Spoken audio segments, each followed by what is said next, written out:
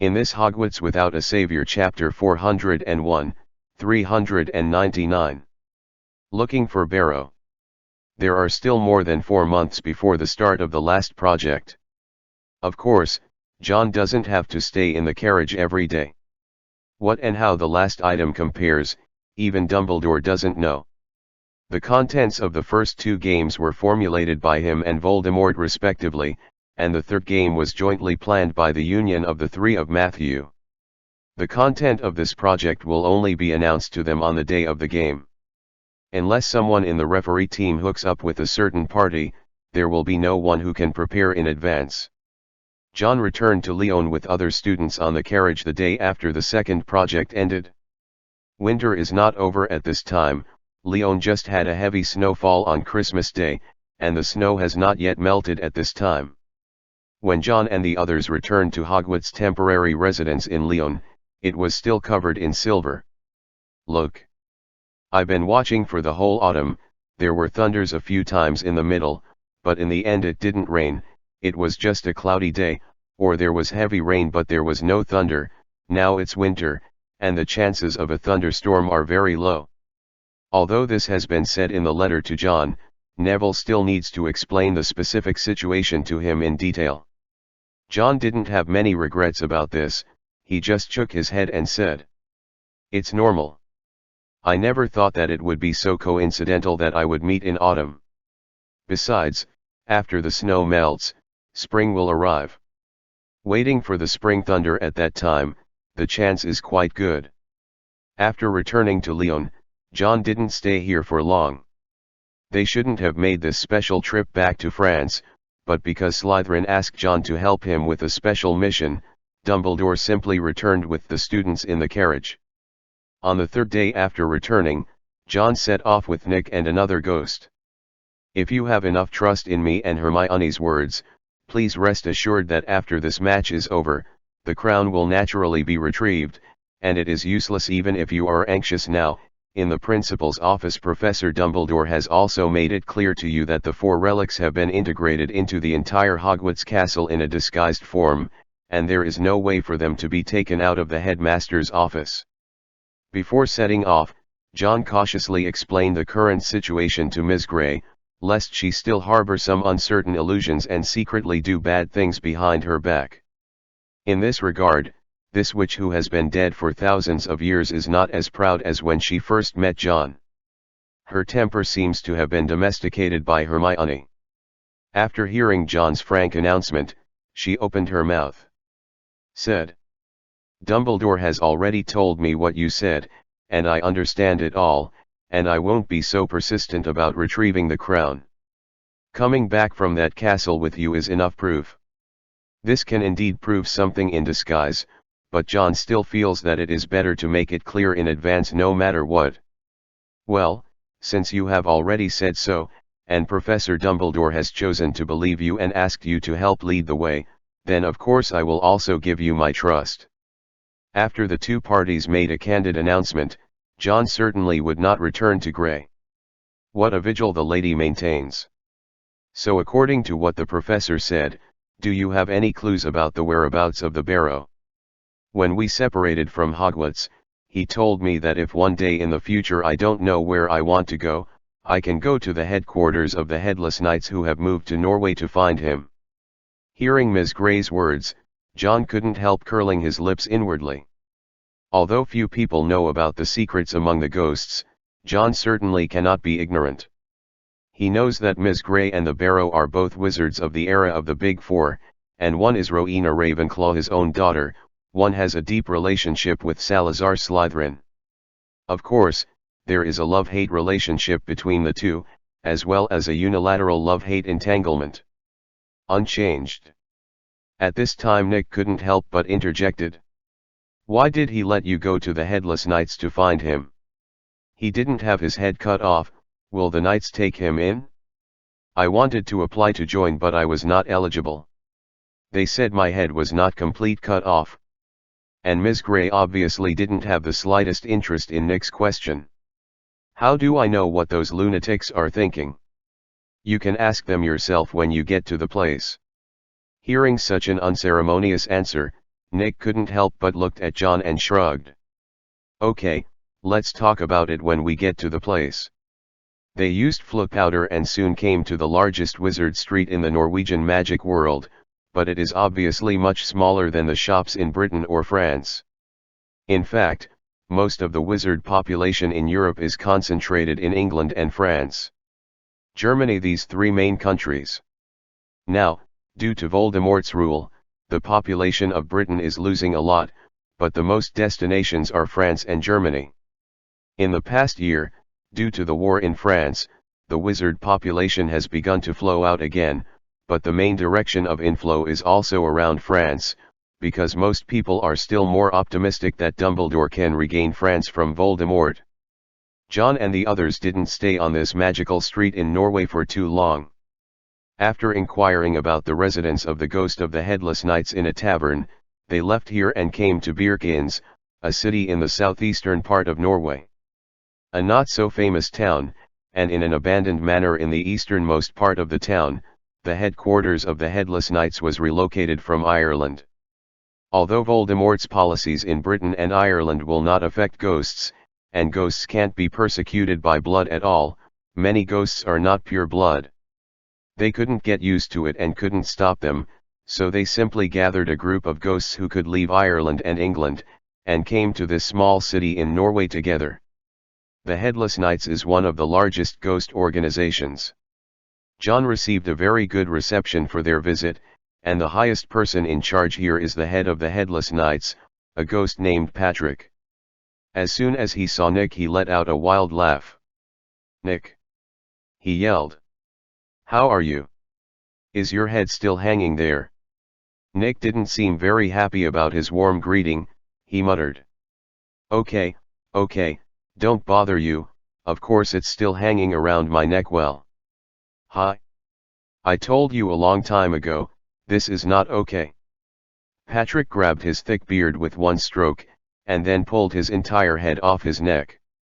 The smooth posture made John couldn't help but take a step back. He shook his head, as if he was lifting a cabbage in a bag. "Did you see it? This is the attitude that a real man should have. I have advised you a long time ago, if you want to join us, you must find a way to find someone to chop off the piece of skin you are attached to with an axe." Nick appeared to be indifferent on the surface, but in fact he had betrayed him by the envious glances he stole over Patrick from time to time. John was a little speechless about this kind of showing off among the ghosts. If Gabriel saw this scene, he would probably start thinking about how to find a skilled executioner to completely chop it up after he became a living person. Lower her head to join them. Fortunately, this trip was made without telling Gabriel. In comparison, Ms. Gray looks much more normal. She said with impatience on her face. "I'm not interested in watching your boring show, we're here to find Barrow." It can be seen that apart from Nick, Patrick's main object of showing off still wants to be praised by Ms. Gray. After all, Ms. Gray is a beautiful female ghost. As a result, her words hurt Patrick very much. "Barrow? That Barrow?" He seemed to have lost interest, and put his head that was waving like a cabbage back on his neck and straightened it, muttering and asking absent-mindedly. John interjects for the first time in the erratic communication between their ghosts. It is the resident ghost of the Slytherin house in Hogwarts, the Barrow. "Well, Barrow, the Blood Man Barrow. Wait. Are you here to find the Blood Man Barrow?" Patrick seemed to have just reacted. His eyes widened, and because of too much force, his head that had just been straightened was tilted back a little. "But obviously he doesn't pay attention to these grooming," he said with emotion after being shocked. "Barrow once stayed with me for a period of time. He wanted to incorporate us and said that he would take us back to England in a counter-attack, so that the Dark Lord who had betrayed the glory of Slytherin would regret it. We just thought he was crazy, no one paid attention to him at all, and then he left after he found that there was no way to persuade us, and now he seems to have created a huge name in Germany and became the leader of the ghosts." John's face looked a little weird. He heard some news from Nick about the scattered ghosts of the former Hogwarts resident ghosts, and Barrow once expressed that he wanted to rely on his own strength to bring the castle back to life. He took it back from Voldemort's hands. He didn't think about it at the time, but now it is confirmed that he really has such a plan. However, Ms. Grey just sneered at this. He is always like this, no matter where he wants to be the leader of everyone and influence everyone's opinions, but when does he get things done? Of course, John was sensible and didn't intervene. Ms. Grey is certainly qualified to say some things. Nick also showed considerable surprise. He asked, "Then do you know where he is in Germany?" "Of course." Speaking of this, Patrick obviously became extremely proud again. "We are the best ghost team in Europe, Nick. After becoming the head of the entire German ghost, Mr. Barrow has invited us several times. We had a warm-up show at his banquet, where we had a lot of fans, and everyone tried their best to join us, but it was terrible." When talking about the glorious past of the Headless Knights, he began to talk endlessly, but fortunately, John planned him in time. "We want to know where Barrow is now. Can you tell us, Mr. Patrick?" "Oh, well, he is now in a castle on the outskirts of Hamburg, Germany, which used to be the residence of a group of vampires. It seems that Barrow arranged for ghosts to expose them, and then the German Ministry of Magic cleaned up those vampires. They occupied this place, and then used their connections to register in the ghost office, making it a place that legally belonged to them." John and Nick looked at each other, obviously shocked by Barrow's operation. Among other things, he really has some heroic means in this way. After learning of Barrow's exact location from the Headless Knights, John and the others did not stay here any longer. Patrick treated them graciously to the internal gathering of the Headless Knights tonight, but apparently he was still unwilling to convince Ms. Grey, and wanted to fully demonstrate his charm as a headless ghost. John and the others naturally declined his kindness, and soon left from Norway, and then came to Hamburg, Germany through Grindelwald's Channel in Northern Europe. As the second largest city in Germany, Hamburg still has a lot of wizards who have settled here. In addition, Britain and France have not been peaceful for the past 2 years. Recently, more wizards have poured in. Except for Berlin, Hamburg, there is also a wizarding commercial street in the local area that is not inferior to Diagon Alley in the United Kingdom. After coming here, they easily inquired about Barrow. "You mean those crazy ghosts? They are in a castle in the deep mountains and old forests on the outskirts of Glinde. The place is hard to find. They paid for a team of professional wizards to do secret magic for the castle. The Ministry of Magic also recognizes that it belongs to their territory, and if you want to visit, these 2 ghosts may be more suitable." After getting the news from a tavern owner, John continued to set off with Nick and Ms. Grey. They quickly found the woods east of Hamburg, but were troubled by how to find the castle. It seems that Barrow's protection of his resident is indeed extremely perfect. Without an invitation, let alone ordinary people, even ordinary wizards cannot be found. And just when John and the others were at a loss, a whimpering sound caught their attention faintly. "They just despise me as useless, but what can I do? I didn't have such a prominent reputation like them during my lifetime. I was just a student who was killed innocently. Change work and rest tonight. Tomorrow will be more day-to-day." Chapter 402-400 Ghost Castle. Nick seemed to be recalled by the cry, with a surprised expression on his face, and then drifted towards the direction of the sound without hesitation. "Aha! It's Myrtle." Soon, Nick took John and they found the ghost girl who was hiding behind a tree and crying secretly. It was a girl with freckles on her face, not pretty, with a bitter face. Myrtle froze for a moment when she saw Nick, then saw John, and became extremely panicked when she realized that he was alive. "It's over. It's over. I'm making trouble for Mr. Barrow again. I was discovered by Muggles." She floated up in panic, and just about to run away, Nick stopped her. "Don't be silly, Myrtle. he's a wizard if he comes with me. Hurry up and take us to that fellow Barrow. Myrtle, who was already a little nervous, seemed to be reacting now. She lowered her sobbing face in mid-air, looked at Nick and then at Miss Gray, who stood aside with an arrogant face and said nothing. Yes, that's Nick. Nonsense. Just forget about me after not seeing me for more than 10 years. Hurry up, Dumbledore sent us here. Are you following Barrow, right? Come on, take us to meet him. Myrtle flew back to Nick's side again. She wiped away her tears, and only then noticed John's clothes and the end of the wand in his pocket. Oh. Dumbledore sent you here. Her mood seems to change quickly. 1 second she was still sad, and the next second she began to become excited. I thought he forgot about us. We also got news from Dumbledore here, knowing that he is now in France, and Mr. Barrow is still planning to wait for the next good news to come. Resell the castle to those vampires, knock them off and take us to Dumbledore. Myrtle led them towards the ghost castle, while floating happily in mid-air. Is this a Hogwarts student? I haven't seen a student at the school for a long time. I used to be one of the students just like you, but an accident turned me into a ghost. When she said this, her mood seemed to become sad again, but soon her voice raised again. We've also heard about the Triwizard Tournament recently.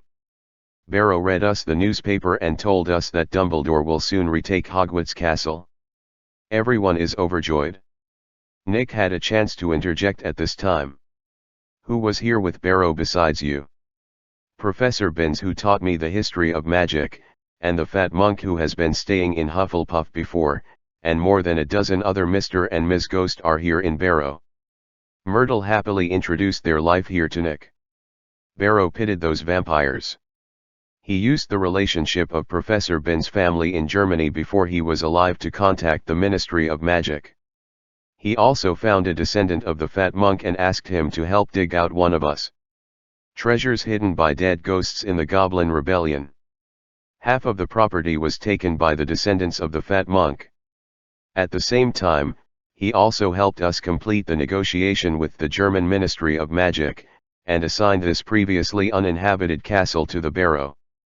Then we used the money to hire professional wizards, put muggle-repelling spells and occult magic around the castle, and we transformed the castle into a Hogwarts castle. That is, it's not as big as the real Hogwarts. Listening to her eloquent narration, John realized that under Barrow's management, the ghosts who left the castle were doing well. Soon, under the leadership of Myrtle, John felt that he had passed through a cold barrier like a water curtain, but in fact he didn't feel any difference in his field of vision. But as he gradually deepened, an increasingly chilly aura began to sweep over his body, and at some point, the dense forests around him disappeared, replaced by a wasteland full of gravel, and in the middle of the wasteland is a towering grey-black castle. This castle is indeed not big, far less majestic than Hogwarts Castle and Durmstrang Castle, but being called a castle also means that it will not be too small. As soon as he walked to the castle, John saw an old ghost sitting on the steps of the gate. He propped his chin and was staring at something inaudible but subconsciously chanting from a stone tablet next to him. Feel drowsy words. Professor Binns. Myrtle's loud cry seemed to have awakened the ghost. When he looked up, he saw John walking over, Nick and Miss Gray floating beside him. Ah, Sir Nicholas and Miss Gray, are you also here to join Barrow? That's fine, after all, we have been together for so long. His voice is not loud, a bit like an old monk chanting scriptures, and he calls Nick and others an old-fashioned honorific but not alienated.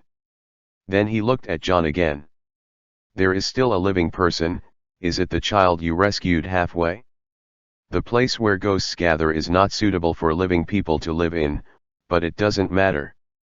I don't know if he feels the first wizard village established by Hengis. Interest, that is an unforgettable history. Myrtle doesn't seem to communicate with him very much, it will make people very depressed. I'm going to take them to Barrow, Professor Binns.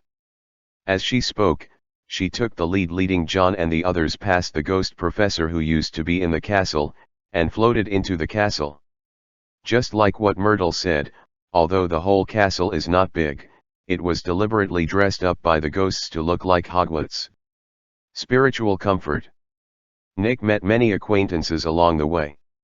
He was very popular with ghosts and students at Hogwarts before. Now he has met many old friends here, and he is very happy. Soon, they arrived at the place where Barrow was led by Myrtle. It was on the top floor of the castle, in an empty office. It is said to be an office, but there are actually no desks and chairs in it, and there are no bookshelves around it.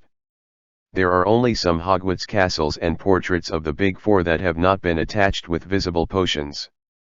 Barrow is just like the description John saw in the original book, with empty eyes, a thin face, and silver stains on the robe. Even if he just stands still, he can frighten many timid people.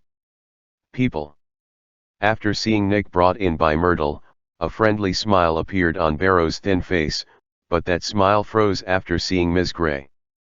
But this does not mean that the smile disappears, but is then replaced by a bigger surprise. Ocean. He opened his mouth, as if he wanted to call Ms. Gray's name, but in the end he swallowed the words behind with shame. You are here, just in time. We are discussing to find Dumbledore recently. The students he leads have stabilized, and I have almost done the preparations here. It is time to find him. Ms. Gray acted as if she hadn't seen him, and she didn't glance at Barrow at all.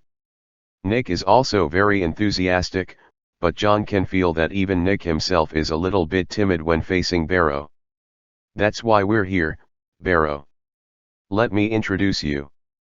This is the warrior representing us in the Triwizard Tournament this year, John Green.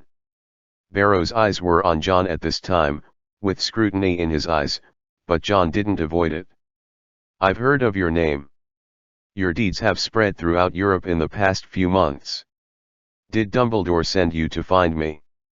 As the envoy of this mission, of course only John is qualified to convey the true purpose of their visit.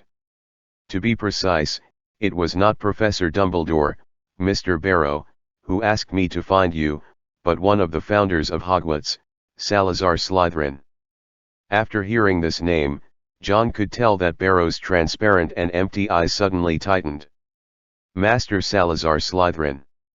Yes, it is this gentleman, but what conveyed his order was the portrait left by him thousands of years ago.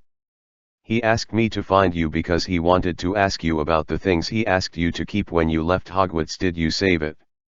Barrow seemed to be crying. He covered his face so that people couldn't see what kind of expression he had at this time, but his hoarse and deep voice still sounded. Of course. That thing, I dare not forget all the time. United Kingdom, Malfoy Manor.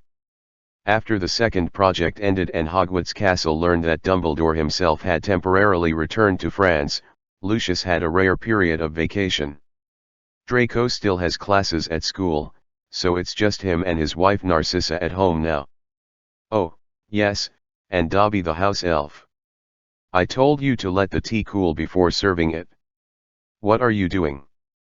Lucius, who was always restless even when he got home, seemed to be holding back a fire in his stomach, holding the boiling tea book, trying to find an outlet to vent.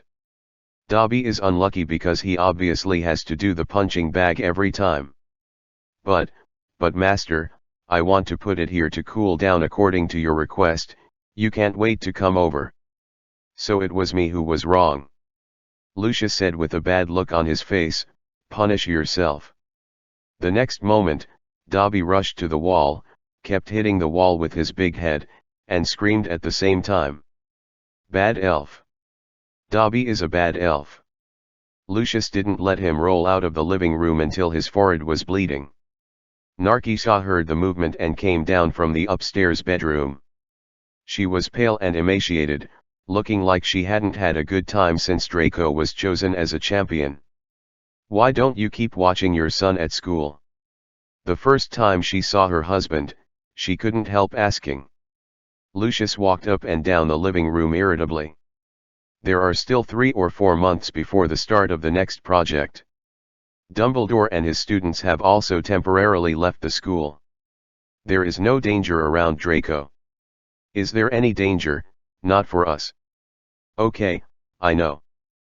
But you have to trust me, I won't harm my son. Finally Lucius sat down on the sofa. The point is, I always feel that something is wrong, Narcissa, especially in the castle, it is very wrong.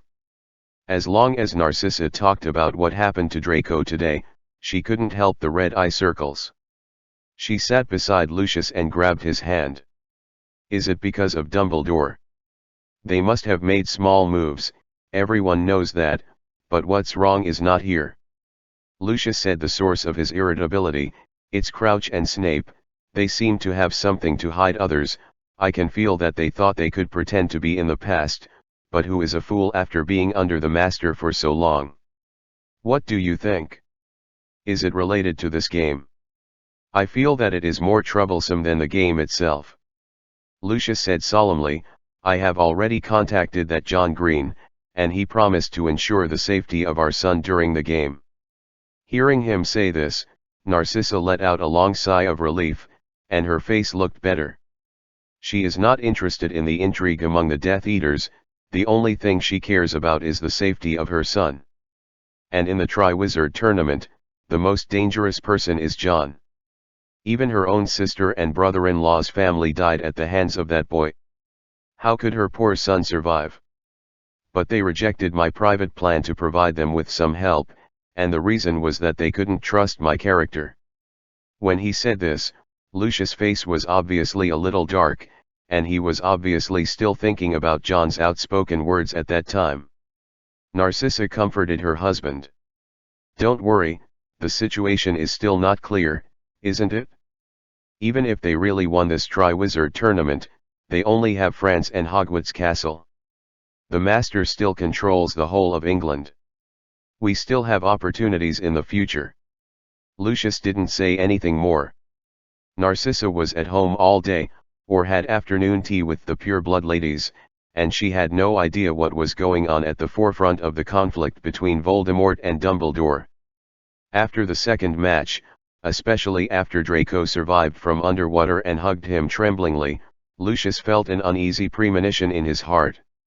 He can only hope now that this premonition doesn't spread to his family, especially Draco, who is in the middle of the vortex. Chapter 403-401 Spring Rain and Spring Thunder. Unsurprisingly, Barrow followed John back to Lyon with all the ghosts in the castle.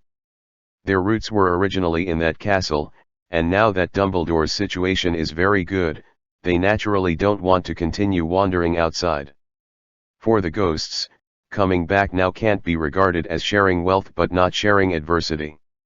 When hunting down Voldemort, the ghosts can't do much, and they didn't leave the castle with Dumbledore in the first place, but after Voldemort gradually changed the atmosphere of the castle, these ghosts gradually left. Barrow has always said that he wants to take the castle back from Voldemort on his own. John realized that he was not talking nonsense or just shouting a loud slogan after he found him. He was really moving towards that goal. Did it, using what Slytherin had told him to keep. Now Barrow not only brought back all the ghosts in the castle, but also brought back the thing that Slytherin himself needed, which is now in Dumbledore's hands. After completing this matter and returning to Lyon, it has nothing to do with John for the time being. Slytherin will give him part of the thing until the third game starts. During the following time, John never left Lyon. In addition to taking the 4th grade class with him and spending his spare time in the library every day, he just stared at the weather research in Lyon. Finally, after entering late March, a spring rain fell. Compared with winter, the temperature during this period has obviously risen considerably. The little wizards have already changed out of their thick robes and sweaters. I heard that Professor McGonagall plans to organize an outing during this period of time. Of course, the location also in France. When it was raining, John lay by the window, staring at the cloudy sky, chatting with Neville and Ron, who were playing wizard chess beside him. Why do people feel different when it rains? If it is explained scientifically, the lack of sunlight in cloudy and rainy days will lead to insufficient secretion of some hormones in the body, especially the decreased secretion of dopamine hormone, resulting in insufficient brain excitement, which is manifested in emotional depression. What is exciting and what is so much? It's a mess. What if it is explained according to magic? Ron asked while scratching his head while paying attention to the chess game. John very much hoped that a thunderbolt would strike from the dark clouds at this time. The explanation of magic is that rainy days are very good for black wizards to use black magic. Maybe this kind of weather will affect their mood and make their spellcasting stronger. Neville was seriously thinking about John's nonsense. That's no wonder when we were in England, every time we were hunted down, it was a rainy day. That might just be a coincidence. John changed his tone immediately in order to prevent Neville from going astray, and then refocused his eyes on the sky. You said that if I learn the weather spell, I will artificially create a thunderstorm to come. No problem. Obviously he didn't hide the fact that he was going to learn the animagus from Neville and Ron, and they stayed in Lyon to keep an eye on the weather for him. It's a big problem. Neville said solemnly, the ancient wizards were not stupid, and they must be more proficient in using celestial spells than us, but the conditions for learning animagus from ancient times to the present are still so harsh. It means that it is impossible to use magic to cheat and take shortcuts. John just said casually, and he didn't mean to take shortcuts. With regard to such extremely difficult spells that are enough to affect him, he has always maintained the view that he must be as cautious as possible. He would rather not learn it than take risks. Just like when he was lurking in Hogwarts Castle and preparing to deal with the basilisk, John actually had many ways to ask Aberforth to help him use spells to preserve the sound of the rooster to face the basilisk, but to be on the safe side, he still chose the most troublesome one and took alive directly. Faced with such a situation, it is best not to take advantage of your own safety. It is easy to say if it is successful, but if it is not, then it is completely finished. I heard that your dance partner at the ball is Hermione. Ron suddenly asked teasingly as if the chess game had entered its own rhythm. John waved his hand. It's Hermione in name, but the person I stayed with the longest that night was Lee. Neville and Ron looked at each other. Neither of them obviously knew what happened that night at the ball. And just when John was about to give them a concise explanation, a blue-purple electric light suddenly shone on his face. John was stunned for less than 2 seconds, and then he jumped out of the window without saying a word, without even leaving the door, and just flew into the rain that was falling more and more. Boom! Thunder followed closely, leaving Neville and Ron only to vaguely watch as John's back was gradually covered by the heavy rain. The idea that people feel bad when it rains, at this moment, John felt that it was completely fallacious. Even though he has always hinted during the game that he should not force things about animagus, but he has been waiting for this for a long time, and it would be a lie to say that he has no expectations in his heart. And now the long wait is finally coming to an end. John didn't take the liberty to get himself in the rain on this day, or he would catch a cold in all likelihood afterwards. When he flew out, he also changed the long robe he was wearing into a raincoat and put on a big hood. Soon he came to the place where the potion was buried, and after the first thunder was over, the next lightning came one after another. The sky was half illuminated by the electric light, and then dimmed again the next moment. John conjured up a shovel and began to dig a hole. In order to prevent the potion bottle from being blown up by accident, he didn't dare to use magic. The more he got to the last moment, the less he could be in a hurry. After all, he had waited for more than half a year. Not bad for a while. Within a few minutes, he dug out the bottle of potion. A mouthful of blood-red liquid lay quietly in the small crystal bottle, which was exactly the same as what John described in the book and Professor McGonagall's explanation. This means that he has succeeded in the medicine part. After getting the potion, John didn't stay there. He didn't have to stay in the thunderstorm while drinking the potion. He immediately moved to a large conference room in the school. This place is basically not used, and no one will disturb it, and the place is spacious enough. It is the place John chose early in the morning to complete the transformation of the animagus. Chapter 404-402. The change of animagus. John didn't pick up the wand, but aimed the ring at his chest. Regarding the pronunciation of the ring version of the animagus transformation spell, he had already figured it out long before the official production of the animagus potion. This is not difficult, because even if there is no potion, you can try to cast a spell on your heart with the ring, and the body can feel the reaction, as long as he keeps changing the pronunciation of the spell, and then find out the strongest reaction that one will do. Amato, Animo, Animadu, Animagus. John uttered a spell that was pronounced differently from his normal accent, and the second after he finished chanting the spell, he drank the red potion in the crystal bottle in one gulp. In an instant, a heart-piercing pain swept across John's body, forcing him to kneel down on the ground, sweat dripping from every part of his skin. This pain even surpassed the pain caused by the cruciatus curse, but John still persevered and did not make any sound, just gritted his teeth and felt the changes in his body with his heart. He felt his body temperature drop and rise for a while.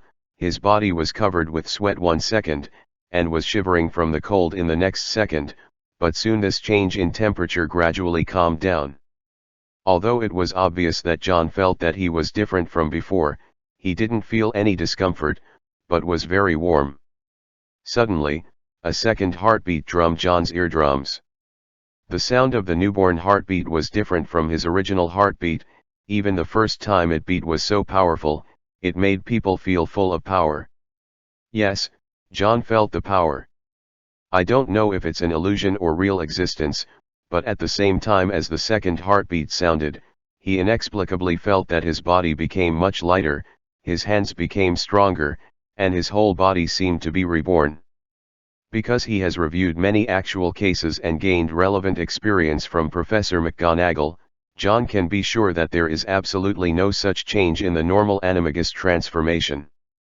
A different kind of magic power gushed out of John's body, and soon gathered into the third gem of the ring with the beating of the new heart, and then the magic power returned to the body immediately, and then injected into the new heart among. John could feel the pain in his body begin to subside, and at the same time a golden light lit up in his mind. He really wanted to see what his other face looked like through this light, but the dazzling light was burning like a fire, but it completely blocked John's sight, making him unable to see at all creatures in it.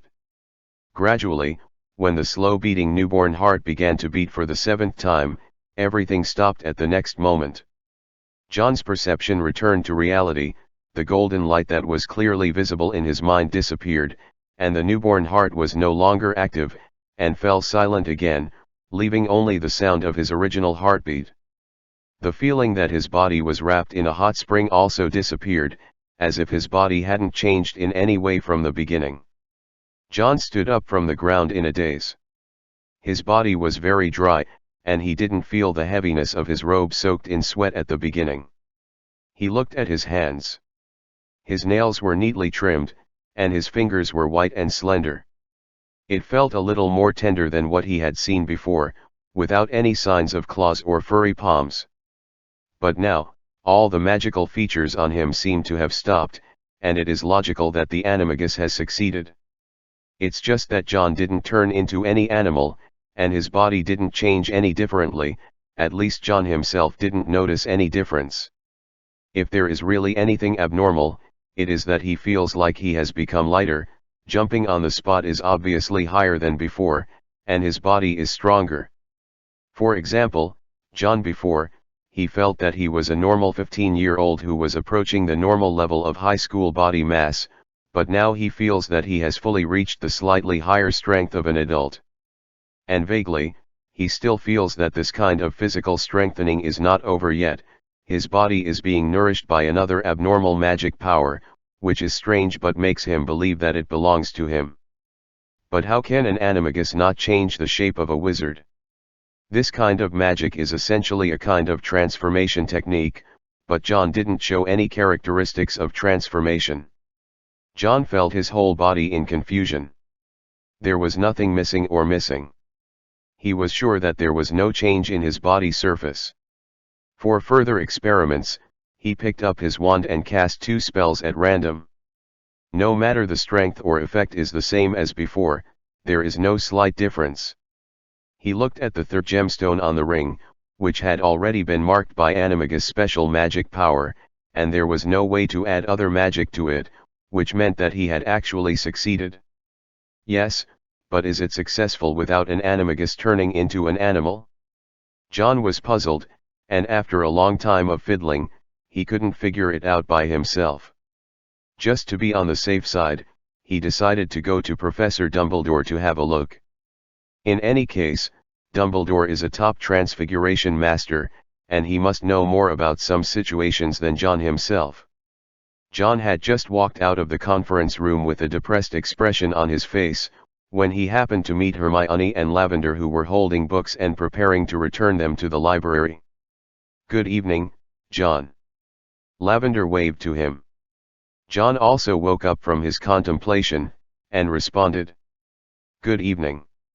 However, when he saw his face clearly, Lavender let out a scream, and Hermione also froze in place.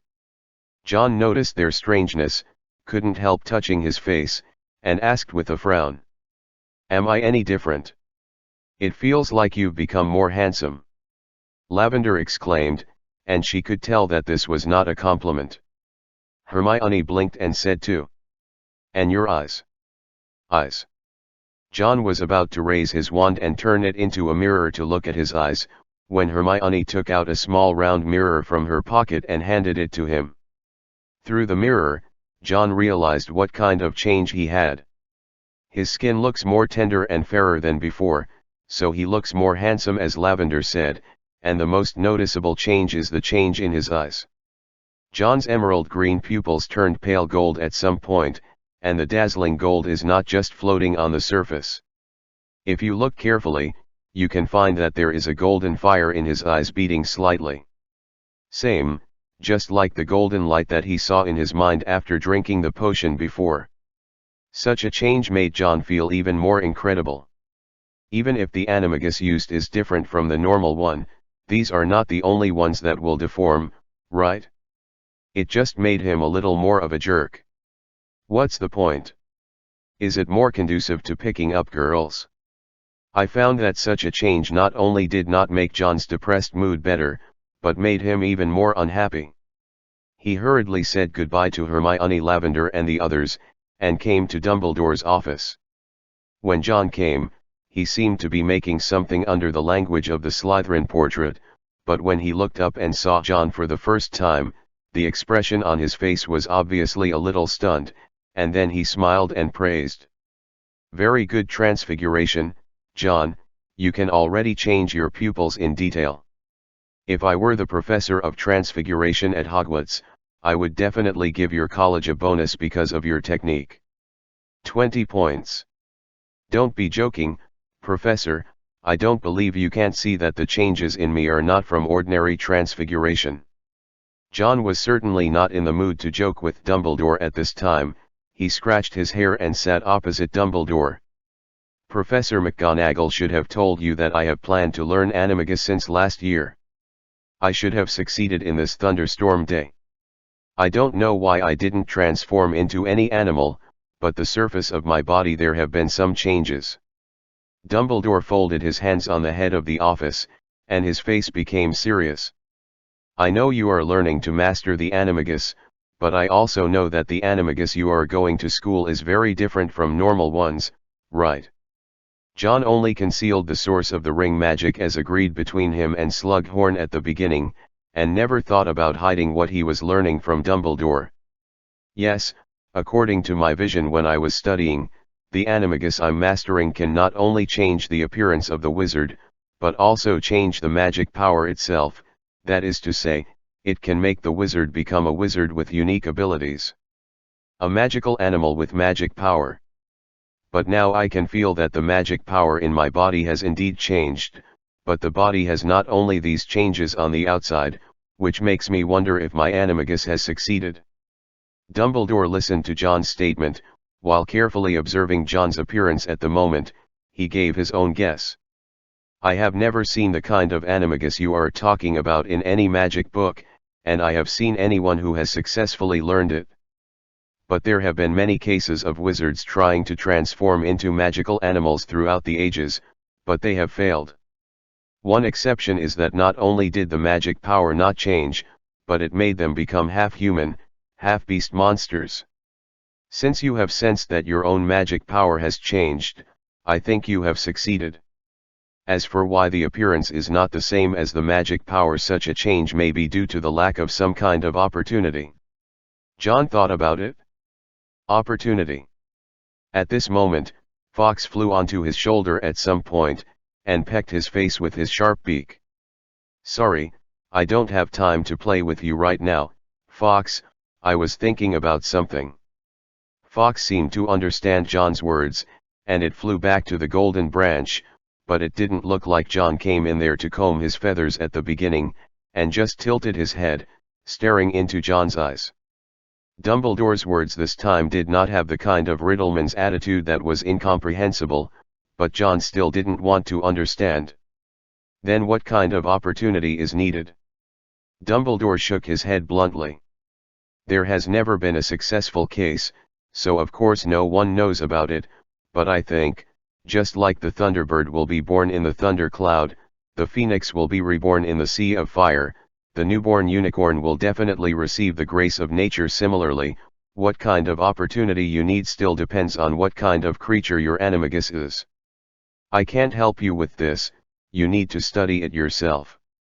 John finally came with doubts, and left the principal's office with another doubt. He felt that what Dumbledore said made sense. After all, animagus transformed into magical animals with magical powers were different from ordinary animals. Even the most common slug in the magic world has its own unique magic power. Although John's magic power has been transformed, he is still in the process of changing his animagus. When will it end completely? This process requires an opportunity that no one can predict. Who has no way to predict the chance? John blinked suddenly. When it comes to predictions, doesn't he know one of the most famous prophets in the magic world? Thinking of this, John seemed to feel that he had found the key to breaking the situation. He became excited immediately, and immediately rushed to the fireplace in the school that was specially used for flow powder transmission, and used France to connect with Durmstrang. The flow network came to Durmstrang, far in the northernmost tip of Europe, that night. When he appeared in this castle, Durmstrang's students were very surprised, because everyone knew that he was participating in the Triwizard Tournament, and there should be no time to visit here at this time. But every student who saw him respectfully called Professor Green. Compared with the previous title, this title is more admirable and awe-inspiring. After all, after John left Durmstrang, his achievements are all visible to the naked eye. Among other things, in terms of finding someone, John was lucky today. Grindelwald didn't go anywhere tonight, but just read a document that looked like an experiment report in the principal's office. After hearing John's intentions, there was no change in his expression at all. I haven't been back for so long, I thought you forgot the promise you made in this office before, but when you came back, you asked me to help. John suddenly showed a sly smile on his face. You know, I've been participating in the Triwizard Tournament for more than half a year, and I really don't have much free time in between. Besides, don't I come to see you now? Then any help is incidental of. There are still 4,000 before 12 o'clock. Chapter 405-403. The third project. Grindelwald seemed to just say it casually, and didn't mean to entangle John too much about it. Similarly, he answered John's question very straightforwardly. True prophecy can't see such detailed things. He didn't move his eyes from the experimental data in his hand. What's more, the magic you are mastering has never appeared in history before. There will be no trace of fate left behind, or even if it is left, it will be difficult to see clearly, at most it is just some vague appearance. John still asked persistently. Then what do you see in me, sir? Hearing his questioning like this, Grindelwald put down the parchment in his hand, looked up and looked at John's golden eyes that couldn't be concealed at all. Die. John was stunned. What? Death. Grindelwald repeated his words again, and at the same time picked up the newspaper again, and said in a calm voice, "From the first time I saw you, I felt that you are entangled. The breath of death is very heavy, much heavier than when you left me last time." John was not frightened, he just touched his chin and thought. Could it be Thestrals? I didn't say that you want to connect this with the animagus magical animal you will become. This is just a prophecy for you personally. I suggest that you should be as careful as possible no matter what you do recently, otherwise the next time we meet again, I don't want to see you in a coffin. Grindelwald's words were still so sharp and mean, but John didn't care. He knew very well that this was actually the old man's unique concern. Don't worry, sir, even without your reminder, I know that the last project of the Triwizard Tournament is about to start. If the Dark Lord has any big plans, then he probably will start at this time. I will be careful of. Since you know it yourself, what are you still doing here? Grindelwald got up from his chair and threw the finished research report into the burning fire. Now, hurry up and get out. Originally, he wanted to chat with Grindelwald, and asked him how his life was like recently, whether he was eating and sleeping normally, and John couldn't help curling his lips. This old man is like this. When he came, he said he didn't know how to be considerate. Old man, let him go when he was ready to be considerate. But of course John will not be dissatisfied with this. He got up and said one last sentence, "Then you pay attention to your health recently," and then left from the principal's office. In the end, only Grindelwald was left looking at the jumping fire, and he couldn't help squinting his eyes. If John is still here now, if you look into his gaze, you will find that the scene reflected in the old man's eyes at this time is exactly the same as the scene when he met his gaze just now. In the end, John didn't figure out what his animagus was. But generally speaking, after this time, his body is developing in a good direction. The changes in physical fitness stopped on the second day. John concealed his identity and went to a gym in the downtown area of Lyon to do a test with professional equipment. It has reached the point where it can stand shoulder to shoulder with some professional athletes. It doesn't sound like an exaggeration, but you must know that John has never had systematic training, and his body has not grown any obvious muscles or has grown much stronger. It is still the same as before. In the final analysis, such a change is still very effective. Even if wizards in the magic world basically do not encounter close-to-hand combat, the characteristic of John's own ring that casts spells immediately stops, once there is a magic wave. However, it also provides him with the possibility of forcing the two sides to fight in close combat. Now his physical fitness has improved, and most of the wizards in the magic world, especially the dark wizards, are all dead houses who basically stay at home. If it comes to the situation of close combat, then his chances of winning will be even higher up. Not only that, better physical fitness will also make his casting speed, reaction, and movement of avoiding spells much stronger, which means that he has improved in all aspects. Then there is a change in appearance. To be honest, this troubled John a lot. He recently discovered that it wasn't just his skin that had changed.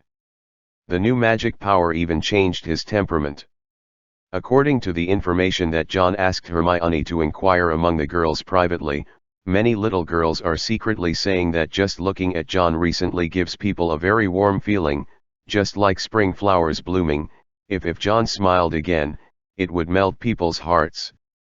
This description left John speechless, and he specifically asked Hermione if he felt the same way, but Hermione didn't speak, but just looked at him and said nothing. Well, even without speaking, John can already come up with the answer.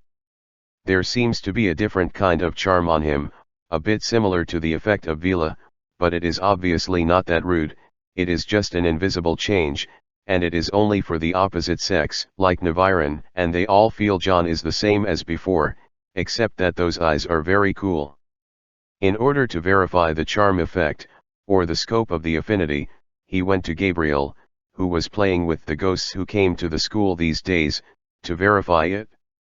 Although Gabriel kept shaking her head and said that she felt that John was the same as before, John still felt abnormal from her flushed cheeks and her heavy breathing.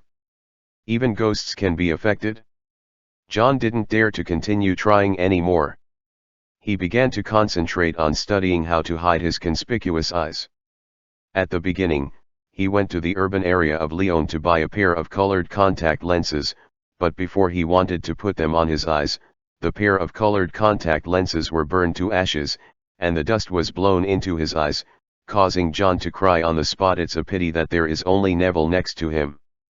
If Hermione is here, I can let her help me blow it up. At this time, he realized that the pair of golden eyes not only looked like fire on the surface, but also showed the characteristics of flames. Color contact lenses are useless, and John has no way to finally control the metamorphosis to the point where only the eyes change. There is no other way. He can only squint his eyes as much as possible, so as not to make those pale golden eyes too conspicuous, but it is precisely this kind of squinting. I heard that he is more like a central air conditioner to the girls, a heartwarming sunny boy. It is even more weird to wear a hat all day in school, otherwise John would not have taken off the hood on his robe. Fortunately, life passed quickly. John was not kept waiting long, and the final match of the Triwizard Tournament was getting closer and closer.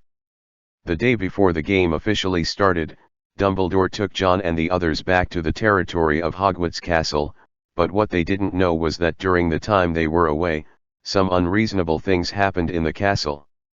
A well-known secret. Snape officially got the news 3 days before the start of the last project. He rejected Matthew immediately, but Matthew just said that he was not seeking Snape's opinion, but that they could not contact Voldemort now, so he asked him to tell the matter. Even if I tell you, the Master can't possibly agree. I don't think it would be a waste of effort, Mr. Graves. Snape said with a cold face. He couldn't figure out what was wrong with Matthew's mind. He made such a request. Matthew just smiled mysteriously, and then said to Snape, "Yes or no, just ask that gentleman for his opinion. If he punishes you, you can put the blame on me. Since I dare to make this request to you, it means that I am its estimated." Snape fell silent. Of course he doesn't think Matthew is a fool, but since he is not a fool, he can say such absurd words. Of course there is evidence. But the key question now is that he can't contact Voldemort at all, so how to verify this? The truth must not be told to Matthew. Snape could only hold him back first, and then found Crouch. After hearing Snape's retelling, Crouch's expression darkened immediately. Who gave them the guts? That's the problem, a request that a normal person can't even think about, but he just told me like this. What made him think that the Master would agree? Snape's question silenced Crouch. He seemed to restrain the anger in his heart, and paced back and forth in his office. If we give an incorrect answer to this matter, it will very likely expose our loss of contact with the Master. Of course Snape knew about such things. He looked at Crouch. We need to think from the beginning. First of all, the host proposed to hold this competition. The first and second projects have nothing to do with Graves and the others, but the third project was organized by the three of them. But what the project will be compared to has been determined long before the start of the competition. Crouch stopped walking. He picked up Snape's words. And in the first project, since we have a way to send the problematic golden snitch into the Forbidden Forest and let John Green get it, on behalf of the three federations who mainly host this Triwizard Tournament among the referees, there are people who submit to the Master. This means that the Master already knows all the content of the three events before the game has even started, and that person will tell what he has learned. Snape said calmly. And there is also the matter of the principal's office being invaded. We all know that we want to really protect that office. In fact, the master has many ways, even the simplest house elf can handle it, but he didn't use it. At the same time, the person disappeared. Does this mean that he actually didn't care about such a thing from the beginning to the end? Crouch looked closely at Snape. You have to think about it. If we guess wrong about the master's idea, what will be the consequences of this incident? That's why I came to you. Snape said blankly, the risks and responsibilities need to be shared by us. Such blunt words made Crouch look a little annoyed. Of course he knew what Snape was thinking, and he was not afraid of taking responsibility, but worried that if he made a wrong choice, it would destroy the plan of his godlike master. Finally Crouch sat back in his chair, and he spoke. Go reply to Graves and say we agree. John and the others spent the night in the carriage, and they were ready early the next morning. When leaving the carriage, Dumbledore took out the things that Barrow got from Baron's side and had been prepared for a long time according to Slytherin's suggestion. There are 2 copies in total, you keep one and I keep the other, it depends on who of us is unlucky to meet. Dumbledore said softly. John put the thing into the interlayer of the inner pocket of the robe, where special magic was applied to hide the alchemy props with magical properties. I still hope that I won't meet you. John muttered, and then walked out of the car with Dumbledore. Professor, be careful, I don't want to wait until after my game is over to show up and find you lying on the hospital bed up. Dumbledore blinked. Maybe when you come back, you will find that I have become a tombstone. This joke is not funny at all. After approaching Matthew and his group, the 2 stopped talking. It was at this time that they realized that there were many students gathered at the location of the Quidditch pitch in front of the castle. John only felt that there were only a lot more spectators than the previous game, which made him frown. According to his estimation, there should be no spectators for this game, or even if it is arranged, those who do not participate in the game will not be able to see anything. Judging from the current situation, it is not the same as what he thought. No, the same. When John and Diane came over, Emil and Draco were also brought over by Snape. The 4 warriors who participated in the competition were all present. It was only at this time that Matthew was ready to announce the details of the last project. Rule. I was actually quite honored when I accepted the referee appointment for this game. Matthew's voice spread throughout the stadium. This is not just a grand event restarted after hundreds of years, but also about the advantages and disadvantages of the 2 ideas, and the 2 systems have been identified. Now, we have successfully carried out the last project, and hope that no matter what the final result is, this competition can be successfully concluded. And the venue for this last event is not in the stadium. He faced John and the 4 of them, with a smile on his face, and pointed to the majestic Hogwarts castle with his finger. The next thing you are facing is the castle itself that you are fighting for. Chapter 406-404. Throw rotten eggs in my head, Hogwarts. Hearing his words, the 4 warriors including John all looked at Matthew in shock. Even the castle students who were already sitting in the auditorium let out a series of exclamations. Hogwarts Castle is one of the bets in this Triwizard Tournament, and even has the same status as the entire French magic world in the blood oath made between Dumbledore and Voldemort. When the students in the castle were taken out of the school, they thought that the final would be on the Quidditch pitch, and they could be a good audience.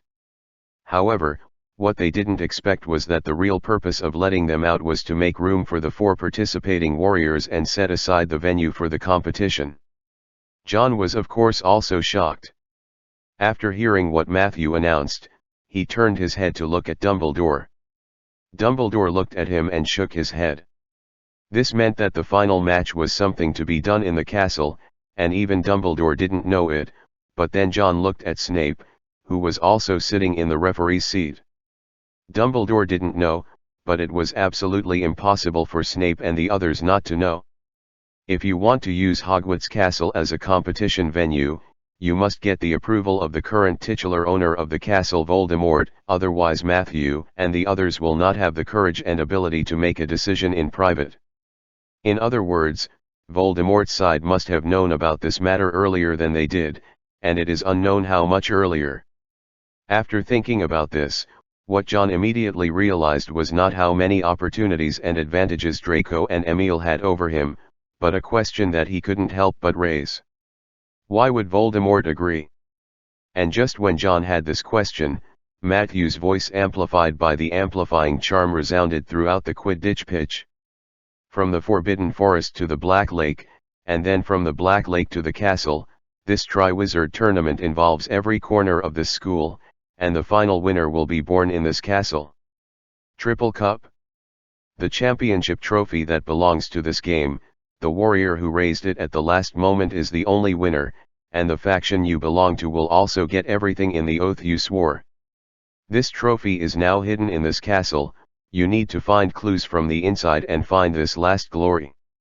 There is no time limit for this game, until someone lifts the Triwind Cup, and there is no restricted area in the castle. As long as you can think of everywhere you can go, there's a chance that the ultimate trophy will be hidden. And the final rankings of the first two games will be used as the entry order for you to enter the castle to start the game.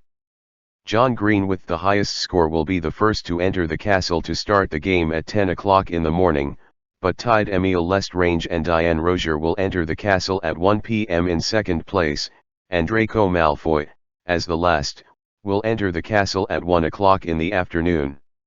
Enter the castle at sunset. After the specific rules were announced, the audience was even more uproarious. Because as the score leader, John's advantage in this game is too great. He had to enter the arena 3 hours earlier than the second place, and even closer to a day earlier than Draco. If he was lucky enough, he might be able to find it even before other people came in first. The Tri-Power Cup is over. But even if some people feel that such a big advantage is unfair, the rules are unlikely to change at this time. After Matthew announced all the rules of the game, it was less than 5 minutes before 10 o'clock. At this time, the referee from the African Federation had already conducted a complete inspection of John. "What's wrong with your eyes?" she asked vigilantly. Of course, John never thought that the changes in his eyes could escape such an inspection. He shrugged and said, "A failed magic experiment caused it to become like this. If you mind, you can ask someone to help change it back to its original appearance. I can't do anything." The African witch finally found a professional appraisal wizard and asked him to make a rigorous estimate of John's situation. But obviously, even that professional wizard had never seen John in this situation, and he couldn't tell why after observing his burning pale golden eyes for a long time. The time for the final match was getting closer and closer. Matthew came forward and did not pursue the change in John's eyes, and agreed to allow him to play normally. After confirming again and again that he wasn't carrying anything that violated the regulations, it was 10 o'clock sharp. John was brought to the wide-open gate of the castle. Everyone was staring at him, and he looked back at Dumbledore before approaching the gate. The two just looked at each other. There was nothing else exchange. Finally, he stepped into the gate of that castle without hesitation. And just after he entered, the door was closed again from the outside until it was opened again at 1 o'clock. Seeing that the gate was closed and John officially started the game, Dumbledore slowly got up from his seat. Now there are very few people paying attention to him. Most of the students and reporters are discussing the last game at this time. He turned around and left the arena without a sound, and also left Hogwarts Castle, leaving only Rozier as the representative of Wu Pingxian. Crouch found that Dumbledore disappeared just 3 minutes later. He looked at the empty space, turned around and asked Snape, "Who is guarding the French Ministry of Magic?" "Selwyn and Rookwood." Snape said lightly. He was obviously also concerned about Dumbledore's departure, but he didn't seem to be too worried about it. "Remember our current identities, just look after the castle for the Master. I believe the Master is more prepared than anyone else." After John entered Hogwarts Castle, he didn't feel any difference from when he came here before. But even so, he clenched the wand in his hand and kept on alert at all times. As expected prior to this third game, Voldemort himself was still absent from the field for the final game, not since his return from the first event when the castle was attacked by dragons. Did not appear in front of the public. Dumbledore and John certainly did not fail to notice this matter. In fact, many people in the whooping line have been inquiring about Voldemort himself since the beginning of this year. There were indeed some results, which is why John and Dumbledore said those words before the game started. When the third game was going on, Dumbledore would naturally have to do some things he should do, and this matter would most likely have to face Voldemort himself. But this does not mean that John's side must be safe. From the first project, everyone can see Voldemort's attitude towards John. If getting rid of Dumbledore is one thing he has to do, then John must be second. It's not just that John is the best student in the new generation of Dumbledore's side, but the more critical problem is that John made Voldemort lose face in front of so many people in Europe, and killed two of his capable subordinates. Based on Voldemort's vengeful personality, if there is a chance to kill John, he will definitely not let it go. If there is no chance to kill John, then he will create this opportunity. And in this last game, it is undoubtedly one of the best opportunities. John certainly didn't know what Voldemort was thinking and what he was going to do, but he knew that he had to be more careful at this time. Now that he can enter the castle openly, of course he has nothing to hide. Let's talk about finding clues first. He walked up the stairs and started straight to the 7th floor, and soon came to the room where all the students and the whole castle in front of the door of the principal's office in the professor's restricted area. He waved his wand and pushed open the door instead of reaching out his hand. Looking inside from where the foyer is located, John didn't find anything wrong. There were no living creatures guarding anything here, and when he stepped into the principal's office, there was no magic device that seemed to be activated. Everything was so normal. The furnishings here are basically the same as when John first came here, and all the traces left by Hermione's battle have been cleaned up. Of course, the 4 relics on the desk in the middle were not taken away and placed elsewhere. John didn't know that Barty Jr. and Snape couldn't contact Voldemort now. There is no possibility of these 4 related relics being smuggled out in this way. Staying in the principal's room for a while, John followed the corner staircase in the room. He went all the way up, and finally came to the tower that was used to store the pen of acceptance and the book of admission.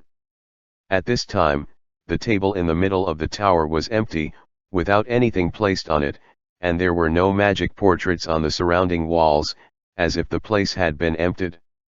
After carefully searching the surrounding area, John couldn't help leaving disappointed. Yes, even if Voldemort allowed Matthew and the others to set the competition venue in Hogwarts Castle, they probably would not dare to offend and hide the Triwizard Cup in the principal's room. So John returned to the principal's office, first trying to see if he could draw out the Gryffindor sword, and planned to use it in the castle even if he couldn't take it out of Hogwarts Castle. But it turned out that the blade of the sword seemed to be completely integrated with the entire desk. No matter how hard John tried, he couldn't pick it up from the table.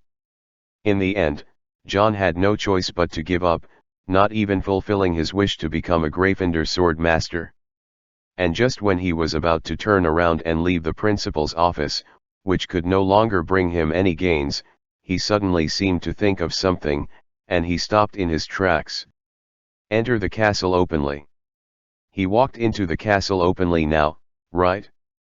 After confirming this, John turned his back to the door of the principal's office, and said a word in the direction of the desk. "Throw rotten eggs in my head, Hogwarts."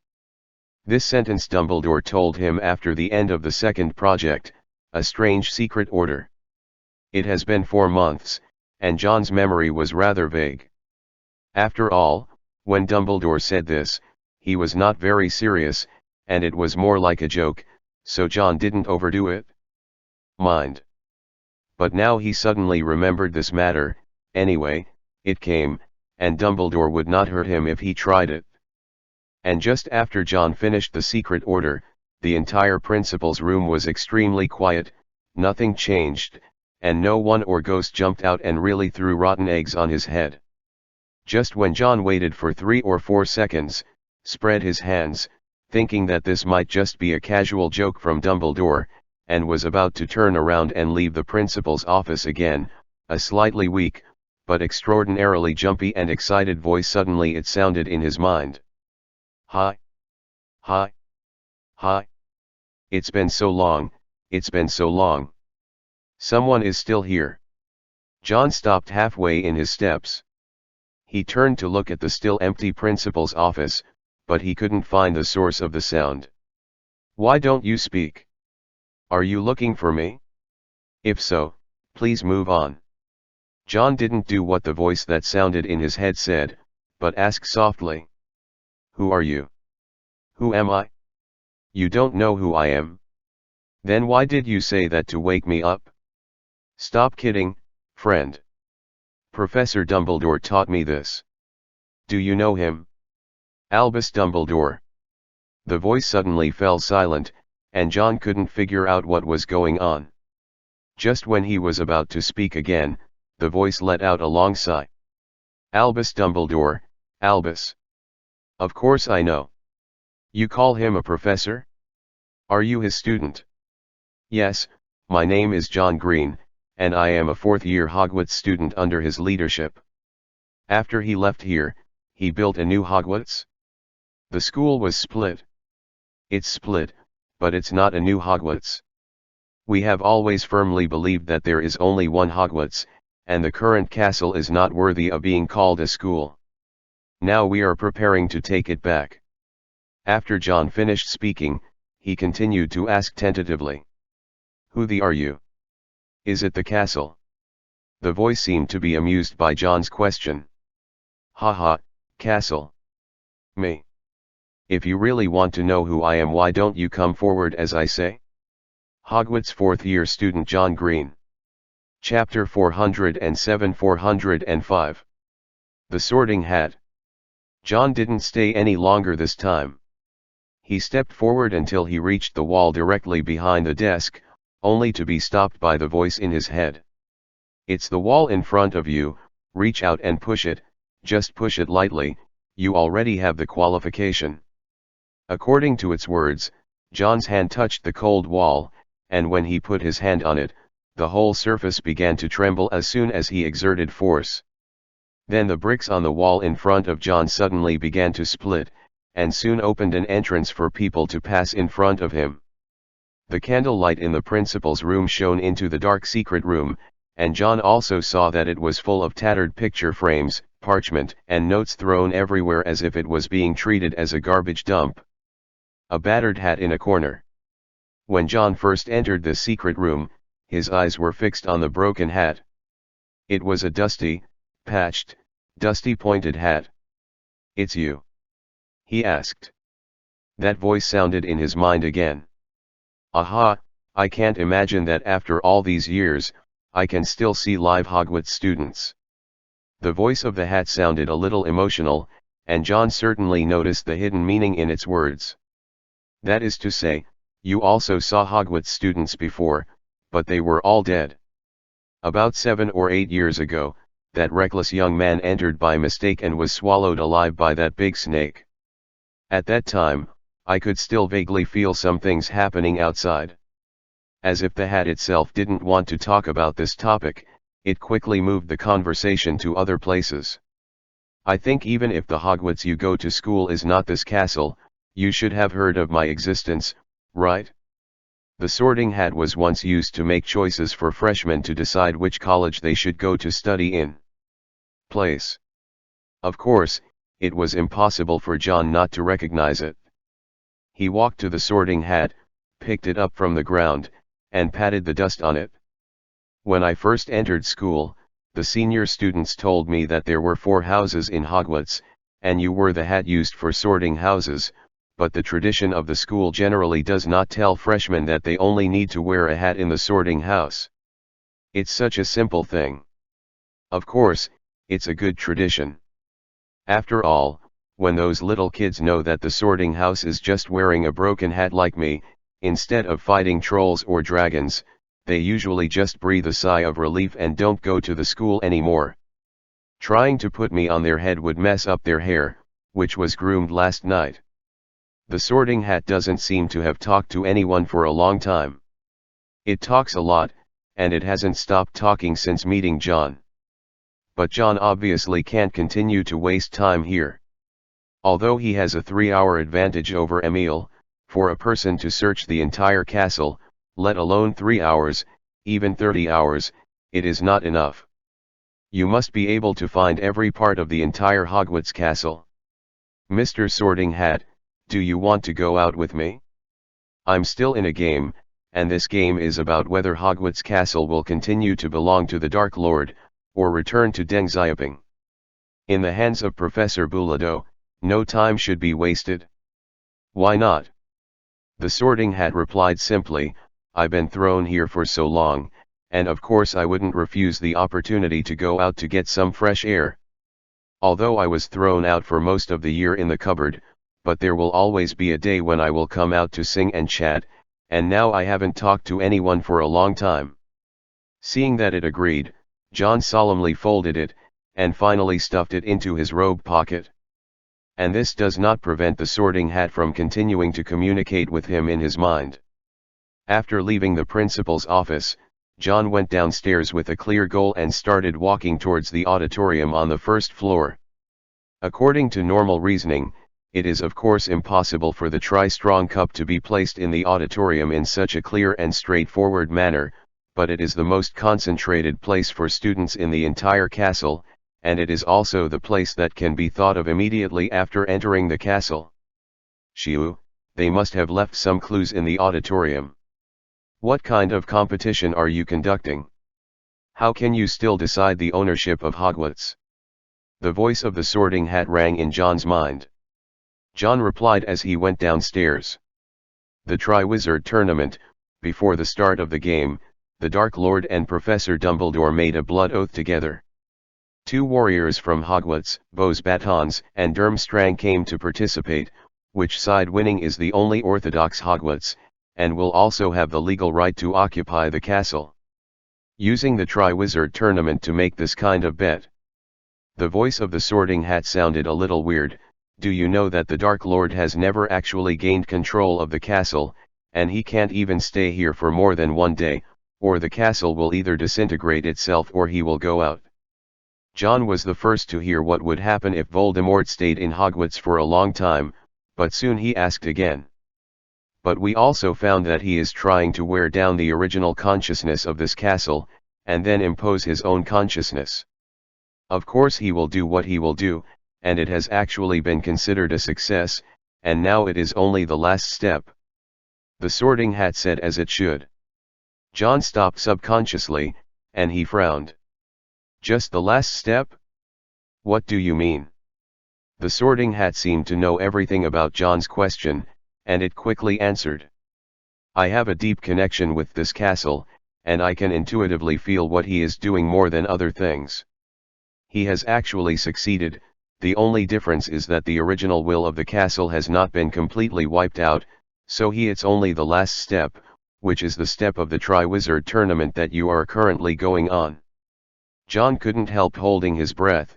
He felt as if he could uncover why Voldemort wanted to hold this Triwizard Tournament in the first place. So this game can help him completely control the castle. Of course. The Sorting Hat seemed to snap its fingers.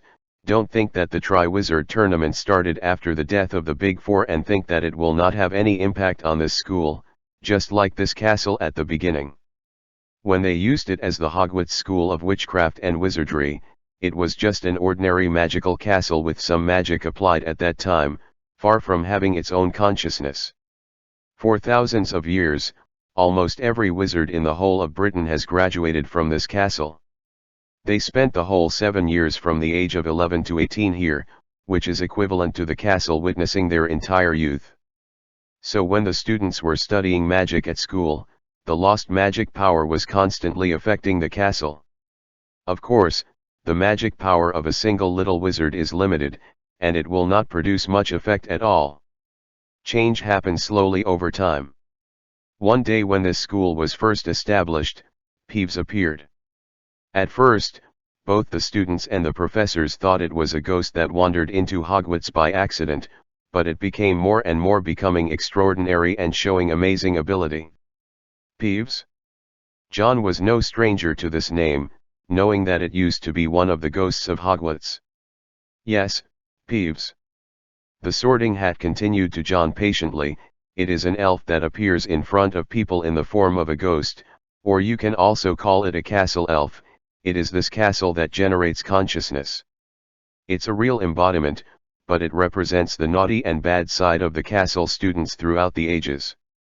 I don't know if you have heard how much the administrators of this castle hated it, and in order to how hard it took to drive it out of the castle.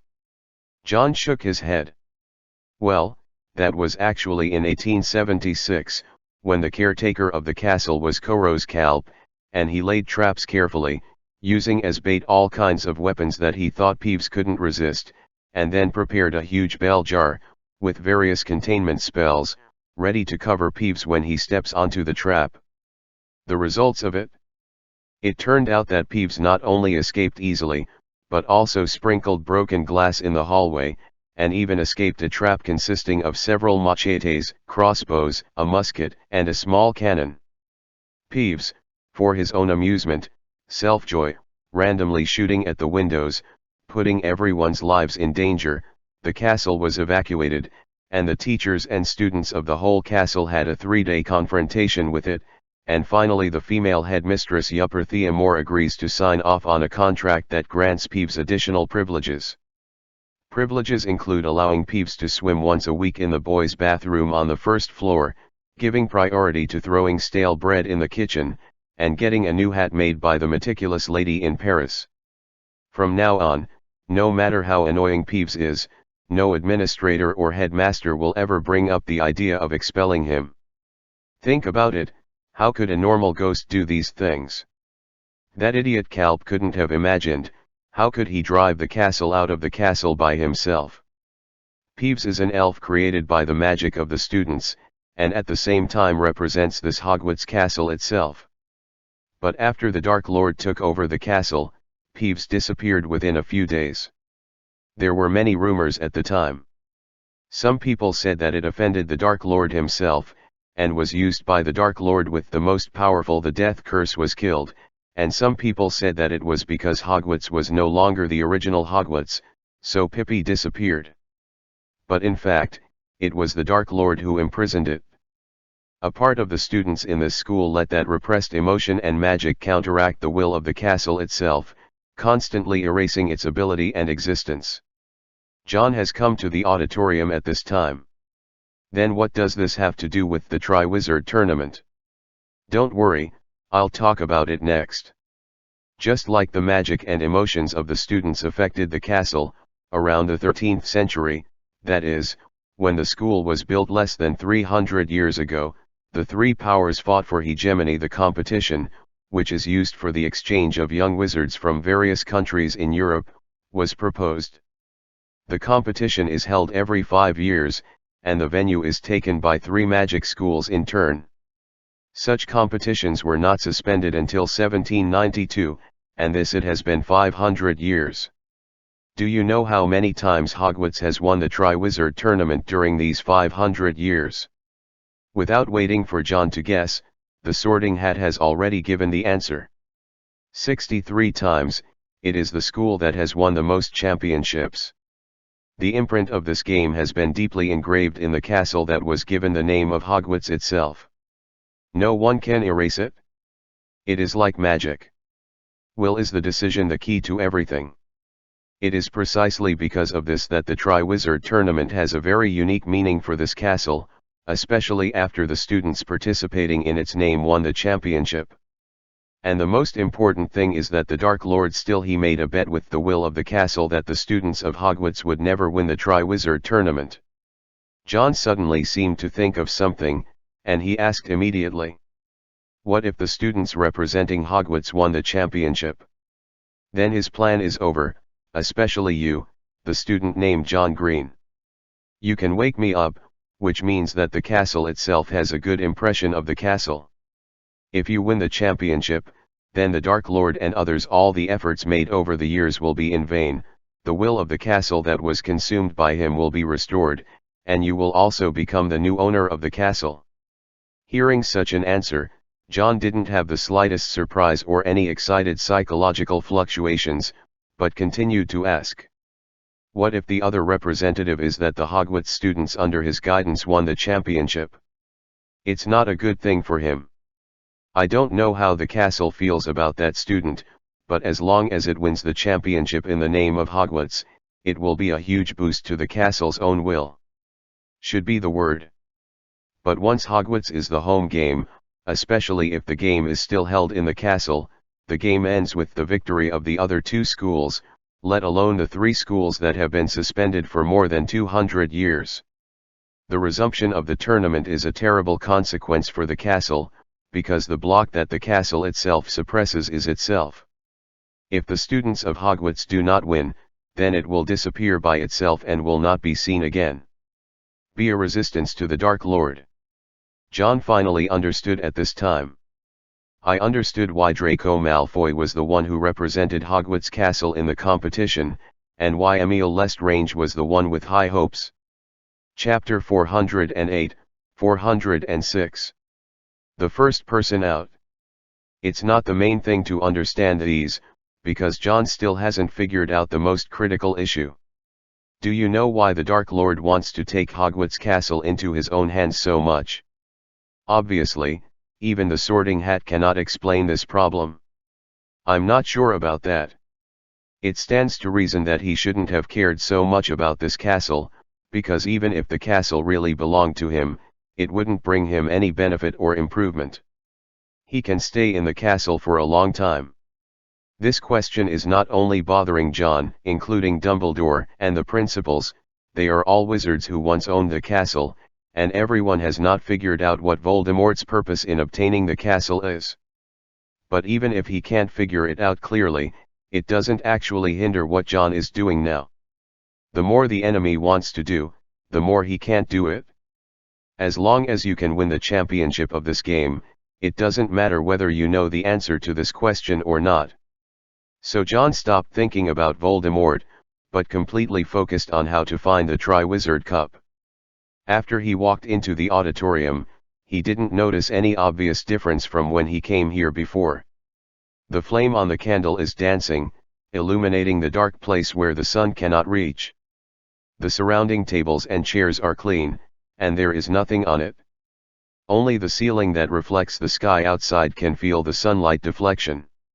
It is almost noon at 11 o'clock now, and there is still more than an hour before Emile and the others enter the castle to start the game, and if John does not find more clues within this hour, it will be equal to the time before him. The advantages gained in the 2 games were in vain. John first checked the hall along the perimeter of the auditorium. After finding nothing, he walked up to the high platform with long tables that only professors were usually allowed to sit on, and saw the only Voldemort himself is entitled to sit in the seat.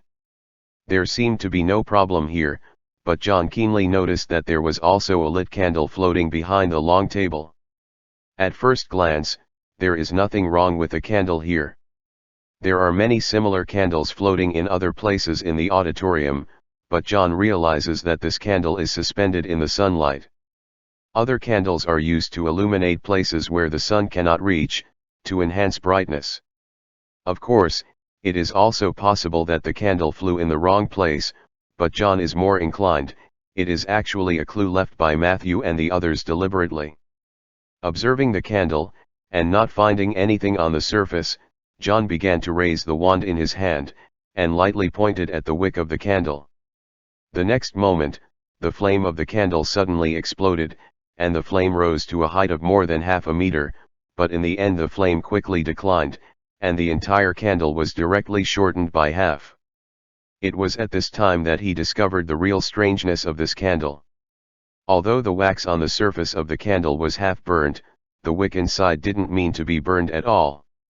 On this standing wick, John saw a line of small characters vertically. School belongs to the essence of school. Just after John finished reading this vertical line of writing, the entire candle suddenly lit up, and then the candle was completely burned out, leaving only an extinguished wick falling to the ground, and on the wick, the line of small characters also all disappeared. John picked up the wick and found nothing special on it. Then he asked the Sorting Hat softly, "So what is the nature of school?" With the Sorting Hat following him, of course John would not be so stupid as to use this help and solve the puzzles by himself. For this castle, the Sorting Hat must know much more than him. That depends on whether the school mentioned here refers to Hogwarts in a narrow sense, or refers to all schools in a broad sense. What if it just refers to Hogwarts? If it only refers to Hogwarts, then the meaning of the castle itself was actually created by the 4 wizards at that time, just to allow the little wizards to escape the oppression of the Muggles, so that they can control the magic power in their bodies. John squeezed his chin, and he continued. So, if it refers to the scope of the school, then the essence of the school is to teach and educate people to impart knowledge. One is to avoid oppression, and the other is to impart knowledge. If this clue is to guide the place where the 3 strong cups are located. John looked down at the ground. Will Graves and the others really use this method of satirizing the Dark Lord to make riddles? The Sorting Hat did not provide any answers to this question. If this puzzle refers to Hogwarts, then the castle under Voldemort's rule has violated its essence, because the place where the oppressors were liberated became a slave field for oppression, and the place for slaves was used to slavery. The key to planting students is underground. But that's still the problem. John can almost understand the position of Matthew, the referee himself. Judging from the attitude he has shown from the beginning of the game to the present, he can indeed be said to be impartial. So in the last round in the first game, will the projects designed by him be displayed in this more biased manner towards Dumbledore? But if this school refers to the whole of the noun school, then the concept of teaching and educating people is too big. All the classrooms in the entire castle conform to the concept of the essence of this school. If you want to make every classroom, it is basically impossible to find them all without a period of 2 or 3 days, and it is not necessarily possible to find clues accurately during the search. John felt that such a broad concept might as well not leave this clue, because searching the entire castle would take little more effort than just searching for the classroom. In the end, he decided to go to the place where the subterraneans live. Maybe Matthew really has a heart for Dumbledore, but it's not easy to express the position of the Magic Council itself. He quickly found the stairway leading to the basement with familiarity. This is the most corner of the entire castle, but it is the place John is most familiar with. 2 years ago, he spent more than half a year here, so it is impossible for him to feel strange. Going down the stairs, the place is no different from when John left. It is still so dark, damp, and cold, and there is no one inside. Of course, Snape and Crouch moved them to other places in advance, and they will not stay here to meet John. About Snape, they have been here for nearly a whole year. Fully prepared, Dumbledore has brought John and his party here for such a long time, and he has never seen a stump student in the castle. Obviously, this is the result of Snape and Crouch's strict defense. Walking in the dark basement corridor, surrounded by the dormitories of hemp students, it is estimated that no one of the participating students is more familiar with it than John. He didn't stay. The first thing he came to was of course the dormitory where he used to live as Randy Smith. Pushing the door open and walking in, there is obviously a new owner here. The old and damp bed is neatly folded, and there is still a linen robe hanging on the hanger beside the bed. John did not touch the things in this bedroom. Is there any problem?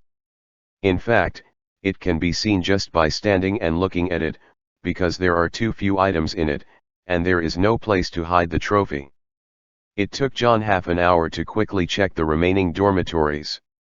There was no door lock in each dormitory, so his progress was not slow, but until all the rooms in the basement were checked once again, he didn't get any gains. This didn't disappoint John much. If things really went so smoothly, then he would have doubts. After confirming that there would be no more discoveries here, John decisively left from the basement. He began to search from the classroom on the first floor to see if he could try his luck in the broad sense of the school concept. There are not many classrooms on the first floor. It only took him an hour to get to the second floor, and at the same time he walked up the easternmost staircase of the castle. It's 1 p.m. Outside the castle, Matthew released Diane and Emile on time and let them enter the castle. But under the eyes of everyone, neither Diane nor Emile moved first. They watched each other in front of the gate of the castle, obviously on guard. It's okay if the time is staggered, no one will waste the time looking for the trophy to squat in front of the goal, because once the squad fails, it is tantamount to a complete waste of all the advantages and efforts of the previous two games, but at this time the two of them have the same results. The situation is different when entering the castle together. Both Diane and Emile knew in their hearts that no one could guarantee whether the person who entered the castle first would launch a sneak attack on the other person and eliminate one on the spot. In this way, when they were deadlocked in front of the door for a full 5 minutes, Emile finally gritted his teeth and knew that it would be the most detrimental for him to continue procrastinating like this, because every extra second was tantamount to giving back to the people who were already there. John in the castle increases the advantage. Let's go together. He stared at Diane and said. Diane didn't want to procrastinate here anymore. It wasn't that she didn't see clearly that Emile was being involved here. She was actually helping John indirectly, but she kept raising her wand in this way, so that her arm had begun to feel obvious. Sore and numb, and with so many people watching, she couldn't bear it any longer. So she nodded and agreed to Amir's proposal. Such a gate is more than enough for two people to enter at the same time. They stared at each other, and they didn't put down their wands. They walked slowly towards the castle together until they entered the castle completely. Just after they entered the castle, the open door was closed again, isolating the castle and the space outside. Diane didn't relax for a moment, even after entering the castle. She kept a close eye on Emile, thinking in her mind how high her success rate would be if she acted immediately after the gate was closed. Not asking for 100% to let Emile out, even if the two of them lose the qualification here at the same time, it is tantamount to victory for her. Only one Draco can enter the castle until the sun goes down, for Joel, we can't turn up any storms at all. And just when the gate of the castle was completely closed and the hall began to become dark, Emile, who also raised his wand and faced Diane, suddenly showed a mocking smile on his face. At that moment, Diane's heart suddenly jumped, and a bad premonition suddenly rose, but before she could say the spell, a scarlet beam of light hit her back silently. Plop! Diane, who was hit by the stunning curse, just fell to the ground, and blood was poured out of her smooth forehead. Should we leave her here, or throw her out? Emile asked. The sneak-attacking wizard is modifying Diane's memory. Throw it out. We not only want to win the championship, but also always let people know that you eliminated them by relying on your absolute strength. Hearing this, Emile didn't show the slightest expression of shame on his face. Instead, he directly grabbed Diane's arm, who had been comatose after his memory had been changed, and then pushed open the closed castle gate, leaving the castle where he was just half a minute ago. The competitor who walked in with him in the public was thrown out of the castle. When the gate of the castle was opened from the inside again, many people outside noticed this scene. They saw that the person who opened the door was Emile, and they also saw that he threw out Diane, who was unconscious and bleeding from her head, and then Emile closed the door again without saying anything. Up! There was a brief silence among the students in the castle, and loud cheers erupted in the next second. Among other things, Emile eliminated an opponent in less than 3 minutes after entering the castle, which is definitely encouraging for the castle students who have been depressed since the first project. The students in Durmstrang had a gloomy face, but Rozier had a calm face. She walked forward, helped Diane, who was unconscious, in front of the castle gate, and lifted the stun spell on her at the same time. Diane opened her eyes in confusion, and her pupils gradually began to focus after seeing Rozier. "Sorry, Professor, I didn't fight him in a duel." Rozier just shook his head. "You have done what you need to do, and the rest has nothing to do with us." She helped Diane, who had not fully recovered her strength, return to the auditorium, and Matthew also announced Diane's exit at this time. Chapter 409-407. Lestrange. Because he didn't know in advance that the third project was carried out in the castle, John didn't bring the Marauder's map with him. Otherwise, he has actually discovered the whole process of Diane's exit by now. But then again, even if he knew in advance, it would still be a problem if he wanted to avoid the screening before the start of the game with the Marauder's map. After searching the entire second floor, John stayed in a spell classroom, and began to calm down and rethink the puzzle left on the candle with the sorting hat. If this essence refers to the classroom, the scope is too wide. It is already 3 o'clock, and we have just finished searching the second floor. If we want to find the entire castle, it will take at least 1 day and 1 night. The warriors in the middle and the warriors met halfway, and what happened would drag the time even further. The game time is so long, the students in the castle have to stay outside all the time, and they can't guarantee that the classroom is the place where the trophy will be hidden in the end, and when the game will end in the end is far away. John continued after a serious analysis. "So, I think the answer to the riddle should not be the classroom, but a specific place." The sorting hat pondered.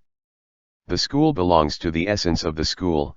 What else is the essence of this school besides teaching and educating people?" John thought for a moment, then he said, "The essence may not be wrong, but teaching and educating people is mainly used to transfer knowledge. Normally, the classroom is a place to transfer knowledge, but now there are no professors and students in this school, so the classroom is just empty. It's just a room. Think about it differently. Besides getting knowledge from professors in school, there is actually another way. Library." John stood up from his chair. Compared to the concept of a classroom, the library is much clearer. There is no second library in Hogwarts. I also agree with the sorting hat. Perhaps your feeling is right, we can go and have a look. Then John didn't continue to search from classroom to classroom, but went directly down the stairs to the location of the Hogwarts library. The door here is closed tightly, but there are 2 armor guards on both sides of the door. After seeing the 2 sets of armor, John couldn't help but feel refreshed. I remember that the library didn't seem to have these 2 armors before. The sorting hat only said this cautiously. Before I lost consciousness, I was sure that there was no armor here. I don't know if there is any armor after that. I came here once 2 years ago, and the armor was not there at that time. As for whether they were specially arranged by the referee, we only need to try a little bit to find out."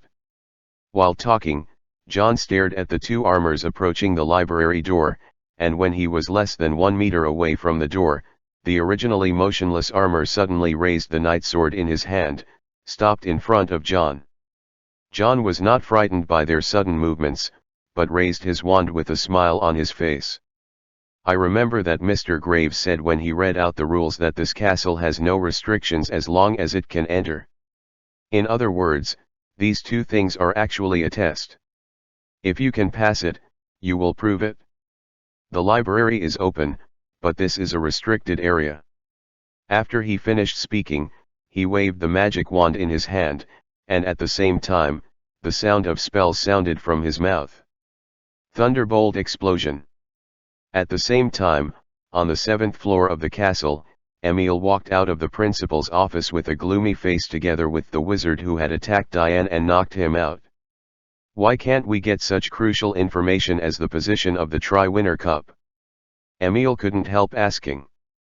The wizard shook his head and said, "Graves is also wary of people inside the Federation. When arranging the position of the trophy, he was personally responsible for it and didn't tell anyone else. Besides, It doesn't matter if we don't know where the Triwizard Cup is, as long as if we can find John Green and deal with him, the Triwizard Cup will be in our hands sooner or later. Emil asked next. So how do we find John Green? The castle is so big, it's not so easy to find it, not to mention what kind of clues he found. How many steps faster than us is also a problem. Maybe we haven't waited for us to find it. By the time he was there, he would have finished the game with that trophy. Just as the wizard was deep in thought about Emil's question, a sudden explosion caught the attention of the two of them instantly. You have lived in the castle for almost a year, do you know where this voice came from? The wizard's voice was a little excited. Amir also showed joy on his face. It's in the direction of the library. It didn't take John much effort to solve these two armors. They didn't look like they would fight the players. John just used an ordinary blast to test the strength of the armor first, and they automatically gave up their duty of guarding the library. The sword in front was retracted again, and it changed back to that lifeless look. John didn't encounter any obstacles when he pushed the door of the library this time. He easily pushed the door open and entered it. And just after he entered the door closed itself, and then candles were automatically lit one by one, illuminating the room as wide as the auditorium. All kinds of books were neatly placed on the bookshelves, and the seats and benches were neatly tidied up. It seemed that before the students and staff were taken away from the castle, someone had already cleaned all the venues. John didn't stay on the outer bookshelves. He walked along the long corridor after entering the door to the depths of the library, and finally came to a red line. Going forward is the restricted book area, but there is not a single banned book left in the current Hogwarts library. Most of them have been entered into John's ring, and a small part has been transferred to British magic by Voldemort. Department. Straight across the red line, John continued to move forward. Before he reached the end, a creature with the body of a lion and the head of a woman blocked his way. This is a sphinx. A magical animal from Egypt. It has always been used by wizards to guard their precious objects and secret places. It is a very intelligent animal, likes riddles and anagrams. It usually only becomes very nervous when the thing it guards is threatened dangerous. Anyone who wants to pass by it will be forced to guess the riddle, otherwise they will be attacked by it and eaten directly. In the Triwizard tournament of the original book, such a magical animal also appeared in the last game, and one was also arranged for the Triwizard tournament in this world. But before the Sphinx could speak, John raised his wand and pointed it at it. Without chanting the mantra, the tip of the wand had already begun to glow with a miserable green light.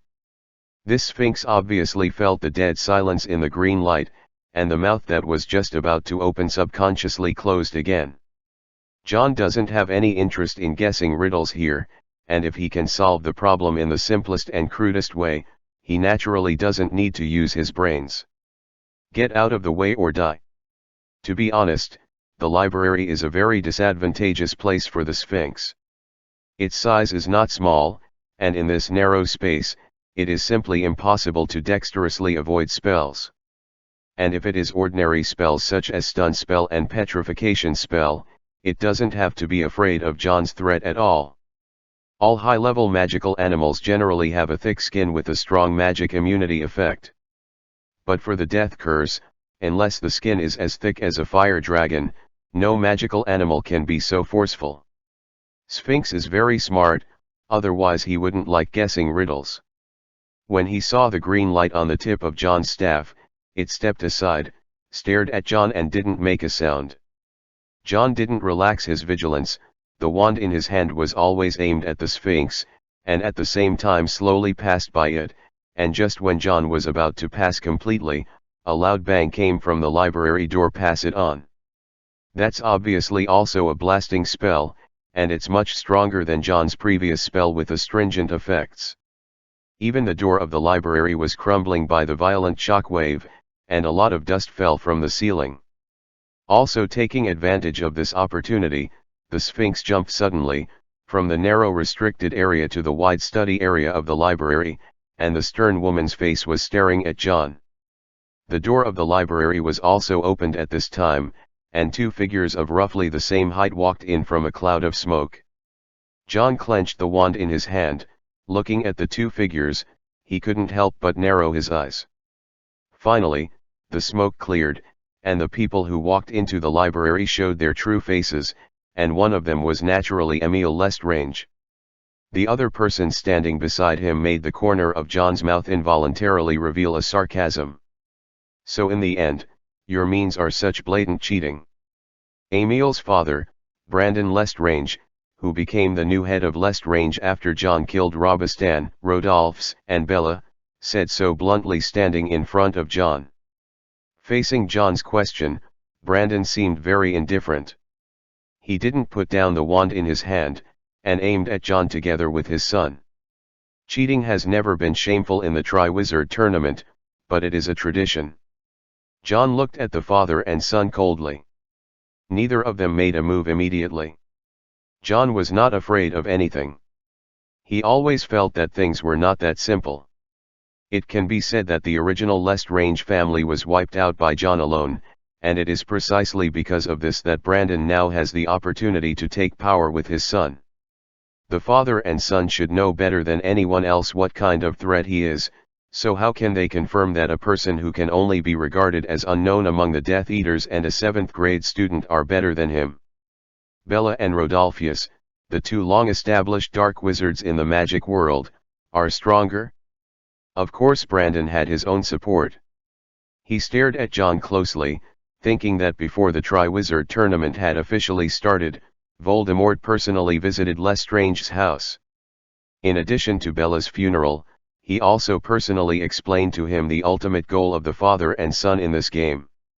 Kill John Green and get the Triwizard Cup.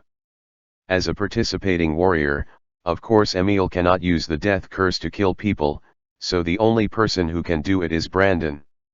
As for how to let Brandon intervene in this final match, Voldemort certainly has his own arrangements. Now this arrangement has worked, and Brandon has reached the critical moment to face John directly. At this time, without any hesitation, he waved his wand in the next second. Avada Kedavra. The miserable green light instantly illuminated the entire library, and the death curse struck straight at the place where John was standing. At the same time that Brandon released the spell, Emile and his father also completed a perfect cooperation. He also raised his wand together, and without chanting a spell, he directly aimed at the position above John and silently released a coma curse. They have all studied the magic that John has always relied on, and know that he can fly, so their spells are mainly to block the space above him. John has no brains and will definitely use the levitating charm whenever he encounters a problem. Although the banned books in the restricted book area are gone, the surrounding bookshelves are still placed here honestly. He dodged behind the bookshelves and escaped the joint attack of Lestrange and his son. Animagus did not turn him into a magical animal, but strengthened his human physique and reaction speed. It is precisely in this way that compared with before, John's actions have actually become more dexterous. After successfully dodging the death curse and stun curse, he did not fight back immediately, but turned his head and glanced at the end of the restricted area where the Sphinx was originally blocking. There were no trophies placed there, just a door. It looks like a very ordinary wooden door. After realizing that the game could not be over in a short time, John focused all his attention on Lestrange, the father and son. Hiding behind the bookshelves, he pointed his wand at Brandon through the gaps among the many bookshelves. Shenfen Wuying. The invisible sharp blade cut off a desk in front of Blanton in an instant, and at the same time sparked a light blue light shield 20 centimeters in front of him. After the iron armor curse narrowly blocked John's spell, Brandon didn't hold back anymore, and he immediately took out a ring inlaid with black gemstones. The next second, countless black mist gushed out from that ring. Chapter 410, 408. Surge of black mist. The moment the black mist filled the air, John felt a strong sense of crisis. He released the mantra in the ring without hesitation, wrapped his body, and at the same time used the levitation spell, and the whole person flew off the ground. Black mist enveloped the entire library in an instant, and at the same time, Brandon stretched out his wand, aiming at John's position. The black mist seemed to be completely under his control, and immediately surged towards John, who was already floating in mid-air. John didn't dare to rely on the magic spell on his body to directly pick it up. The black mist gave him a very bad feeling. Even the ring magic that he had been maintaining on his body couldn't resist it. Dodge and move as much as possible in mid-air, avoiding the pursuit of the black mist. I have never underestimated you, John Green.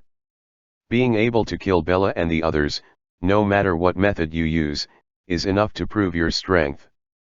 Brandon's voice resounded loudly in the library. Master helped me make all the preparations. Even if you can fight, how can you fight against the power of Master? Here today is your death.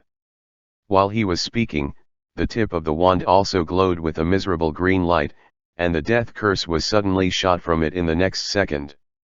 Although John's attention was always on the black mist, he didn't completely ignore Brandon's movements. The moment he saw the green light, he suddenly turned to the left and avoided the attack.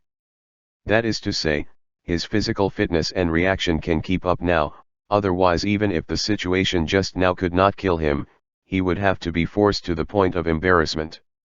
On the ground, the Sphinx that originally hid in the library's foyer also keenly sensed something was wrong when the black mist filled the air. It ran and wanted to rush out of the library, but it couldn't wait for it to hit the door. Open, the black mist has already wrapped around it. The next moment, the Sphinx let out a miserable howl, and then, when the black mist subsided from it, it made no sound anymore, leaving only a frightened and gray face. Of course, John also noticed the changes in the Sphinx. He was actually not unfamiliar with these black fogs. This was the standard product of Voldemort. But what Brandon released at this moment gave him a distinctly different feeling, and the root cause of this is most likely the reason for the black gemstone ring. Although John is not sure yet, this black ring can only remind him of one thing in the original book, the 3 Deathly Hallows and one of Voldemort's Horcruxes, the Resurrection Stone Ring. Among the 3 holy artifacts, the effect of the Elder Wand is the most direct. It can enhance all the magic of the user, and the effect of the invisibility cloak is also the most transparent, a cloak whose invisibility effect never fades. Only the Resurrection Stone is not described in the original work. Not many, and the specific effect is rather vague. Anyway, it is definitely not as simple as directly resurrecting a person completely. And just when John was thinking about whether to escape from the library first, or enter the room blocked by the Sphinx behind him, the Sphinx, who had lost all anger and was lying on the ground, suddenly stand up again. It was just resurrected and it looked unconscious, more like a soulless walking dead, and at the same time, its eyes were on John in mid-air, showing a hateful expression. Infernal corpse. John naturally recognized the current state of the Sphinx. His heart sank slightly, and he was even more afraid of the black mist below him. Then he thought about the door behind him that might hide the Triwizard Cup. It must be so easy. After opening it, I decisively blasted a window of the library with a spell. Lestrange obviously noticed John's movements, and they raised their wands together to try to hinder John's movements, so as to delay time and give the black mist a chance to catch him. However, John's movements were obviously much faster than they imagined. When he broke the window, he feigned a shot, pretending to retreat into the wooden door at the end of the restricted area, but actually approached the window closest to him secretly, and blasted it with a blasting spell after silently casting a spell. Rushed out immediately. It was obviously too late for the Lestrange father and son's blocking plan. Before their spells were shot from the wand, John had already rushed out of the library, and the black mist seemed to have its own consciousness usually. There is no need for others to control it at all, and it flew out of the library right after him. The Hogwarts library is located on the 2nd floor of the castle. In fact, it is very simple for John to solve the trouble in front of him now.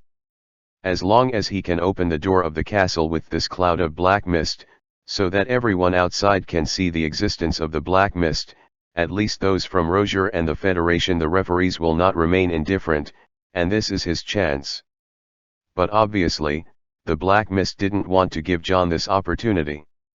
While rushing out of the library, John could clearly see that some of the black mist had infiltrated the floor, blocking the stairs leading to the first floor in advance, just to prevent John wanted to escape from the first floor.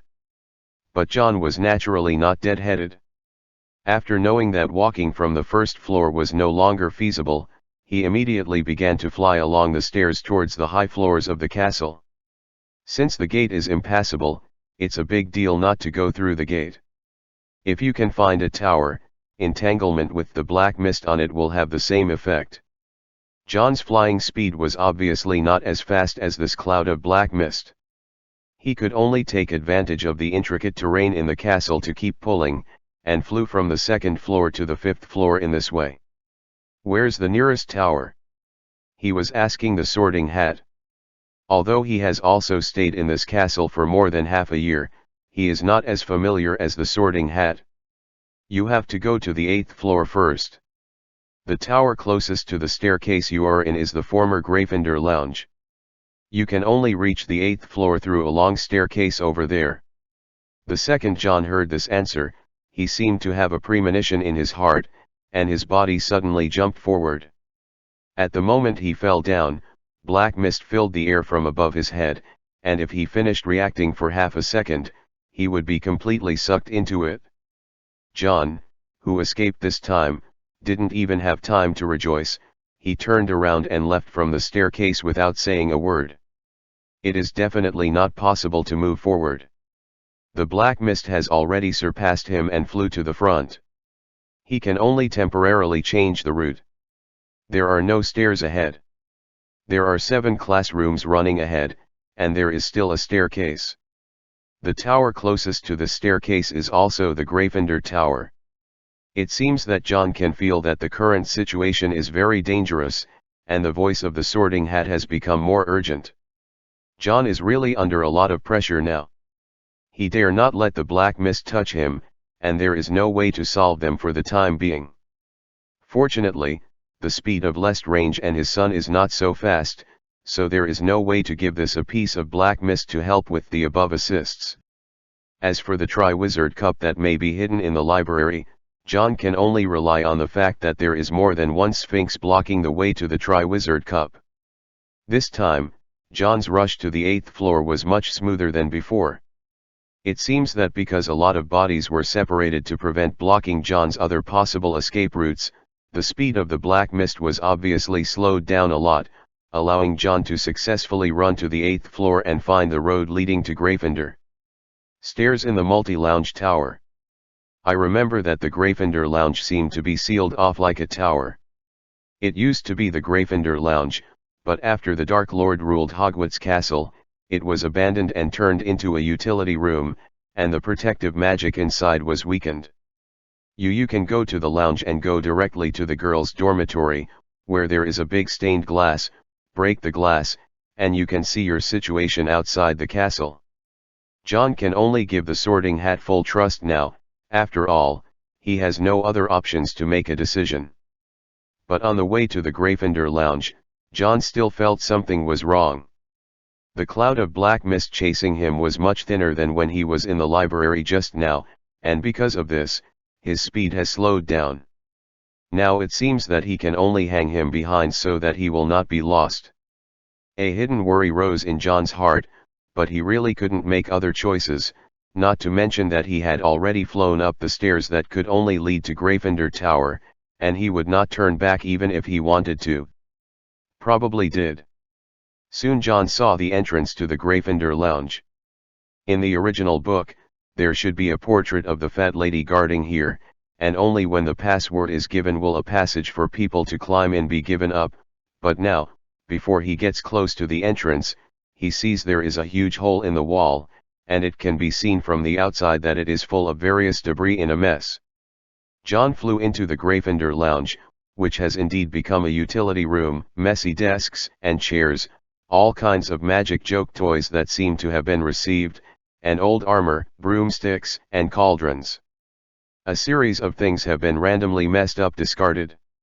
Without paying too much attention to the situation in the lounge, under the guidance of the Sorting Hat, John quickly found the stairs leading to the girls' dormitory. He rushed up the stairs and came to the corridor of the dormitory.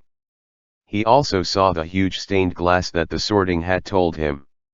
According to the orientation of the glass, this position should be facing the direction of the audience of the Quidditch Stadium. As long as he can shatter the glass, those people on the field will definitely be shocked. He himself can guarantee escape from the castle. However, just when John had already raised his wand at the stained glass, a cloud of black mist suddenly rose silently under the glass, completely covering the entire glass behind. It discovered John's intentions early in the morning and made preparations in advance. At this time, John's front and back were completely blocked by the black mist that was divided into two ends, and the surrounding dormitory doors were closed tightly. Even if he could use the unlocking spell to open it, the time would still be enough for the black mist to engulf him. John is in a dead end. The space in the corridor is narrow, and he has no room to escape. And just as the black mist that surrounded him was slowly gathering, John suddenly looked straight ahead with a calm expression. Voldemort. The moment he said the name, the surrounding black mist suddenly stopped. I know it's you. No matter how powerful a normal magic is, it's impossible for him to think this way, let alone be so familiar with Hogwarts Castle. John's voice echoed in the corridor, and after his words fell, the originally still black mist surged, and soon, a young and handsome upper body made of black mist appeared in front of John. You're really smart, John, really smart. Voldemort's voice was a little dull, as if covered by fog. It would be nice if you weren't a mudblood, but a pureblood or even a half-blood. He expressed emotion, but the cold eyes did not move away from John for a moment. John was not confused by his words, he just spoke softly. Of course your birth can determine everything, but in our opinion, blood or non-blood is simply nonsense. The most important thing is people's thoughts and talents, isn't it? Of course, you are right.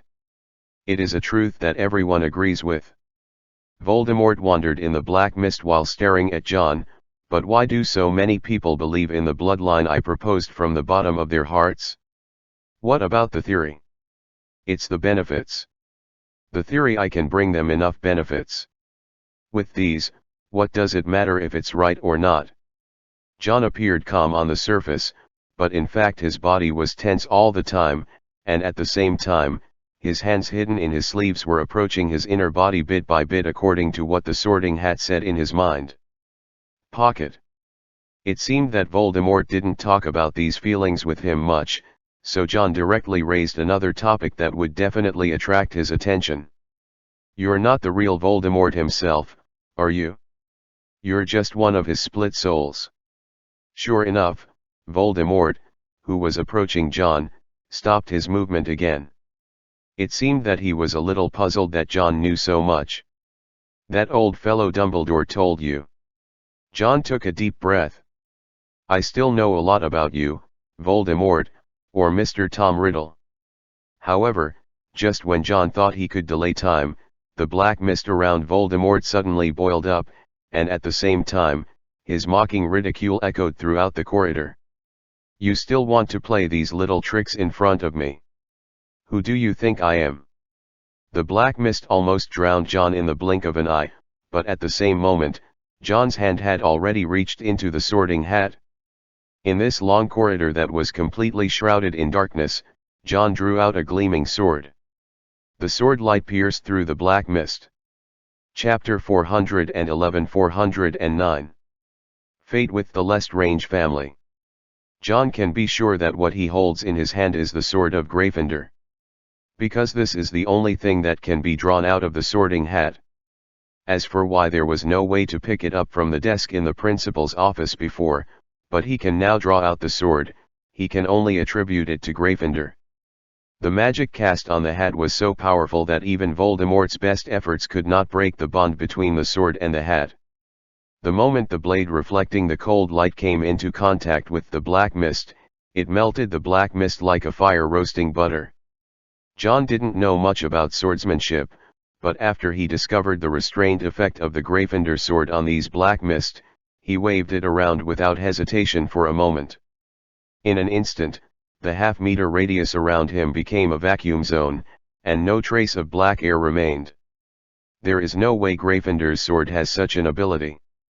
Voldemort, formed in the black mist, avoided John's sword from a distance, and said through gritted teeth, "What did you do to that sword?" John actually asked the question of the Sorting Hat in his mind. In his impression, Gryffindor's sword is indeed not so powerful. "It's not me or you, don't forget what he did to this sword." The Sorting Hat said loudly in John's mind, "The sword of Gryffindor has been connected to this castle, and you are now John is fighting for the castle, so of course someone will help you." Just as Voldemort's words fell in John's mind, the Gryffindor sword in his hand shone with a faint light. This is obviously not a function of the sword itself, but it is a huge blessing to John. Facing the black mist, John, who had been running away, launched a counter-attack for the first time. He took a step forward and slashed down with a sword. The black mist no longer pursued John as before, but began to retreat under John's step-by-step threats. Under the threat of his raised sword, Voldemort was surrounded by black mist and retreated to the stained glass, as if he had been forced to the point of no return by John. "I'm not wrong about one thing, am I right, Voldemort?" John stared at Voldemort's cloudy face made of black mist. "You are not yourself at all. You are just a useless abandoned child to give to your subordinates sacrifice for tools and weapons." "Nonsense. No one can replace me. I won't be the original, and I won't be in the future. I am me." Voldemort seemed to be stimulated by some key nerves by John's words. He suddenly screamed. The black mist rose with his emotional fluctuations, and John ignored the surrounding black mist that was approaching him again, looking fearless, but pointed his sword straight at Voldemort's upper body figure, the heart, without hesitation, stabbed down with the sword. Boom! Obviously it looked like nothing but a cloud of black mist on the outside, but the tip of the Gryffindor sword seemed to have stabbed some hard object, and there was a crisp sound of gold and stone joining. The next moment, a black ring suddenly fell from mid-air and landed on the floor, making a series of noises. Afterwards, the endless black mist in the corridor began to shrink in an instant, as if being sucked away by a powerful vacuum cleaner, pouring into the resurrection stone ring that had fallen to the ground. Even Voldemort himself was not immune. He stared at John with extremely resentful eyes, as if he wanted to stare at him like this to make him cramp, but before he could put down half a word of cruelty, he was sucked in together with the other black mist into the ring. Almost in just a second, the hell-like corridor was completely quiet at this moment. Only John was left gasping for breath while leaning on the sword of Gryffindor. He saw through the advantages and limitations of these black fogs when he was running away. The resurrection stone ring left by Voldemort himself is likely to be the Horcrux's resurrection stone ring with extremely weird black magic attached. This gives the remnant soul left in the ring the ability to directly deprive them of their lives. This kind of magic is almost unsolvable with the power of the resurrection stone itself. But John now has the help of the entire Hogwarts castle, coupled with Voldemort's long-term erosion of the castle over the years. It can be said that no one in this world is more familiar with Voldemort's power than this castle. The magic of the castle, it was attached to the sword of Gryffindor, giving John the ability to fight these black mist. And this is the limitation of the black mist. Once there is a targeted method, the black mist will completely lose any effect, because the Horcrux itself cannot directly cause any harm to people, and the Voldemort transformed from the black mist will have no threat to John. John only needs to focus on the location of the resurrection stone ring, then he can make Voldemort's arrangement in vain. Of course, because the basilisk venom has not been tempered on the Gryffindor sword in this time and space, it does not have the ability to directly destroy the Horcrux. The sword of John just completely destroyed the force that Voldemort imposed on the Horcrux. the black mist magic, and the resurrection stone ring itself is still a Horcrux. The fact that Voldemort actually kept a Horcrux was enough to surprise John, and he also gave this Horcrux to his men to use as weapons, which made him even more surprised than usual. Because of this, after getting the ring, John had no intention of keeping it in his hands at all. Being on the safe side, he first hid the ring in a bedroom in the Gryffindor lounge, planning to wait until the Triwizard tournament was completely over, and then plan with Dumbledore how to dispose of the Horcrux. After placing the resurrection ring, John walked out of Gryffindor's girls' dormitory holding the sword. Now that the problem of the Black Mist is resolved, he also needs to solve the remaining Lestrange father and son. Brandon did not stay in the library with Emil. They obviously discovered that John was solving the mystery of the Triwizard Cup hidden in the castle, so Brandon let Emil stay and continue to follow the clues John found. Go down, and he followed the traces of the Black Mist, and chased in the direction where John fled.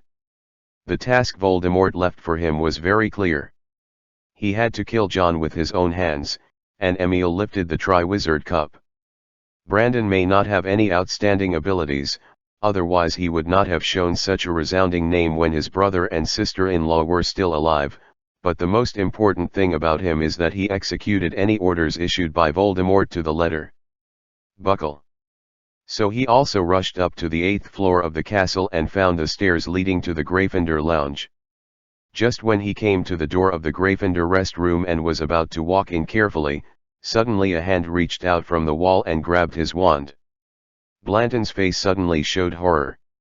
Just when he was about to forcefully the wand back from the slender and not so strong hand, John had already exerted force. Crack! A crisp sound sounded, and John broke Brandon's wand abruptly.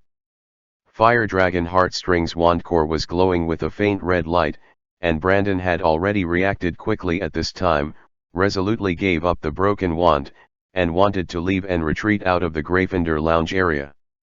However, before he had just exited the cave, a sword with a flashing cold light suddenly pierced into his chest.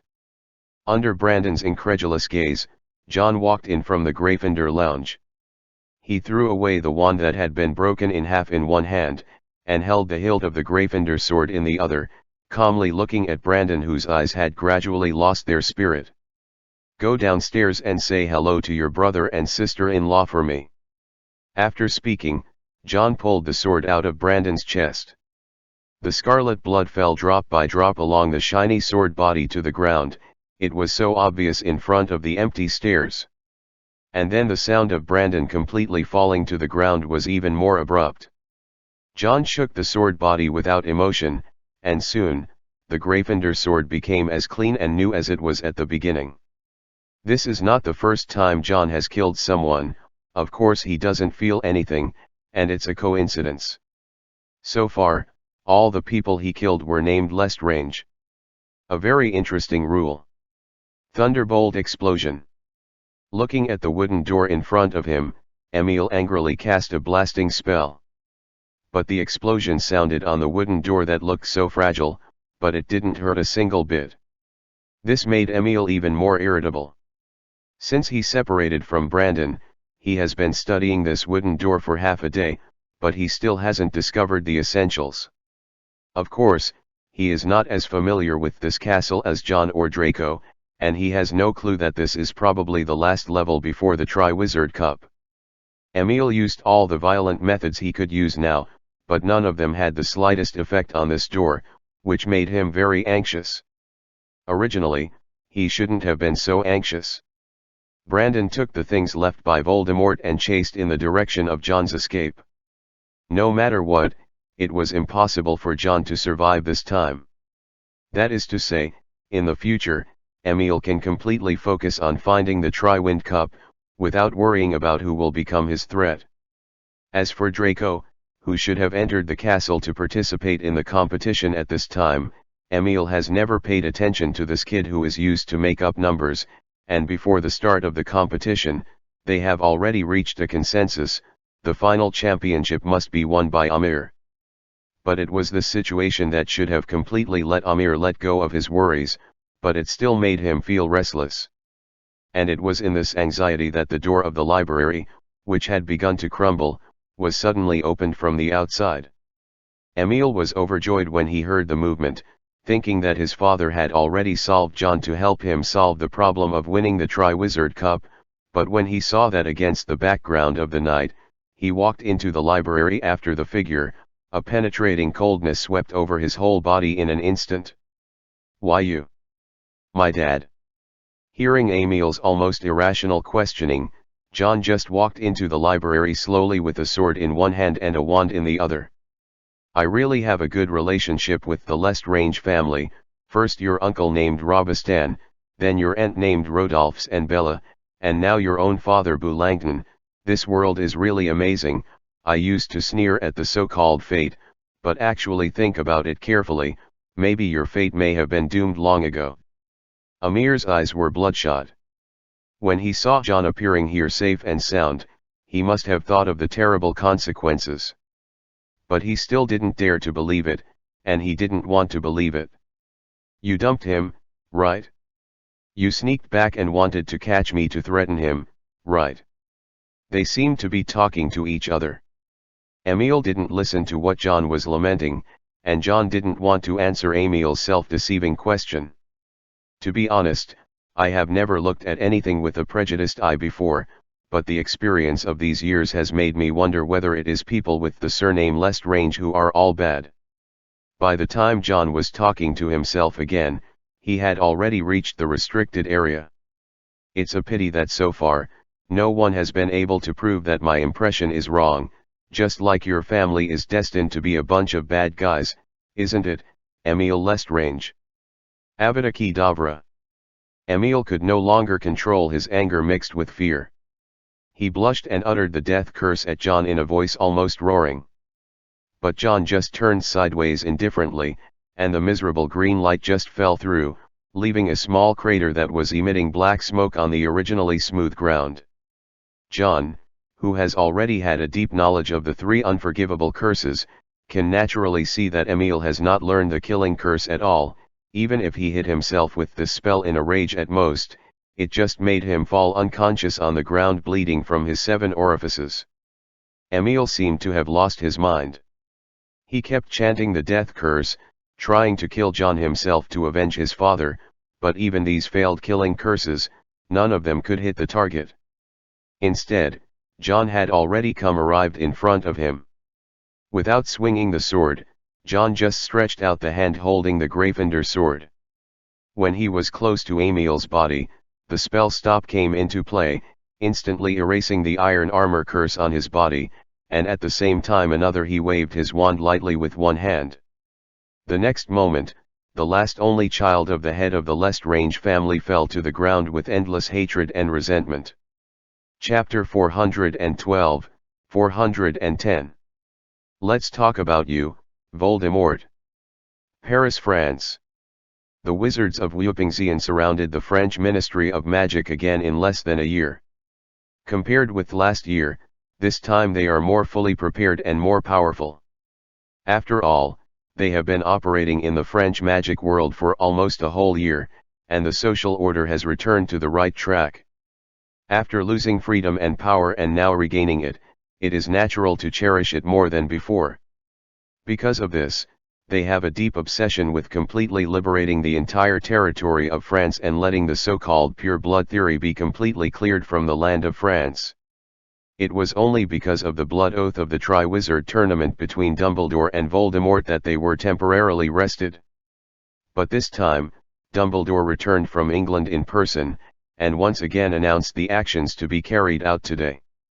Except for the Order of the Phoenix led by Dumbledore's corps, people from other forces on the Whooping line were shocked by Dumbledore's actions. Why do you want to ignore the blood oath like this? Doesn't John Green have a great advantage now, and is playing the third match in Hogwarts Castle? As long as we win the championship, we can win without a fight.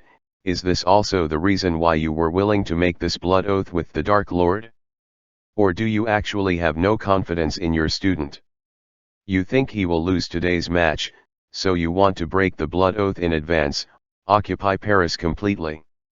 As the current acting minister of the temporary French Ministry of Magic within the Whooping Line, Javier Iniesta did not understand Dumbledore's decision very much, and also asked his doubts without concealing it. Dumbledore just said calmly, "It's not that I don't have confidence in John, it's precisely because I have full confidence in John that he can definitely win the championship in this game, so I want to surround Paris in advance." Iniesta is not a fool, he can hear the meaning of Dumbledore's words. "What do you mean? You think the Dark Lord will break the blood oath after we win the Triwizard Tournament?" Dumbledore didn't give an affirmative answer, he just said, "It is not ruled out that there is no possibility, but I think he may use other ways to circumvent this consequence, or he will make up for it in other places. I have dealt with him for a long time, Javier, before he occupied Britain. It was difficult to guess his thoughts at that time, because he was crazy at that time, but after he became the master of Britain, all the things and decisions he made would never be directed towards think in the direction of success. Since this Triwizard Tournament was proposed by him, it means that he has already thought about the choice he will face in the two situations of winning this game and losing this game. I can't guess what his choice is for the time being. But one thing is for sure, we cannot completely give up war in order to win without fighting. On the contrary, we must be prepared to fight at all times, just like now, when the third game is going on. We will encircle Live in Paris, wait until the final result of the game announces John's victory, and immediately enter the Ministry of Magic." Javier had no objection to Dumbledore's decision, but he still couldn't help asking, "I know you trust him very much, and of course I have the greatest trust in him, but what if, what if it really happened? What if John Green loses in the end?"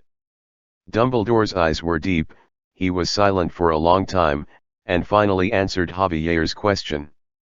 "If that happens, you leave France with everyone else who is willing to leave, and retreat to the territory of the Nordic Voodoo Party.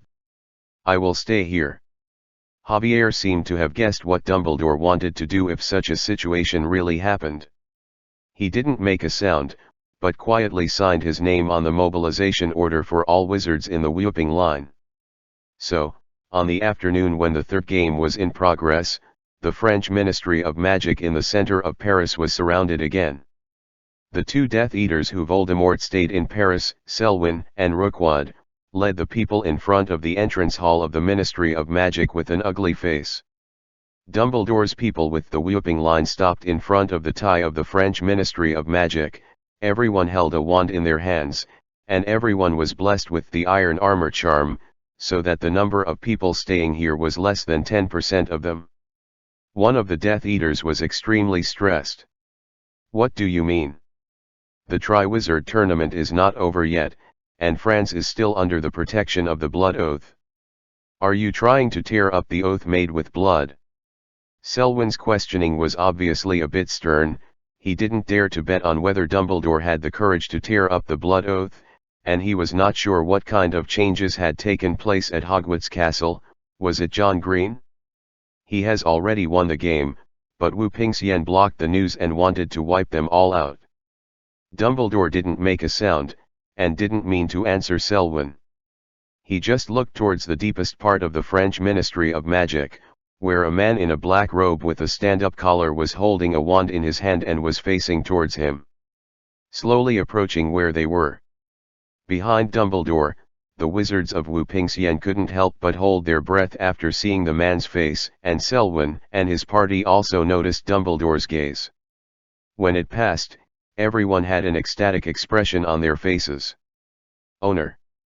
Voldemort didn't respond to their shouts, but just looked at Dumbledore like this, with a cold and hideous smile on his face. "Dumbledore, long time no see. John certainly didn't kill Emile. It's not that he was afraid of violating the rules of the Triwizard Tournament, or that he was moved with compassion.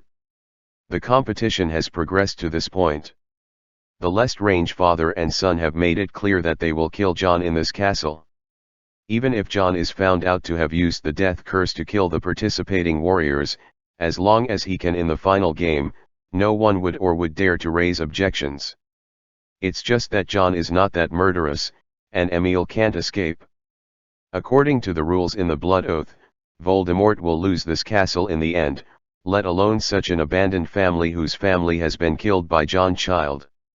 Since he can be killed or not, John generally would not kill him. If it is really about punishment, wouldn't it be more painful to keep him than to kill him directly? As for revenge, if John was really afraid of this, he would have committed suicide a long time ago. Now those who want to kill him are probably all lined up from the British Ministry of Magic to Diagon Alley. And just when John had completely cleared all the obstacles in the castle, and there was only the wooden door left between him and the Triwizard Cup, a figure carefully sticking his head out in front of the library door attracted him. Attention! Seeing Draco, John's face didn't change, but smiled instead. It's just that the smiling face squinted, covering the golden pupils.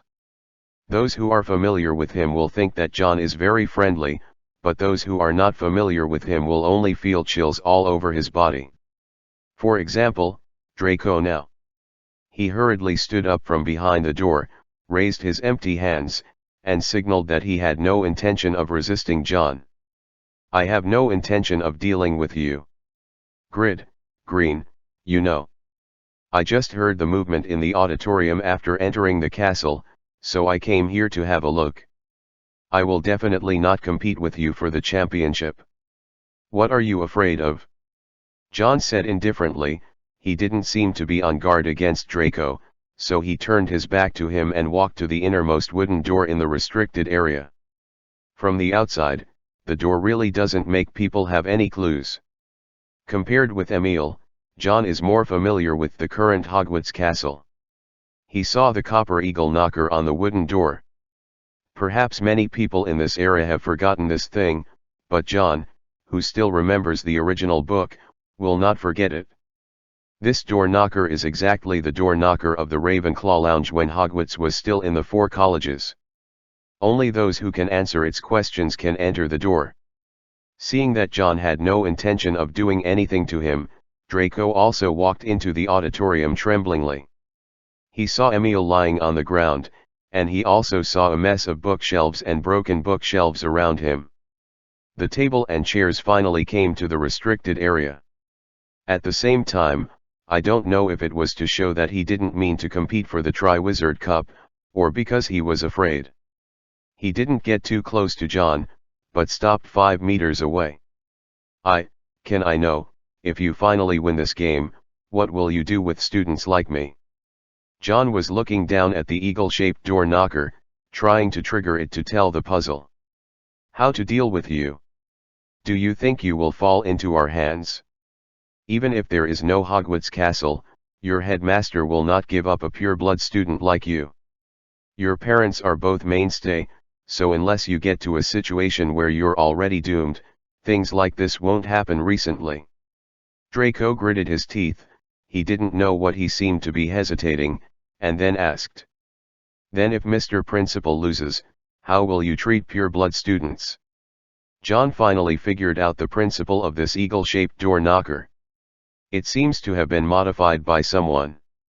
It no longer has the effect of telling people to guess riddles, but has been given a specific command control, that is, just say a specific command is required to allow it to open the door. This is obviously also the design of the referee team. They may have left clues somewhere else in the castle, so that the participating warriors can find out what the password is. But John obviously had no idea of guessing the riddle. He directly showed the ring, absorbed the magic power on the door knocker, and solved it with the most fundamental means. Just as the wooden door creaked and opened, John also answered Draco's question.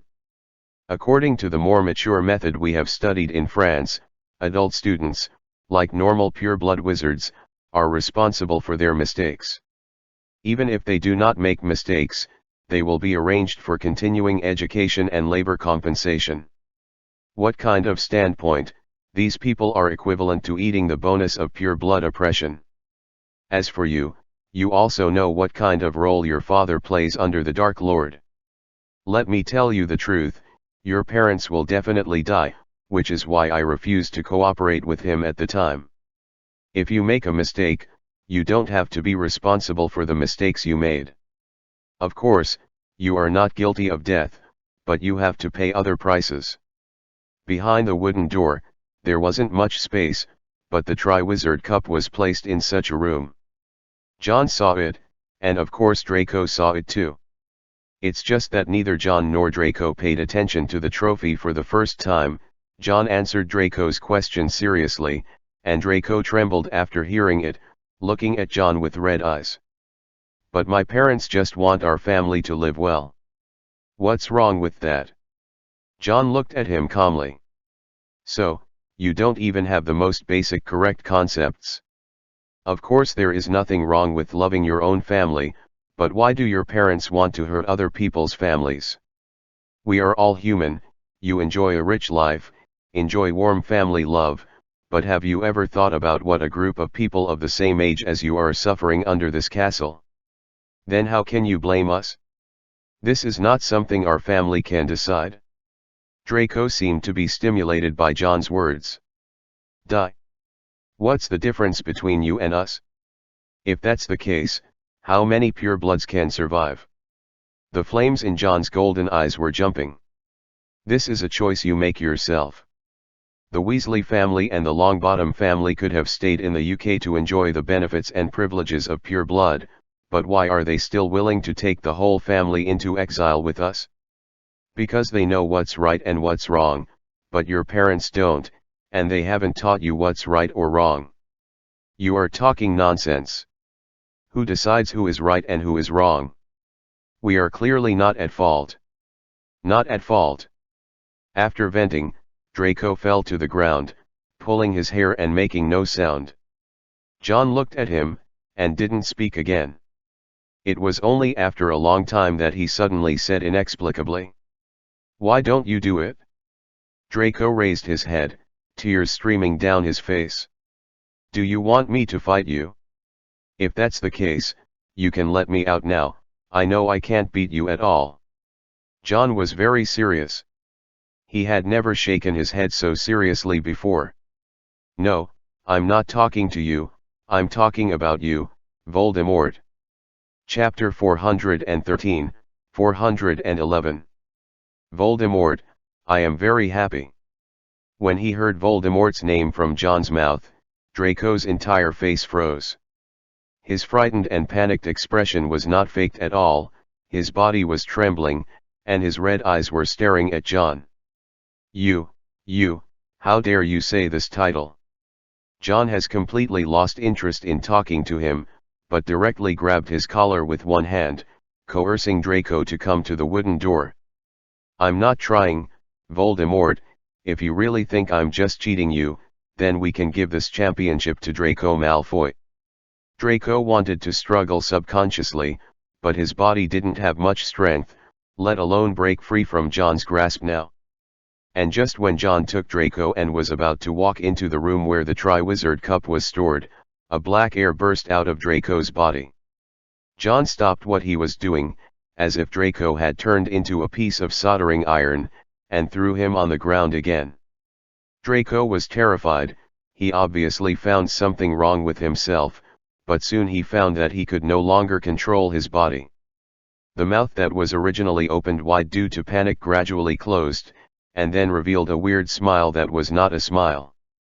Draco standing in front of John has completely changed. Not only the expression on his face, but also his behavior and temperament have changed drastically. Black mist wrapped around his body. He stood up from the ground, patted the dust on the robe lightly, and at the same time looked at John. "I'm curious, how did you guess it? I don't think you should find anything wrong." John didn't put down the Gryffindor sword in his hand, and he also held the wand in the other hand. He looked coldly at the man who had completely occupied Draco's body. The only one standing in front of this door are me and Malfoy.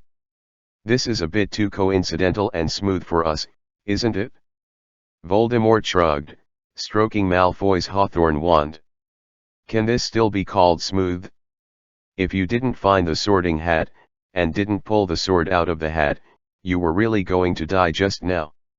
This is the result of your hard work, John Green, if this can be called smooth, in your eyes, it is only right for me to appear in front of you in person. He seems to be very interested in talking, but John actually knows very well what the source of his desire to chat is. It's the result of my hard work, but both I and Professor Dumbledore have a high opinion of your wisdom, Mr. Riddle. John changed his name, and the golden flames in his eyes were like it was jumping with the rhythm of the heartbeat. You really want to deal with me, and you really want to plot against me, and you want my life, but you have failed twice, the Lestrange couple, the first time. If the Triwizard Tournament is your ultimate goal, then today is your last chance. This last time, I don't think you will put your thoughts on your subordinates. Even if you hand over part of your soul to him, that's not enough. These are just preparations, and they're all just preparations for me to let my guard down and win the Tri-Strong Cup unsuspectingly, because if you want to do nothing, if so, then based on what you know about me, you must also know that I will probably find out the problem because of suspicion, right? Malfoy is the best target. You also know that he is a worthless student. It is precisely because of this that you deliberately selected him to represent Hogwarts Castle. No one will pay attention to such a contestant. Not to mention, the things that Lucius Malfoy had with me before must not escape your eyes, and I even suspect that you deliberately indulged Lucius to do this, in order to paralyze me on this and make me completely let go of your guard against him. And just now, it was too coincidental that he came. It was just such a coincidence. He was arranged to enter the castle to participate in the competition when the sun was setting. It was also such a coincidence, I just sent Lester Land. She came to the library after the father and son were settled. Maybe he doesn't even know it, but you have already had a subtle influence on his consciousness. Voldemort listened very seriously. He didn't seem to be hostile to John at all, but his eyes were full of appreciation, that kind of undisguised appreciation. Actually, you still haven't guessed my thoughts, John. He seemed to be talking to a good friend. It's just your vigilance and wariness that made you discover that I was in Draco Malfoy's secret, but in fact, you still don't know anything about my plan. John is not in a hurry. The villain dies because of talking too much. Now it is obvious that he is decent, and Voldemort is the villain, so the more he talks, the faster he will die. Of course, John will not be in a hurry. So, can you answer some questions for me? You did a big thing, John, so big that you can't imagine it yourself. Voldemort stared at John with those cold eyes that no matter how the smile on his face changed. The moment that contract was torn up in that tower, from Stoker's soaring idiot, everything changed, you know. That's the only best way I've found to balance the two souls for the time being. Let me merge with myself. Even if it hasn't been completely successful, it has become an unprecedented wizard who is powerful enough to become a god. But you tore it up and messed up my setup at that tower and got me in a lot of trouble, John Green. Originally, the other me was resisting. That brainless idiot has always wanted to gain control. Now you give him such a chance, of course he will not give up. It is impossible for us to change back to the original, but that idiot didn't throw his brain home after all. After seeing that Dumbledore had already besieged the French Ministry of Magic, he was willing to reach an agreement with me to work together to solve the immediate threat first, and then fight over the ownership of the body. At that time, Bella and Rodolphus hunted you down. I admit, that was the time I really wanted to kill you, but that was the only time. After that failure, I actually not as angry as you imagined, John. On the contrary, I am very happy that there are people as talented as you in this magical world. John noticed the change in his eyes. It was not just cold, but now there was a hint of greed. First chapter, there will be more before 12 o'clock. Chapter 414, 412. Eat the castle. Chapter 414, 412. Eat the castle. The balance maintained through a brief verbal agreement will not last long at all, and the same is true for me and the other self, so when I can't do anything to him, and he can't do anything to me, we must find a way to solve the current situation. Otherwise, if we continue to fight among ourselves like this, we will only be able to take advantage of Dumbledore in the end. Voldemort said loudly. What comes out of his mouth is still Draco's voice, but the tone of it are words that Draco will never say. So, I chose to take a step back and leave my body to him who had long been envious, while I myself tried to find another way out. He looked at John with a mockery on his face. I've already said this, can you guess what kind of way out I'm going to find next? John turned his head and looked at the Triwild Cup behind the wooden door. Although this matter is obscure, it is actually not a difficult thing to guess in combination with the cause and effect. After you separate, even if there is no conflict for the time being, you won't be as strong as when you merged, so you must want to keep your strength from diminishing, and you can even go further. But I think this kind of soul fusion is not any two different souls can be merged together, otherwise you wouldn't want to eat another self instead of looking for someone else, and then you did this in Hogwarts Castle before more, and Hogwarts Castle has a consciousness of its own. John looked deeply at the man standing in front of him who was talking to him in Draco's appearance. When you took control of this school early in the morning, you were preparing for a second move. If you didn't succeed in eating yourself in the end, you would eat this castle. Aha! Voldemort laughed and snapped his fingers. Very correct. I think Dumbledore will definitely have a headache after knowing that I have always wanted to be the real master of this castle. He will wonder what I want to do by doing this, because according to normal thinking, this even if the castle really belongs to me, it will be useless at all. There was a bright smile on his face, which was an expression that Draco had never shown before. A castle that has gathered countless young magic powers and influenced it for thousands of years to form consciousness. This is bound to be a very delicious meal, isn't it? John, as long as I can eat it, the other me what do I care about? That short-sighted idiot who split his own soul and is now reunited by me can't see such long-term benefits at all. Magic is emotion, emotion is soul. Dumbledore has been emphasizing his love, that's because according to his cognition, he only understands that love is the strongest emotion, but he ignores the power of the soul itself. Even if there is no love, so what? As long as my soul is strong enough, as long as I can eat this a consciousness that has gathered thousands of years. I am God. The whole world.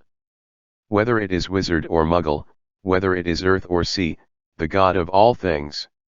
His emotions are high, but people don't feel the slightest sense of ridiculousness and madness.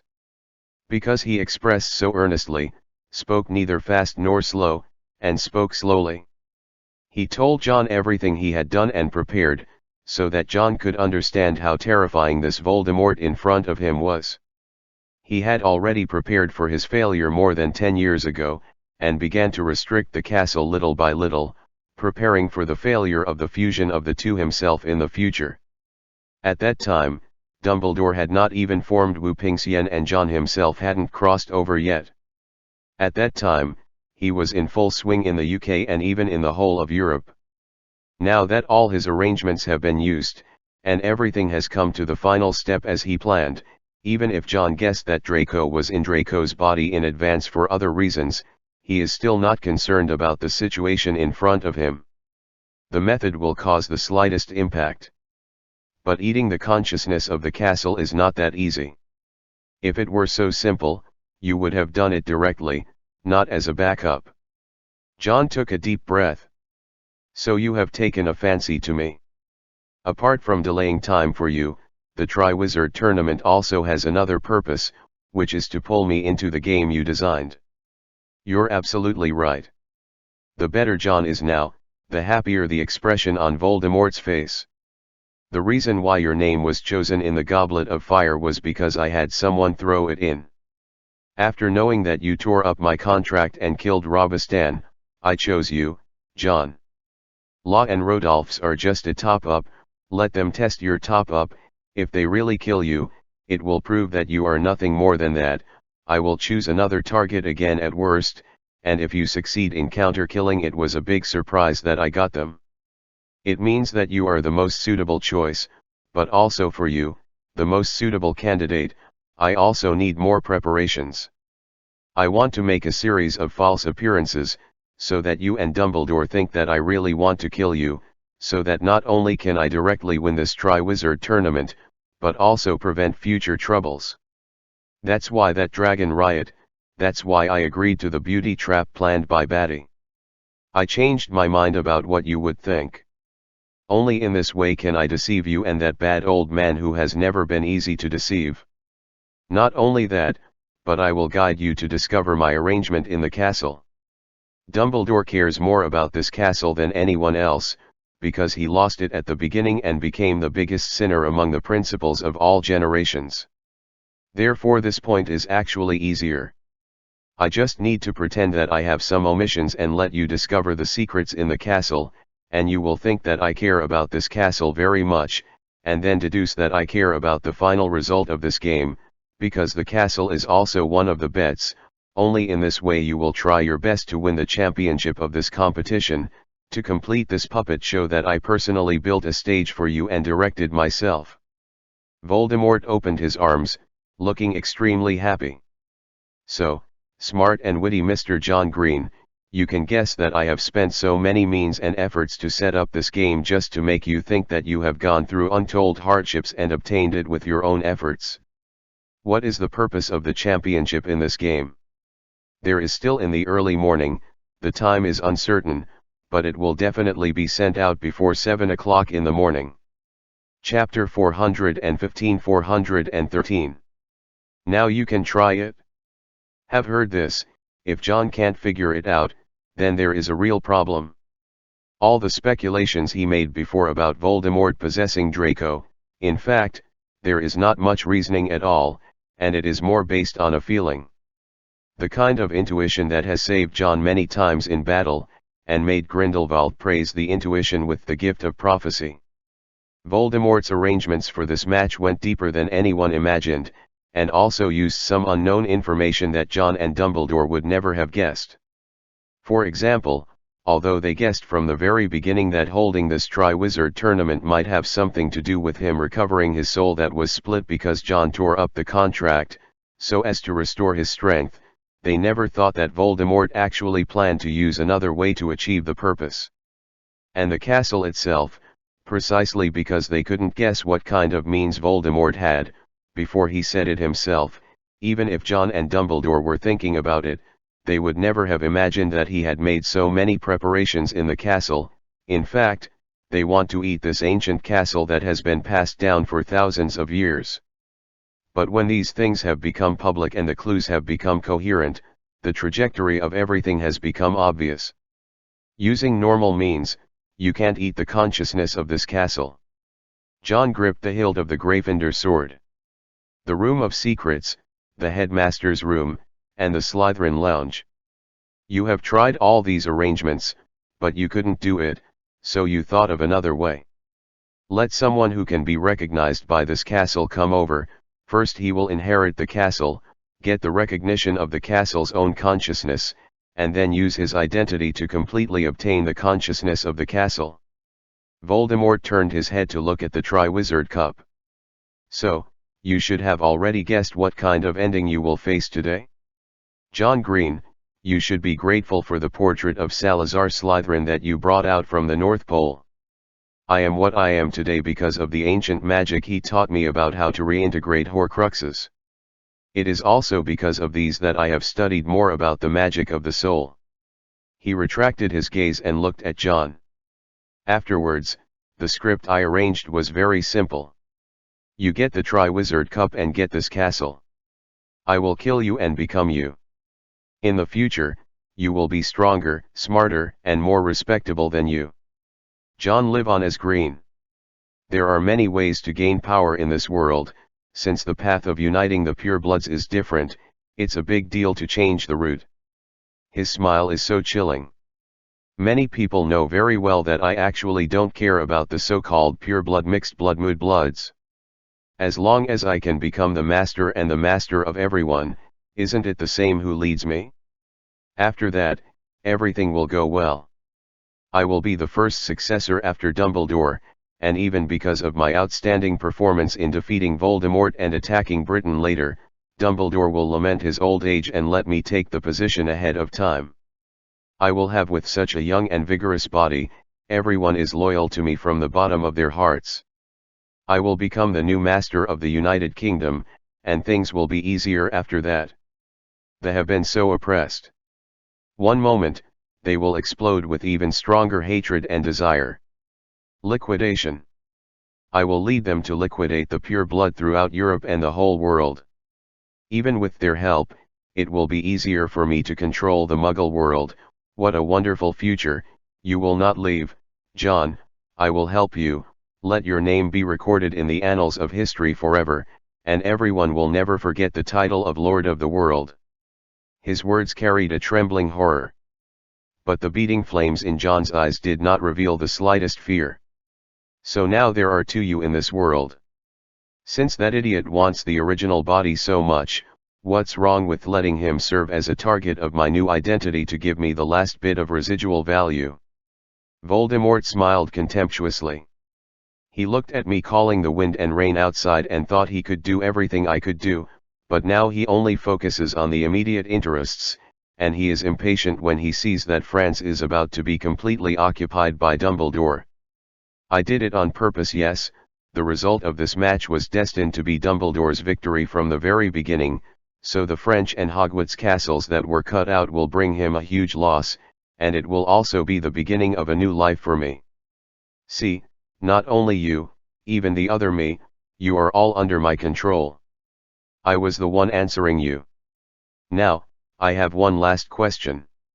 I wonder if you can answer me, Mr. Riddle. John looked into the eyes that should have belonged to Draco. Two people will not appear in this world for no reason. Who are you? Is it from a Horcrux? Is it your own split soul? Or have you been lying all this time? There was a rare silence in the air for a while. After that, Voldemort laughed. He was obviously not putting on a pose, nor was he laughing at John, but an inexplicable emotion, joy, and joyful smile. Let's keep this mystery. There's no need to discuss it, John. I know what you're wondering. You're thinking that I'm deliberately using those words to lure and deceive you. In fact, I'm not me at all, and neither is Riddle. It's not Riddle, who in the world would scold him for being a fool. How could he calculate himself to death, right? His smile did not restrain, but his gaze became stern again. On the side of the library, the window that was blown open when John escaped was blowing in the cold wind, blowing the hem of his and Voldemort's robes. Not getting the answer that has troubled him for a long time, John was not so discouraged and frustrated. He saw that Voldemort had shown off all his plans, and he lost the idea of continuing to talk about this topic, but was ready to start reaping the rich fruit he had planned for a long time. John moved his 10 fingers holding the sword and wand respectively, and those golden eyes radiated a thrilling light in the dark library.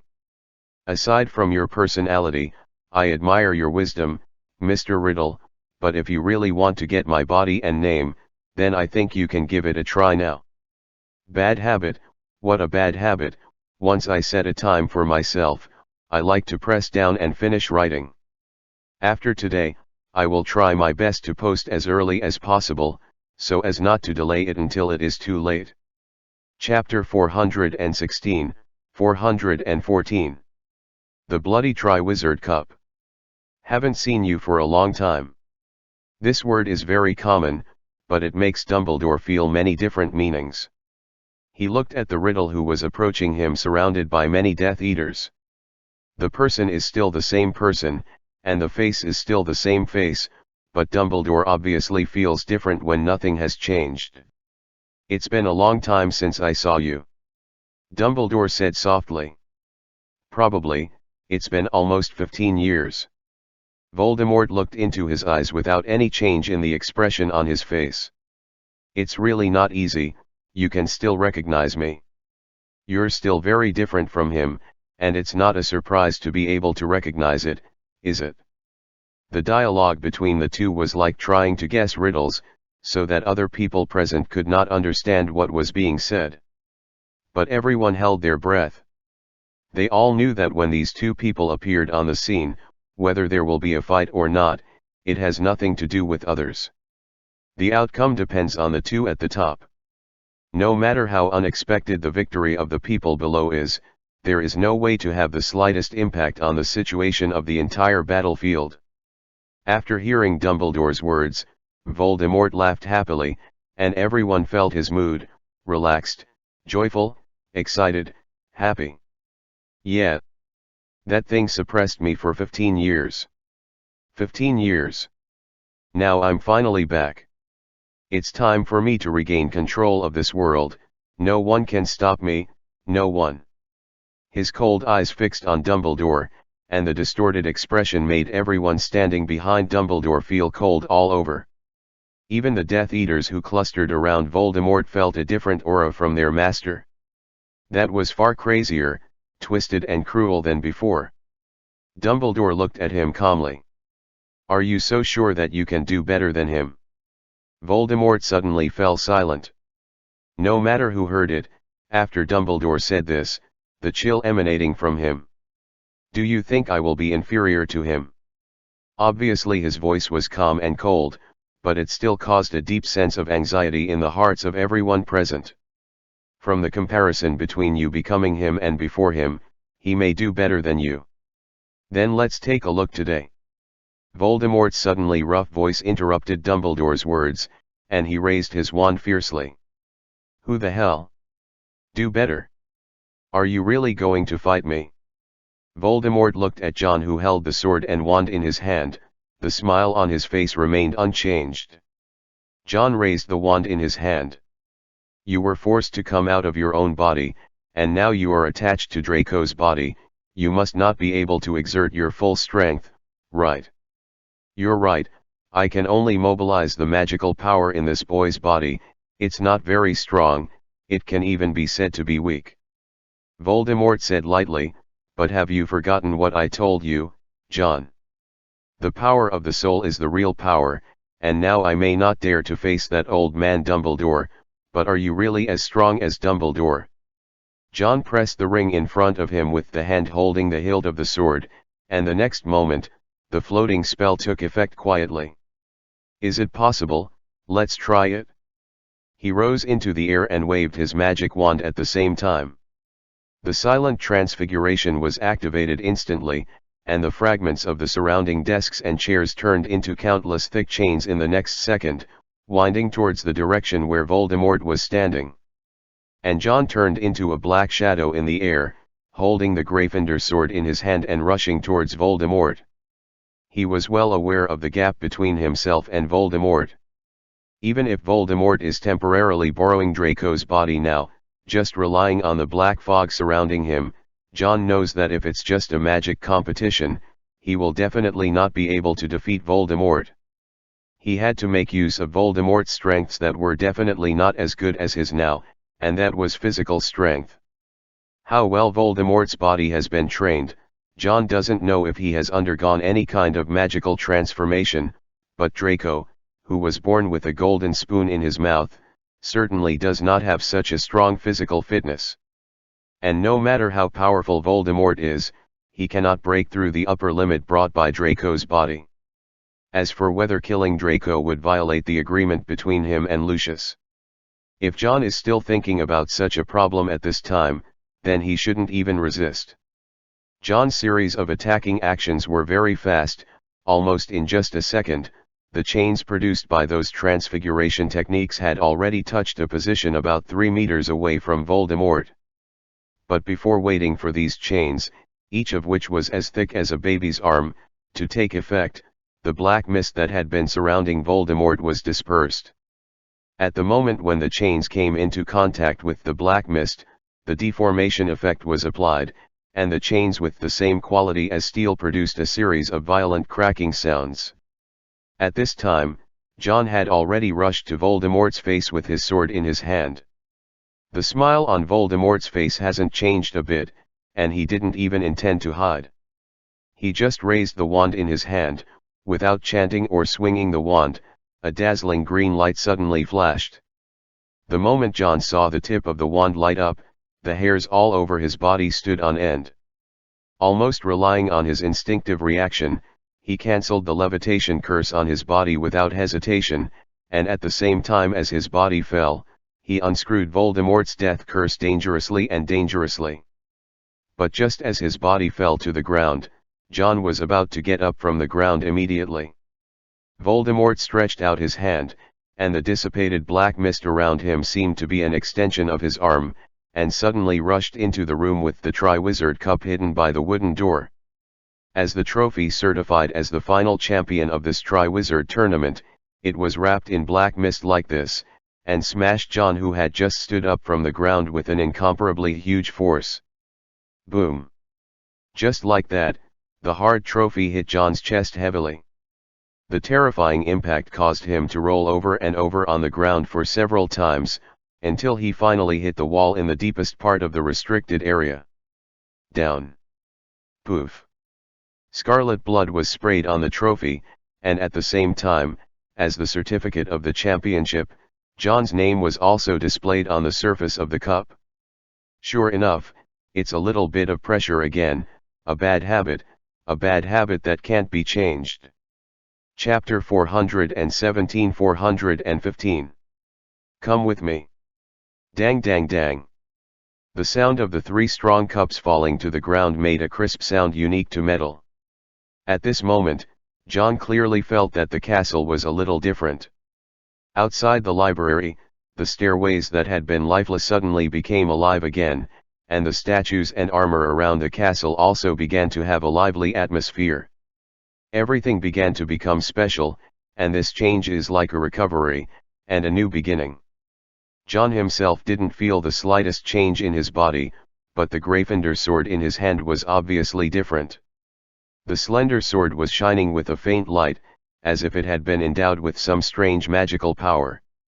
But such a change didn't make John feel the slightest bit of joy and excitement, but instead made his mood sink to the bottom.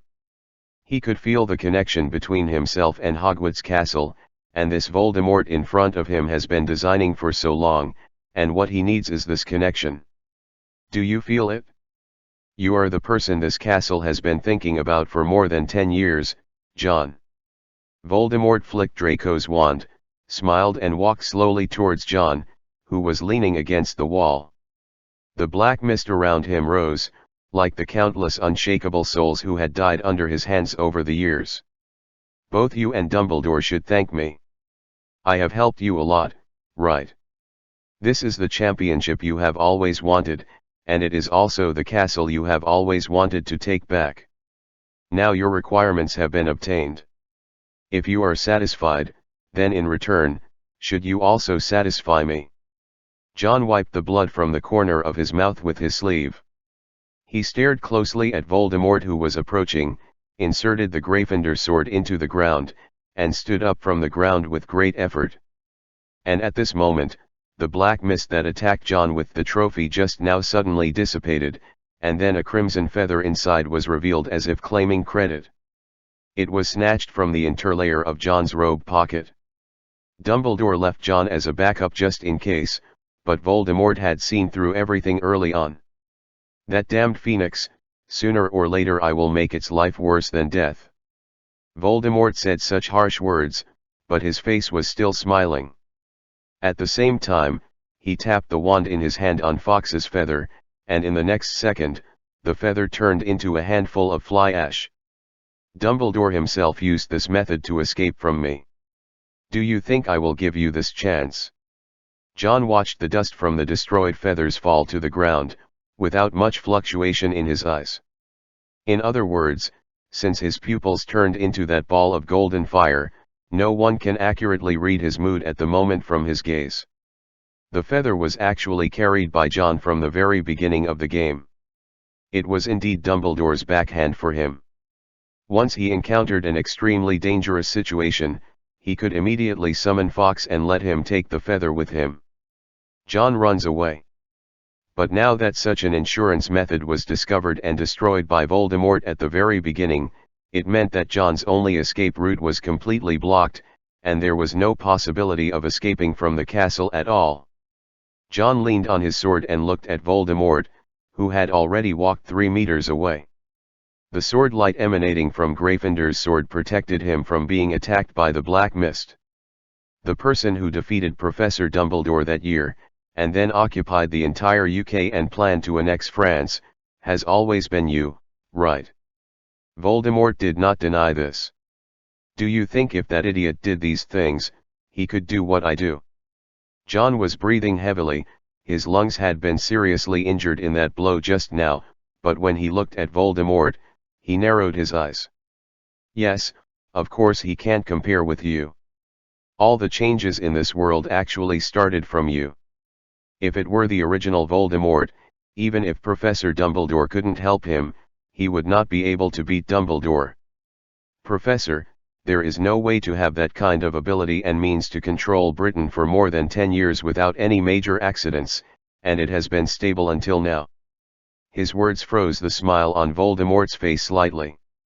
This is the expression he never showed when John recognized him and used Draco's body to show up. What do you want to say? His face gradually became calm, and his flat voice seemed to be without any emotion. John laughed. The blood at the corner of his mouth hadn't been wiped clean, and Voldemort's emotional change didn't make him feel anything, but he had always been like that from the beginning, and now there was some emotional change in expression that made John very happy. I want to say, you are a variable, and I am also a variable. Our appearance has caused unknown changes in the direction of this world. Maybe God knew this from the beginning. No, it can't be called God. According to magic, the word in the world should be called fate. Fate has been calculated a long time ago. This world needs to be corrected, and to get rid of these wrong changes, of course, you need a person like me. I really should thank you, Voldemort. I will call you by this name for the time being. Thank you for helping me and helping me make a choice. Hearing that John, who seemed like an outsider, was telling riddles, Voldemort's face became more and more gloomy. What's the point of what you say? You don't really think that you have a chance to confront me face to face, do you? If that's the case, then I was wrong. I always thought you were a smart person. You should have a clear understanding of yourself. The moment his voice fell, the black mist around Voldemort exploded. At the same time, he swung the wand in his hand suddenly, and without any warning, the green death light suddenly swept towards John. Although John was smiling, the vigilance in his heart was still undiminished.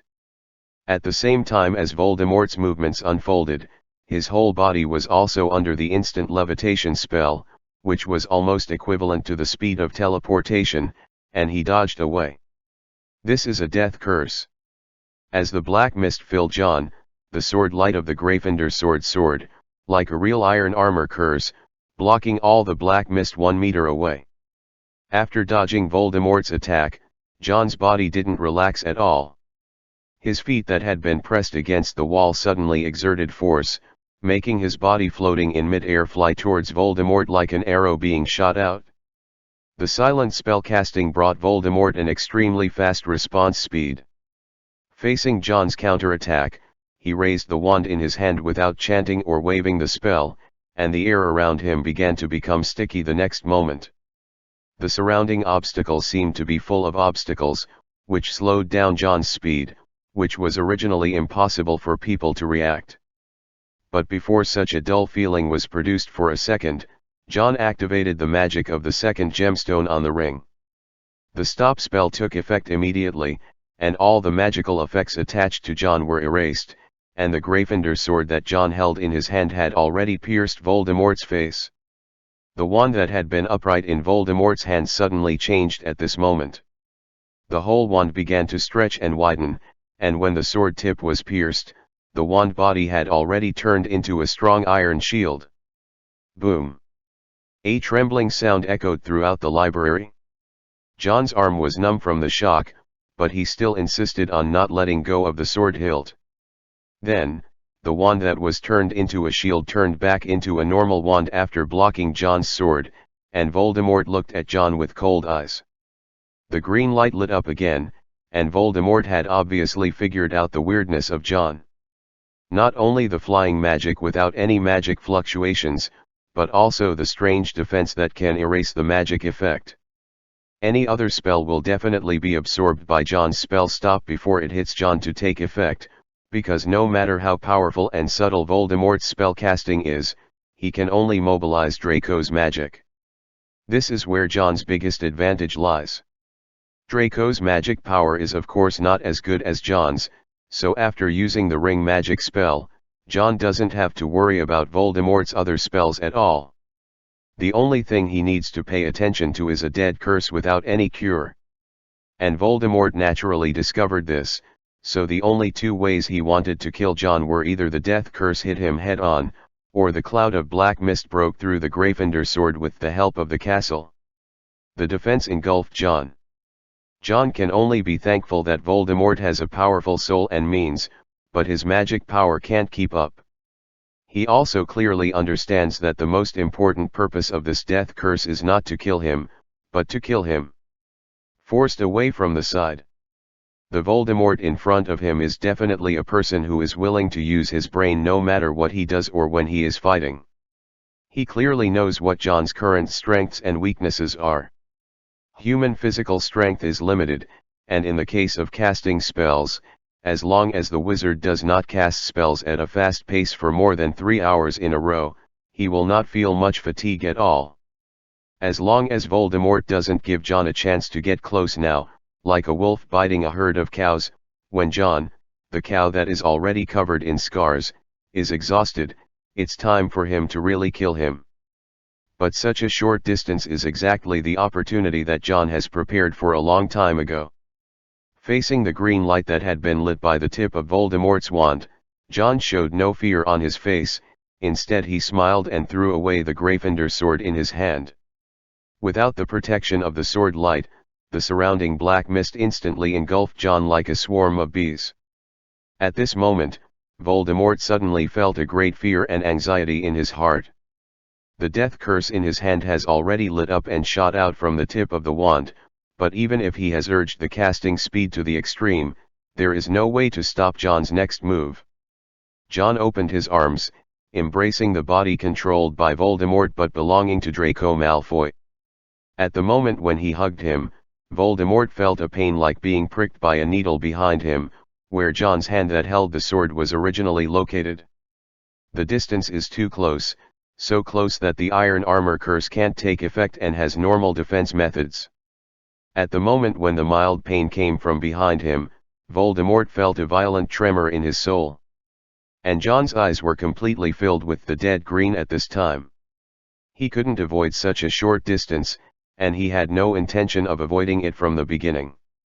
After Fawkes's feather was destroyed by Voldemort, John was destined to be unable to escape today, and he knew better than anyone else that the two seemed to be evenly matched for the time being. There is no doubt that he will die. Voldemort's attainment in magic is not something he can catch up to after just a few years of learning. John's only chance is to find an opportunity. An opportunity to die with this Voldemort in front of him. This is another backhand that Dumbledore and Salazar prepared together, a backhand that both John and Dumbledore themselves prepared. Since Voldemort learned the knowledge of merging Horcruxes from his ancestors, Salazar would naturally be able to find a way to crack his soul again. Before the start of the third project, neither John nor Dumbledore knew what Voldemort wanted to do, but both of them prepared such a thing to crack Voldemort's assembled Horcruxes, so that as long as one of them, if any of them, encountered this Voldemort who had fused the remnant of the Horcrux, there would be special means against him. According to Salazar's deduction, the reassembled soul is then violently torn apart. It is impossible for normal people to withstand such soul damage, but how to create a suitable opportunity to use this thing can only be seen. Dumbledore or John himself. And John obviously has found the right time at this moment. Voldemort thought he would inevitably avoid the death curse, but he just didn't dodge. Just like what he said just now. The node where this world has changed is the man standing in front of him who claims to be Voldemort, and John himself should not be the soul of this world in the first place. The magical world, which would go through hardships but will eventually move towards light, has become riddled with holes at this time. John clearly realized that as long as this Voldemort in front of him is wiped out, everything will be restored to its original state. As for him, it was originally an accident that shouldn't have happened here. After I died in my previous life, I was able to travel here to meet so many lovely people and experience so many wonderful things. This is already a big profit. The green light hit John thoroughly. At this moment, there was only one thought left in his mind. Come with me, Voldemort, leave this world without you. Xiuxian's system is decompressing, data file error, do you want to redecompress? Yes. Unzip successfully. Cultivating Immortal Guidance System, changing name. The Beastmaster training system is at your service. The child lost his eyesight. This TM is obviously the world of cultivating immortals. Where did the Beastmaster come from? Ding. Achievement task, Supreme. System detection, you have become the strongest Beastmaster in the world, and rewards are being issued for you. All Soul Supreme Body. Description, you will become the Supreme Being, the source of immortal spirituality. Every drop of your blood, every hair of your hair can bestow immortality on all things, possess infinite potential, break free from all shackles, and achieve immortality. Cluck. Quack. A chill suddenly rushed into my heart, and the child came back to his senses. Immediately, he saw dozens of pairs of eager and greedy eyes staring at him. They were the poultry raised by his family, and they were staring at him in unison at this moment. Chapter 418-416 Fire of Nirvana. John fell to the ground. After 2 scuffles, the library has become a mess, with sawdust and dust everywhere on the ground. When John's lifeless body fell, a cloud of dust was shaken. Plop. Voldemort also knelt down with a ferocious face. The veins on his forehead were bulging, and he held his head in his hands. His face was so red that he could ooze blood, and his eyes were also bloodshot. He reached out his hand to grab the thing that John stabbed into his body before he died, but because his hands and feet seemed to be twitching, he couldn't touch it for a while. Suddenly, Voldemort's ferocious face suddenly turned into panic and fear, and Draco's soul regained control over the body. He looked around in a daze, and finally couldn't help crying after seeing John's body lying on the ground right in front of him. Mother! But just as he was crying, the expression on Draco's face froze again, turning into that cold and stern look again. This time Voldemort's hand didn't tremble at all. He suddenly grabbed the long needle stuck in his back, and then pulled it out from the back of his heart. This needle has no physical appearance. When Voldemort pulled it out of Draco's body, there were no wounds or blood marks where the needle went in, and even the clothes showed no signs of being pierced. However, when it is held in the hands, it can make people feel that it is a real thing. Damn old thing. Voldemort cursed, and at the same time, he kept smashing Draco's brain into a messy ground. The pain that originated from the depths of his soul and was 10 times more painful than cruciatus made him unable to think about other things at all. The black mist that originally surrounded Voldemort was also boiling as if it had been boiled, and Voldemort's own faces of different ages began to appear in the black mist. They opened their mouths and let out silent screams, and they seemed to be uttering the most despicable curses at Voldemort. One by one, they wanted to break free from the black mist that was on the verge of collapsing, but in the end there was still no way to leave. At a certain moment, the black mist scattered everywhere in the library suddenly shrank, and then like a black cloth spread on the ground, it recompressed all the souls who were constantly trying to break through the shackles. into Voldemort's body. Voldemort's forehead was bleeding, he stopped his self-harm, stood up from the ground pale, and stared at John's body lying on the ground with such hatred. John Green. Well done to you. Well done to die. He stumbled to John's side, and the joy, hatred, and relaxation on his face were no longer concealed. There are so many geniuses in this world, but even if you are talented, so what? This is what happens when you fight against me.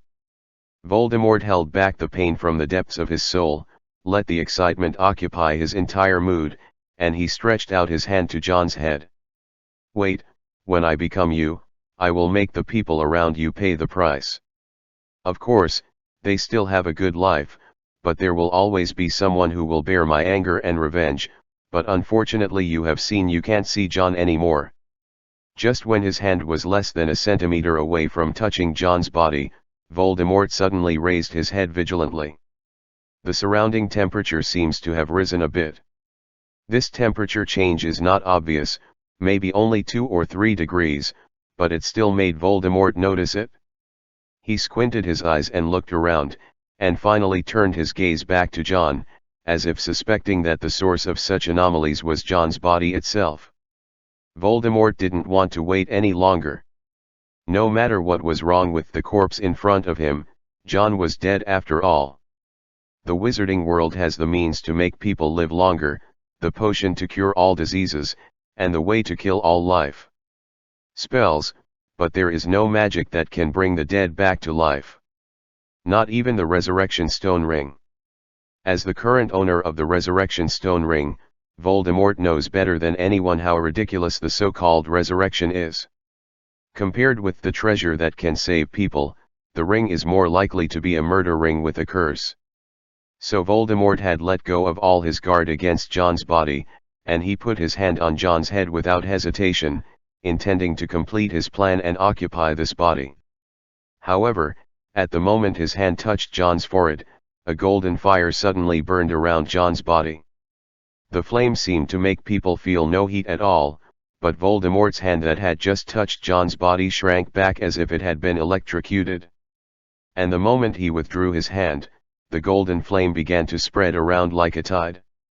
Soon, the entire library was occupied by the fire, and Voldemort was isolated from John's body. The flames surrounded John, as if they were burning him, or surrounded them. King. The joy and venting on Voldemort's face disappeared, and he watched in shock that it had been lifted from the ground by golden flames, and it seemed to be the only existence in the bright library. Why? What have you done to yourself? He couldn't vent his inner rage, so he could only question it by roaring. And at this second, the flames rushed out of the library and began to spread throughout the castle. On the field outside the castle, countless tents have already been set up, and all the teachers and students who were going to spend the night on the Quidditch field saw this scene. Each of them watched in a daze as the golden flames spreading from the ground began to rise around the castle, as if the entire Hogwarts castle was engulfed in a sea of flames. The professors in the castle all looked bad, and Crouch and Snape found Matthew together. During the expropriation of the castle, you didn't tell us that such a thing could happen again, Mr. Graves. Matthew looked at the magnificent scene, his eyes only reflected the golden light, he murmured. As I said, I will discuss the compensation plan with its subsequent owner for any loss of Hogwarts Castle after this match. And just when every student and teacher walked out of the tent and saw this strange scene, a melodious singing suddenly sounded from all directions. No one could hear what the voice was singing, and no one could tell where the language humming the song came from, and no one was even sure if it was any kind of speech. But everyone can hear the ethereal, sacred, and undefiled breath from this song. In the center where the flames spread, John's body had disappeared. Instead, there is a bird with golden and red feathers. The golden fire of Nirvana spreading around seemed to be his subordinates, and the ethereal singing seemed to be singing the birth of a divine life. There was a black mist around Voldemort, preventing the flames of Nirvana from burning his already festering soul. He looked at the phoenix sitting on top of the sea of flames with unbelievable, furious eyes that he had never seen before. "How did you do it? No one could do it. Never before in history has a wizard turned into a magical animal. How could you have done it? Why?" John just looked down at Voldemort with those pale golden eyes, who looked more powerless and furious. Without saying a word, the fire of Nirvana spreading around him spontaneously increased his offensive against Voldemort. The flames that filled the castle did not burn anything. These flames seemed to have no temperature, but they were a deadly poison to Voldemort himself. The black mist around Voldemort has been locked to the extreme under the continuous erosion of the golden flames. Voldemort looked at John, who spread his wings in the sky and was about to swoop down on him unwillingly. "It's not over yet. John Green. Don't think that you have won if you do this. You and Dumbledore can't deal with one me, let alone there are two me in this world. Wait, wait." Just when the sharp beak of the phoenix was about to hit Draco's head, the last remaining black mist rose up, and Draco fell to the ground, completely covered by golden flames as if dead. But the black mist that was above the sea of flames and wanted to escape was suddenly burned by a group of flames falling from the ceiling. Voldemort's painful scream sounded in the black mist. Then the black mist disintegrated, and most of it was engulfed by the golden flames, but there were still a few black shadows squeezed out of the gap and escaped from the sea of flames. John didn't go after it anymore. He couldn't do it at all, because he was also in a state of half-blind circle at this time, and there was no way to fully understand and control the power of the phoenix itself. The moment he was hit by the killing curse, he was already sure that he was dead. His consciousness fell into endless darkness, and his soul was about to be absorbed by the magic wand that killed him. Not only could he not walk on the path of death, but he would also be bound forever. But at that moment, a pair of golden eyes lit up in his mind. Those eyes were very familiar to John. He could clearly feel that he had seen them somewhere, not by accident, but often. But before he could think carefully about who these eyes belonged to, countless flames ignited from the depths of his soul. The fire spread out from his body, not only giving his soul a new life, but also washing everything around him. After not knowing whether Voldemort's soul had been purified or driven away, John flew from mid-air to the ground and turned back into a human form. Then, he looked at his two hands, which were obviously smaller and immature than before, and fell into thought. Chapter 419-417. Another Phoenix. The battle of the French Ministry of Magic has come to an end. Voldemort and Dumbledore should be regarded as a tie in the end, but it was only a tie on the surface. Both parties can feel it themselves. In fact, if the delay continues, only Voldemort will lose in the end. Therefore, it seems that the result is a tie in the end, but in fact, the people who stay in the French Ministry of Magic are wizards from Wupingzian. Behind Dumbledore, Iniesta and the others certainly saw this. After Voldemort left with his men in a state of embarrassment, everyone cheered resoundingly. But only Dumbledore himself did not show much joy on his face, but frowned. Since the Voldemort he met here is obviously not a fused Horcrux, where is the other Voldemort who has a fused Horcrux? You stay here and wait for the news from England. I will go back to Hogwarts to have a look. Don't enter and cross this line until John is sure that he has won. After explaining the matter, Dumbledore was surrounded by the light of Fawkes and disappeared into the French Ministry of Magic. And when he returned to Hogwarts School, the golden flames that wrapped the castle had disappeared. But all the students and teachers who saw the scene did not immediately go back to the tent to rest, but stayed outside the castle. With such a big commotion just now, everyone can guess that something unusual must have happened in the castle. Many people have a premonition that who will be the champion in the end will come out of the castle with the trophy and it will be decided immediately. At this time, Dumbledore also returned to Roger's side. He listened to Roger tell him what happened in the castle just now, and then looked at the castle with deep eyes as if he had seen through something. Standing on Dumbledore's shoulder, Fawkes looked at Hogwarts Castle, his pale golden eyes tilted his head as if he had known everything in advance. While everyone was staring at the castle, the gate of the castle was suddenly opened from the inside. Outside the castle, everyone fell silent instantly. In the beginning, this kind of silence only existed for those students who stood at the front, closest to the gate of the castle, but it was as if the silence could be contagious. When the people behind noticed that the people in front started to hold their breath and look at the castle, they also felt the same. They couldn't help but quiet down, staring fixedly at the castle gate that had been opened. Everyone is guessing who the person who walked out of the castle is. Of course, the students in the castle hope that the person who wins in the end will be Emile or Draco, but if such a thing really happens, they feel a little unrealistic. But when that figure appeared at the gate, everyone's eyes widened, showing an incredible and somewhat dazed gaze. Walking out of the castle was a boy who seemed to be no more than 6 years old. He had blonde hair that was blown by the night wind, and a pair of extremely rare pale gold eyes on his immature face. If he walked on the street normally, designated as the kind that kills all men, women, and children. It's just such a calm and indifferent expression, but it doesn't look like a normal 6-year-old child can show it. And everyone saw what he was holding with his 2 hands respectively. Those were the 2 contestants representing Hogwarts Castle, Draco Malfoy and Emile Lestrange. Draco's face was pale, but he was still breathing weakly, but Emile's face could make people see the dead blue-gray in it at a glance. He died. John suppressed the evil thoughts spurred by the black magic in his heart and did not kill him, but Voldemort helped him later. The black mist that permeated the entire library was indistinguishable from friend to foe. Amir, who was just lying on the ground under the stun spell, was harvested in this way. John couldn't help but sigh when he found out that he was dead.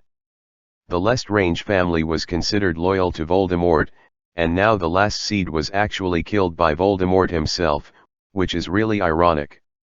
Even though his body has undergone strange changes, John's physical fitness does not seem to have changed accordingly. He easily dragged the 2 dead bodies of Emile and Draco, and at the same time used the floating curse-controlled the Triwizard Cup and walked out of the castle. Everyone outside the castle was looking at him, whether it was the students from Hogwarts Castle or the students in the carriage, they all stared at him in shock. Even if the outside is quiet and only the whirring of the wind can be heard, John can still read the question from their eyes. Who are you? Ahem, I'm John Green. John looked at Matthew, who was also standing there dumbfounded, and introduced himself with embarrassment in a childish voice that had obviously become immature. Matthew reacted when he heard his voice. He looked John up and down as if he had seen a ghost, and then looked at the Triwizard Cup floating in mid-air. There is a special magic on the cup, and the first person who touches it will leave his name behind and become the champion of this Triwizard tournament. And the cup at this moment is marked with John's name. But although the person in front of him does have a lot of similarities with John, everyone saw it this morning. It was a 14 or 5-year-old boy John who walked in, not the one who looked like this from the outside. A young boy who may not even be old enough to go to school. Well, now John defeated Voldemort, won the championship, and finally fell into distress on how to prove himself. At this moment, Dumbledore had already walked up the steps of the castle with a smile on his face. Did you meet him? I even got killed by him once. John threw Draco and Emile on the ground, frowning and looking at his young, white, and outrageous hands. But I probably didn't keep him, Professor. What Mr. Slytherin gave us has worked, but he doesn't seem to be killed as expected. Why didn't you call Fawkes over immediately? The expression on Dumbledore's face became serious after hearing John say that he had died once. John raised his eyebrows and shrugged. This Voldemort is very different. He immediately found the feather from me and destroyed it. But fortunately, we have another phoenix starting today. Are you right, Fawkes? Fawkes jumped onto his shoulders, nuzzling his face affectionately. And Matthew, who seemed to have heard something extraordinary, was soaked in cold sweat at some point. Chapter 420-418. Waiting for Mr. Principal to come. Matthew knew that this Triwizard Tournament was destined not to end as peacefully as it appeared on the surface. But he never thought that the ending that John said would happen. Matthew couldn't guess what exactly happened, but from the conversation between John and Dumbledore, as long as he is not a fool, he can naturally hear that it was Voldemort himself who troubled John in the castle just now. As for the final result, now it is John who walked out, and Emil died, and Draco was seriously injured and unconscious. There is no second possibility for this result. The expression on Matthew's face became a little dignified. He has already noticed a commotion among the teachers and students in Hogwarts Castle, and he knows that someone must have noticed that Emil's state is wrong at this time, and Lucius, Snape, Barty Jr., and others in the crowd have already. With a gloomy face, he pushed aside the crowd and rushed towards them. "What's next, Albus?" Matthew asked in a low voice. Now the result of the game is obvious. Since John's name is left on the Triwizard Cup, everything is subject to the rules. Matthew, who wants to end the game quickly, will naturally ask the winner, Dumbledore, their opinion. Dumbledore didn't say anything, he just took a step forward and stood in front of John. "You don't need to ask me this question, Matthew, you are the referee, and now the result of the game has come out, you should know what to do." Hearing Dumbledore's words, Matthew turned and looked at Lucius and the others who had rushed up, and their eyes were looking at them. Each of them almost held their breath, as if guessing something, but before making an official announcement, the Hogwarts Castle students who couldn't believe it. "I declare." He gritted his teeth, took a deep breath, and suddenly said loudly. Snape and Barty Jr. stopped in their tracks, only Lucius rushed to Draco's side regardless, with a flustered expression confirming the safety of his son. Everyone in the audience has already focused their attention on Matthew. They seem to be suspicious, doubting that this American wizard representing the International Federation of Wizards really dare to say the result in the end. However, in the next second, Matthew's voice, blessed by the amplifying charm, reached the ears of everyone present. "The winner of this Triwizard Tournament is the warrior of the Hogwarts carriage, John Green." The moment he made such a declaration, an old piece of parchment flew out of Dumbledore's robe pocket.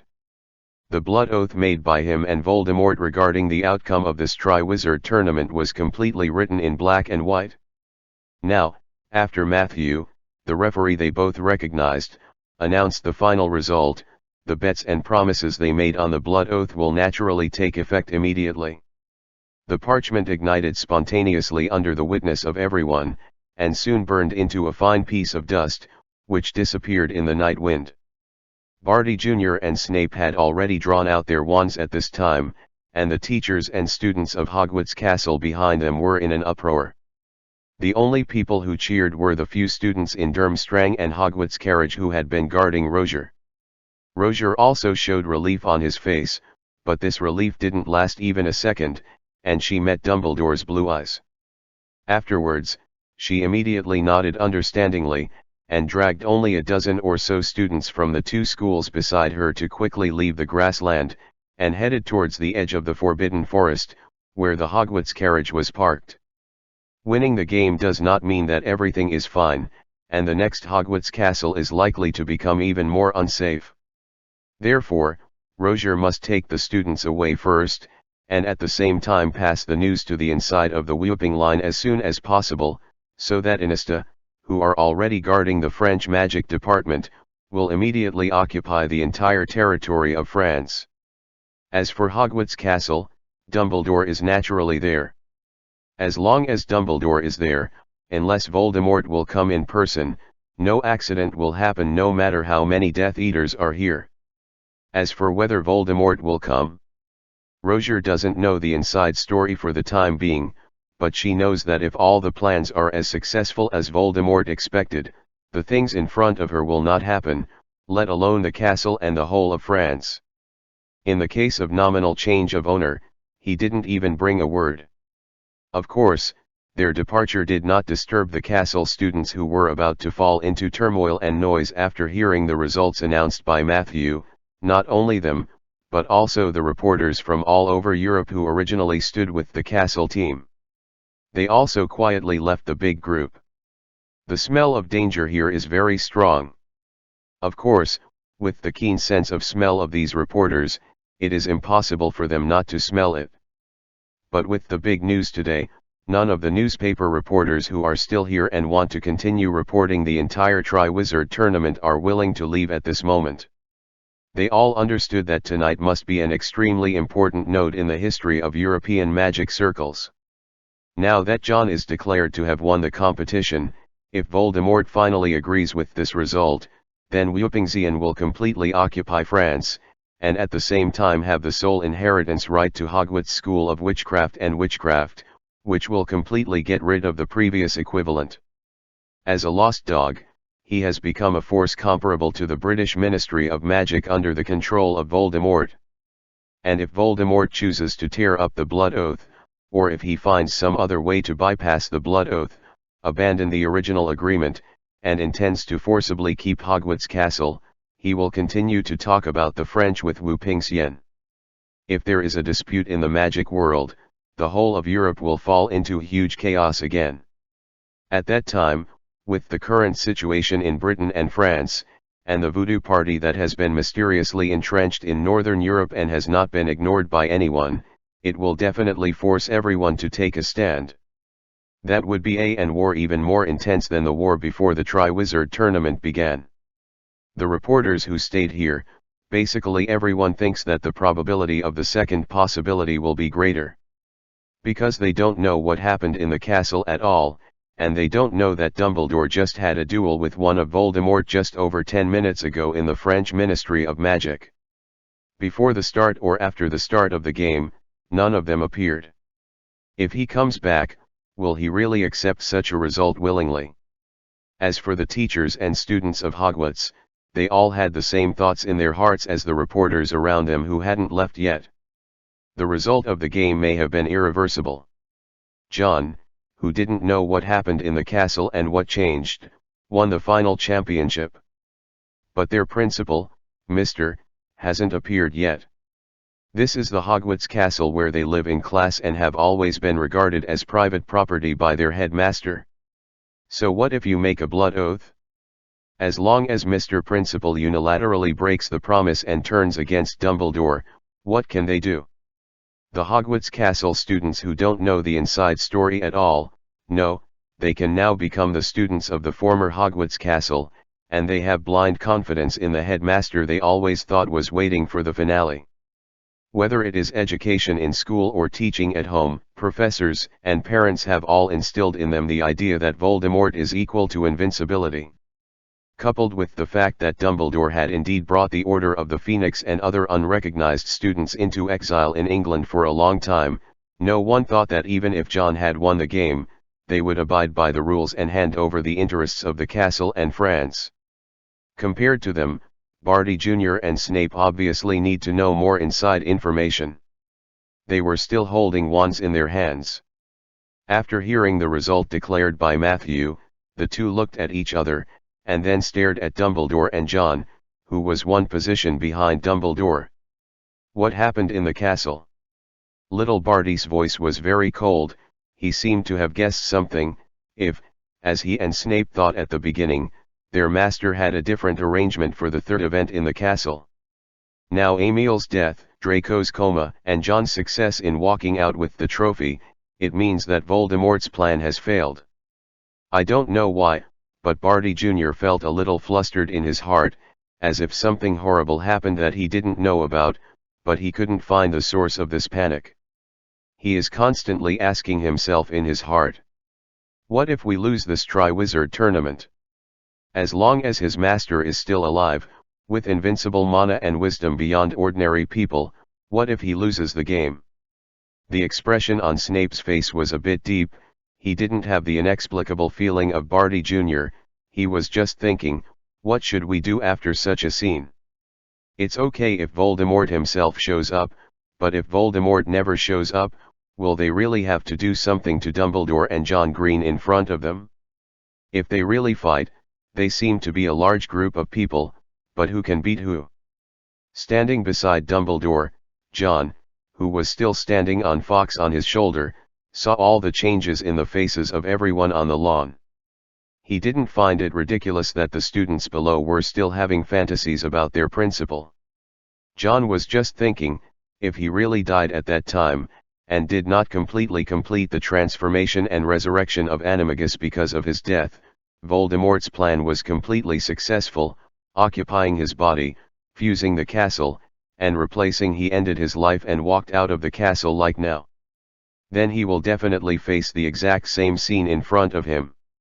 The students in the castle are all looking forward to their principal Mr. Can stand up to keep their school and tear up the contract that has been promised. But the principal they pinned their hopes on has transformed into the culprit who caused all this before them, and at the same time, they will carry out the strictest and cruelest liquidation against them in the future. Until now, every time he thinks about the plan that Voldemort said, John still feels a chill down his back. He really is doing whatever it takes to gain power and status for himself.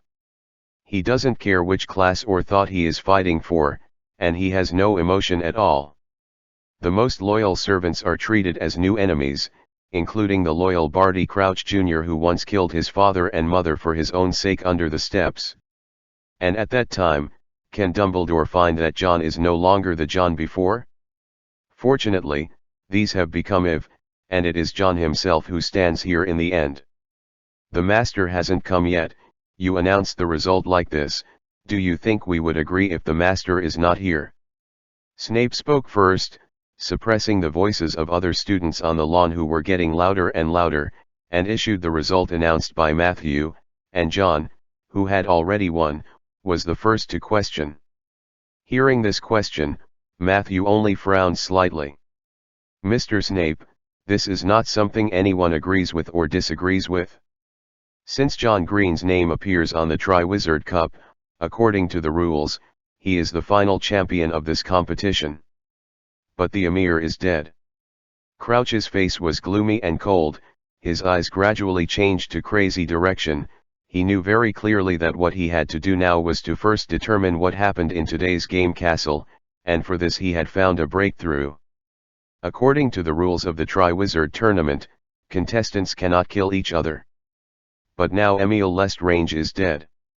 Of course we have to question the final result. It's not what we see now. How did Emile die? John Green, who entered the castle in front of all of us, was clearly a 15-year-old student, but why he became what he is now, all these need an explanation. Do you want to admit this? As a result, we must know what happened in the castle. His words made the students on the lawn finally find an outlet for all their dissatisfaction. The students also clamored that John must give an explanation now, about Emile's death, about the changes that happened to him. In this regard, John did not avoid the eyes of those people who were angry or even resentful. He said very bluntly, Emile Lestrange died at the hands of your principal. I didn't kill him at all. I think his death status can be easily found out. After all, there are not many people who know that kind of magic. As for me, the current state, this is related to personal privacy, no comment. Just as the silence fell again below, John's voice sounded again when they were faced with John's ridiculous lie. Finally, if it's about killing people, then I did kill a man in the castle. That man's name seems to be Brandon Lestrange, and he wanted to join forces with his son to kill me. And then won this Triwizard Tournament, and finally I used the sword left by Gryffindor, stabbed to death with a sword, and the body is still in the tower where the Gryffindor lounge used to be. I want to find it's easy to find. I had a busy day yesterday and was too sleepy. I didn't want to ask for leave, so I wrote a chapter desperately. In fact, I might as well just ask for leave. This is my problem, and I will definitely make up for it later. This month is only a month and I plan to do it for a while. Chapter 421-419. Who are the prisoners of war? After John finished speaking, there was an even bigger uproar in the audience. There is really too much information in it. Leaving aside the matter about Lestrange and his son cheating together in the castle, just because John said that Emil's death was caused by Voldemort himself, it has already made every one of the students felt absurd. Their headmaster will appear in the castle in person, not only did not attack John, but also killed Emil who represented him in the competition. This is simply nonsense. No matter who comes, it is impossible to believe it. The students didn't believe it, and of course Crouch and Snape, who were professors, couldn't believe it either. Do you think everyone here is a fool? Crouch's face was cold. Master killed Emil? Even if you want to find an excuse to get rid of the crime of killing yourself, you should come up with a more reasonable lie, right? If you just say that Lestrange and his son cheated and attacked you in the castle together, and you were forced to fight back, then maybe some people can believe this reason. While Crouch was talking, Snape had already winked at several professors and castle administrators on the lawn. Immediately, these people understood, and immediately stepped up the steps, trying to enter the castle in front of Dumbledore and John. We need to investigate the truth of the third game before we can determine whether we can accept the result of such a game. Snape stared at Dumbledore and said flatly. However, Dumbledore and John just stood in front of the castle gate, with no intention of getting out of the way at all. Sorry, Severus. Dumbledore also said calmly, from the moment the contract became effective, this castle is no longer yours, and of course you have no right to enter now. His words like this undoubtedly made Barty Jr. even more angry. Few of the students on the lawn have ever seen their charms professor lose his composure like this. The final result of this game has not been approved by the master. This castle is still ours. Or, do you want to start the war again? Junior. Barty's extremely strong words and stance made the students behind even more excited. They yelled louder, threatening Dumbledore and John, shouting in a mess to tell them to get out of here. Now that the result of the game is not recognized, the castle is still in its previous state. However, John just glanced at Dumbledore, and didn't intend to take any action at all. Dumbledore just looked at the noisy students below, Barty Jr. and Snape, who were already glaring at him. Perhaps you can try to take it away again. His words ignited the anger of the students below. Young people are the most passionate and excited. In addition, the education these pure-blood and mixed-race students have always received means that Dumbledore is always defeated by their principal. John and his students are all bereaved dogs. If they met alone in private, then perhaps most of them would be as frightened as Draco was to John, as if they dared not say anything excessive. But now in public, with professors around, and the possibility that Mr. Principal may come at any time, everyone's courage grew. They vented their anger and emotions, and even some of the more extreme ones had already raised their magic wands, waiting for Barty Jr. and Snape to help out after they started to fight. Seeing them like this, John finally felt ridiculous. Actually, he and Dumbledore didn't need to explain this at all after the game. The castle already belonged to them both legally and practically, and these people now had no possibility of causing trouble. The reason why they are still wasting time here is only because Dumbledore and John both want to expand the results of the battle without saying anything. A bet to avoid war is over, which means another war can begin. The commotion of the students just below was getting louder, and Dumbledore and John hadn't shown any sign of letting go of the castle gate. The professors who had already arrived at the gate were about to ride a tiger, and raised their wands at Dumbledore and started to fight when suddenly, the night sky was covered by a white shadow. Countless wizards in white robes with Wupingsian emblems embroidered on their chests rode broomsticks covering the sky above the lawn in front of Hogwarts Castle. Sirius with a cruel and happy smile on his face, Lupin with a deep face, Moody with one-eyed serious eyes, Kingsley who commanded this large troop on the Whooping line and began to land, etc. Most of them are in the formation of Whooping. The wizards who were members of the Order of the Phoenix before, came to this long-lost campus together. Such a scene made all the students below panic. The former castle students who were still clamoring to make Dumbledore and John look good, and when their headmaster arrived, this is where they will be buried, after seeing that those are all well-known wanted criminals from the Ministry of Magic, all the blood on his face was lost in an instant. Most of them are pampered young masters and young ladies. They even dared to yell after a while, but when the big scene came, the war was about to start, and when they were about to fight with their lives, they also started to be afraid. As long as purebloods graduate from school honestly, they will have a bright future. The whole two classes of mixed blood and mudblood are serving them. There are still great years waiting for them to enjoy in the future. Why die here? But just when they felt scared, Kingsley and the others didn't stop because of this.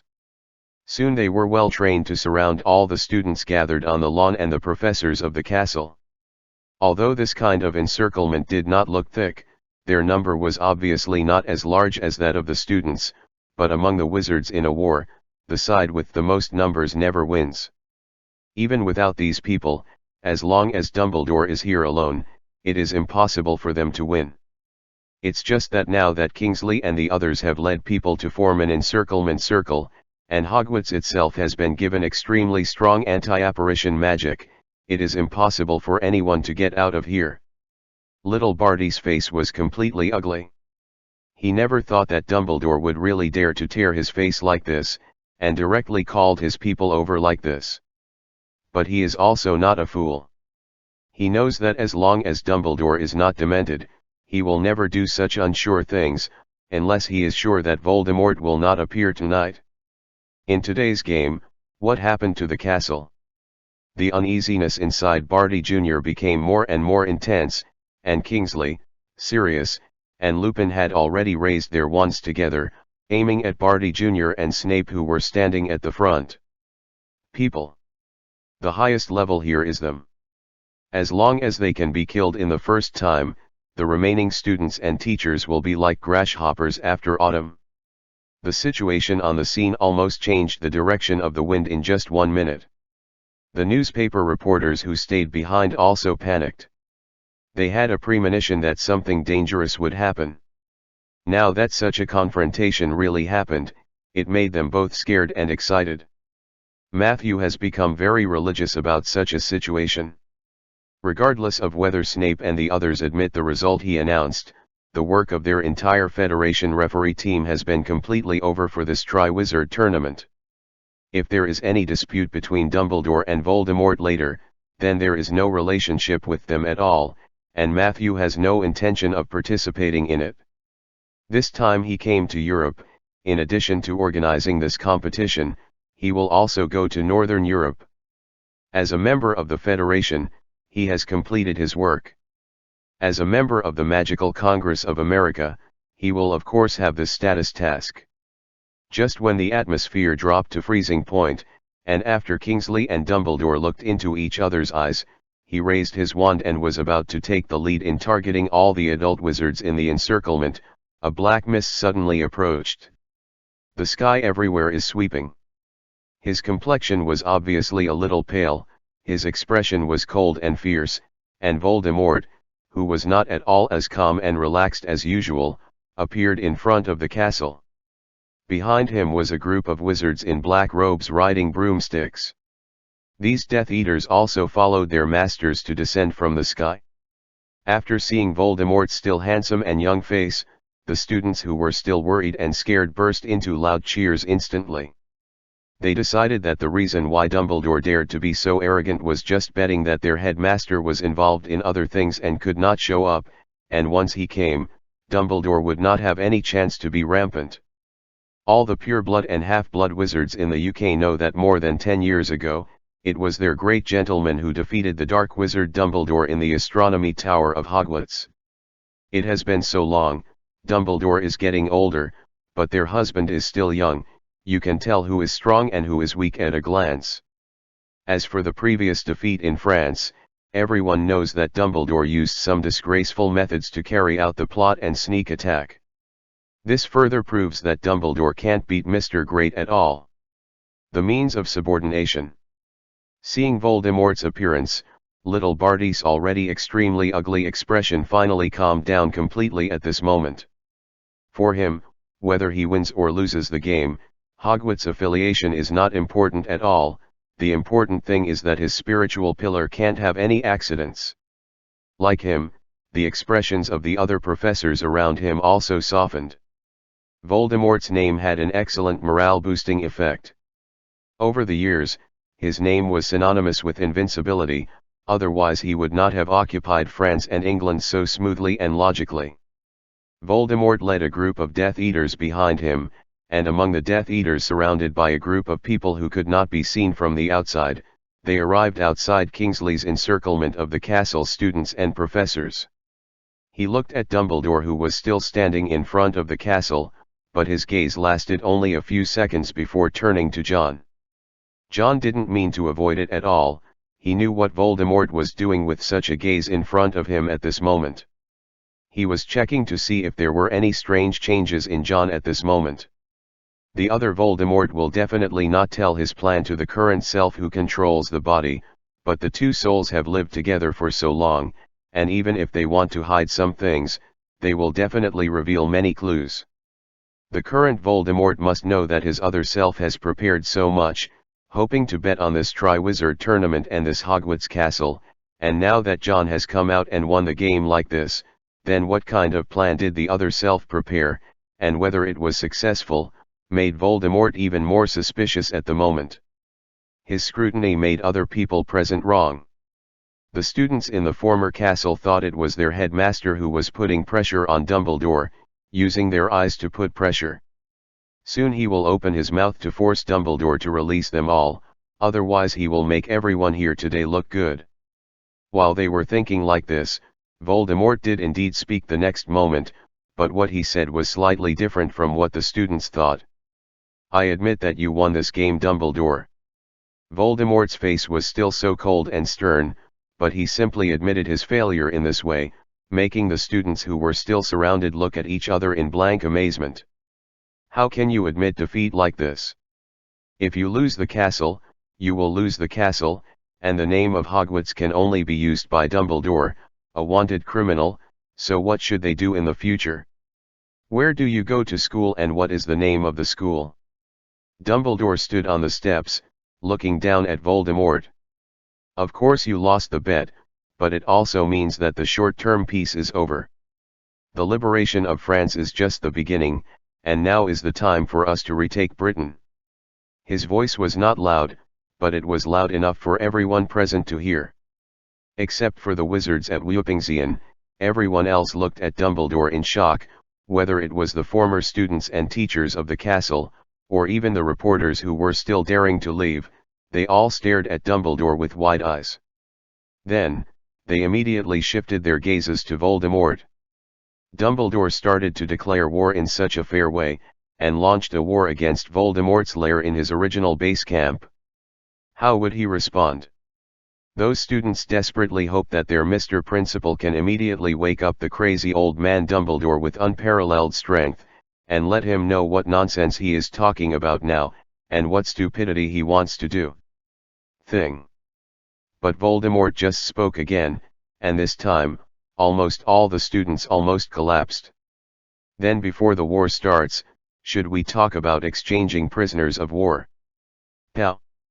Who is the prisoner in Dumbledore's hands? Could it be them? Chapter 422-420. One must be left. The scene was completely silent again. The former students of the castle stared blankly at the principal, whom they had high hopes for, and didn't figure out what he was talking about for a while. "Why did you say that you want to exchange captives?" Leaving aside the question of who the captives are, why the exchange is a big question in the first place. Hasn't Dumbledore always been defeated by their headmaster? Even if they admit the final result of this Triwizard Tournament, the other party has already declared war at their own door. Shouldn't a strong counterattack be given at this time? And when the students couldn't see the problem, other adult wizards could hear a lot from Voldemort's words. The reporters who were still here took a meaningful look at the first time after they reacted. It looked the same as before, but it always gave people a feeling like a different person. Voldemort. This sentence itself is a sign of weakness. The enemy has already declared war, and you are still talking about exchanging prisoners here, and who are the so-called prisoners? Those students can't see clearly, and outsiders like them can't see it. Obviously, these students surrounded by members of the Order of the Phoenix have been regarded by Voldemort as Dumbledore's captives by default. That is to say, Voldemort himself thought that if he used force, he would have no way to safely rescue these people under Dumbledore's care from the current situation. Not only them, professors like Barty Jr. and Snape also discovered this situation. It's just that compared to the ignorant students, these adult Death Eaters seemed much more nervous, and only Snape's face was still so stern, but when little Barty spoke from Voldemort, his eyes turned to over him. That expression and appearance, as if doubting something. No one in Wu-Pingxian spoke, but John could clearly feel the gap between the Voldemort in front of him and the Voldemort who killed him in the castle just now. No wonder Voldemort in the castle kept scolding the other himself for being an idiot. The current Voldemort #1 obviously had a lot of fear of Dumbledore, but he also wanted to protect himself and prevent him from looks like too much loss. But thinking about it carefully, the Voldemort too who confronted him in the castle was definitely the one who took back the soul from the Horcrux, so he would appear more rational and powerful. The one in front of me is a mutilated version of the soul, the same one in the original book who is addicted to killing and only wants to kill Harry Potter regardless of other lunatics. Now that he has regained control of his body, he has suddenly obtained a high position that he has never had since he was squeezed out by another self. In addition, there is no danger of prophecy. Now there is only one Dumbledore who is working hard and dying. Is a threat. Brought into the idea of Voldemort in the original book, the other one has already laid a solid foundation. In the view of the current Voldemort, as long as he can be himself again, it means that he has realized more than half of his ideals. Gain power over the whole of Great Britain. Compared with the other Voldemort too, it can be said to be an ideal without ambition. Of course, what John doesn't know yet is that this Voldemort one actually wants to keep France. After all, the blood oath was signed by another Voldemort too with his own soul, and it has nothing to do with him at all. All the current Voldemort one know. There was simply no intention of complying. It's just that in the French Ministry of Magic, Dumbledore's strength woke up Voldemort a little bit, and made him understand that he could crush Dumbledore in strength before, which was the result of the joint efforts of two people, and now he is the only one left, so he won't have much advantage in fighting alone. So originally full of greed, I also thought that the last Voldemort one that I had planned for so long and hadn't eaten yet, so I chose to slow down my pace. I plan to adjust the mess I left behind first, and then slowly deal with Dumbledore who has regained momentum. Now that the situation in France is definitely irreversible, the biggest remaining problem is the Hogwarts School of Witchcraft and Wizardry. Now that he has decided to slow down, Voldemort one has temporarily stopped thinking about fighting Dumbledore to the death. He just wants to preserve his maximum strength for the time being, and then restore himself to his peak state little by little. And finally consumed with Dumbledore. It is precisely because of this kind of thinking that even if he came to Hogwarts Castle with so many people behind him, he didn't really have much intention of confronting him face to face. The students were all rescued. Of course, Voldemort is a little crazy now, but not really that stupid. If Dumbledore was tough and unwilling to say anything, and had to fight him here, then Voldemort would not just admit cowardice like this. Now he can't guarantee that he will win Dumbledore, but the two had a tie in the French Ministry of Magic before, and he is not sure that he will lose. Dumbledore also looked at Voldemort, as if he had seen the people surrounded by Death Eaters. So where's your captive? Voldemort waved coldly at his subordinates behind him, and those Death Eaters in black robes and iron masks dispersed, revealing the people who had been held hostage by them since the beginning. It was a group of young male and female students wearing tattered linen robes. They seemed to have been cast with a petrification spell, looking around in horror, with fear and anxiety on their faces. These are the hemp students in the castle. After the start of the Triwizard Tournament, they were directly transferred out of the school. It was Voldemort too who would contact these students in private to prevent Dumbledore, and then reproduce the old John's approach rescued these students. And now this happened to give Voldemort number 1 a suitable hostage. At the same time, in addition to these students, there were also some Wupingsian wizards who were captured by Voldemort's side during the French War. It's just that there were not many of them, because many people died directly in the war at that time, and only less than 10 people were caught and left with their lives. The chips Voldemort wanted to exchange with Dumbledore at this time were them. This undoubtedly took advantage of Dumbledore's side. They were originally fighting to liberate the witches and restore equality. Now it is impossible for the public to sit idly by. It's just that there are captives, but after realizing that the captives in Dumbledore's hands are themselves, the former students of Hogwarts saw that the captives that their headmaster used to exchange were the mudbloods they had previously despised. After that, everyone had a look of humiliation on their faces. According to the principles they have learned, pure blood and mixed blood have always been favored over hemp seeds, but now that they put forward this theory, their principal actually used such a group of lowly mudbloods to match them one exchange, which of course shames them.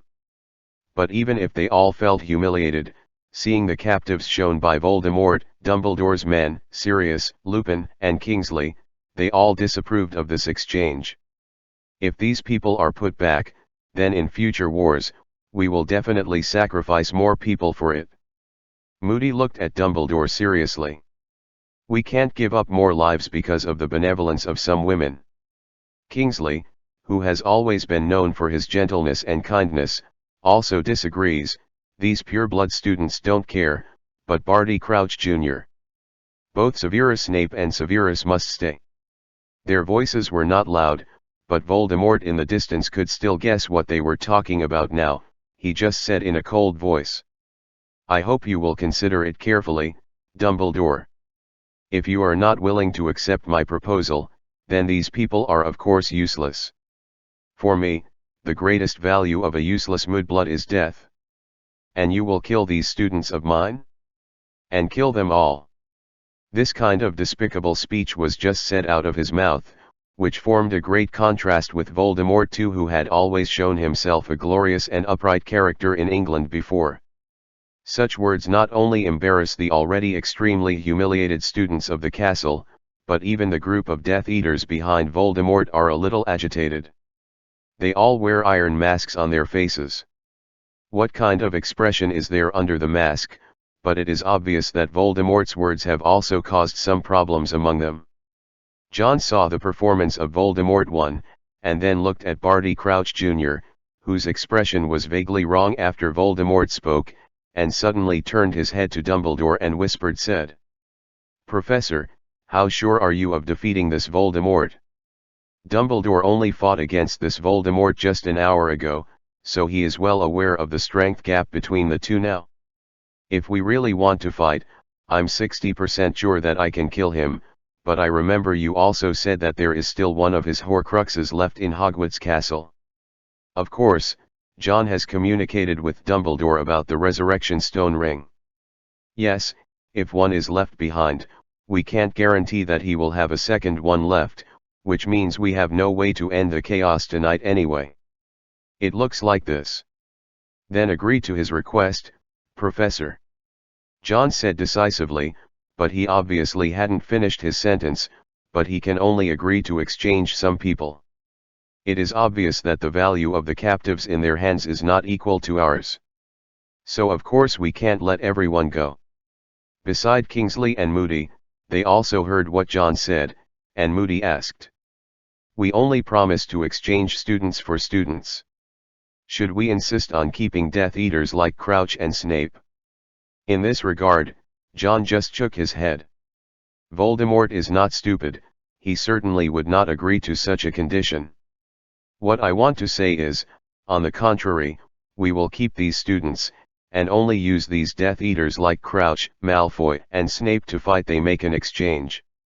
Hearing his words, Kingsley and the others, including Lupin and Sirius, all frowned. What's the point? Letting all these Death Eaters go, leaving only the students, is the difference between us and letting them all go. John turned sideways, using Sirius' tall figure to block the smile that was gradually evoking on his face. The current Voldemort is so different from before. Do you think these Death Eaters will not be able to find it? Of course, it is impossible not to notice it at all. The changes between the two Voldemorts before and after are really too great. Not to mention the big strategic decisions, there is a huge contrast in the individual style alone. It's not a fool, they can't find anything, so it's a ghost. So if they find out, what kind of changes will happen in Britain? Let's not talk about scumbags like Malfoy. What about those diehards who have been loyal to Voldemort because of his policies? When they found out that their master, in fact, when there are two, how should they choose? Or how will the current Voldemort force them to choose? John's question got Lupin thinking. You mean, if we don't need to do anything later, the Dark Lord himself will become chaotic? But the Dark Lord himself is still extremely powerful. Even if these people are dissatisfied, will they really dare to resist? Then we'll send him a defiant and influential ex-Voldemort loyalist. John said softly, and at the same time looked at Barty Crouch Jr., who had been staring at his master since Voldemort appeared. People around, including Dumbledore, also noticed John's gaze, and they all saw Crouch's abnormal reaction at this time. And, in my opinion, these students are much more useful than these Death Eaters. John continued, all the pure-blood and half-blood wizards in the prime of life in the entire British magic world at this time, they're children but they are all here. If they know that their master abandoned them and were taken away by us, will they have any thoughts in their hearts? The consequences of this are actually easy to see. After John said this, Kingsley and the others also saw the value of these former castle students. Give Voldemort's adult Death Eaters as an unstable factor, and leave these pure-blood and mixed-blood descendants to continue to expand this unstable factor. As long as the British themselves get into chaos first, it will undoubtedly be much easier when they start to counter-attack later. Finally, John continued. And we have to add the last condition, other Death Eaters can be released, but Barty Crouch Jr. and Severus Snape must be left behind. Chapter 423-421. Give up. John's words made all of Kingsley, Moody and Lupin look excited. Of course they could hear that John seemed to be making a choice for Voldemort. In fact, he was directly asking Severus Snape to come over in a disguised form, or letting Voldemort give up on his own. Barty Crouch Jr., who is pure-blooded and absolutely loyal, and Snape, who is of half-bloodedness and loyalty, must not be as high as Barty Jr. There is actually no second way to choose Voldemort between the two. In addition, they can also see now that Barty Crouch Jr. has obviously developed some doubts and attitudes towards the current Voldemort. Letting the current Voldemort take him away is equivalent to bringing back a ticking time bomb. In addition, these former castle students have also confirmed that, as John said, they will cover almost all the new generations of pure blood and mixed blood produced in the UK in the next 7 years. If they are all taken away, then the families behind them will not. What is Voldemort's opinion now? It is true that Dumbledore is the one who basically destroyed the family, but is it true that no one will pass this resentment on to Voldemort? Only Sirius was slightly dissatisfied with John's suggestion. He hated everyone on Voldemort's side, and no Death Eater wanted to let him go, especially the sinful little Barty Crouch. But he also knew that his idea was impossible to realize, and John's proposal now was the best solution. And now they are considering whether only Voldemort can accept this condition. John felt that Voldemort would accept it. Because his vision is not as far-sighted as number 2, just like in the original book, he burned, killed, looted and carried out a reign of terror in England. He only focuses on the immediate interests, and doesn't think about the future at all. And he must know that Snape is not that loyal to him. Maybe after learning that John and the others only want to take Snape away, he will thank them for helping to clear up the internal disharmony. As for these students, it's no big deal. People all over the world believe in Dumbledore's character, which is similar even in England, just like Lucius believes that Dumbledore is more powerful than Voldemort. From Voldemort's point of view, Dumbledore in this way, only the students are going to leave, maybe they are helping him raise the children in a disguised form. With his arrogance, he firmly believes that he will be able to do what Voldemort too failed to do, and finally defeat Dumbledore. There is no rival. Subsequently, Dumbledore made a request to Voldemort that John had agreed. These students and professors, as well as the Aurors you left in this school, the conditions you brought can only be exchanged for adult wizards. We want to keep all the students. The scene was very quiet. Everyone knew that only Dumbledore and Voldemort could put forward conditions and demands at the negotiation table. After hearing the condition proposed by Dumbledore, as expected by John, Voldemort did not hesitate at all. Students can let you take away. Behind him, there was some commotion from some masked Death Eaters, who apparently had children among the surrounded group of students at the moment. As for the former castle students who had been gathered together, some of them cried on the spot after hearing Dumbledore's conditions and Voldemort's promise. The main reason is that Voldemort too smeared Dumbledore's side in the castle without leaving room, and almost described a group of members of the Order of the Phoenix as demons crawling out of hell. Therefore, after hearing about the future they were about to face, everyone showed panic and uneasiness, and some even cried and begged their principal. But Voldemort was unmoved by this, but he was not stupid enough to completely abandon the hearts of these students, staring at Dumbledore and said in a cold voice, "How did you take them away? You have to make sure you live well in your place. In the future, every time I find that one of them is missing, I will take 10 of you to die." In Voldemort's mind at this moment, even if he abandoned these students in front of them, he would not lose their loyalty later. This is not only due to his confidence in his own prestige and strength, but mainly because he believes that these pure-blood and mixed-race students will definitely suffer a lot after being taken away by Dumbledore and the others. Even if Dumbledore didn't want to do it himself, the other witches and wizards would force him to do it. The witches have been oppressed so badly over the years that there will inevitably be a retaliation, and in the end he will drive them out of France. After being rescued, people's hearts must still be bent on Deng and not Deng. Dumbledore didn't care about Voldemort's threat, which was completely put on and performed, and he then slowly stated the second condition. "You should know how deeply the people under your command have hurt us, Riddle, and now the two most sinful of them have fallen into our hands. Let them all go. I have no way to explain to others, so other food dead apostles are easy to talk about, but there are only two people, Barty Crouch and Severus Snape. You can only choose one to take away." His words undoubtedly made the scene quieter, and even the students who were still crying were stunned. All eyes turned to the two people standing together in the group at this moment, Barty Jr. and Snape. The reporters from the newspaper offices in the distance also turned their cameras in shock, and aimed at the two wizards whose names were mentioned. They really wanted to press the shutter, but they were worried about Voldemort's presence, so they let the shutter sound and the exposure of the flash disturbed the silence. As for the two parties, after hearing Dumbledore's words, their performances were different.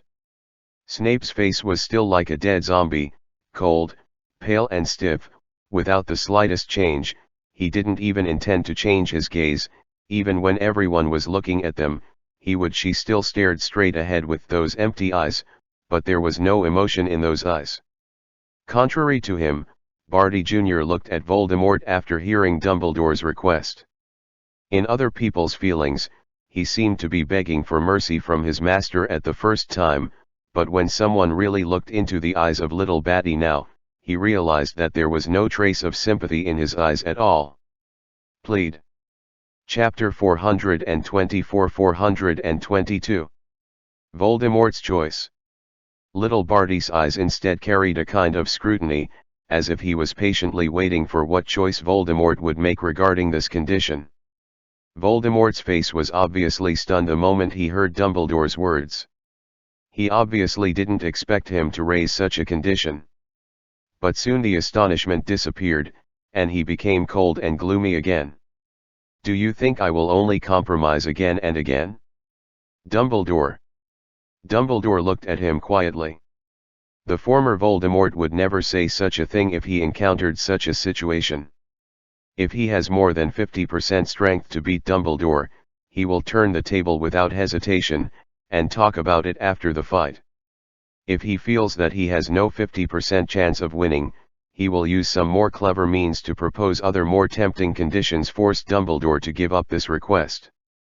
Or simply act out a play, and let Barty Jr. and Snape make sacrifices willingly.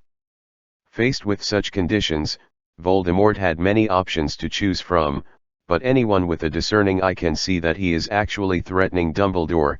This is almost enough, and he will agree to this condition, but only this one already. Just like when you propose to hold the Triwizard Tournament at the beginning, you must pay more. Now that you still want peace, you also need to pay more. How much do you mean by some? Voldemort said coldly, "If you add that I will be captured without a fight, will I also accept it?" Dumbledore shook his head seriously. "I promise this is the last one. As long as you promise, you can take your people and leave here. At the same time, how about I make another promise myself? As long as the British Ministry of Magic still belongs to you for a day, I will not take you with you. My students return to this castle." John knew that Dumbledore was actually playing a little trick here. Now, according to the bet of the Triwizard Tournament, after they win, Hogwarts Castle will of course belong to them, but the castle does not run around like a carriage. It still belongs to the UK, and today's UK still Voldemort's world. If the entire Hogwarts is moved back to Hogwarts Castle directly, then Voldemort can find too many opportunities to infiltrate it, and can also use too many opportunities to attack the castle. Because of France, it is impossible for Dumbledore to send too many people to Hogwarts Castle, and even he himself cannot stay in the castle for a long time, and he needs to preside over the overall situation on the Whooping Line. So for them at this time, the ownership of the castle is actually very tasteless. Having the sole claim to Hogwarts School of Witchcraft and Wizardry is the most important thing. Using the conditions of a vacant castle to pry Voldemort's heart, this deal is undoubtedly very cost-effective. Facts proved that Dumbledore was undoubtedly right, and Voldemort no longer hesitated about the condition he added later. He looked at Barty Jr. and Snape, as if he was examining and measuring the two of them. Every molecule in the air seemed to stop moving, until Voldemort's voice was heard again in everyone's ears. Severus. When he said this name, the masked Death Eaters behind him all seemed to breathe a sigh of relief, and their tense breath was relieved. According to the standpoint of these purebloods, of course they sided with Barty Jr. without any suspense. As for Snape, he was isolated from the forces within Voldemort from the beginning to the end. Not only because he is the only half-breed who holds a high position, but also because everyone knows that it was because Voldemort agreed to his request that he could not kill the woman named Lily anyway, leading to death. The disciples lost many people for this. Therefore, no one likes Snape, and even Voldemort won, who now controls his body, because he knew some inside information that was unknown to outsiders back then. He didn't have the slightest affection for Snape, so he chose Barty Jr. instead of him. It was exactly what he wanted. After saying Snape's name, he didn't have any more extra words to say, and he didn't need to say anything more. The meaning expressed in this way was quite obvious. Little Barty's face did not show the kind of afterlife that other people imagined. On the contrary, when he looked at Voldemort, his eyes were even weirder. It was weird, like seeing his own face for the first time. Same as the Master. Even now, Snape's expression hasn't changed at all, like a dead man carved out of stone. After Dumbledore got no unexpected results from Voldemort, he waved to the wizards at the whooping line, and then Kingsley and the others gave way to a passage for only one person to pass through. The Carroll brothers and sisters, the half-blood Dean Greengrass led a group of former Hogwarts professors out of the encirclement one by one, and before leaving, their wands were also confiscated to prevent the captives from being exchanged at the same time. Voldemort backtracked. Voldemort also released the scumbag students he detained and the whooping line members captured in France. Ironically, when those scumbag students were released, there were still many people kneeling on the ground, begging for help. Don't abandon them, the pure-blooded lords. All they got was the merciless spells of the Death Eaters, who were forced to drive them closer to the whooping line. While the other Aurors had already started queuing up to leave, Lucius was left at the end. He glanced at John complicatedly, then at Dumbledore, and then slowly put Draco, who was still in a coma, on the ground. If it was a decision to disobey Voldemort on the spot if his son was handed over to others, Lucius was not afraid to do it, but if it was handed over to Dumbledore and the others, not only he, but also his wife Narcissa would not be too concerned. Much worry.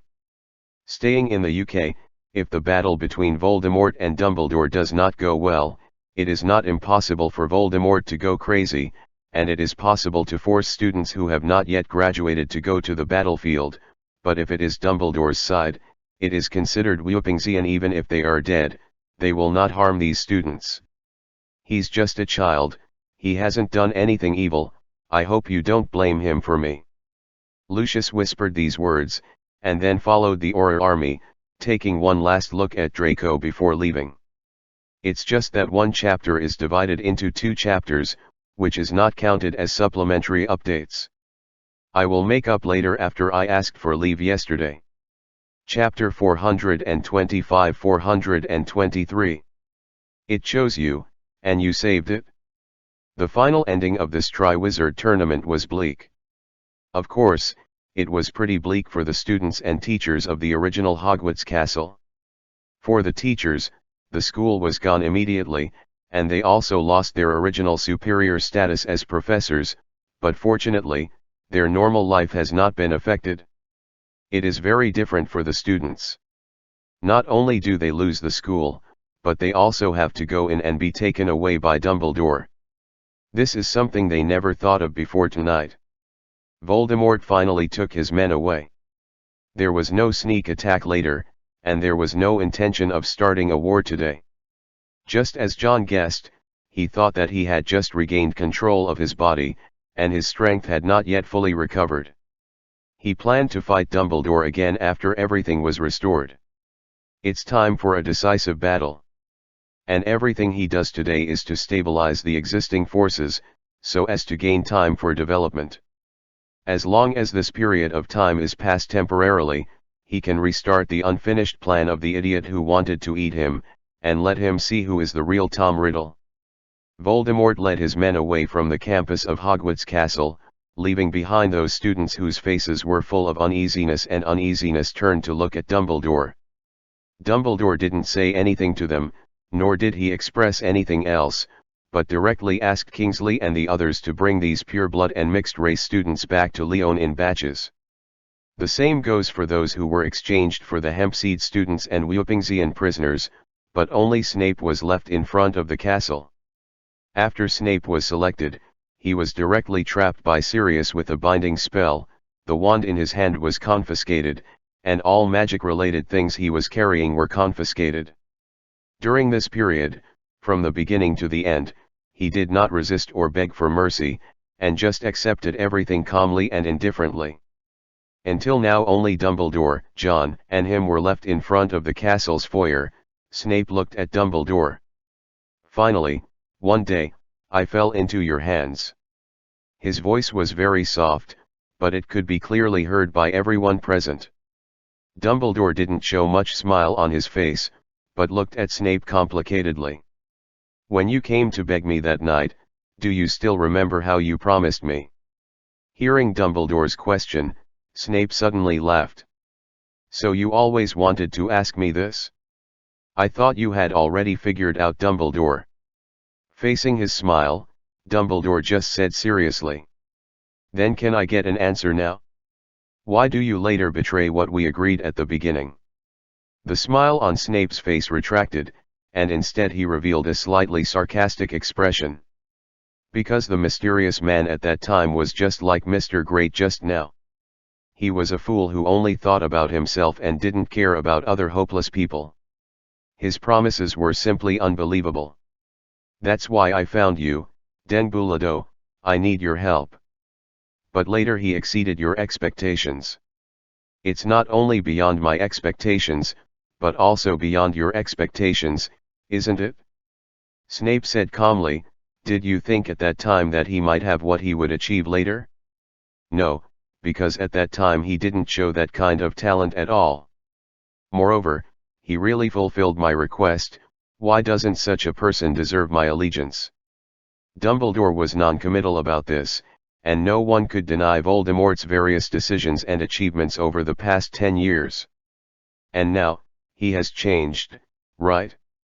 You should be able to feel it. Hearing Dumbledore say this, Snape's eyes turned to John. The reason for his change must be due to you. This is not a question, but an affirmative sentence pattern, and John didn't deny it. He just shrugged his shoulders and didn't intend to get into this topic. Dumbledore's expression became serious at this time. There's no need to talk about this anymore, so, Severus, are you ready to face the person who was hurt the most by what you did? Snape didn't make another sound, he just looked up at the castle. Dumbledore also had no intention of continuing to communicate with him. After Snape fell into their hands, there would be no second ending at all. He waved his hand, and Lupin walked over. He looked at this enemy who had the same hatred as him with a cold face, and was about to take Snape away from here. So, only Dumbledore and John were left in front of the castle. Dumbledore turned around and walked into Hogwarts Castle with John. The place was brightly lit, but there was no one there. Dumbledore seemed to just want to come in for a stroll, without any clear goal. And strolled in the courtyard. Now we can talk about what happened to you, John. How did he get on you? John didn't hide anything.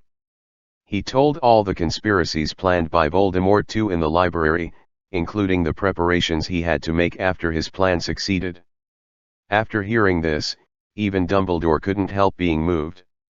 If he really succeeds, I may not be able to discover your change, that's the worst. I believe that since he is ready to replace you, he must have already done everything about you.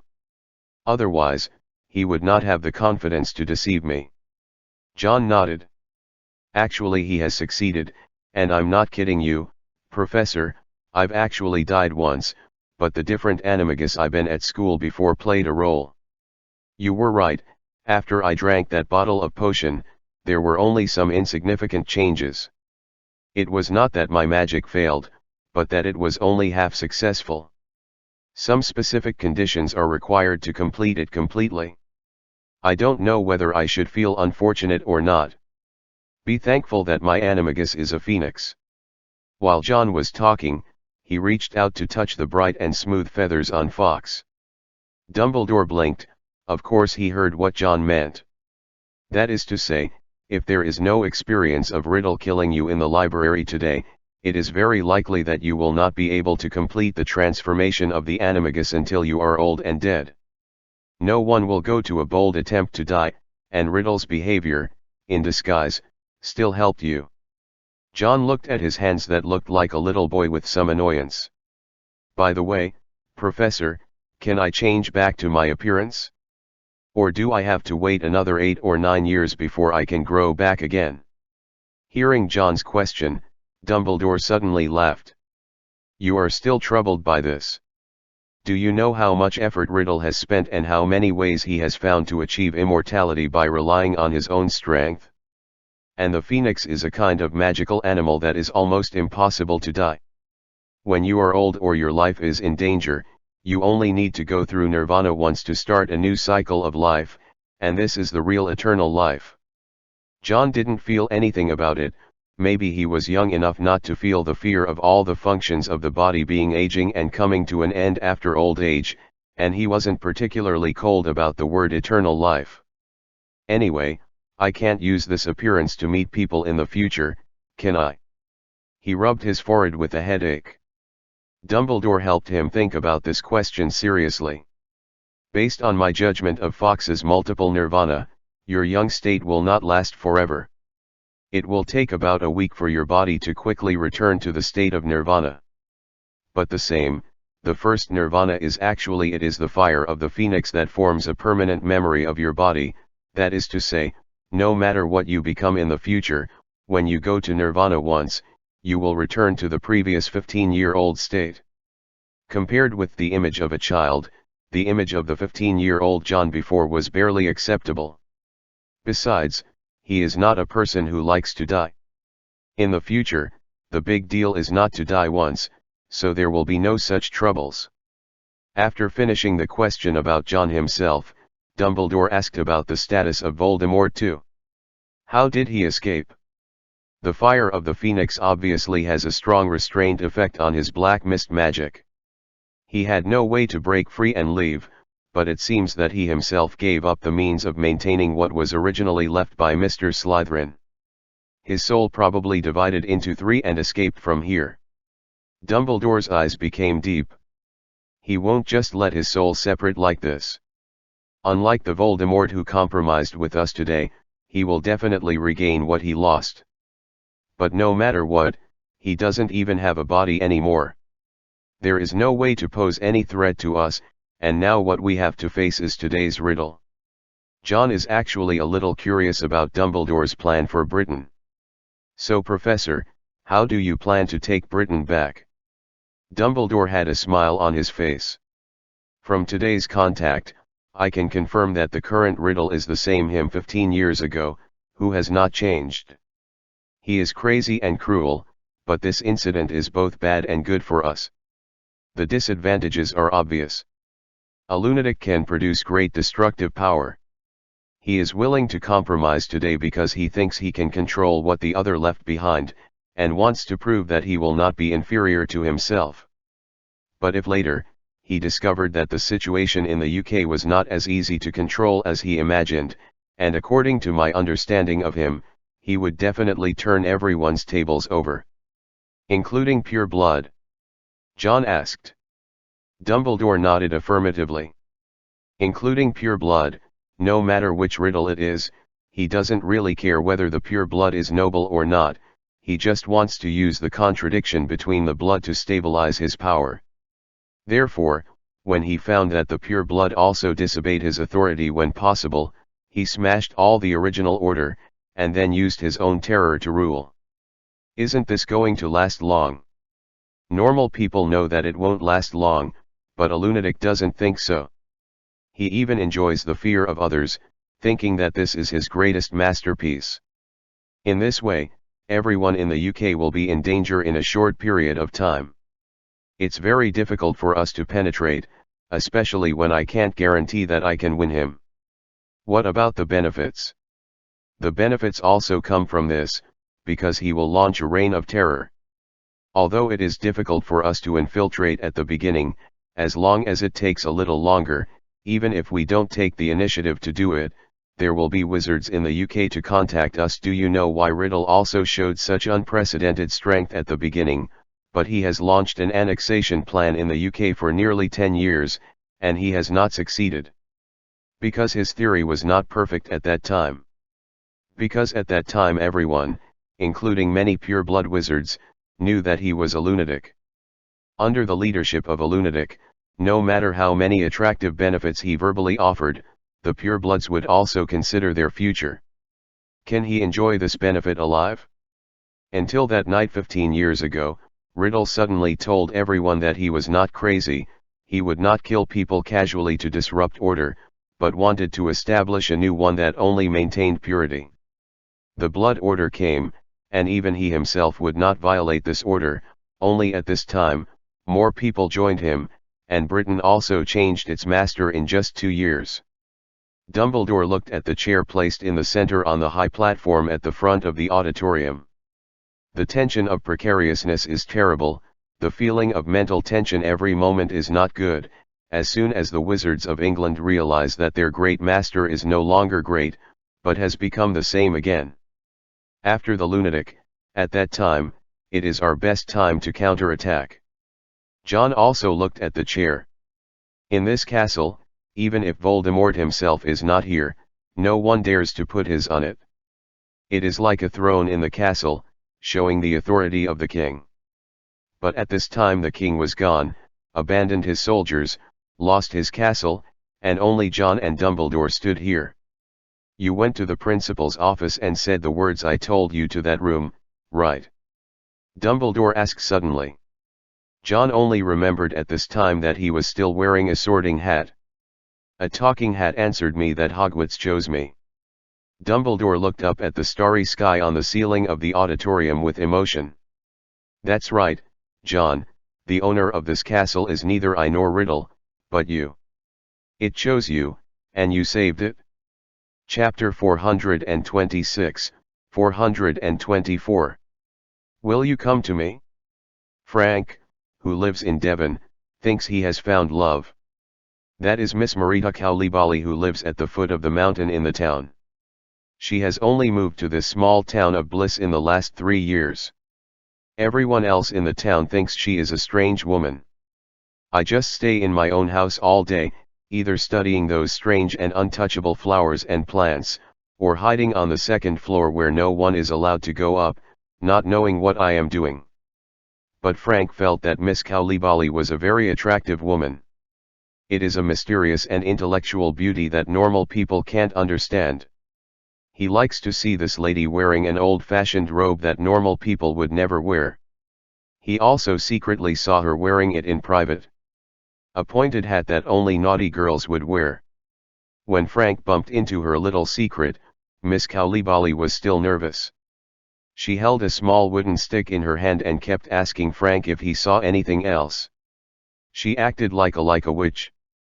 Frank thought that he had secretly discovered the secret of Miss Cowley's immature mentality, which made him very happy. The fastest way to promote the relationship between a man and a woman is to have a common secret to keep.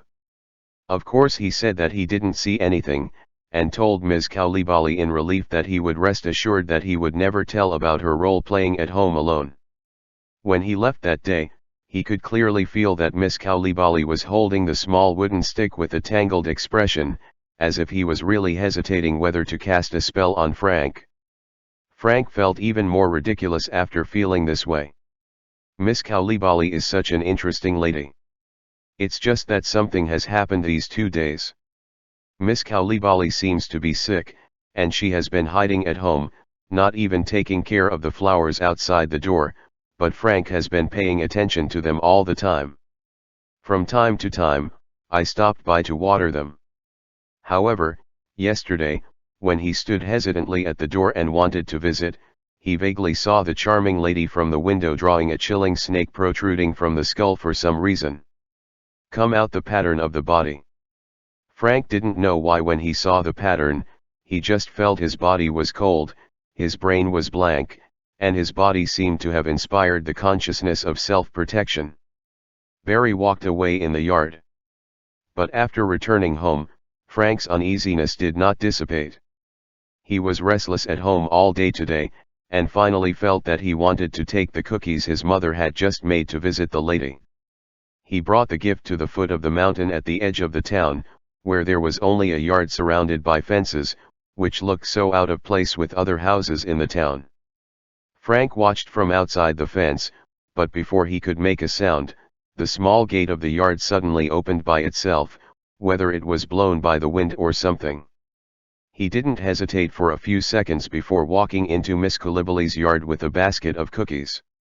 The lady with black-rimmed glasses and long brown-black shawl hair was sitting in the middle of the garden drinking tea. The morning sun on her made Frank's heart stop half a beat.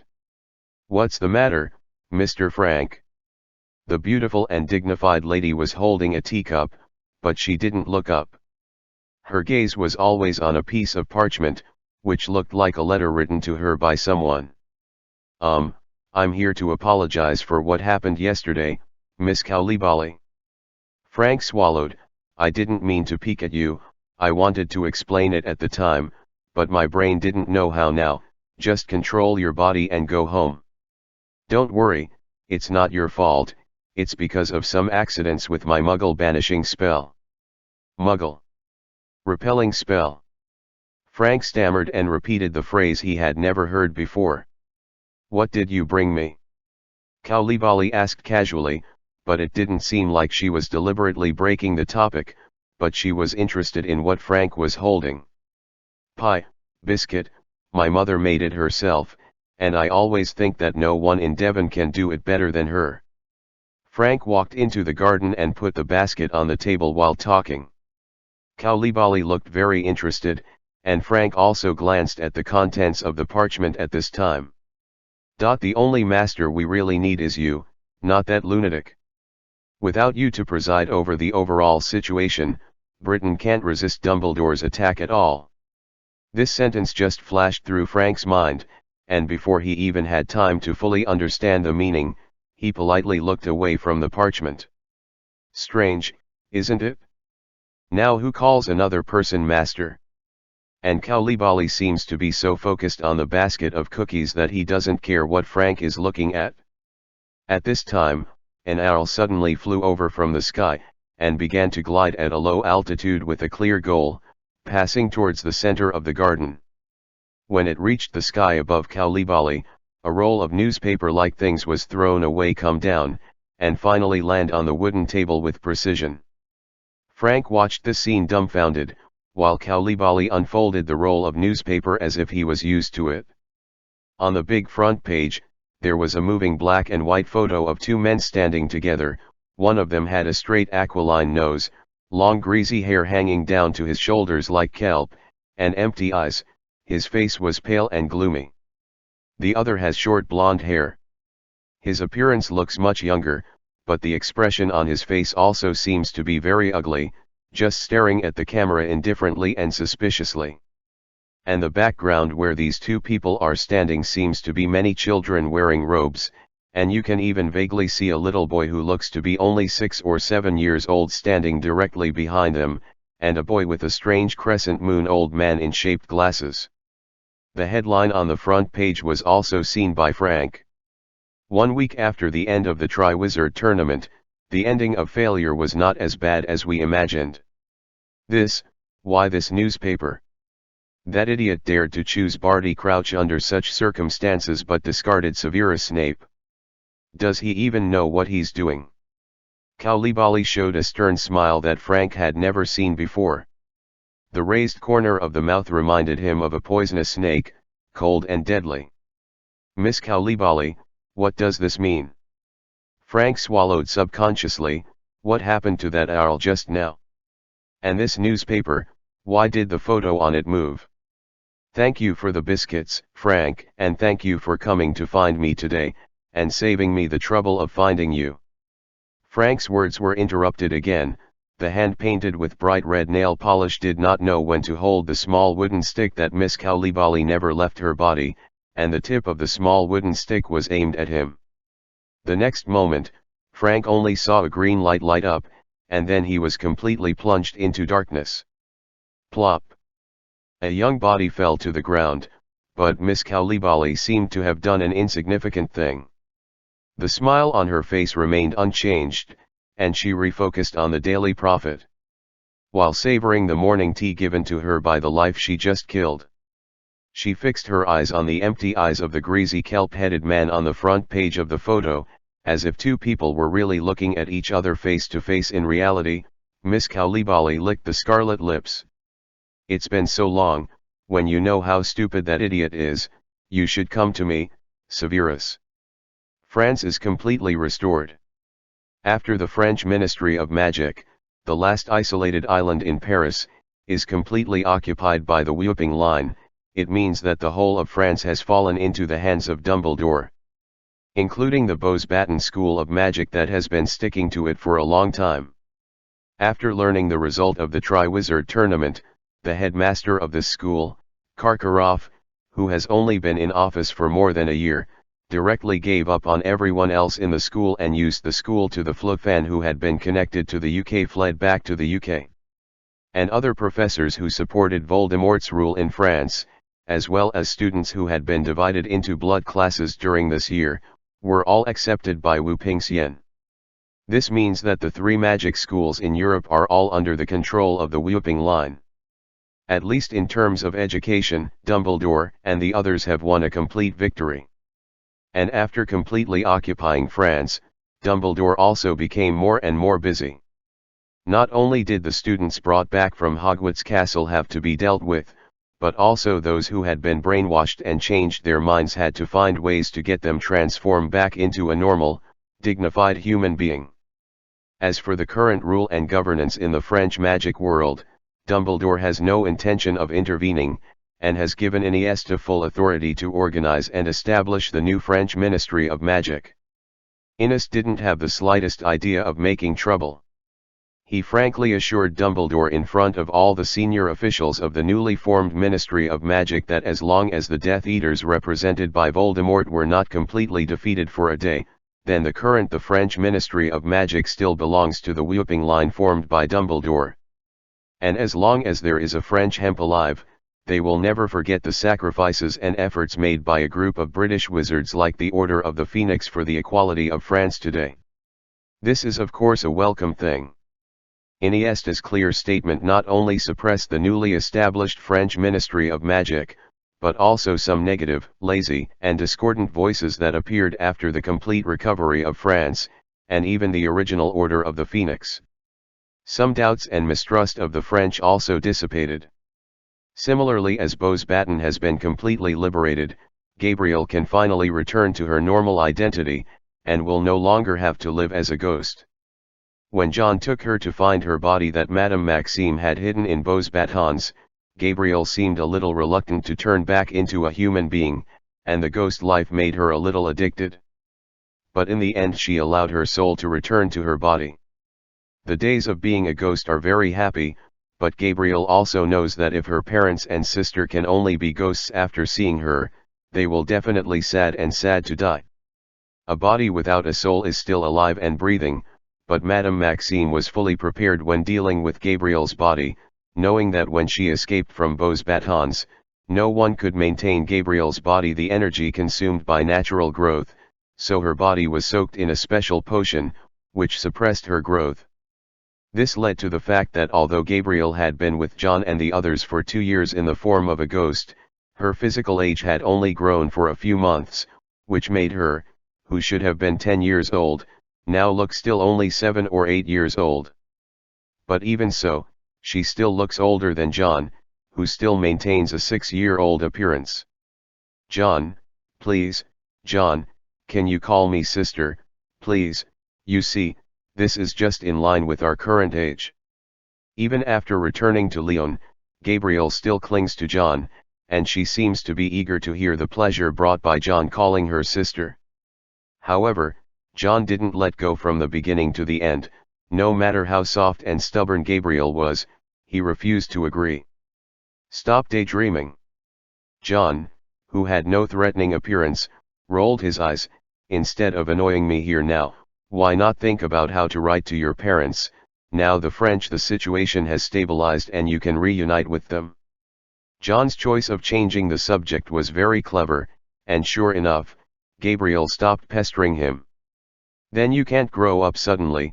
At most you will grow up to be the same age as me, and we will go to magic school again in the same grade.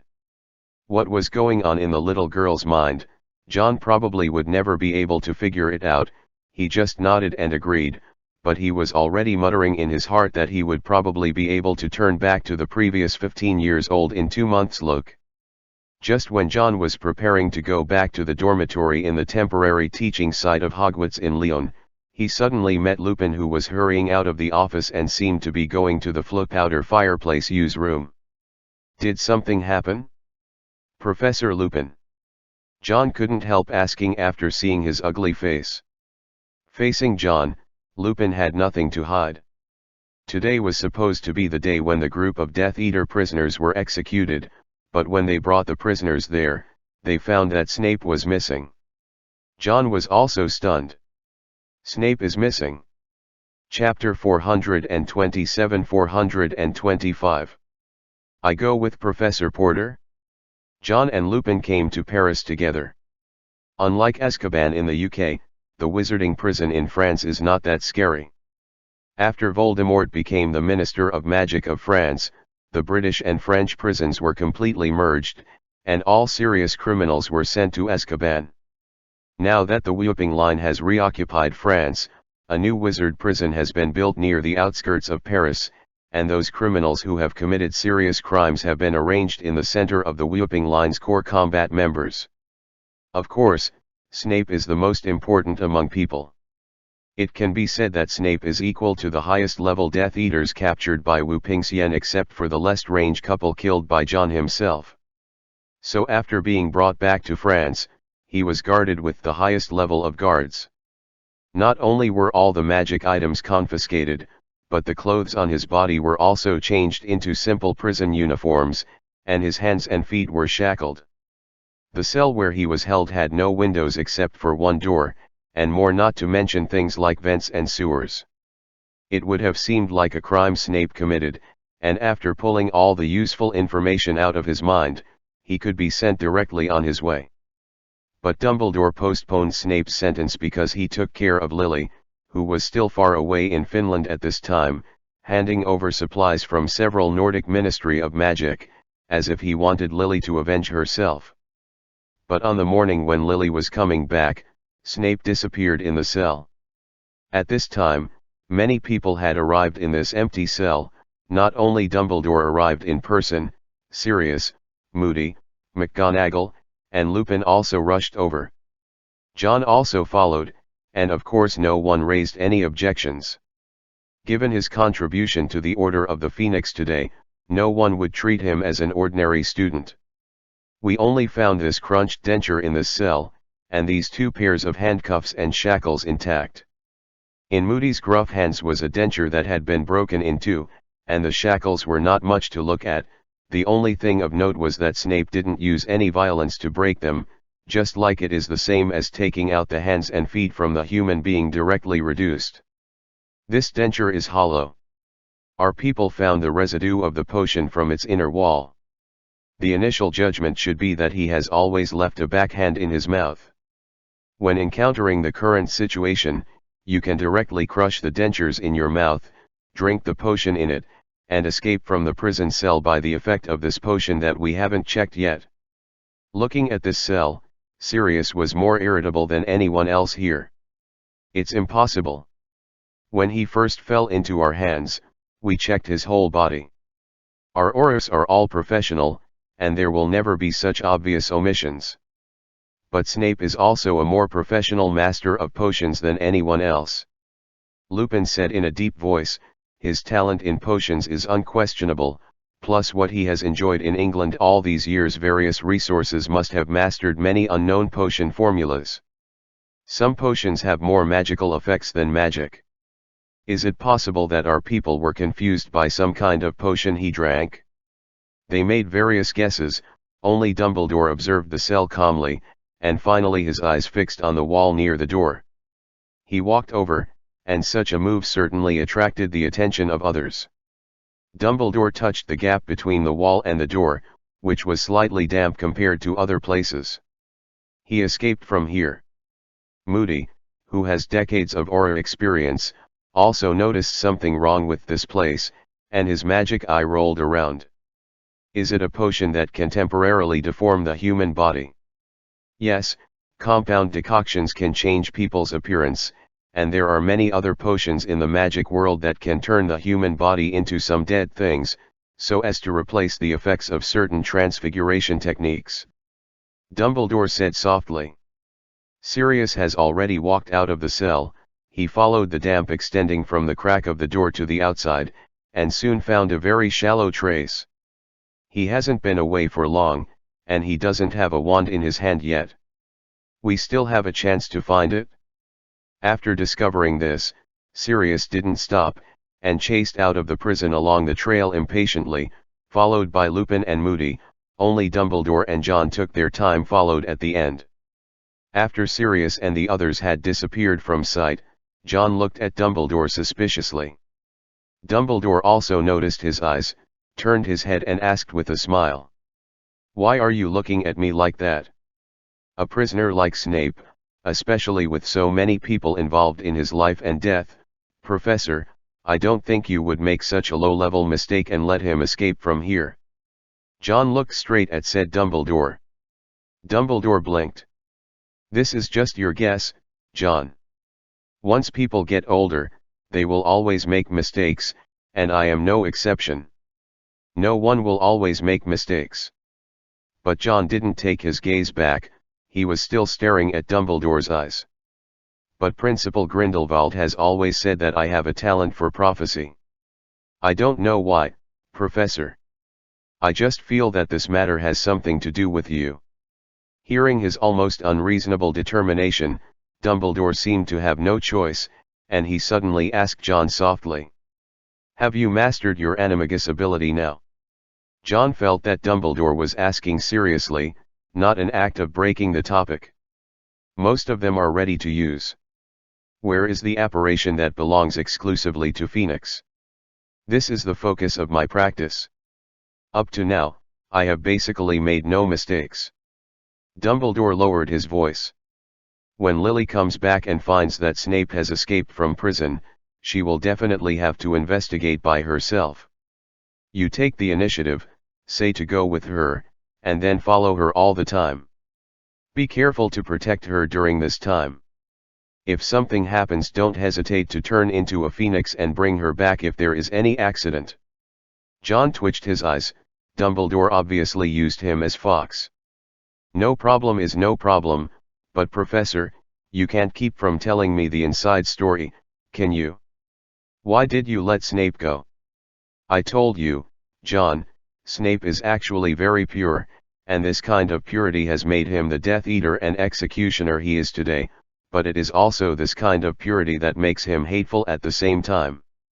It's pathetic too. And he's more important than anyone imagined. Even if I didn't know this until yesterday, I'm sure Voldemort will find out soon, so his departure is very useful to us." His words were somewhat inconsistent.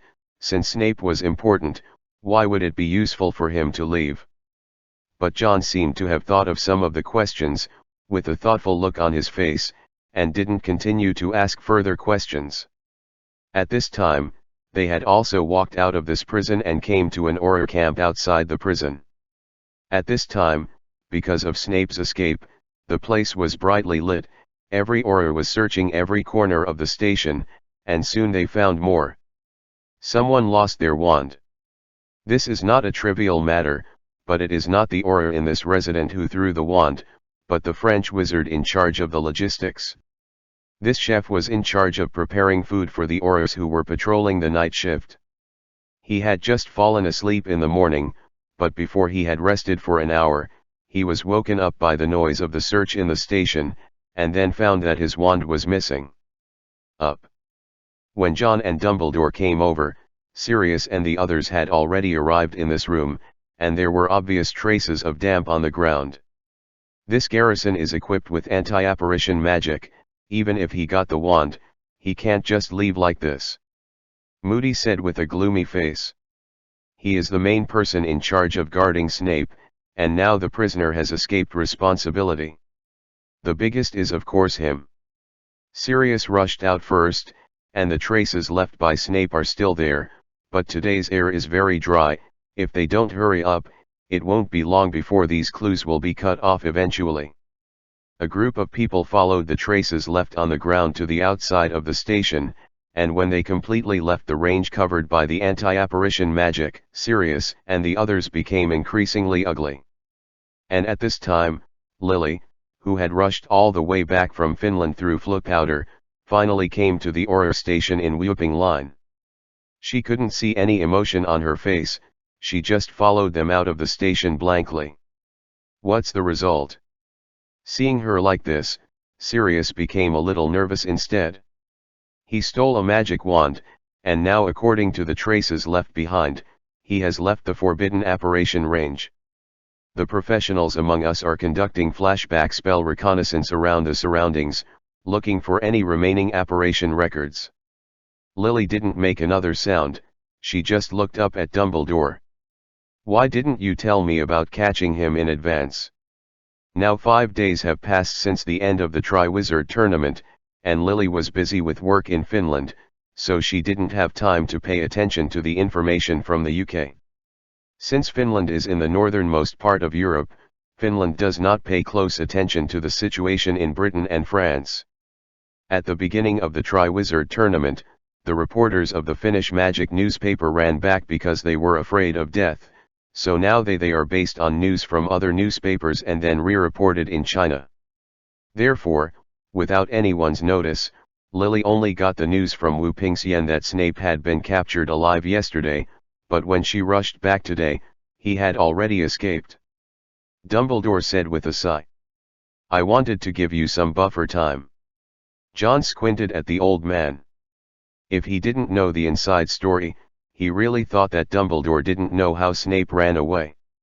Lily didn't continue to question Dumbledore.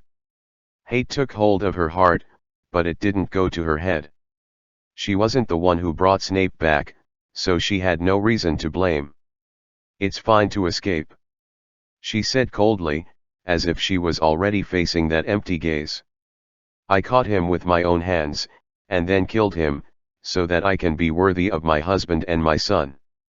Everyone around fell silent.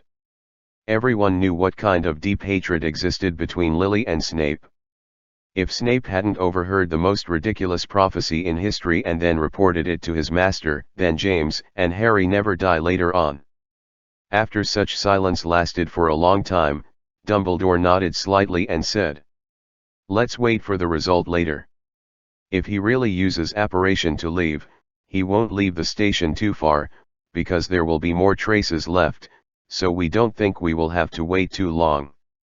Just as Dumbledore expected, because this place belongs to the base camp of the Whooping Line Aurors, it didn't take much time to scout around the garrison, and soon a team of Aurors found it in the woods near the edge of the garrison. He found the traces left by the apparition, and then used the spell to deduce the landing point of the apparition. It's in Nocturne Alley. After learning of Snape's whereabouts, Sirius said restlessly. He must have gone back. Return to the Dark Lord's side, and support him. Lupin said calmly. Not necessarily, don't forget that the Dark Lord gave up on him when he was in Hogwarts Castle. If he goes back at this time, let alone whether he can be reused, is there any place for him to stand beside the Dark Lord? The land is still 2 words. Then why Nocturne Alley? If he doesn't want to go back to the Dark Lord, he can go anywhere in Europe. Lily has drawn her wand, her voice is cold. He is not a fool. Returning to Voldemort's side will not guarantee his future or his life, but he also knows that the destination of his escape cannot escape our search, and now the UK is the only country in Europe that is the least responsible for our investigation and action. The place. Moody frowned at her. Do you want to go to England to follow? Lily did not answer his question, but looked up at Dumbledore. You know what motivates me to live in this world, Professor Dumbledore. She used the address she used when she was a student, while quietly waiting for Dumbledore's answer. Dumbledore rubbed his eyebrows. It is impossible for us to send many people into the UK, so it would be very dangerous to go to Nocturne Alley and continue to chase. It is precisely because of this that I will not allow you to take risks like this alone, Lily. The air became extremely still. At this time, John, who still maintained the appearance of a 6-year-old child and was only just up to Lily's waist, tugged her sleeves in a timely manner. What, anyway, the Triwizard Tournament is over, and I'm fine. How about I go with Professor Potter? Chapter 428-426. Knockdown Alley. Lupin and others turned their attention to John. To be honest, since John's getting younger, his current appearance doesn't always give people a very reliable feeling. After all, a 6-year-old child stands in front of you and says that he can go after the current one in the wizarding world. A wizard whose strength is all top-notch, the first reaction of a normal person should be that this kid's words are really funny. But Lupin and the others certainly wouldn't take John's appearance as reality. It can even be said that John's current appearance is the best deception, and no one will be wary of a child who seems to have not yet entered a magic school. After hearing what John said, Dumbledore spoke immediately. If John is following you, then there's no problem. We can't send many people to the UK, but you can pretend to be a mother and son. Such a combination is not conspicuous in the UK, and no one will suspect Wu Pingxian's wizard. A child will be sent to go deep into the enemy camp. Lily turned her head and glanced at John. Of course, she knew what kind of feats John had made in the just concluded Triwizard Tournament. It can be said that in the current Order of the Phoenix, no one is more credited for his contribution to fighting Voldemort. If John doesn't feel that he needs to take a break for a while, I have no problem. John shook his head at this. There is a long period of empty time in the middle of the Triwizard Tournament. I don't feel tired, and I don't need to rest. And although my body is getting smaller now, neither my magic power nor my physical fitness has changed, so I went to the UK. No problem. Both of them have no problem. Dumbledore finally looked at Lily and said very seriously. I have one more request. If your pursuit of Snape in the UK is not going well, you can discuss it in general situations, but if you encounter urgent matters, you must listen to John. Lily nodded and agreed without hesitation. It's not that she has any straightforward trust in John, but that she can't wait any longer. Every second she spends here, it is possible for Snape to escape completely, so now no matter what kind of request Dumbledore makes, she will first agree to it. Dumbledore also saw that Lily's patience had reached its limit at this time, so he didn't say anything more. Let's go. Remember, if you have been in the UK for a long time and you need a legal identity, go to the Magic Joke Shop in Diagon Alley to find the owner there. He is our new stronghold in the UK. Connector. Lily didn't stay any longer. She grabbed John's hand, and then took John to apparate in place, disappearing from the Aurus residence. Only Dumbledore and Lupin were left at the scene. It's just that at this time, both Lupin and Moody felt that Dumbledore's decision to allow Lily and John to go to England was a bit hasty. They didn't know the secret about John Animagus. Although the fact that John turned into a 6-year-old child after participating in the Triwizard Tournament had been spread throughout Europe by those magic newspapers, there was no people think that he can turn into a phoenix and be resurrected. Many people speculate that John may have used some special magic in Hogwarts Castle to cause him to become like this. So even if they didn't doubt John's strength, they still expressed uneasiness about whether Lily and John would go deep into the UK like this, whether they could guarantee safety. As for this, Dumbledore didn't give much explanation. He just let them go to work on what they should be busy with at ease, and at the same time blocked the news of Snape's escape from prison, so that there could be no rumors.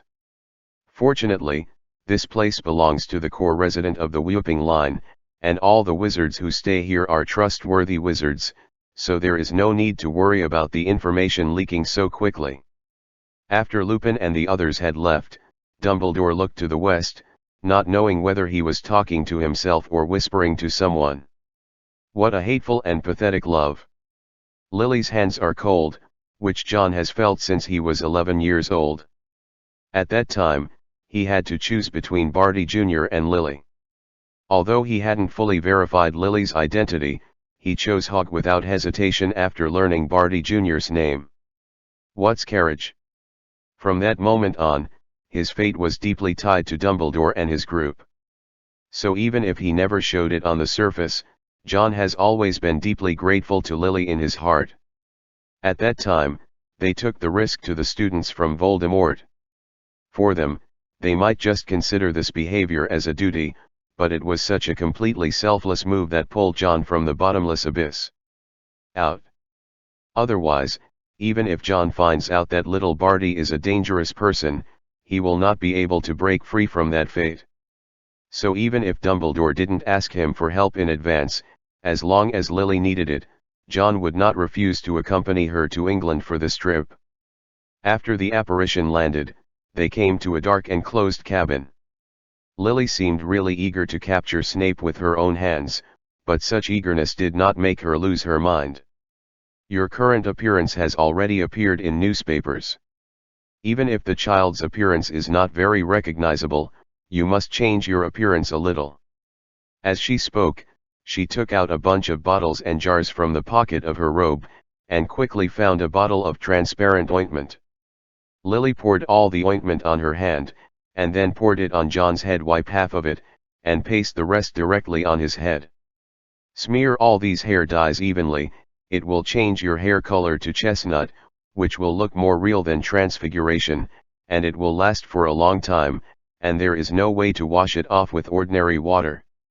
The effect of this potion is indeed miraculous. It is transparent and sticky when it touches human skin, but once it touches the hair, it will adhere to the hair smoothly, and it will directly dye the hair into maroon, which is exactly the same. Because of this, John and Lily quickly changed their hair color, which made them more like a mother and child. John only needs to change the hair color a little bit, and there is no need for more changes. His appearance has only been reported by newspapers recently, and the face that is biased toward children is not very individual. In addition, in the past 5 days, it is true that, as Dumbledore said, the body has grown much faster than the normal growth cycle. His appearance has changed a lot compared to a week ago, so even people who are familiar with John can't be sure that it is John if they don't stare at his face carefully for dozens of seconds. But Lily needs more preparations. She uses those complex potions to make her appearance younger. She looks like she is less than 30 years old, which is more in line with the mother and child of John's current age. Set up. At the same time, he lengthened some of his hair, and changed the color of his eyes from the emerald green to the same color as John's. That is, after a minute, she seemed to be a completely different person. With John by her side, it was easy for people to subconsciously think that she was a young mother. It's just that no matter how the appearance changes, the cold aura exuding from Lily's body still hasn't restrained. Walk. After making all the preparations, she took John and left the cabin. At this time, John realized that they were actually in Nocturne Alley. This is a dilapidated street compared to Diagon Alley. There are not only some shops with concealed signs around it, but also some dilapidated houses, and the room they walked out of belongs to the houses. One of them looks like a safe house that the Order of the Phoenix had prepared while in exile in England. Where do we start to search? This street is not small, and strangers come in and leave at any time. If Snape comes here and uses apparition again immediately, it will be difficult for us to find. John lowered his voice and followed Lily, just like a little boy who followed his mother to a strange place, and asked while tugging at Lily's sleeve. Lily didn't explain much, just said briefly, "Follow me." They quickly passed through this area in John's eyes, which was already considered dilapidated, but in fact, it was in good condition in Nocturne Alley. And John also saw some wizards scattered around. Wizards basically wear the hoods on their robes, while witches wear pointed hats with wide brims to block their faces. It's not that Lily doesn't want to block it, but that she is taking John with her. This combination is useless even if you use a hat to cover your face, so you can just show your face openly, like some noble young woman is taking the young master out. Stans can also avoid a lot of trouble. But as we went deeper into Nocturne Alley, some troubles couldn't be avoided no matter what. When they passed a hut that looked like a gathering place for a group of homeless people, a man was wearing a tattered robe that could only be called a strip of cloth, with his hair standing up and a clump on his chest. The man with obvious chest hair stared at Lily with those wolf-like eyes, and stood up from the ground at the same time. He looked at Lily's white neck, licked his tongue, and followed slowly, while the surrounding people who looked similar to him in their clothes just watched the scene with cold eyes. Someone has to try, especially if this is Nocturne Alley under Lord Voldemort. Originally, according to Voldemort's iron-blooded wrist, he wanted to clean up the place of Nocturne Alley, not to mention that there was no pressure, it could be said to be a piece of cake. But he seemed to ignore this place on purpose. He never ordered Death Eaters or British Auras to clean up this grey area of the wizarding world, and even deliberately removed some special people who didn't listen to him. Dangerous person, rush to Nocturne Alley. This has caused the Wizarding Street to become darker and darker over the years. The original Nocturne Alley can only be called a grey area at best. On the surface, it is still subject to the magical laws of the British Ministry of Magic. At least it will not go too far on the surface. However, during Voldemort's reign, order was completely lost here, and many strong men in the magical world were driven here, including werewolves who were rampant, lawless goblins, cruel dark wizards, and wanted criminals who killed countless people. Yes, but there are no good people. For a time, Nocturne Alley was in the most primitive living environment of the jungle. It wasn't until the last few years that some of the sites and forces in Nocturne Alley were almost divided, and it returned to a slightly orderly situation. The blood aristocrats or the wealthy classes among the mixed blood provide shady items trading places, returning to the original intention of Nocturne Alley when it was established in the first place. And since this period, the Order of the Phoenix has also placed some personnel here, but now because of the tension between France and the United Kingdom, there is only one safe house left here. Of course Lily also found out that they were being targeted. And there was no magic wand in that hand, but his hands were full of sharpened nails, so he was about to speed up his pace and started running towards Lily and John.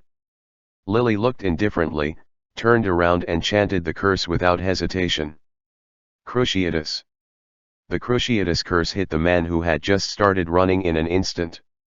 The pain that reached his soul made him unable to mobilize his limbs. He could only curl up like a boiled prawn and collapse on the ground. On the ground, howl loudly. Lily's hands still didn't stop at all. Cruciatus. The second Cruciatus curse fell on this man again. His body was already experiencing convulsions, and his eyes began to turn white from the pain. He even felt that he might die on the spot or go crazy at any time. But Lily didn't show the slightest pity on her face, and the homeless people who were huddled under the wooden shed also looked indifferently at the man lying on the ground and twitching. The law in Knockdown Alley is like this. If you want to find trouble with the other party, you must first be prepared to risk your life. If Lily hadn't fought back so forcefully, her fate would have been worse than the man lying on the ground, because once the harmless prey revealed that she was really just a sheep, there wouldn't be only one a wolf wants to eat her. Therefore, Lily's strikes were ruthless, and the unforgivable curse was not a decent act at all, but John didn't have the slightest psychological barrier. He killed someone from a pure-blooded family with swords, snake teeth, and death curses, so he is not qualified to have any psychological barriers, is he? Chapter 429, 427. Do it if you can. Lily's two counterattacks limited the trouble they might encounter in Nocturne Alley to this time. Other people who are ready to move can see that this is not easy to mess with the mother and child. The unforgivable curse is by no means low-end magic. Not to mention that normal magic schools do not teach higher-level black magic at all, and learning channels is a big problem. Even if there is a way to learn it, wizards who can really use it successfully and exert its effects are rare, and most of these people are concentrated among the Death Eaters under Voldemort. And Lily directly cast Cruciatus twice without saying a word, plus she dared to bring her child to the notorious Nocturne Alley so boldly at such an age. A fool can guess that this is a difficult problem to provoke. After that, John and Lily did not encounter any trouble in Nocturne Alley. Until they came to one end of Nocturne Alley, they reached a road section that was as dirty as the wooden shed area in front of it, but there were several open shops. Lily chose one of the most inconspicuous shops, which looked more like a simple wooden shed than a house. She took John and opened the rag that was used as the door and walked in. Inside was a small room filled with various bottles, jars, and strange things.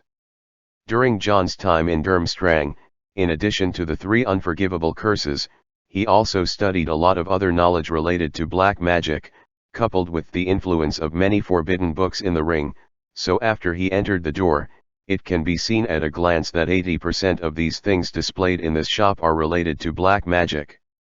The remaining 20% is not without problems, but with John's current knowledge reserve, he still can't recognize it. While entering, John saw the old woman sitting behind the counter, wearing a large pointed hat to hide her face, leaning on a cane full of knots, hunched over behind that shabby counter. A rare customer, what a rare customer. She seemed to see who the visitor was through the gap in the wide brim of her hat, and she gave a burst of admiration with that ugly voice. I didn't expect you to come to me at this time. Now is the time when you are proud of your spring breeze. Why did you take the risk to come to England? Or after the end of the Triwizard Tournament, what Dumbledore and the current Lord of England reached? Is peace just a cover-up? Are you planning a new move? Lily frowned, looked at the hunched old witch, and said in a cold voice. You'd better talk to me with your original voice and appearance, Tom. You should be able to tell that I'm in a bad mood right now. Hearing the name Tom, John couldn't help but make John look slightly sideways. In his impression, there are only 2 people named Tom mentioned in the original book. One is naturally the Tom Riddle who hates the name given to him by his mother, and the other, according to the normal the world line, was supposed to be Old Tom, the owner of the leaky cauldron in Diagon Alley. Hearing Lily's unceremonious words, the old witch laughed dryly, then she pulled a rope hanging from the ceiling beside her, and then the rag that was used as the door seemed to be locked by the doorframe. As if it was absorbed, the only entrance and exit was sealed. After all this was done, the old witch reached out and took off the pointed hat with a wide brim that she was wearing, just at the moment when the hat left her head. The hunchbacked old hag changed instantly in front of John and Lily. A bald, thin but tall old man stood up from behind the counter. Sure enough, as John expected, this Tom who pretended to be an old witch hiding in Knockturn Alley and opened a shop was once the owner of the Leaky Cauldron. Now in the Leaky Cauldron bar under Voldemort's rule, John went there with Dumbledore during the summer vacation of his 1st grade. Old Tom, the owner of the Cauldron bar, swapped with Borgenbach and came to Knockturn Alley, which is a bit of a strange fate. Long time no see, Mrs. Potter. I heard you are doing well in France. Old Tom had a complimenting smile on his face, his wrinkled face was as bright as a blooming chrysanthemum, and at the same time he turned his head to look at John. Who is this? I haven't heard of anyone in the Order of the Phoenix with such an old child. John was standing behind Lily, holding the corner of her clothes with one hand, pretending to be a shy little boy. Judging from the current situation, this old Tom should have some relationship with the Order of the Phoenix, but obviously the relationship is not that deep. Lily didn't intend to greet him or talk about anything else, but directly stated her intention for coming. Don't worry about who he is. Help me find out now. Between 9:20 and 9:30, how many people came to Knockturn Alley through apparition, and have these people left? Hearing Lily's request, the smile on Tom's face froze immediately, but soon he smiled embarrassingly again. Perhaps you don't understand, since the Triwizard Tournament ended and you won the game, the current British magic world has become a little restless. Just yesterday, Aurors came to Knockturn Alley for inspection, and they are still here permanently.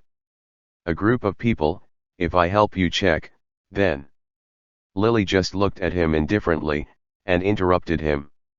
Don't forget who helped you get a foothold here in the first place, and don't forget your promise at the time. Or, do you think some words can be lost over time? No, of course I didn't mean that, but you should also consider my safety, right? Old Tom said hastily. Yet Lily just stared at him. If you really want to be safe, you can go to France now. It may not be easy to go abroad in other places in the UK, but it is not such a difficult thing in Nocturne Alley. You have been staying here all the time. The Dark Lord may not have the day when he really rules all of Europe, but he has always fantasized about submitting a certificate for his bloodline, right? Tom seemed to have been told the truth. The expression on his face was embarrassing and a little scared. He looked at Lily with almost begging eyes. I'm already like this, Mrs. Potter, Professor Potter. I lost my pub and my home. The reason why I'm still here in the UK is to get back what belonged to me. So proving that I'm a pureblood is the only way to fulfill my wish, not because I want to bully the moose or anyone else. When you were kicked out of the leaky cauldron, you were left on the street with a broken wand and nearly starved to death. It was Dumbledore who saved you. You didn't want to hang out with us, and it was he who helped you find a piece of food in Nocturne Alley, a place to live. Why didn't you say at that time that you just wanted to get back your own things? Why did you promise at that time that as long as anyone in the Order of the Phoenix needs your help in the future, you will not refuse anything? Lily drew out her wand and pointed it at old Tom's forehead. Now you have only two choices, either you come, or I will find a way from your mind, and I will find it myself. Old Tom was scared. His pleading and mourning face disappeared at this moment. At first, he thought that he had grasped the psychology of Dumbledore's people. Don't take that risk again. It is obvious that Lily's current performance has completely exceeded his expectations. This Mrs. Potter didn't act like a person on the side of justice at all. On the contrary, she was even more of a Death Eater than a Death Eater. She turned her face away without saying a word, and the wand was about to touch old Tom's forehead. It was punctured. Old Tom could see that the widow in front of her was not joking, and she seemed to be suppressed in her calm face, as if she was not surprised when she went crazy. Don't get excited. I'll check. I'm checking. He was trembling, not daring to hesitate any longer. He reached out and rummaged through the broken cabinet behind him, and took out a transparent ball. The glass ball looked extremely dirty, the surface was covered with dust, and some places seemed to have been knocked out and covered with black mud. The wand in Lily's hand hadn't been put down yet, and she was still pointing at old Tom's head, staring at him as he stroked the dirty ball, and then the whole ball lit up with a grey light. 3. A total of 3 people who used apparition to come to Nocturne Alley in those 10 minutes. Before old Tom finished speaking, a red light lit up on the tip of Lily's staff, and the next moment old Tom's body went limp, and he fell to the ground. The glass ball in his hand also rolled down and rolled under the cabinet. John blinked his eyes, and for a moment he didn't understand why Lily would act when old Tom was about to tell the location of these 3 people, and then he saw Lily waving his wand again, and his eyes were on old Tom's greasy eyes. Bald. Insomnia. The silver thread of memory followed Lily's magic wand as a bridge, and appeared in her mind. All the information that old Tom got from the glass ball just now was truly and unmistakably obtained by her. Be suspicious of everything he says and does who cannot be trusted. Lily didn't know if she was teaching John or explaining her behavior, but while speaking, she also turned and walked towards the street outside, as if she had already determined that at this time period, through phantom shifting shape to the position of everyone in Nocturne Alley. John glanced at old Tom, who fell unconscious on the ground, and then he quickly followed Lily's pace. After coming out of this old Tom's shop, Lily turned around and cast a spell with the effect of blocking on the entrance. Such an approach is of course not purely to protect the safety of the comatose old Tom, but the greater purpose is to protect their own whereabouts. Lily didn't say anything to John. After getting some information from the apparition that appeared here in Nocturne Alley during the period when Snape escaped from France, she seemed to have made her own judgment in her heart. Took John and walked quickly in the other direction of the street. Soon they crossed more than half of the street, and came to an area that was obviously cleaner and tidier than other places. Of course, this place also belonged to the scope of Nocturne Alley, but the wizards who could open shops here were obviously more than those in other places. More capable or more background. They came to a store marked Hancock, then pushed the door and walked in. This shop looks like it specializes in selling some prohibited potions. John even saw the price of the love potion on a sign hidden in a corner. The store owner is a tall black man. When Lily brought John in, he keenly noticed Lily's extraordinary. "Good morning, this elegant and beautiful lady, what do you need?" He had a rare courtesy that most wizards in Nocturne Alley didn't have. Even if Nocturne Alley has been reorganized and turned into a place for pure-blood families and some rich mixed-race families to sell their stolen goods and conduct some dirty transactions, maybe not everyone serves these noble people. This potion shop, the owner of the store obviously has seen the big world. Lily's dress and bringing such a young child to such a street that can be called a garbage dump in the magical world are obviously only some pure-blood lunatic families can do it. "You can call me Mrs. Knott," Lily said in a cold and haughty voice. John also twisted his neck, and pulled Lily in front of him, who had tied a bow on him before. He raised his head proudly, pretending to be a little from a noble pure-blood family. "No, the young master." "Mom, it really stinks in here, it's dirty my nose and eyes. When are we going to go home?" Seeing Lily's plan to make a detour, John also understood and showed a face full of disgust and disgust. "Shut up. Told you to keep your Knott upbringing." She lowered her head and yelled at John sharply, then after blinking her eyes, she looked at the black shopkeeper again. Hearing their conversation, the store owner relaxed a little. He has dealt with these pure-blooded men all day long, so he naturally knows that they have such a bad temper. Ah, it turned out to be the wife and young master of the Knott family, you. All petrified. The shopkeeper's attention was always on Lily when he was talking, and he never thought that John, who looked only 6 years old, would suddenly pull out a magic wand to cast a spell. No surprise, his eyes widened and he could no longer control his already stiff body. After finishing all this, John didn't stop, and immediately locked the door of the store, and Lily had already begun to extract the relevant memories of the wizard who came to the store from the shopkeeper's mind. Obviously, the code of conduct that both John and Lily are following now is that if you can do it, you will never force it too much, and if you can solve it with magic, you will never cause yourself more trouble. Chapter 430-428. Questions and Answers. Snape has always reserved a way out for himself in the UK. When he was the vice principal in the UK, he had contact with this potion shop in Nocturne Alley, using an alias called Prince, supplying illegal potions to the shop full-time. At the same time, after the long-term cooperation between the two parties has gained trust, he deposited a sum of money in the potion shop, and agreed that as long as he came to his shop and said Prince's name, then no matter who the name is, you must give him the money. Lily knew all the memories of the owner of this potion shop, and could easily distinguish those related to Snape from it. John was not surprised by this. It is normal for Snape to have a way out in England. If he has been in a high position for so many years and has not prepared for himself, it will make John feel wrong. Then our current clue is broken, John said while pinching his chin. Lily said calmly while clearing the memory of the frightened shopkeeper. It's not broken. After getting the money from this store, he left by using the fireplace in the store. Just 10 minutes ago, we can still find out his whereabouts. John couldn't help but feel a little weird.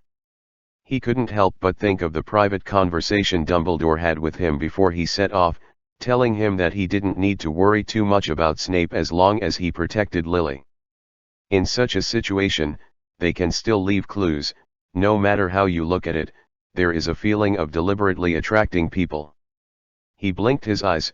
Didn't Lily notice such a problem at all? Professor Potter, wouldn't Snape guess that one of us has been tracking him? The expression on Lily's face was very calm, and her feet kept moving, leading John towards the room behind the store. Even if this is a trap, he deliberately said, as long as he doesn't dare to go to the master who abandoned him, we will be able to catch him sooner or later even if we follow the trap. Her words were like stagnant water without any emotion, but John could hear the determination in it. Reopen the store door, and the owner will regain consciousness in 2 or 3 minutes. Don't let him have any unnecessary suspicion. John turned around and opened the door of the potion shop again. There were few customers in Nocturne Alley, and few people could be seen walking on the street, and there were even fewer people who could enter the shop for consumption, so unless you were unlucky extremely, otherwise John and the others don't have to worry that other people will come into the store and find something wrong in these few minutes. Then, he followed Lily's pace and came to the room behind the potion shop. There was a fireplace here. Although there were only a few ashes left in the fireplace, through the temperature around the edge of the fireplace, he could still clearly feel that it was just a short time ago. Someone set it on fire. After confirming that this fireplace was the one that had been used by someone, Lily reached out and took out a handful of ashes from the furnace, rubbed it lightly on her hand, and at the same time raised her magic wand and waved it at the dust. The next moment, the dust suddenly gathered again in the fireplace, and then a cluster of weak small flames actually rekindled. Squeeze some flu powder, and then watch how I do it. When you walk into the fire, don't mutter any place names in your heart. It's best not to think about anything, just let your mind go. As she spoke, she sprinkled the flu powder in her hand into the fireplace. The originally weak flame suddenly seemed to be doused with a bucket of oil. At that time, she walked into the fire. Flames enveloped her and disappeared into the fireplace. Leaving John alone in front of the fireplace, he looked at the remaining green flames in the fire, silently put the flu powder back, but snapped his fingers lightly, and in the next second, a burst of golden flames light up right in front of him. John walked into the golden flames, and his figure also disappeared into the fireplace. Afterwards, the whole fireplace seemed to have been cleaned by a cleaning spell. It must be clean, and no one will find anything from the remaining traces here. When John felt his feet step on the solid ground again, he felt a choking musty smell permeating around him, constantly drilling into his nose. He pinched his nose, frowned, and waved his hand holding the wand to surround him. He didn't know how long he hadn't cleaned the ashes that were probably moldy, and he also saw the situation in front of him clearly. Lily was holding the wand, looking at the front without expression and saying a word. At the point where her gaze was focused, there was a fireplace, and at this time the fireplace was shining with green fire, and the flames formed a human face with greasy hair. I don't know if it was because Snape's original paleness could not be seen under the green flames, but John actually felt that he had become very energetic now, and even the expression on his face was radiant. I knew it was you, and knew that I had escaped. You would definitely come and catch me yourself, and you would never give such an excellent opportunity to others. He looked at Lily without blinking. His voice didn't sound very smug, but it seemed to hide a different kind of sarcasm. Lily didn't seem to want to look at the image that Snape sent over with the flu powder at all. She held the wand and went straight to Snape, who was composed of flames, and stretched her hand into the fireplace, trying to find the remaining ashes here, so as to determine Snape's current location. In the end, she actually caught a handful of ashes. Lily wanted to do the same thing again. Although the fireplace in front of her was occupied by Snape, the one when they came was still empty, but when she threw the ashes into the fireplace, this time it didn't light the fire again as before. Do you think I would be so stupid? Here is a backhand that I prepared 5 years ago. I have always kept a portfolio here. As long as I have to disappear from this world one day, then I'll use it for the rest of my life. Snape seemed to be sitting on some kind of chair. He squinted at Lily, and Lily stopped her futile attempts to confirm that the ashes were really just ordinary, moldy, useless dust that had been placed. She caught Snape's gaze, and those eyes without any emotional fluctuations finally burst into a fire, called the fire of hatred. Do you want to live the rest of your life in peace? She said in a flat but clenched voice, why do you think you shouldn't pay for everything you have committed? Siffley Snape. Do you think it's all over? Snape in the Flames looked at Lily quietly, as if he was seriously looking at the expression on her face now, then he leaned forward as if the face made of green flames was filled with fireplace. You also think that the hatred in the past should not be forgotten, right? As an intelligent, fair, and righteous witch, you also tell me, Lily Evans, what James and the others did to me in school back then. It must not just pass like this, right? So my revenge is just, and I never take such anger on others, just like you, even if you choose him and become his other half. I also begged my master not to let him hurt you. I have done my best. What's wrong with that? John quietly found a small bench by the fireplace and sat down. Of course, he couldn't intervene in the middle of the conversation, and he could just be a melon-eating crowd quietly. Well, even with the eyes of the people who eat melons, John can actually see how involuntary Snape's ridicule and sarcasm are. He obviously said this deliberately, and what is the purpose of doing so, John? I don't know yet. But of course Lily, who was the person involved, couldn't see so many things. Snape obviously knew her far better than anyone else, and a few words stirred up her already silent heart like stagnant water. He stretched out his hand towards the fireplace, as if he wanted to grab the Snape made of flames. Then why did you kill my son? What did he do wrong? Why did you kill Harry? Tell me. When did my son offend you again? Her hand passed through the flames, and there was no way to catch the phantom made of fluk powder. The green flame lingered around her hand, like something she had always wanted to catch but could never catch. Snape still looked at her with his head up, not showing any sign of being moved by her mood swings at the moment. I didn't kill your son, Mrs. Potter. If you want to blame me for James' death, of course I will accept it, but not Harry Potter. The master went to your house like that. It can't be just to help me avenge, isn't it? Harry is his purpose, and it's also the reward I gave him in exchange for your safety. Otherwise you think why you are still alive now. Can you talk to me here? So, remember what I say to you every time I see you. I am your benefactor, and you should thank me. Lily turned cold, as if she had suppressed her outburst, and looked at Snape coldly. Then why don't you meet me in person? Only when we are face to face can I thank you properly. Snape shook his head. He seemed to enjoy the way of communicating with Lily now. It's rare. It's rare to hear you talk to me like this. Don't you really want to find me? Then we can make a deal now. I'll ask you 3 questions.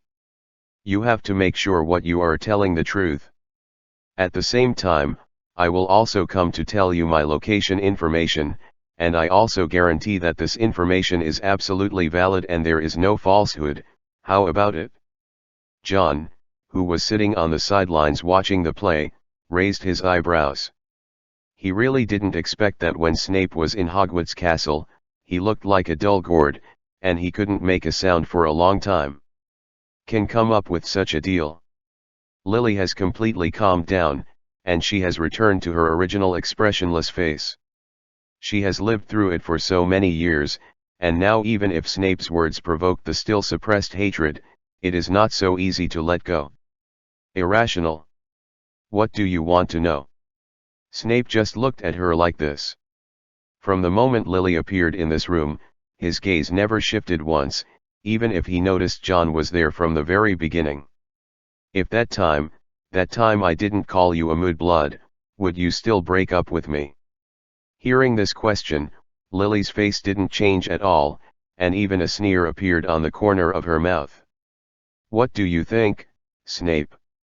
It's been up to now, can't you really imagine why I broke up with you so resolutely? Just because of that insult. In those days between you and your Slytherin, do you remember what I told you when the purebloods came together and started to explore the dark arts, when they became interested in Voldemort's theories, when they had connections with the already notorious Death Eaters outside the school? Snape fell silent. Of course he will never forget what Lily said to him at that time, when they were still friends, best friends. She persuaded him to stay away from the classmates who had had an affair with Voldemort, and told him not to delve into those forbidden drugs and black magic. But at that time, he didn't pay attention to these suggestions at all, or he was completely obsessed with it. He couldn't extricate himself from his achievements in black magic and the sense of identity he got from intersecting with purebloods. The key to parting ways. Did Snape really fail to figure out these answers? John, who was sitting on the side, had this question in his mind, and soon he came up with the answer himself. It's not that Snape can't figure it out, he just wants to give himself a major excuse for all the mistakes he made in the past, and all his previous actions were actually putting gunpowder in the powder keg, and that sentence "Mudblood is this the fuse of everything." So he has been deceiving himself all the time, making himself think that the only thing that is wrong with him is that sentence "Mudblood." As long as he didn't curse the sentence at the beginning, everything after that would not have happened. However, this is only his self-deception after all, and now Lily has picked up the lie he used to deceive herself. It's just that Snape's silence made Lily feel no emotion or any emotional fluctuations. She had long since lost any other feelings for Snape. After the night that ruined her family, all that remained was blood feud. "I answered the first question," she said coldly. Snape also came back to his senses, and he made his promise in an indifferent tone. "Don't worry, I won't leave England, I will always be here. Neither Dumbledore nor my former master can drive me away from this place. If you want, it's in Great Britain, find me on this island." Chapter 431-429. Immortal. This is the position you gave. Lily clenched her wand tightly, as if she was not satisfied with Snape's broad answer. Snape said indifferently, "So I said 3 questions. Telling you that I will not leave the UK is already my greatest sincerity. Otherwise, what do you think? Let me just throw myself into the trap like this." Lily just stared at him quietly, as if she had no more rebuttals to Snape's words, but was waiting for him to ask a second question. Snape only had one face in the flames, but John looked at the expressionless face, and for some reason, he always felt that he must be twisting his fingers nervously and uneasily. "I really want to know, do you know what James did to me back then? And when did you get together?" John secretly covered his face aside. Snape's 2 questions made all his previous ambiguity in vain. A normal person can figure it out if he really hates and resents Lily, and will not care about these issues. Lily didn't know if she had thought of this, but when Snape asked the question, the expression on her face still didn't change a bit, she just stared indifferently at the human face made of green flames. "You still care about this? That's why I said, you have never listened to others, and you have never changed. Of course I know what James did to you, so my impression of him at that time was always the same. Very bad, no matter how much he tried to attract my attention and pursue me, I never thought about what kind of future I would have with him." When Snape heard this, he gritted his teeth subconsciously, and said in a voice that pretended to be calm as much as possible, "Then why later? What makes him stronger than you is that he knows how to change himself.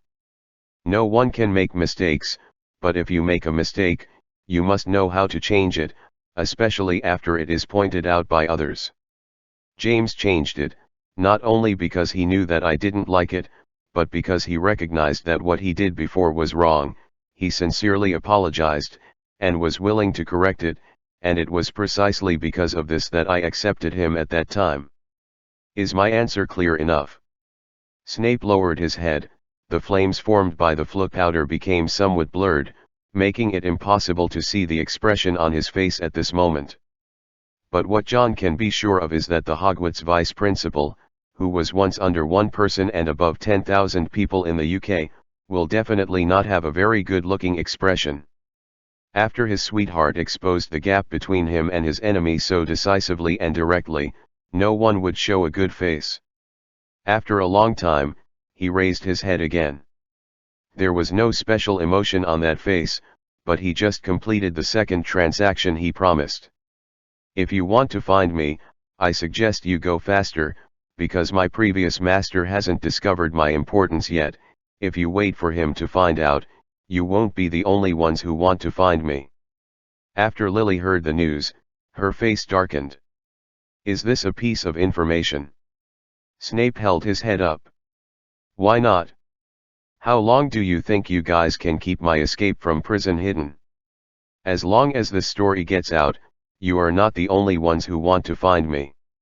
You know in advance what kind of competitors you will have. Isn't this a very important thing? Lily took a deep breath. She didn't dwell on this matter for long, but continued to ask. What about the third question? Snape didn't stay silent either. He asked a question that sounded very simple in a low voice. We're meant to be immortal, aren't we? Lily didn't answer right away. She just stared at those eyes and asked indifferently. What do you think? This has already given the answer, and Snape doesn't need to ask any more questions.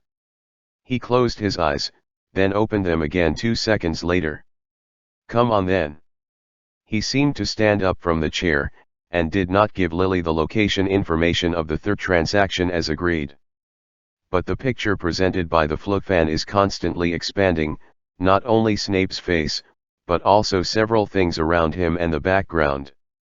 Then the flame suddenly went out, and the whole room fell silent, leaving only the dust in the fireplace still rippling in the air.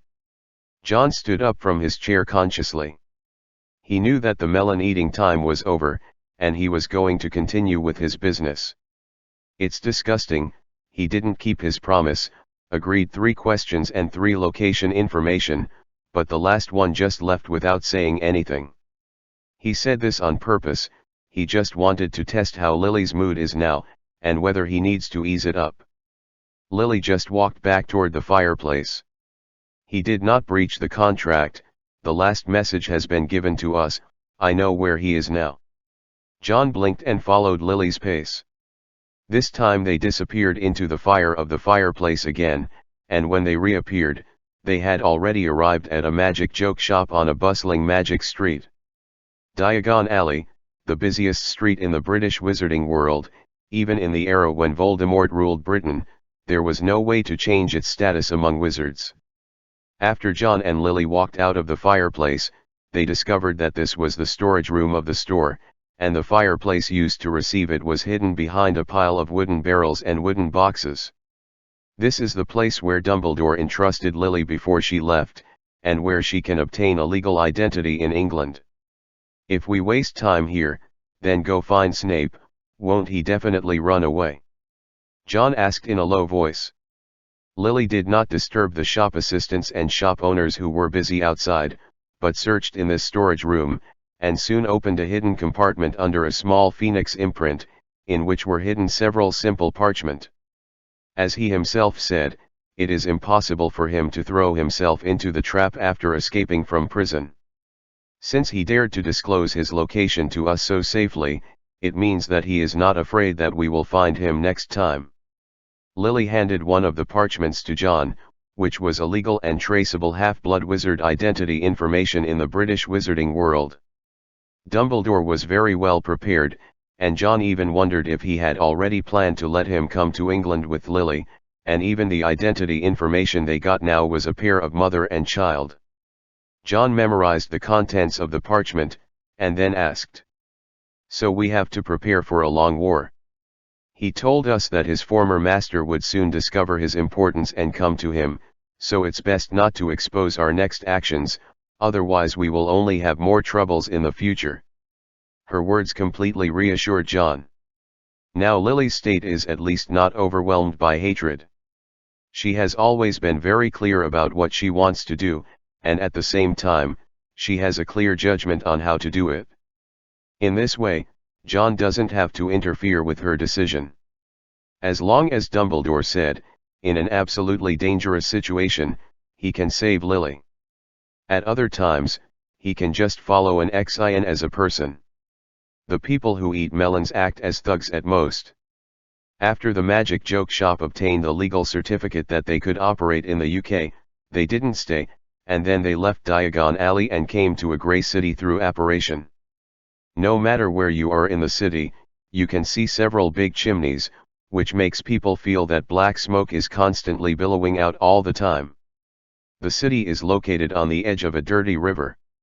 There are many fried fish and potato chip wrappers scattered around the river bank. The river water is also black and there is no sign of life in it. In a typical industrial city, the living environment is extremely bad. Just living here, it is estimated that I will not have a good mood every day. Where is this place? Professor Potter? John asked involuntarily, breathing the tar-smelling air. Cockworth, my former home. After hearing this answer, John raised his eyebrows and didn't continue to ask. Then Lily led the way, and the two soon came to a shabby muggle alley called Spider's End Alley. There are rows of dilapidated brick houses in the alley, and the windows on the houses are dark and lifeless during the day. The dirty river is right next to the Spider's End Alley, and the stench from the river is not very strong, because the alley itself is already stinky enough. Lily took John to the last two-story house at the end of the alley, and the two stopped there. This house looks nothing special compared to the surrounding buildings. The door is not locked, and you can walk in with a light push. Discovering that John was looking around, Lily took the initiative to speak. This is Snape's home. John couldn't help subconsciously thinking about the meaning of this sentence. Although Snape's home sounds very inconsistent, he didn't jump out of some rock after all. This so-called his home, which was the place where his parents gave birth to him and raised him. After re-observing the dirty alley where the house was located, relevant information about Lily and Snape flooded into John's mind. If he remembered correctly, Lily and Snape should have lived in the same alley and had grown up together as childhood sweethearts. But soon he didn't have time to think about it anymore, because Lily had already walked into the room without any protective measures, and John could only speed up his pace to follow. The house is very messy, all kinds of furniture have obviously been rummaged deliberately by someone, and they are randomly discarded everywhere. Even the murals on the wall are hanging crookedly on the wall as if they have been inspected by someone. This place was searched by Death Eaters. It's easy, John can guess what happened here before. Snape was taken away by us, and the Death Eaters thoroughly searched the place where he used to live. Normal thing, but if that's the case, is there any chance they'll leave Aurors around to watch over here?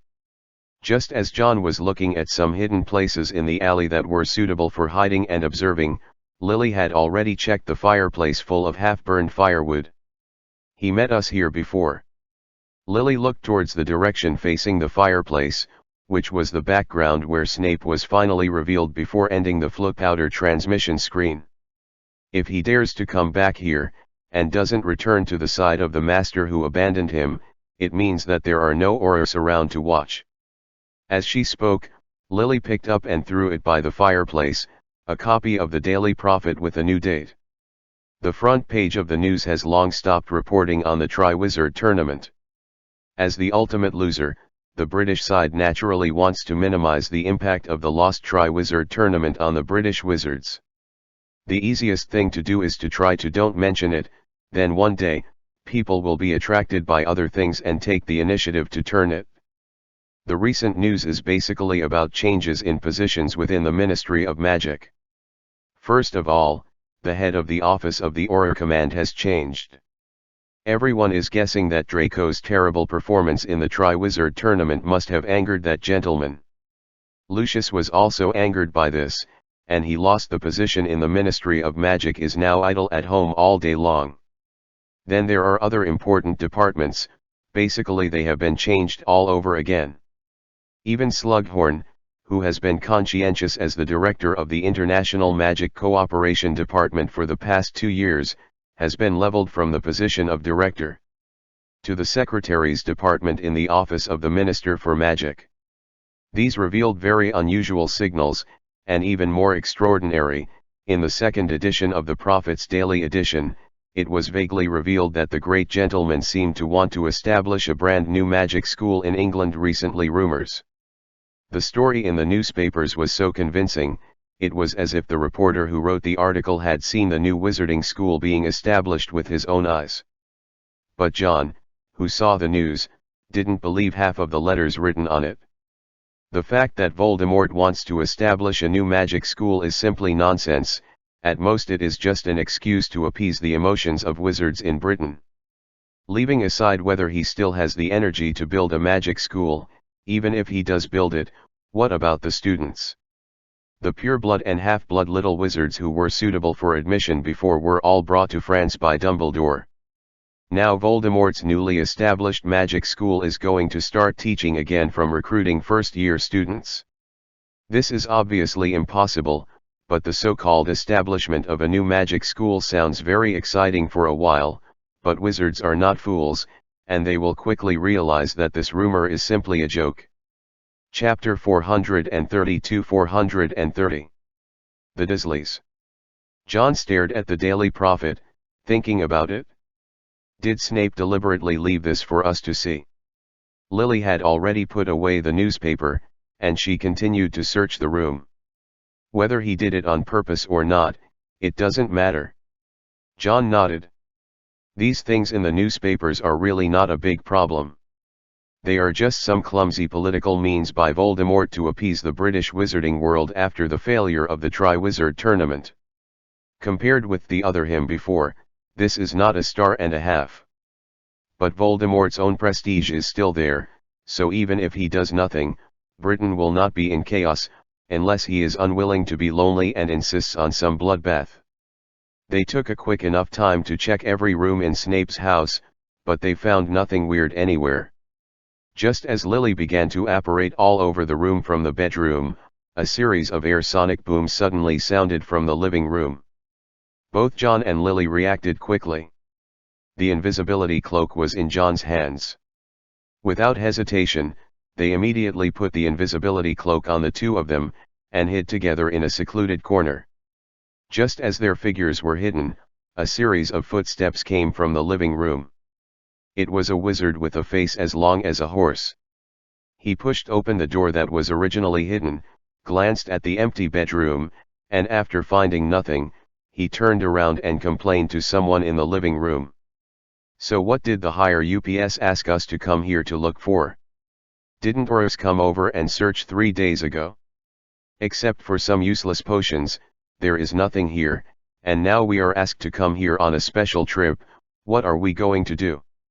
What responded to him was a stern female voice. Now that we have arrived here, you only ask me. Why didn't you ask me clearly in front of him about the mission I received from Batty together with you? The long-faced wizard turned and returned to the living room. It's not that you don't know. Since returning from that game, Crouch has become weird. He has never shown a good face to anyone, and he doesn't even pretend. Who dares to ask more questions? Since you don't have the guts, don't be so long-winded. Start looking now. After searching this house completely, we can go back and return. John and Lily looked at each other under the invisibility cloak. Among these people in the British wizarding world, Aurors were basically all mixed blood, and no one dared to call little Barty by his name directly. The two who came to Snape's house individuals are obviously higher status thugs than Aurors, that is, they can only be Death Eaters. Lily quickly set her sights on the living room again. The position they were in was very ingenious, and it happened that the position of the fireplace could be seen through the opened bedroom door. While the two grumbled, they searched the room that John and Lily had searched thoroughly but found nothing. In the end, a witch in a black leather jacket suddenly stared at the fireplace that was still full of ashes. "Come here. Selwyn, come and see this." The long-faced wizard surnamed Selwyn soon came to the witch, and together they saw the ashes in the fireplace. This is the easiest problem to find. When John and the others came here, the ashes hadn't cooled completely, and they still retain residual heat, which is obviously left in a while. There are also those woods in the fireplace that are half burned and then extinguished. The length of cooling time is easy to tell. Someone came here today. The expression on Selwyn's face became serious. He looked around vigilantly and suspiciously, and then stood up the wand that he had been holding in his hand in front of him. John also held his wand under the invisibility cloak. Just when he was about to move, and wanted to deal with the two Death Eaters before they reported the anomaly here, Lily suddenly grabbed it. The arm that held his wand. John raised his head, and Lily shook his head at him, obviously signaling him not to act rashly. Soon the two Death Eaters checked the entire house again. They didn't find Lily and John, but they didn't relax their vigilance either. You go back first, and bring the people from the Department of Transportation over from the Ministry, and ask them to check whether there is any trace of flue powder being used in this fireplace recently, and if so, where is it? After hearing this, Lily retracted the hand holding John, and then stretched out her own hand, the one holding the wand. Just as the wizard named Selwyn was about to use apparition to leave the room, a fallen chair under his feet suddenly turned into a rope as thick as a baby's fist and bound his feet. Because it was not a lethal spell, the iron armor curse on Selwyn's body showed no sign of being triggered, and he was bound and fell to the ground directly. The witch in the leather jacket reacted quickly, but Lily's silent casting made it impossible for her to discern the direction of the enemy. It wasn't until a spell sounded that she instantly locked onto the target, but when she looked over, there was only a piece of green filling her vision. Avada Kedavra. Hit by the death curse, the witch had no chance of surviving, so she kept a terrified expression on her face, and fell straight to the ground. Selwyn, who had been bound by the rope of the transfiguration technique, raised his upper body from the ground with a ferocious expression, and pointed the wand in his hand in the direction where John and Lily had already lifted the invisibility cloak first. Avada Kedavra. Green light shone in the room again, but unlike the witch in the leather jacket before, John had already prepared for such a counterattack as expected. While tearing off the invisibility cloak, he was also a broken wooden board that looked like a table was raised in front of him. Selwyn's death curse hit the wooden board, leaving only a scorched black hole, and there was no way to cause more damage. After blocking the death curse, John immediately dropped the wooden plank in his hand, and then rushed to Selwyn's side with a brisk walk, stretched out his left hand wearing the ring, and the activated universal curse was instantly erased. He kept the iron armor curse on him all the time, and at the same time, the tip of the magic wand held in his right hand began to shine red light. The next moment, the petrification curse hit Selwyn, who was struggling desperately and wanted to wave his wand to counter John. His body immediately became stiff, and only those vicious eyes stared at John. Lily also came over at this time. She pointed her wand at Selwyn's head, and soon she forcibly pulled out the silver memories from the Death Eater's mind. Selwyn obviously started a fierce resistance, but not everyone can master the magic of occlumency, especially under Voldemort, or they can learn to weave false memories like John and Slughorn to such an extent that it is impossible to discover that the person whose memory is being peeped has learned occlumency, or should not learn it. Otherwise, when one day, their master wants to check their memories on a whim, but is blocked by occlusion, then they should be wary of their intention to learn this magic. A strand of memory was pulled out, and at the same time Lily glanced at the corpse of the witch in the leather jacket, and said to John calmly, "The death curse should be used sparingly, and at most it should be regarded as a means that has to be used. Even if you can control the hostility in your heart, this level of black magic will still affect you in a subtle way, and it is difficult for you as the person involved to detect it. It's here. She has exhausted all the memories she needs." While talking, she also tapped a fragment of a teacup with the wand in her hand. If you want to kill someone, there are actually many ways, and there is no need to use this kind of side effect magic. The second after her voice fell, the fragment of the teacup turned into a short blade under the effect of the transformation technique. Selwyn's bloodshot eyes were full of fear, and then the short blade fell from midair and pierced straight into his chest. Blood splashed out. John couldn't help but twitched his eyes. He wasn't sure if the death curse had a subtle effect on his consciousness, but the scene in front of him probably wouldn't be affected by ordinary people. After solving the two Death Eaters, Lily didn't want to stay here any longer. She took John and left Snape's house. John didn't ask, puzzled, until he walked out of the Spider's End alley. Why don't we catch them both directly?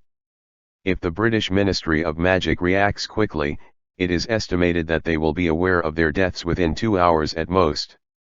By then, we will send people to investigate, and we will definitely be able to track down Fleur, the source of the fan, and then find Nocturne Alley. Based on this, maybe we can get the information that Snape has fled back to England. Based on this, there is no way for Death Eaters to have their memories changed so easily without being discovered. Lily explained to John softly, they will have special screening internally, the same as in the Order of the Phoenix. People have to be checked for the integrity of their memory, and they are also tested by the Imperious Curse.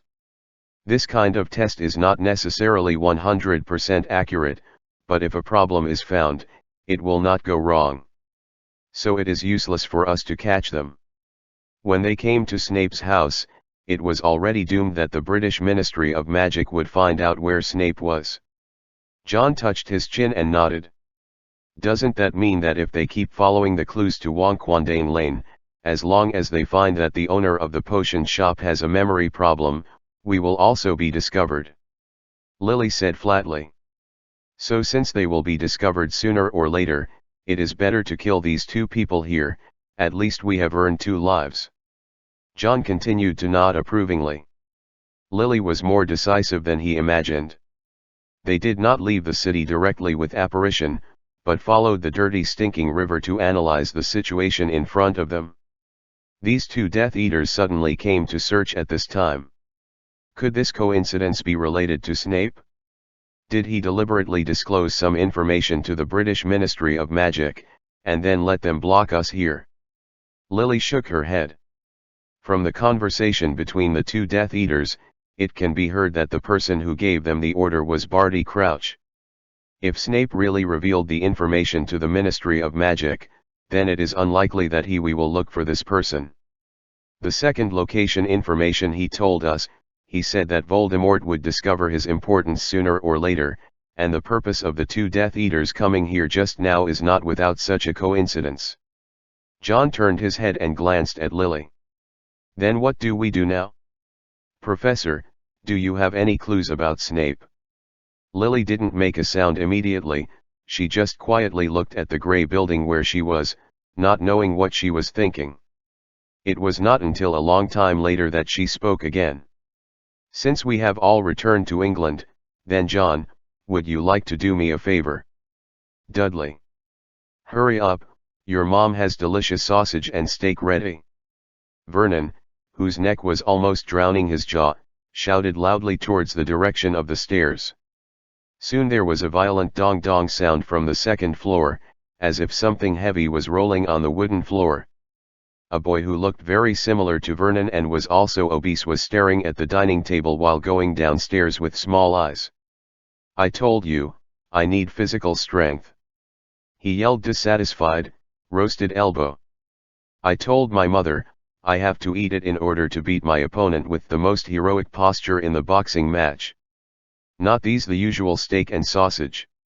The stature of the father and son was completely opposite. The skinny Penny brought the salad from the kitchen to the dining table while comforting her son. Don't worry, baby, I've already prepared everything. Tonight we can have delicious roasted pork knuckles. For lunch, let's use these things to pad our stomachs. Dudley sat down on the dining table reluctantly. He looked in a bad mood, holding a fork in his hand, and poked the steak with a look of disgust. Right at this moment, the doorbell of the Dursleys' house suddenly rang. Open the door. Babes, I have work to do. Vernon looked up at his son, and just met those small eyes. He could only put down the knife and fork in his hand, got up and walked towards the door, muttering at the same time. Okay, let me see who is interrupting this beautiful lunchtime. While watching Vernon's movements, Dudley forked the untouched sausage on his father's plate, bit off half of it in one bite, and looked in the direction of the door. Vernon opened the door. He didn't see anyone at the first time. After he lowered his head, he saw a boy with a smile on his face and some brilliant blonde hair waving to him. "Hello, sir, is this the Disley's house?"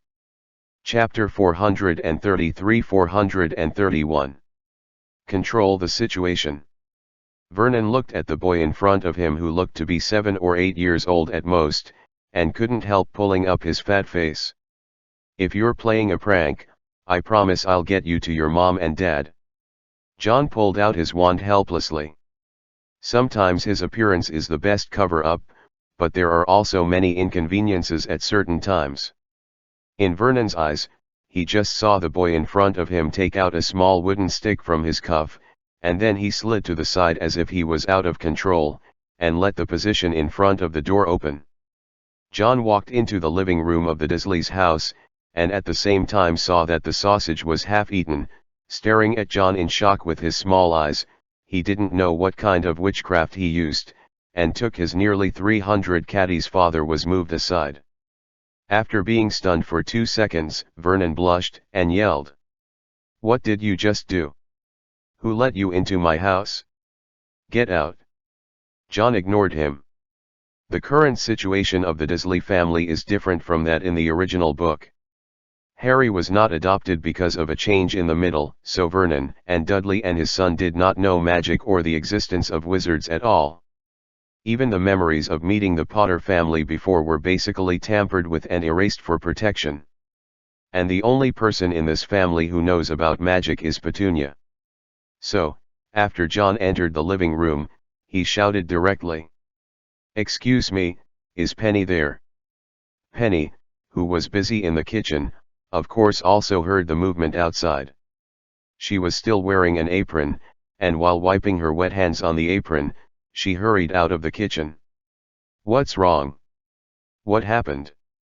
She saw Dudley, who was holding up half of the sausage in front of the dining table, just reacting from a dazed state. "Mom! Mom! He just did that, and then like this." Dad flew aside. "Yes, he used the little stick in his hand." "That stick?" Vernon didn't speak, his face was livid, and he had already heard from John's shout that he knew Petunia. And when Petunia heard Dudley's description and saw the small wooden stick in John's hand at the same time, her whole face lost all color. There was a terrified expression in her eyes, and she subconsciously blocked Dudley behind her. "I have no contact with that sister of mine. We have no contact with those people. Please. We are just ordinary people. My husband and son don't even know that world exists." Vernon saw Penny's panic at this time. Although he didn't know what his wife was afraid of, he also pulled out a baseball bat from the side cabinet, and he threatened John viciously. "Get out! Do you hear me? I don't care who you are. You are not welcome here. No. No. Don't, Vernon." Petunia cried out as if she was about to be frightened. "Don't be like this. They are not afraid of what you hold, they are not even afraid of guns." John looked at the chaotic scene, and couldn't help but shrugged speechlessly. He could clearly see that Penny took him as someone from the British Ministry of Magic. As Lily's biological sister, Petunia Evans was naturally known by Voldemort. When the British Ministry of Magic was completely controlled by Voldemort, the Order of the Phoenix made proper arrangements for members' families. Those who are willing to leave the UK will be transferred to some safe places in Northern Europe. Those who are unwilling to leave will completely cut off the contact between members and their families. Some will even modify and clear their memories, change their identity in the UK to separate from the magic world and continue to live go down. And Petunia obviously belongs to the second situation. At that time, she had already married into the Disleys, and she also had Dudley. In addition, she was not a wizard herself, and the only channel to communicate with the magic world. The relationship between the sisters is still very average, so the Dursleys did not accept the order of the Phoenix to transfer them to Northern Europe, but stayed in England. In the whole family, only Petunia has memories about her witch sister and the magic world. Whether it was the period when Voldemort had complete control over Britain 2 years ago, or the war between Dumbledore and Voldemort now, the Dursleys have not been affected, which makes Petunia almost forget the danger from another world. Until today, John suddenly found this place, and the information about wizards in his mind is still stuck in Death Eaters crushing the Order of the Phoenix. The whole of England is Voldemort's world. The first thing Petunia can think of is the relationship between her and Lily.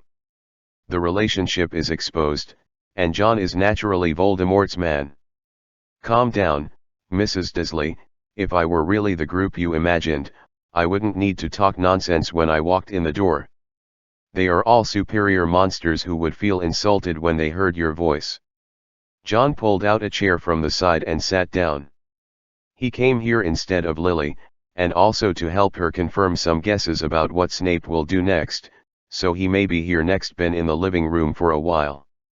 Petunia did see that John obviously didn't have any malice, and her face, which was flushed from nervousness, gradually calmed down. According to her understanding of those people, if John really came to arrest their family, then he would do it directly after entering the door, and he would not talk too much at all. As long as he catches them, there are plenty of means in the magic world to get them. Information comes from mouth and mind. Of course, they don't have any intelligence on them. The only function of the Dursleys is to be used as hostages to threaten Lily. In addition, Lily has been given special treatment by Voldemort because of Snape. It never occurred to anyone that she had a sister. Since John is not Voldemort's person, he can only find this place because he has a relationship with the other party. Penny stared at John's face closely, as if she wanted to see something from John's face. That sister of mine asked you to come here? She found another man. Hearing her second question, John was taken aback for a moment, and then he figured out where Penny was thinking at this time. I'm Professor Porter's student, not what you think. John said speechlessly. Aren't you eating? Don't worry about me. You can talk about some things while eating. Penny didn't relax because of John's words. She stared at John's face and said with a gloomy expression. Then why did you come to us? You are about to be killed by that man. Lily has no choice but to let you come to my house and let us protect you. John was losing his patience. He could understand Penny's desire to protect her family from getting involved in any dangerous things, but at least she had to understand everything clearly before drawing a conclusion, and it was impossible for Lily to do that kind of thing. The Order of the Phoenix was about to be wiped out, and the danger spread to her sister. He raised up the magic wand in his hand. The tip of the wand shone with red light, and at the same time, golden flames lit up in those eyes. Let's sit down and talk, okay, Mrs. Dursley and Mr. Dursley behind me who tried to sneak up on my head with a baseball bat. I'm not here to cause trouble for you, but to help you out of trouble, so please don't test my patience. While he was speaking, the bat in Vernon's hand was thrown out of his hand in an instant, and flew into the air, no longer under his control, and Penny was forced to sit on the dining table as if forced to the chair by some force forward. John actually understood why Lily didn't want to come here by herself.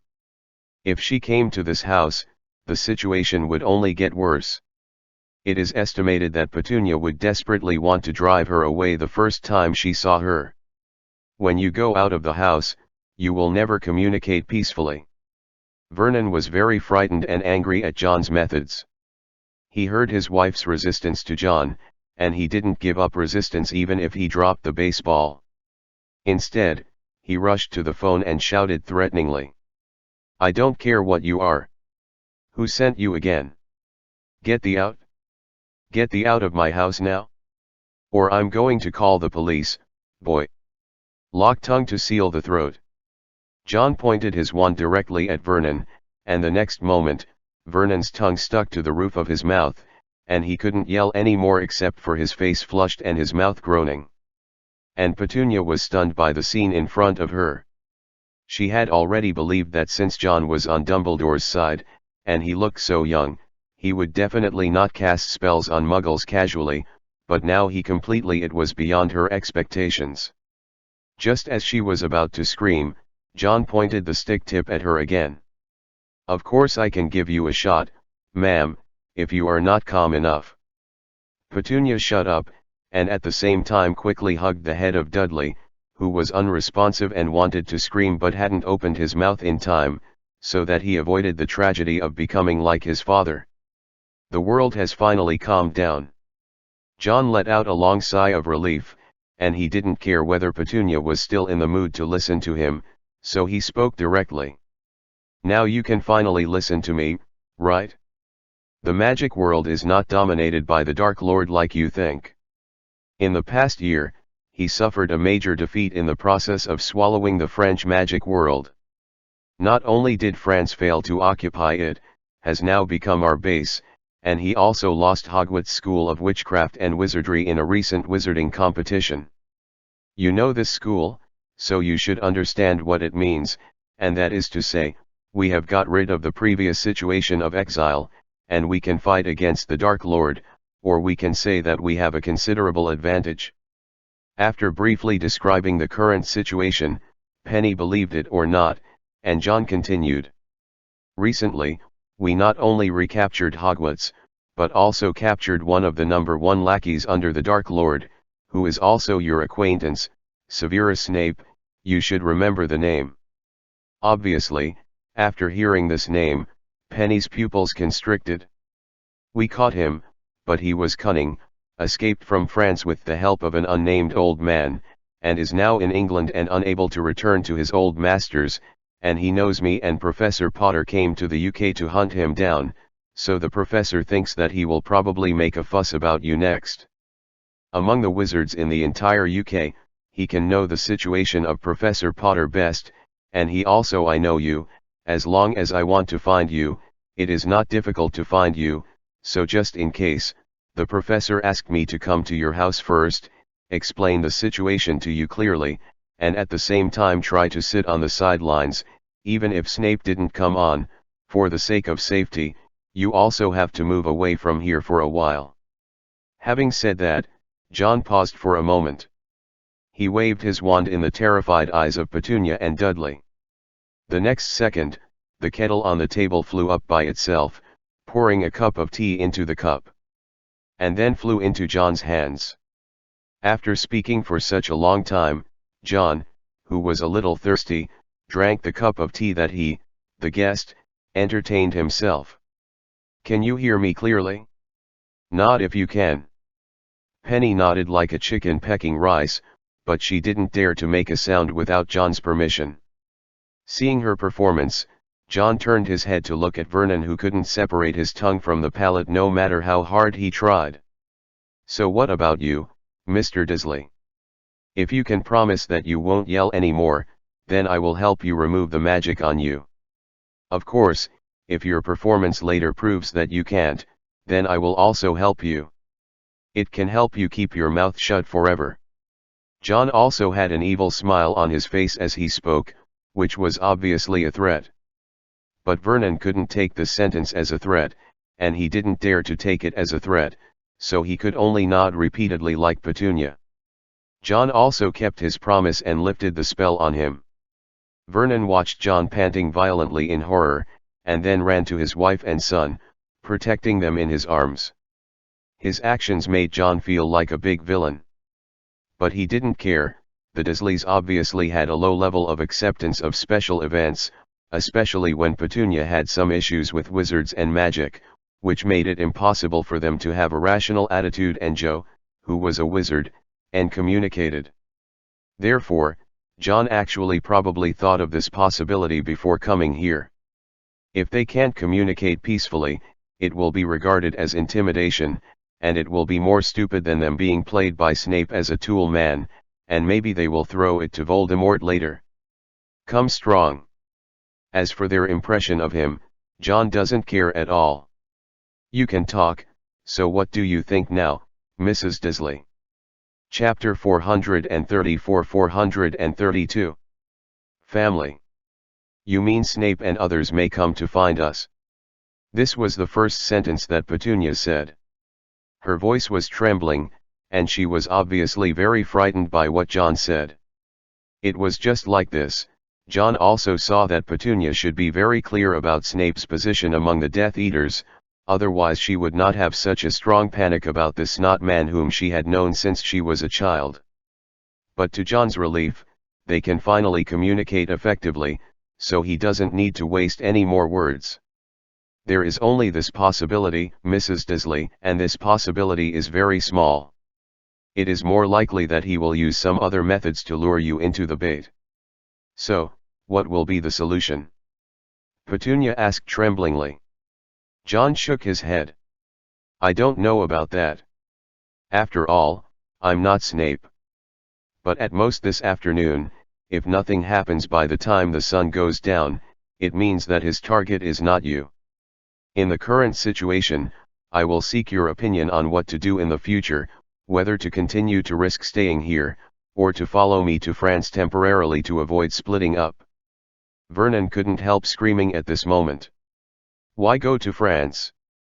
We're definitely not leaving our house.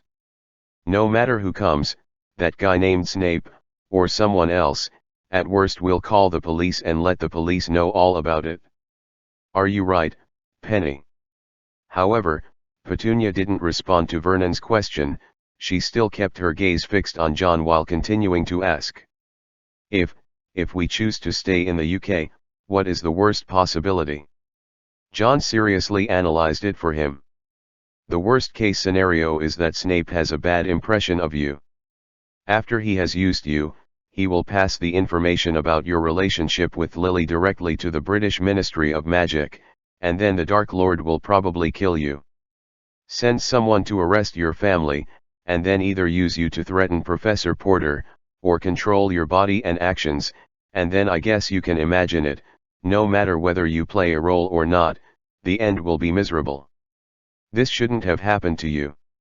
John said bluntly, which is what Professor Potter asked him to help convey. If it wasn't for Professor Potter, your family should have lived an ordinary and peaceful life. But because of having a younger sister like her, you have been drawn into a dangerous vortex, so she is obliged to ensure your safety, which is why I came here, but the same thing, in the end the right to choose is in your hands, and whether you agree to come with me in the end depends on your own decision. Dudley still has to go to class. Vernon said with a blushing face. He didn't dare to look at John.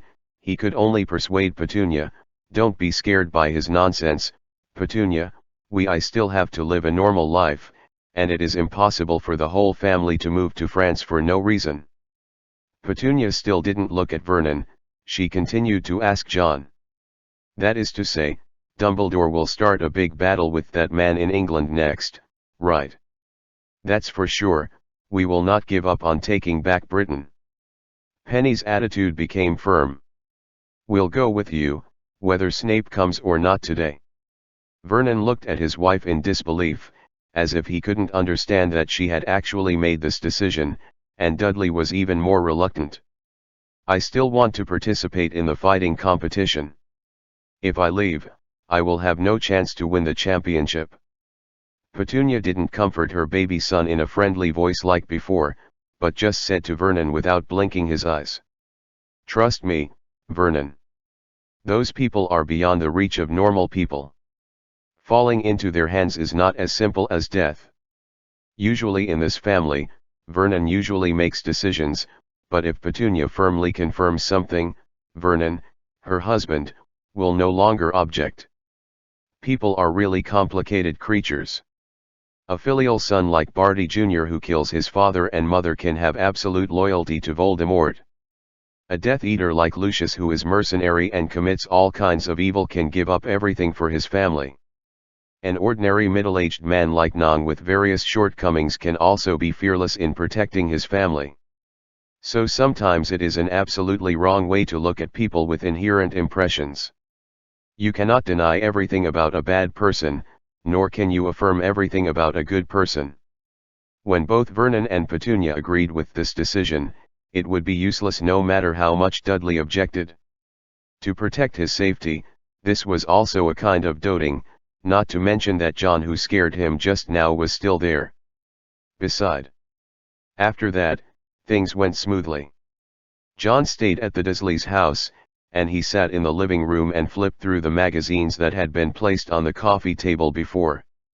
The Dursleys finally finished their lunch in a strange atmosphere. After Petunia packed everything into the kitchen, she looked at John with a look of hesitation. "Don't be so strange to Madam. Professor Potter usually takes good care of me, so I don't actually have much hostility towards you. I also want to say sorry for the unpleasantness when I just walked in, although the fundamental purpose is to let you calm down and take care of yourself. Listen to me, but no matter how you explain it, I'm just a bad guy who broke into your house, so if you have any questions, just ask." John's words really made Petunia let go of a lot of anxiety in her heart, because John's behavior when he first entered the door was not quite like that of Dumbledore's side, and he had a killing decisiveness that the Order of the Phoenix did not have. But in fact, John wasn't like this at all. It's just that he stayed with Lily these 2 days, so he couldn't help but get infected with his habits. "I just want to know more about it." The expression on Petunia's face was a bit complicated. Lily, how has she been these years? After all, that was her own sister. The first time Penny encountered danger was of course to ensure that her current family would not be harmed, and then she would not just be so indifferent to her sister. John could guess what she wanted to ask before she spoke. Actually, if you think about it, you can know that her life is actually quite ordinary. We can always see Professor Potter and her alone in school. In fact, if you want to maintain some relationship with her, I suggest you can talk to her more later. After all, you were once a family anyway. I drove 1,000 miles today, and it took me more than 6 hours to get home. I'll code these first, and I'll be free tomorrow to make up for my previous leave. Chapter 435-433. Plan. Voldemort looked indifferently at the fallen corpse in front of him, and slowly retracted his wand. The surrounding purebloods stood tremblingly on both sides, peeping at the corpse in the middle that had lost all breath and the temperature had begun to turn cold. Some people showed uncontrollable panic on their faces. "I don't care what kind of agreement I had with you before, and what kind of interests were divided." Voldemort's voice was not loud, but it was heard by everyone present. "From now on, the only thing I want is obedience. Unreserved obedience. I have brought you to a high position, then you must be ready to dedicate everything to me at any time, no matter what it is, whether your wealth or your life. This will all be part of the transaction. Is there anyone who doesn't understand now?" In the huge hall, there was silence, and no one made a sound, as if everyone had become dumb. Voldemort seems to be very satisfied with the reaction of his subordinates. He does not require everyone to be absolutely loyal to him, because sometimes when a person is strong enough, he can force the loyalty of everyone. Just as the meeting was about to end, a Death Eater suddenly hurried over from outside and whispered something beside Voldemort. Only a small number of people have the courage to look at Voldemort's current face at this time, and these people can obviously find that Voldemort's face has become a little strange after hearing the news. Yes, weird. Afterwards, he didn't say anything to the Death Eater immediately, but turned his head to look at the new director of the Auror Command who replaced Lucius Igor Karkaroff. That's right, after abandoning Beauxbaton from France and fleeing back, not only did he not receive any punishment, he was also entrusted with a heavy responsibility by Voldemort to take over the position after Lucius and take charge of the basic law and order of the whole of Britain. What about the thing I asked you to investigate? Karkaroff lowered his head, not daring to look directly into Voldemort's eyes. I investigated the name of Prince according to your instructions, and found that there was indeed a wizard with a particularly high position in the Department of Mysteries in the Ministry of Magic before, and you gave him permission to enter and exit any room in the Department of Mysteries. Then we found out that he used to have a special room in the Department of Mysteries for making potions. Based on some leftover materials and things in this room, we found a shop in Nocturne Alley. We just sent people there today. Next, I wanted to wait until the results from Nocturne Alley came out before reporting to you. Voldemort sneered. Report?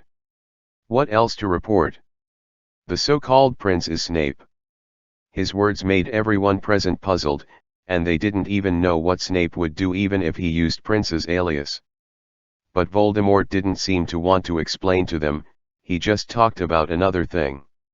Just this morning, Snape died in Cockworth's home, Selwyn and Traverse. One died of the death curse and the other died under the sharp weapon of the transfiguration technique, and right in Snape in the house where they used to live, there were signs that the Flow network was connected and used privately that day. They followed the Flow network in it and found a potion shop in Nocturne Alley. The owner of the store was also tampered with in his memory this morning. In that hidden memory, a wizard named Prince who had been in contact with him before suddenly appeared and withdrew a sum of money stored in him. The fireplace in his home left, and after that a pair of mother and son who claimed to be not broke into his shop and extracted all his memories of this prince. After listening to Voldemort's statement, an old Death Eater whose real surname was not raised his head in panic. Master! This is definitely not someone from my family. Do you think I'm too stupid, or you are too smart? Voldemort looked at him coldly. Won't I know that this is just a false identity? No, it's not, Master, Since you think you are so smart, can you tell me why I have to say so much about it? Nott hesitated, his forehead was full of cold sweat. Since the Triwizard Tournament, their master's temper has become more and more volatile, and he began to kill more casually, so it's not because he couldn't guess come out, but his brain is running crazily. The question is, will he die if he says it, or will he die if he doesn't say it? Snape escaped from Dumbledore. Voldemort looked at him coldly. It seemed that today's killing was enough, and he was not going to find someone to kill him again. Dumbledore's people are chasing him, and has found his home and met Selwyn and Traverse. Even before Voldemort spoke, many people had already guessed this possibility, but when Voldemort said it himself, many people were still shocked. Is it really possible for a prisoner like Snape to escape? Could it be Dumbledore's conspiracy? Or is it that Snape has been restrained or even surrendered? After all, everyone knows that this indifferent guy is actually a licking dog. If Lily can really let go of her previous hatred and stay with him, Snape's surrender is absolutely possible. As for why Snape didn't immediately contact the Death Eaters and return to Voldemort if it really was Snape who fled back to England, no one asked.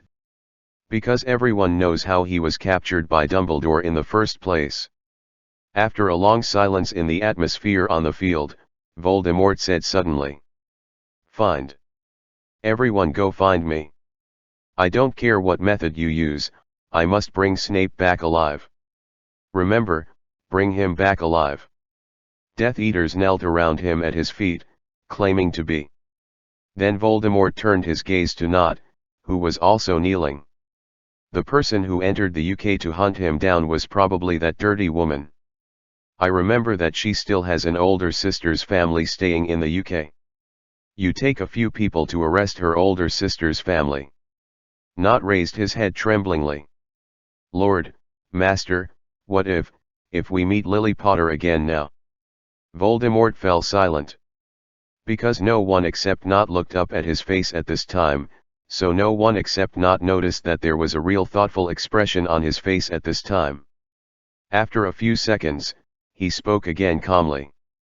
What did you do in the past, what should you do now? Capture her alive.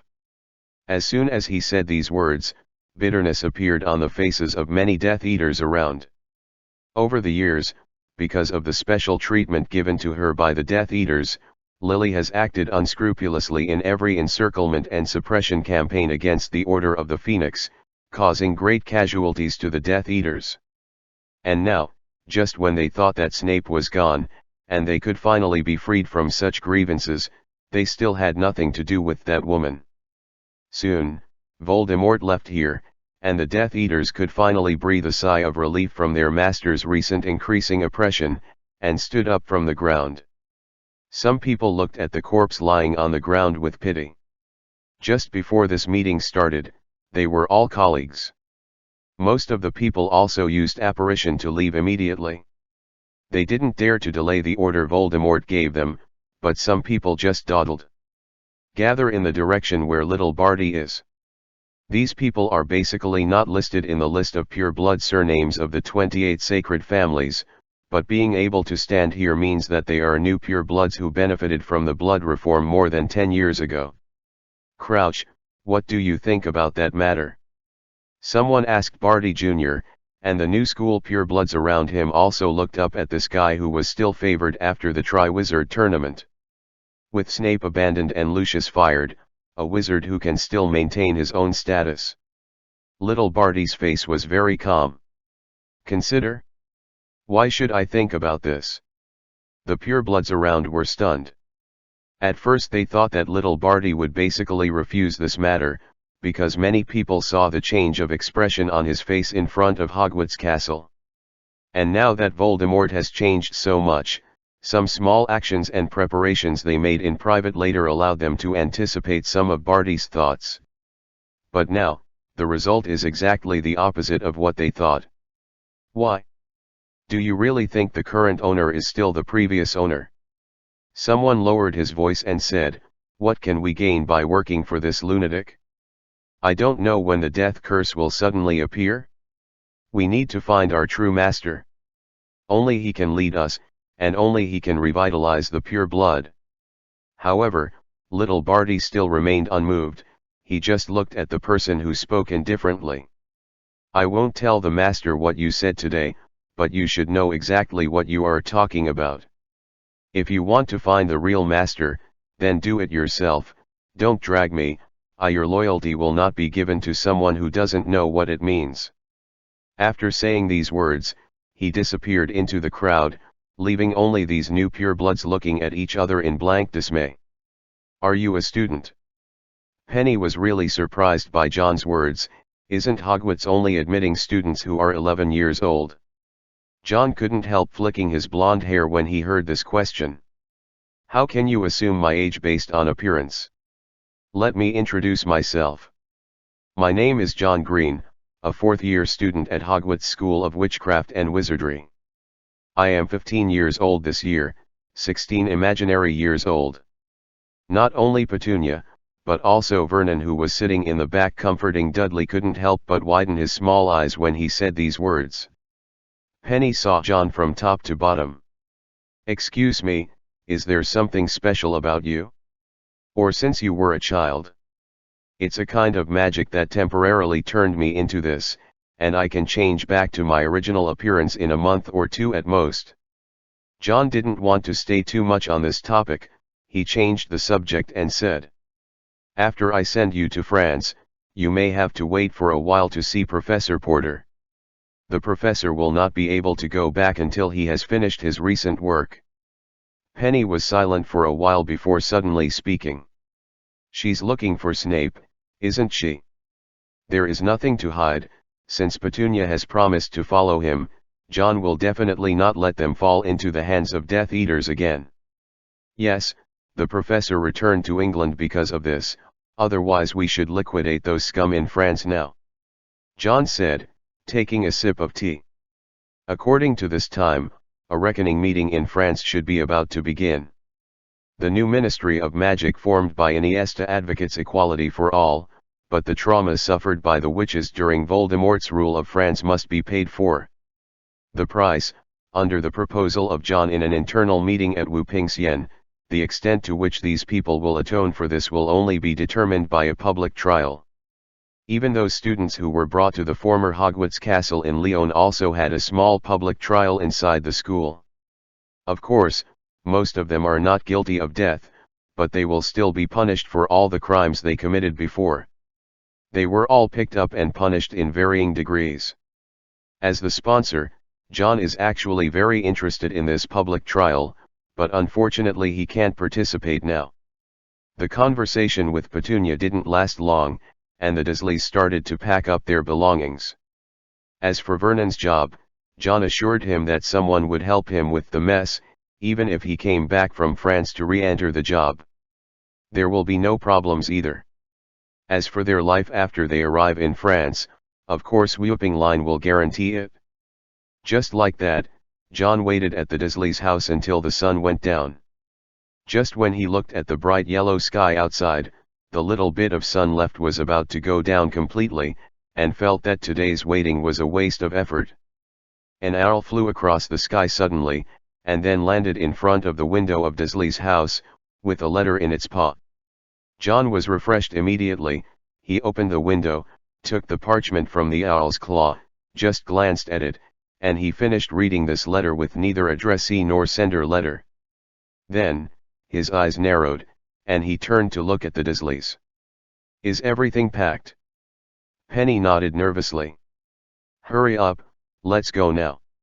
And the moment John finished speaking, a different kind of spell suddenly enveloped the courtyard where the Dursleys lived.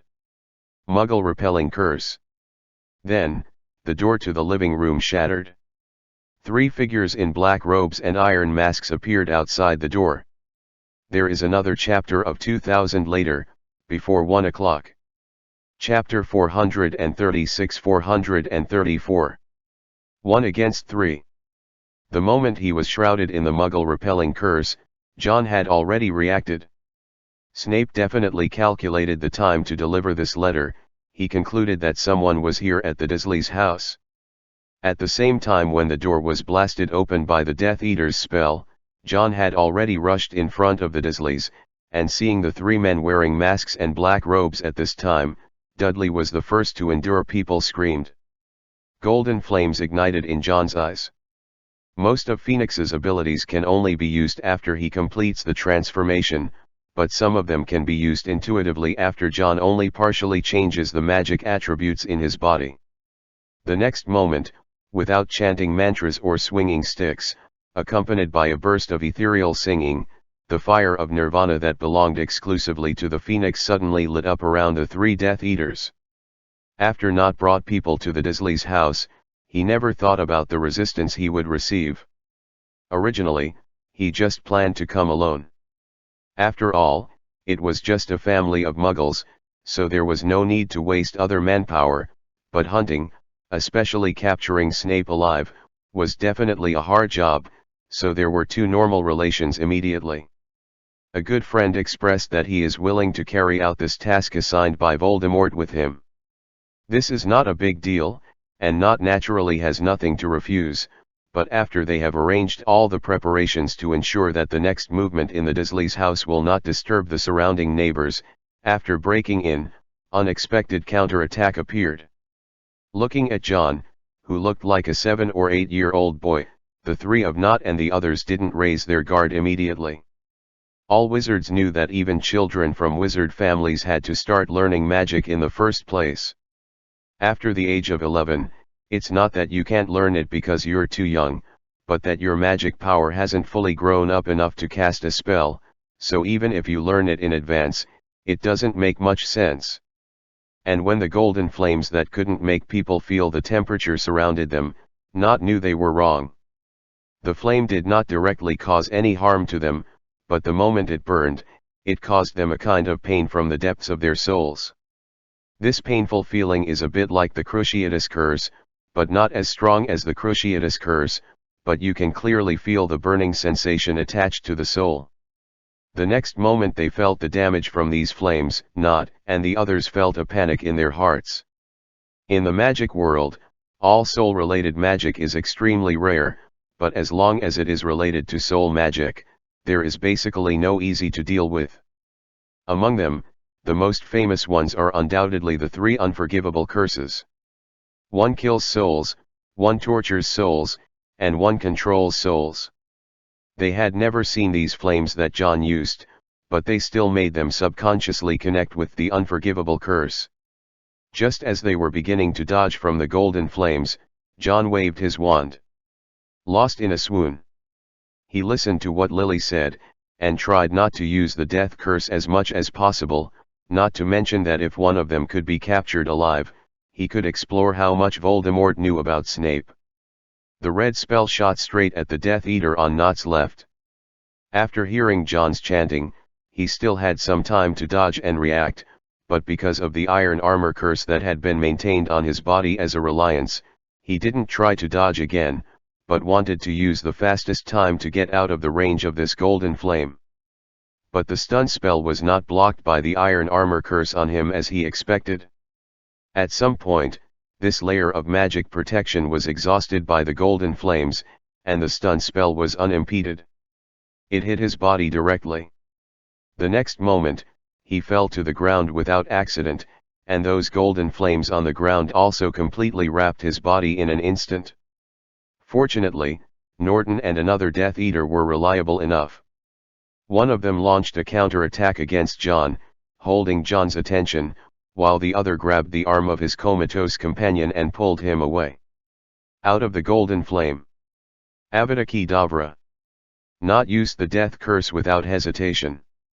Even if these people have only seen photos of John when he was young in the newspapers, John's current appearance can use such magic, which is enough for him to target a person who has recently become famous in the magic world up. For John, whether it is Voldemort or the Death Eaters, the goal from top to bottom is the same. Kill. Kill as much as you can, without the slightest hesitation. Not to mention anything else, now the death of the Lestrange family is all assigned to John.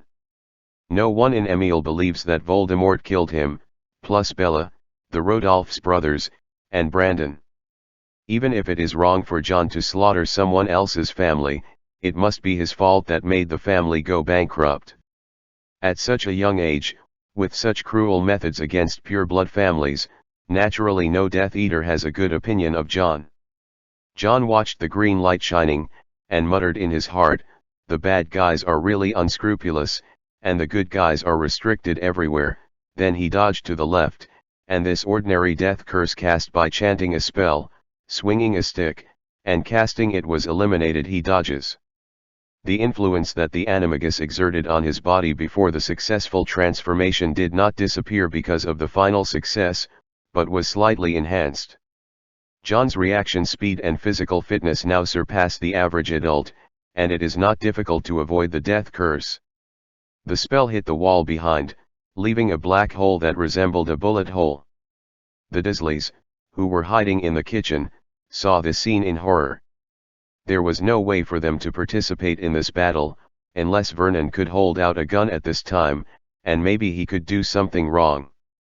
After dodging, John didn't focus on Nott, but stared at the Death Eater who had just escaped from the golden flame range with his unconscious companion, and suddenly held the wand with both hands. "Close your eyes." He was saying this sentence to the Dursleys, and just after the words fell, the spell sounded from his mouth. Shen Fen Wuing. He held his wand high, and as he swung it down, his body began to twist, avoiding the second attack after Nott, and pointing the tip of the wand at the Death Eater who was screaming and chanting the iron armor spell. Penny closed her eyes subconsciously, and she put Dudley's head in her arms protectively, telling him not to watch the scene in the living room. Boom. There was a sudden sound like glass breaking, followed by a muffled sound of a sharp weapon piercing the flesh. Poof. Chapter 437-435. Dismemberment. Petunia closed her eyes tightly, trembling all over, and she also helped Dudley, who had been frightened into a fool, to blind his eyes. Among the three members of the Dursley family, only Vernon didn't close his eyes, and then he saw the blood-red scene.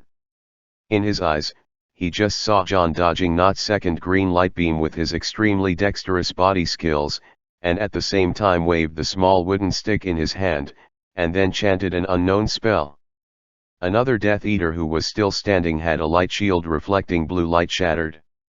Then the eyes hidden behind the iron mask showed disbelief, his body began to separate from the waste, blood plasma, intestines, and internal organs spewed out. And on the originally clean and flat wall behind him, there was a huge cut mark. As he grows older, at the age when his 16th birthday is about to pass, the strength of magic in John's body has grown to more than 80% of that of a normal adult wizard. And the superposition of the strength of the two-handed spellcasting made his sharp front wooing exert more than twice the normal power.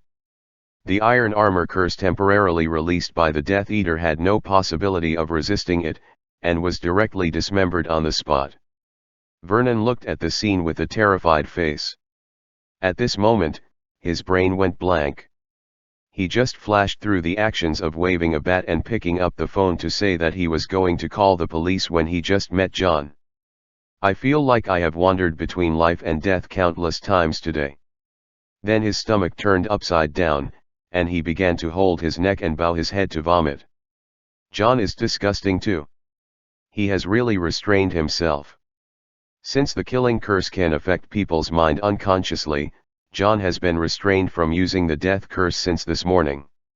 Although Shenfen Wuing is also black magic, but the degree of blackness is definitely far from the level of the 3 unforgivable curses, so he doesn't have much scruples when using it. But based on the current result, in terms of affecting the mind, he always feels that Shenfen Wuing is not as friendly as the civilization brought by Avidakideo. John still had time to think about this, and Not, who was connected to put pressure on him, gasped and was shocked to find that 3 minutes ago, 3 people broke in strongly, a 3-on-1 situation, but now there is only 1 left. He is still standing alone. Especially the way of death of the dismembered Death Eater was unbearable for a normal person. Even Not, who was usually evil, could not accept such a cruel scene. He had already started to retreat in his heart, and if he ran away, even if Voldemort punished him later, as long as he didn't die, he would admit it.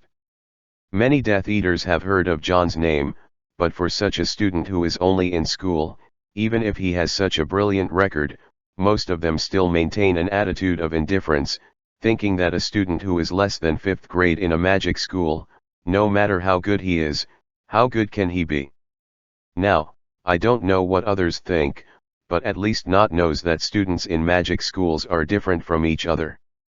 Then, he used apparition. Without any hesitation, just when John was about to point his wand at him again, his body twisted, and the next second, he disappeared into the Dursley's house. This old guy's apparition speed is surprisingly fast, and he can even chant spells silently, and he didn't even think about bringing the teammate who was lying on the ground with the stun spell, which made John feel anxious for a while. Haven't reacted yet. But it doesn't matter if one escapes. It is impossible to hide the fact that someone in France came here chasing Snape. John is not afraid that his identity will be discovered by the British magic world.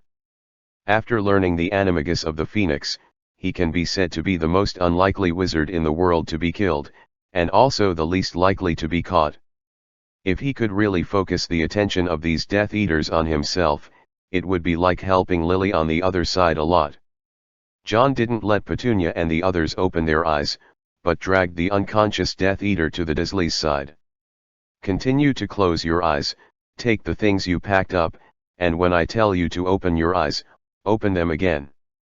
Vernon, whose face was pale, also tightly closed his eyes, and then John snapped his fingers, and his whole body lit up with golden red light.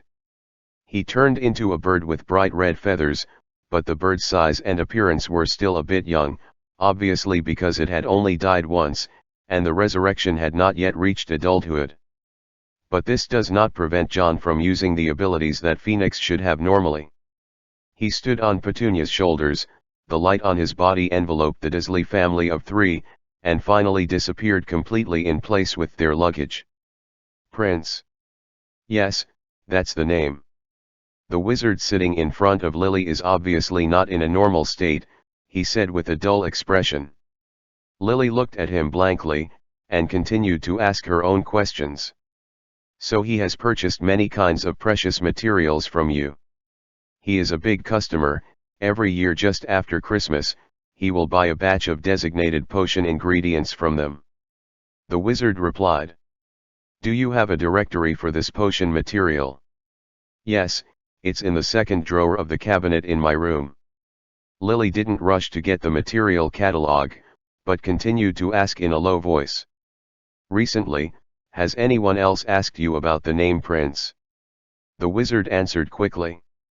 "Yes, just 2 days ago, they hid their identities, but I can see that they are already very powerful in the magic world, and that kind of cloak is not something ordinary people can buy." "Did you tell them everything you know?" "No, I don't know." When answering this question, the wizard obviously hesitated, but Lily could see that he wasn't hesitating whether to say it, but really doubted the memory in his mind. "I probably didn't tell them, but I seemed to sleep that day, and then those people disappeared." Lily looked deeply at the businessman in front of her who was in charge of selling some precious and scarce potion ingredients. The information he said now had obviously been explained to another helper 2 days ago. It is even doubtful whether the material catalog still in his drawer is the original version. Tomorrow, the update time will be adjusted. One chapter will be updated around 1 o'clock noon, and one chapter will be updated around 6 p.m.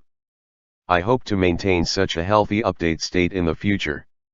Chapter 438-436. Clues. Lily still got the list of materials. It's just that she glanced at the list of materials on the list, and then threw the piece of paper on the ground. This is absolutely impossible to buy something that Snape had to go to great lengths to buy under an alias. Even if he directly bought these materials in Diagon Alley, no one would have any doubts, because these are commonly used in the normal refining of potions. Lily turned to look at the wizard who was still in the state of Veritaserum, and suddenly asked in a different way.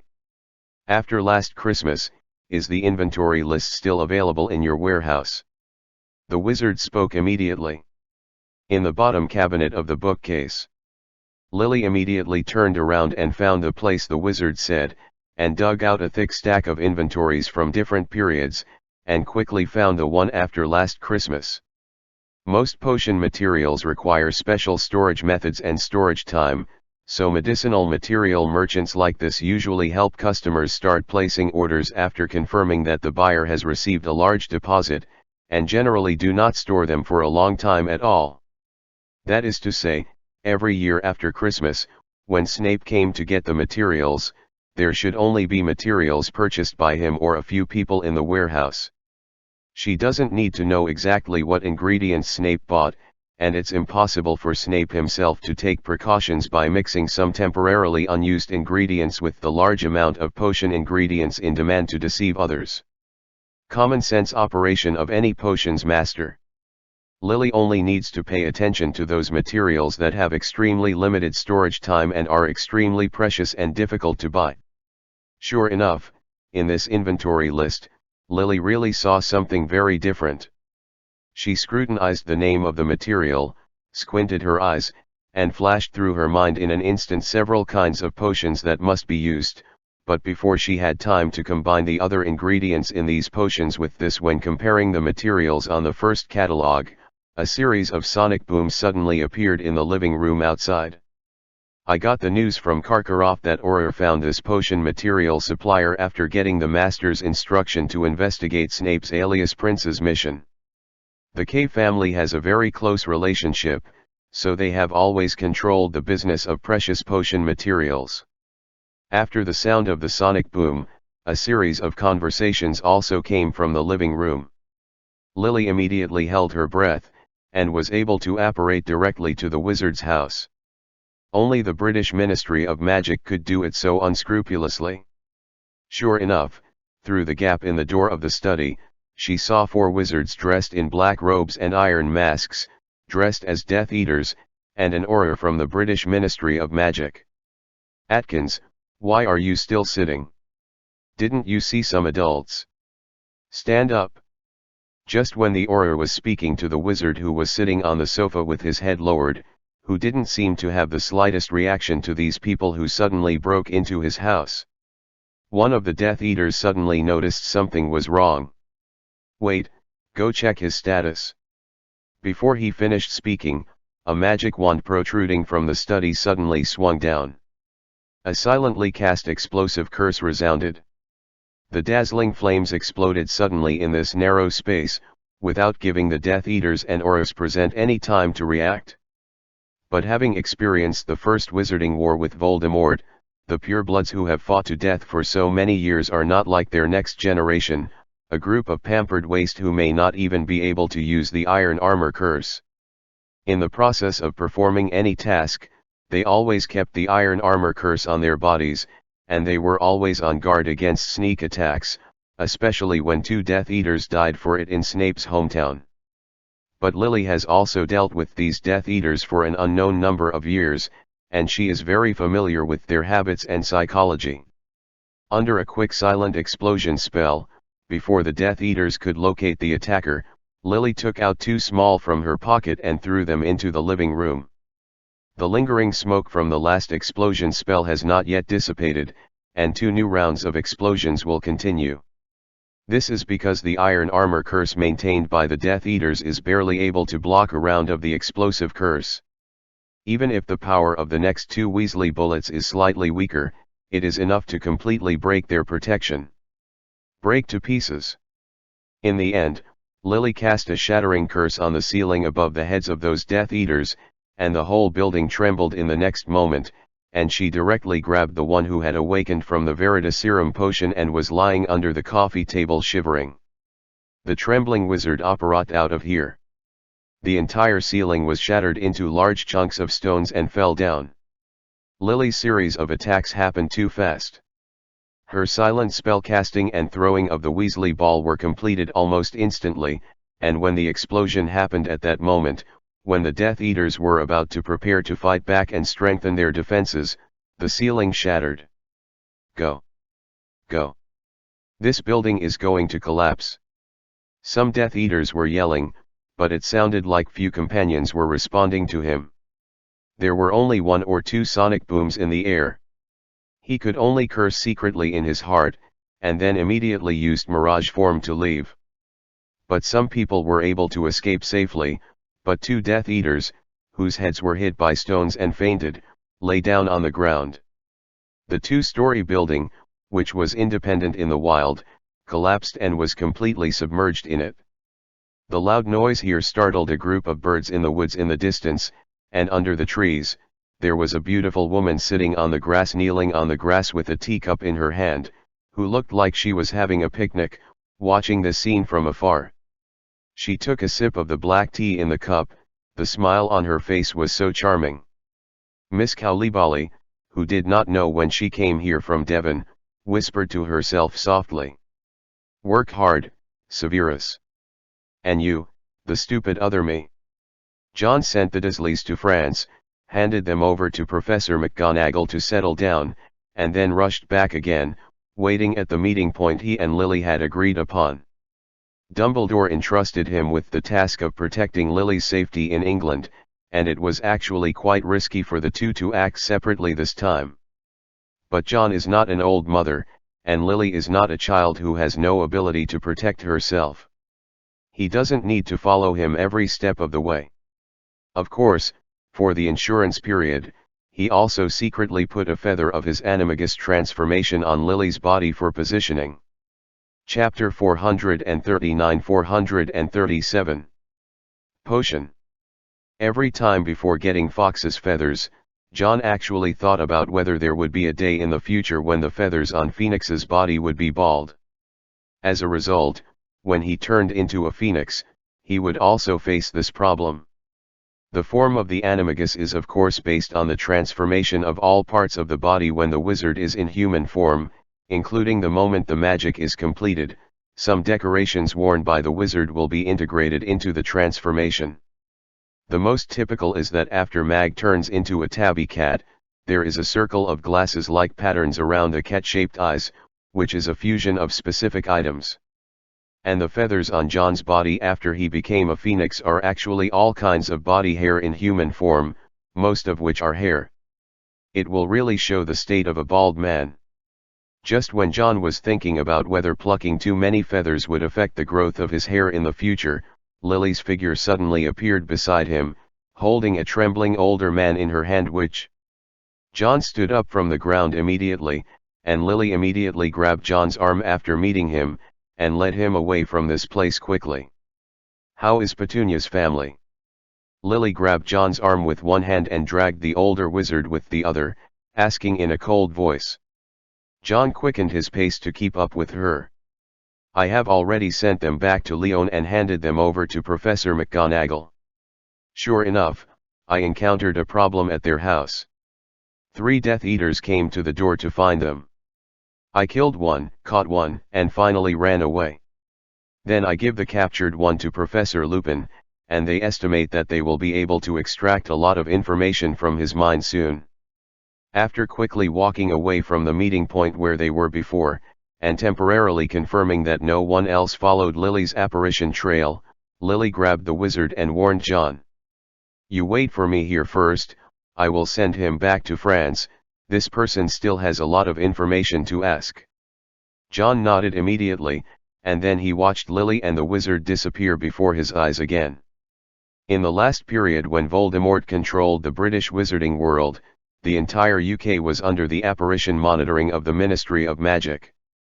If you want to use transnational apparition magic, you must submit an application to the Department of Magical Transport, and everything is done privately.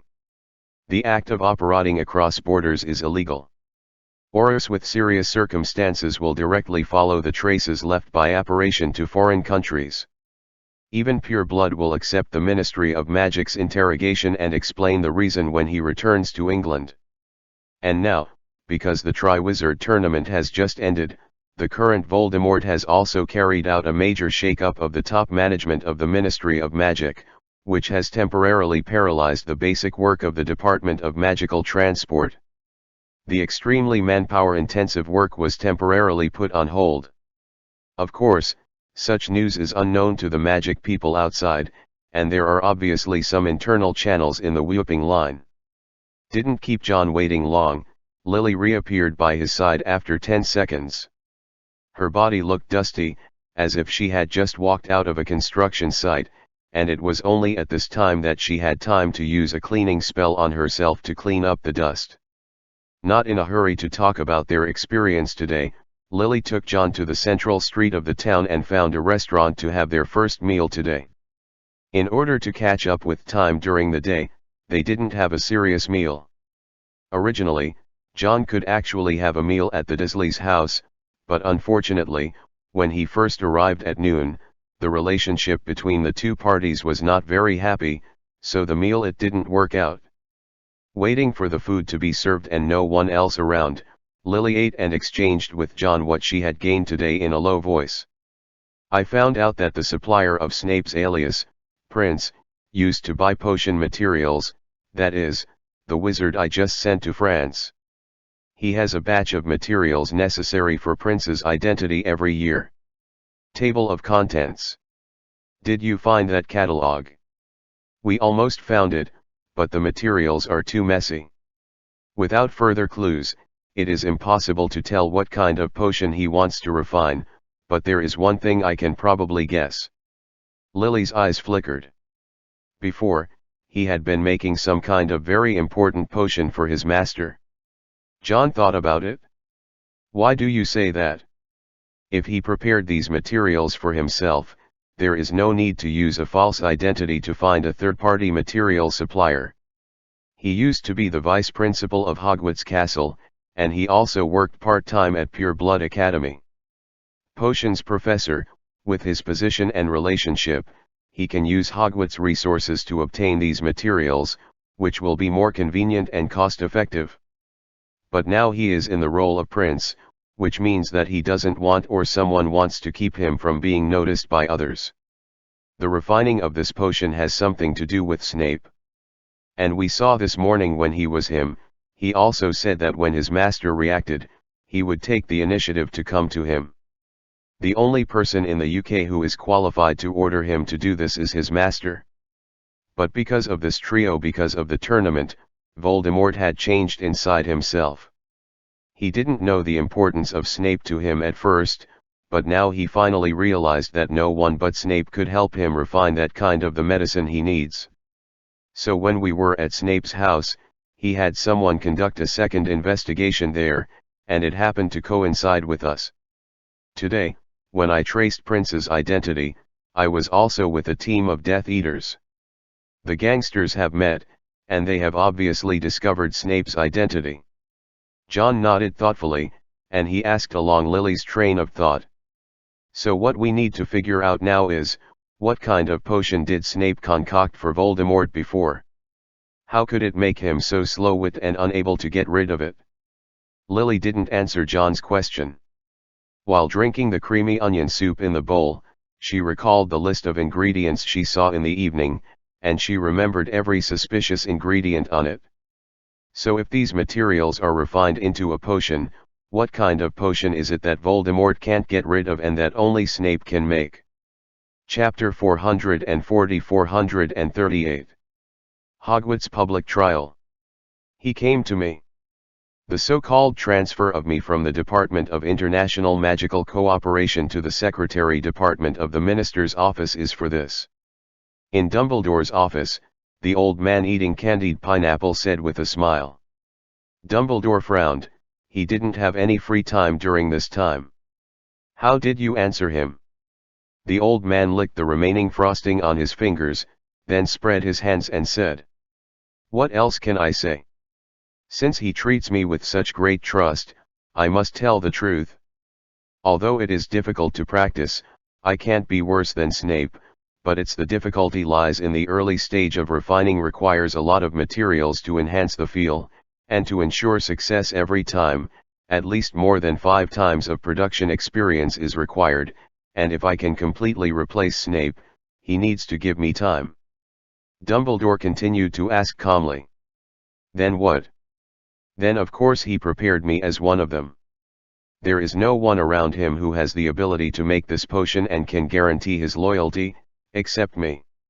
Of course, Snape on the other hand, he has also stepped up his efforts, prepared with both hands, and no matter what method he uses to get Snape back, it is naturally his first choice to make him work for him willingly again." Speaking of this, the old man wiped his hands, and he asked somewhat incomprehensibly. "Actually, I still can't figure it out. What did you say about Snape? Is it really just this time that his master's abandonment made him completely heartbroken? I didn't see how loyal he was before." Facing this question, Dumbledore expressed some emotion. "It's not that he was not very loyal before, but that he has never been loyal to anyone. In your eyes, he is cunning, evil, insidious, and cunning, but in fact all the choices he made are very simple, pure, and unexpected." The old man frowned. "When will you get rid of your bad habit of asking people to guess riddles? Wait until you no longer need me." Dumbledore smiled and blinked, and stood up from his seat. The old man also stood up together. "Now that you have settled down in France, some students can already see my name in the UK from some information. Do they have any reaction?" "For the time being, it hasn't aroused any serious suspicion, because there are very few photos about you, they just think it's someone with the same name. After all, you've been dead for almost 3 years, how can anyone think that your death at that time was fake?" I don't know when Slughorn, who appeared in France, could not help curling his lips when he heard Dumbledore's words. "At least my students found out on the spot, didn't they? Now that I think about that night, I was really shocked. If you didn't help me get my wand back, I would really be ashamed to be a teacher." They walked towards the outside of the office. There were not many professors and students passing by in the corridor, and even if there were people, there was no way to tell who Slughorn was from his current appearance. Dumbledore led Slughorn towards the outside of the house. He said softly, "Your students have shocked everyone over the years. Let's take a look." There was a lot of controversy within us about how to properly dispose of these people brought back from the UK. As a result, John on the side proposed a suggestion that I think is very good. Some people still have some doubts about it, so they simply use Hogwarts as a pilot. After all, this time we also brought back many former Hogwarts students. Slughorn nodded and said, "Actually, if we just punish these purebloods, it's not a problem. Unless someone is deliberately covering them up, otherwise, As long as they are dealt with strictly, there will be basically no problems. The key point is how to solve the problem brought about by the Dark Lord now. Bloodline concept. Although there were bloodline disputes in the past, they have always been kept in the dark, but now they have been solidified into a policy and have been implemented in the UK for more than 10 years. It is okay for French wizards. This kind of thinking it's not too deep-rooted, but for British wizards, it's different. Dumbledore agreed. Yes, you're right. This was also discovered by the students we brought back from Hogwarts Castle. Pure blood and mixed race students have no reason to be arrogant and treat hemp seeds according to their bloodlines. Indifference and cruelty. There are also those high-grade hemp students brought back from the UK. Our people have tried their best to correct their original modified memories these days, but their cowardice, inferiority, and awe of blood, there is no way to make such a simple change. It is precisely for this reason that there have been many discussions within Wupingzian. This is only a problem we are facing in France. How do we redirect wizards in Britain who have been ruled by the blood class for so long to be normal?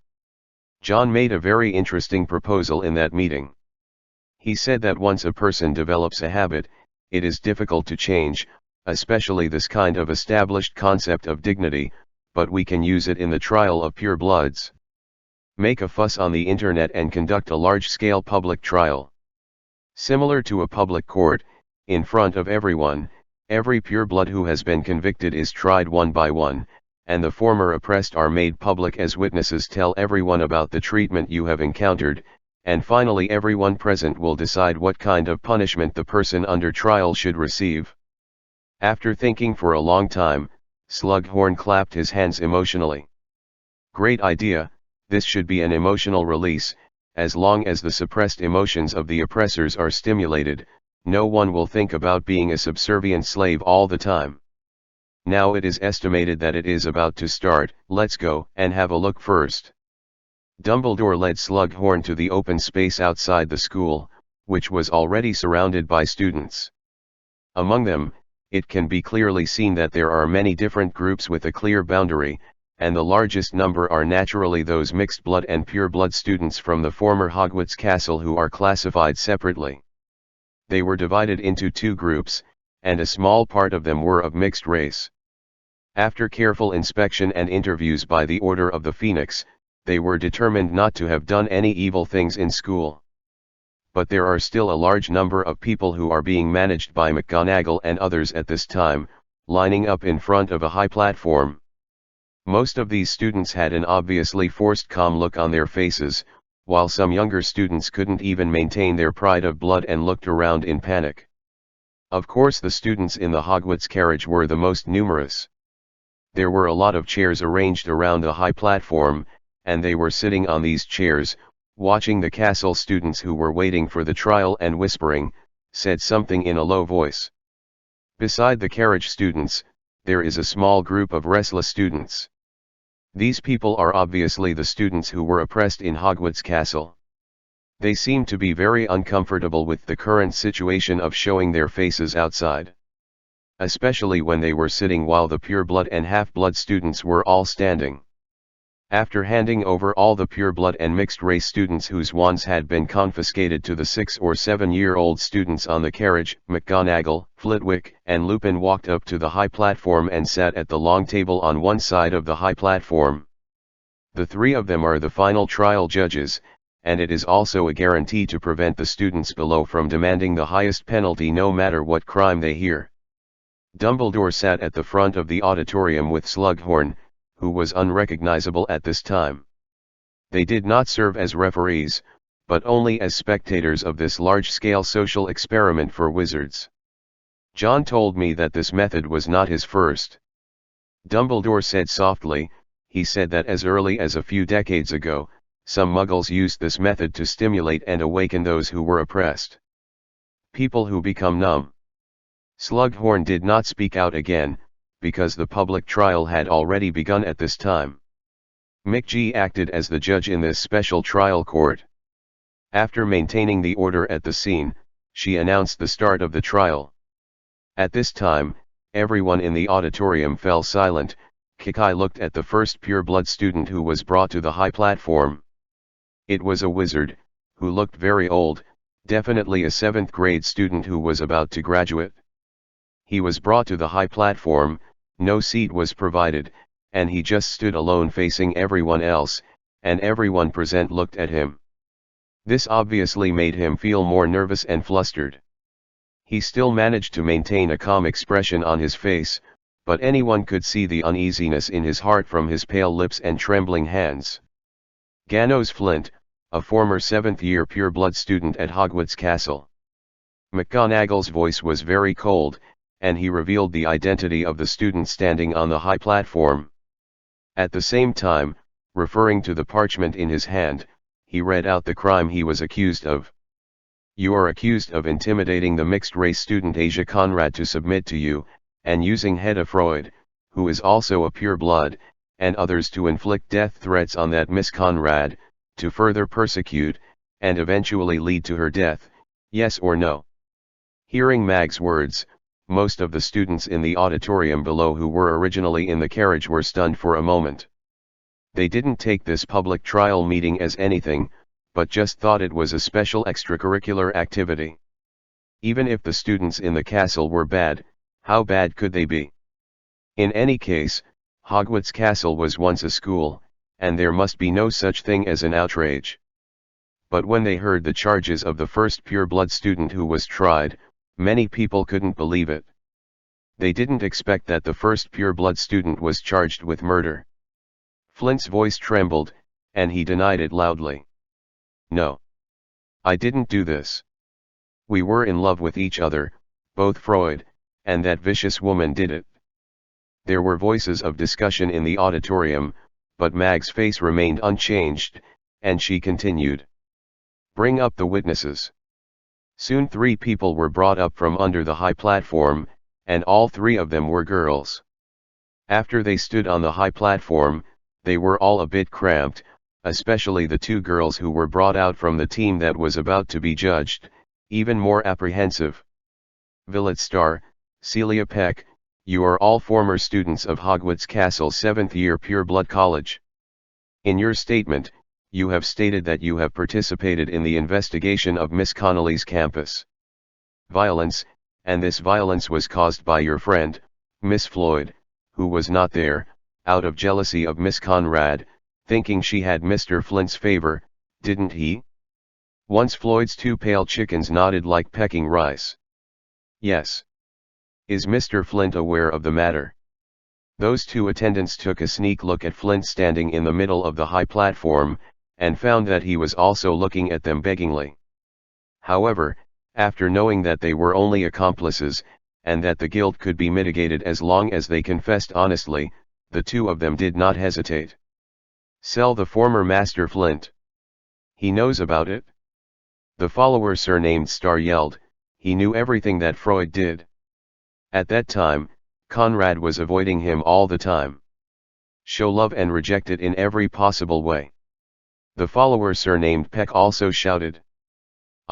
We heard from Flint's friend that he once showed off to his roommate that he deliberately allowed Floyd to bully Conrad, so that he could take advantage of the situation and create the best opportunity for him. Their confessions elicited boos from the audience below, a disdain for Flint's earlier statement of mutual affection.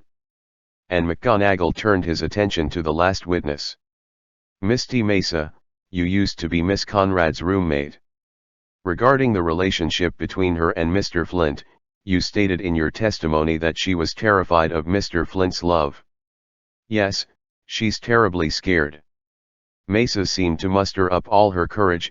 In England, wizards of different bloodlines are not allowed to marry, even if it's just a relationship.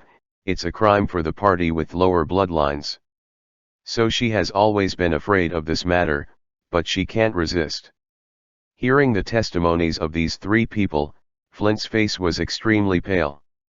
He knew that his biggest lie had been exposed, and the main reason for Ash's fall was because of his persecution.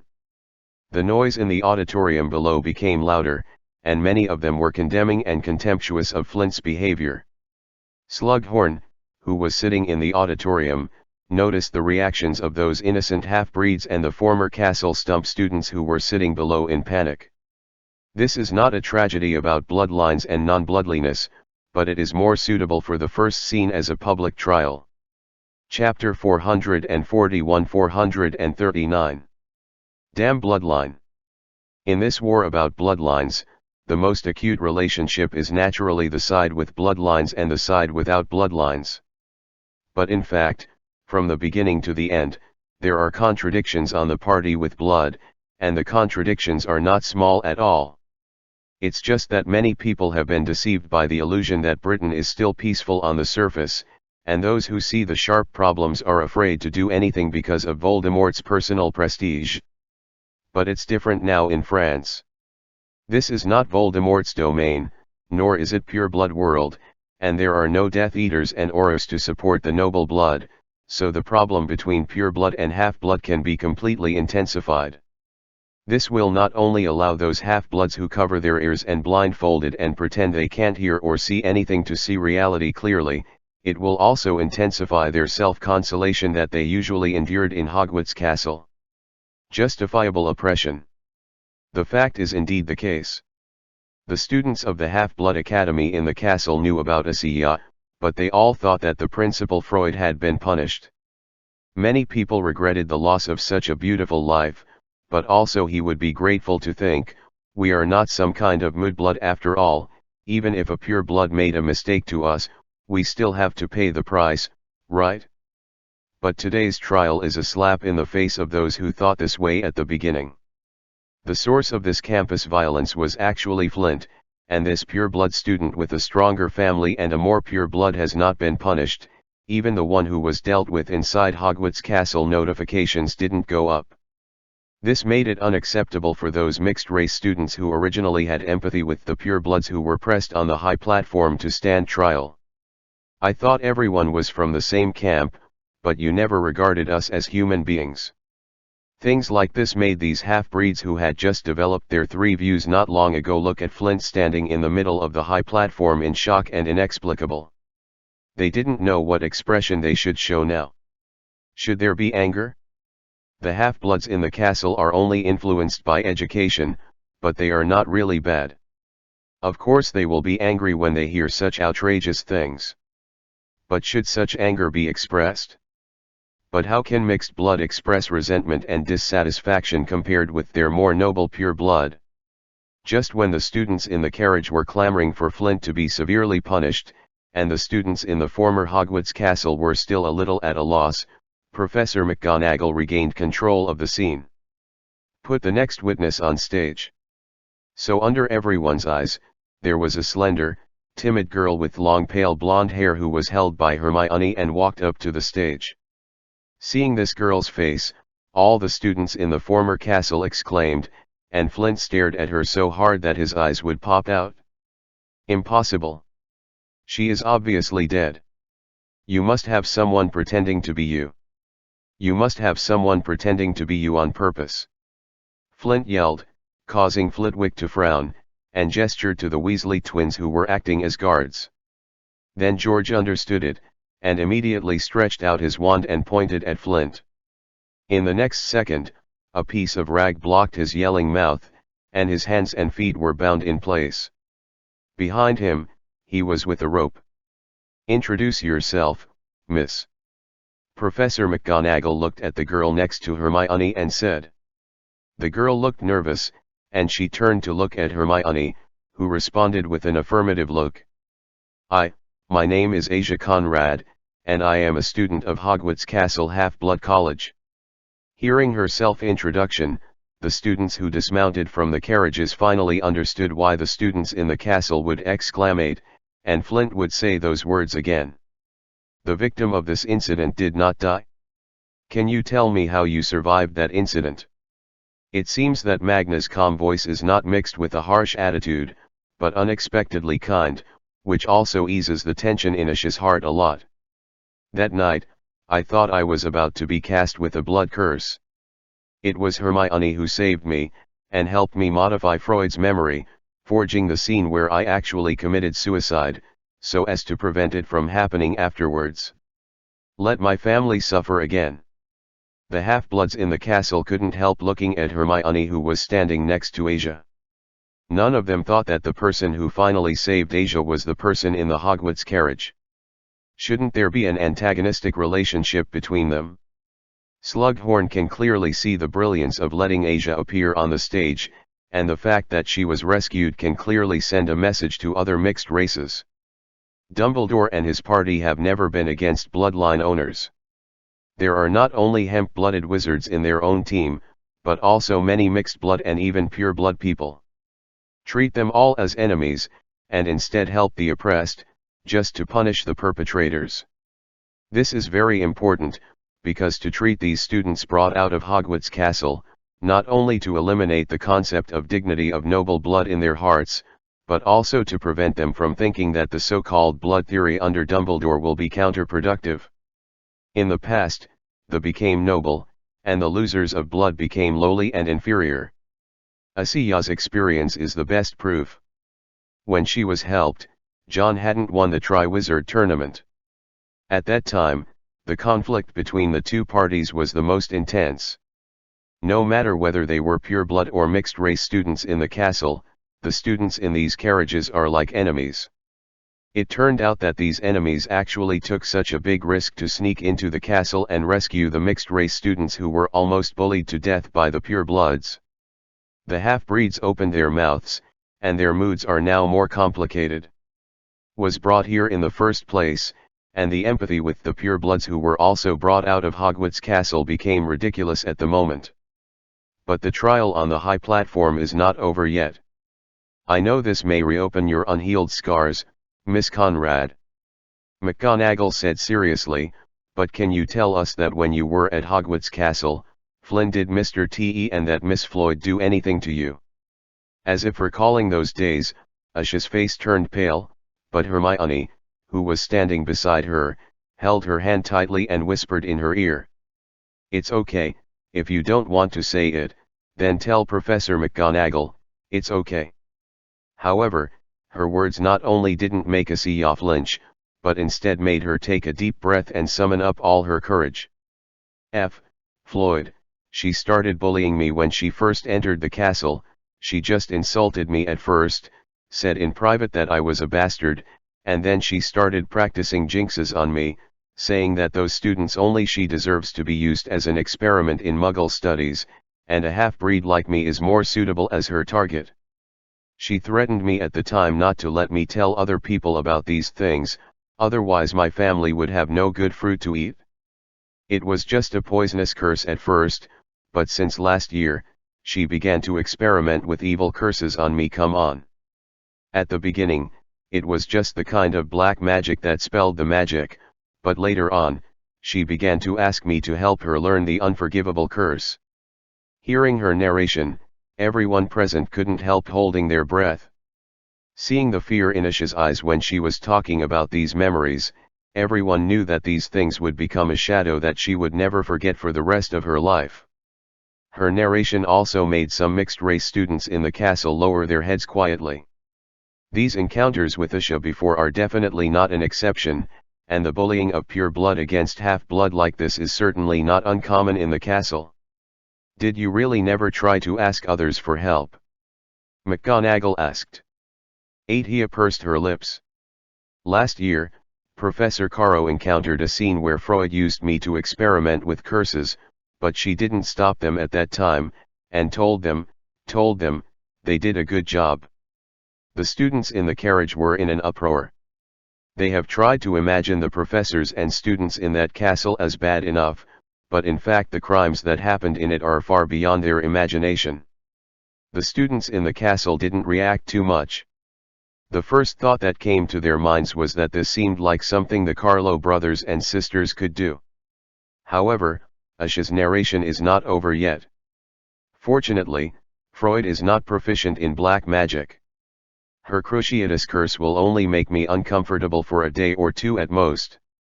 If I endure it, there will be no more pain. Her tone was full of rejoicing, from the bottom of her heart, but the people listening to her story below couldn't be as happy as she was. But after the start of school last year, Flint noticed me because of Freud. He found me privately and said he liked me and wanted to be friends with me. When the story came to this point, Asiya couldn't help shivering. The students in the carriage couldn't understand why she felt so scared at the beginning just by being a friend, but the students in the castle felt so scared. Clearly, the bloodlines are respectful and orderly, with a clear boundary, so that there is no need to think about what might happen between different bloodlines. Except for some whimsical young masters who think that there may be pure-blooded young masters who cross classes and are willing to do their best for them, rational mixed races don't get any pure-blooded favor from delusion, not to mention that Frederick, who has been tormenting and bullying Asia Lloyd, is Flint's fiancé. If she finds out about this, one can imagine what will happen to Asia. I mustered up the courage to reject him at that time, saying that this is not allowed by the principal, and he has a fiancé. But he said that there is no condition for me to refuse, and my parents are under his house. If I don't listen to him, he will make my whole family become homeless, and continue to let Freud torture me until he tortures me to death, and then go to the professor to report me, said I was the one who seduced him. Now everyone in the audience looked at Flint with more unkind eyes. The more they listened, the more they felt that this guy was just a scumbag. I can only beg him to give me some more time. I can't accept such a thing in a short time. He was very impatient, but he agreed. I don't know why, but Freud heard about it the next day. She began to torment me more violently than before, until before Christmas, she began to plan to turn me into a blood-cursed orc, so that I would suffer this curse forever, and then Hermione and her rescue me. After Asha's story was finished, there was a brief silence below the high platform, and then all the students in the carriage stood up from their chairs angrily. They raised their wands angrily at Flint, demanding that he be killed on the spot. Execute. Fortunately, there are still some teachers who have been re-recruited after coming to France to maintain order. Otherwise, these students would probably cast a spell on Flint on the spot. As for the mixed-race students in the castle, many of them had sad expressions on their faces. It was sympathy for what happened to Asiya, resentment for the pure blood who dared not speak out, and anger for his own self-deception and stupidity. Their emotions are extremely complicated, and it feels like a fire is burning in their hearts, but the fire is clearly strong enough to reach their throats, but they just don't know how to vent it. And at this moment, a figure among the mixed-race students suddenly picked up a piece of mud from the ground and threw it towards Flint on the high platform. The mud was thrown very accurately, hitting the top of his head, and all the mixed-race students in the castle saw who the mud thrower was. That was one of them, Cedric Diggory, a mixed-race student known as a good old man. At this time, he completely lost the gentle and calm look he usually had. His face was flushed, as if he was panting heavily because of anger, as if the fire in his heart could not be dissipated even after throwing that piece of mud.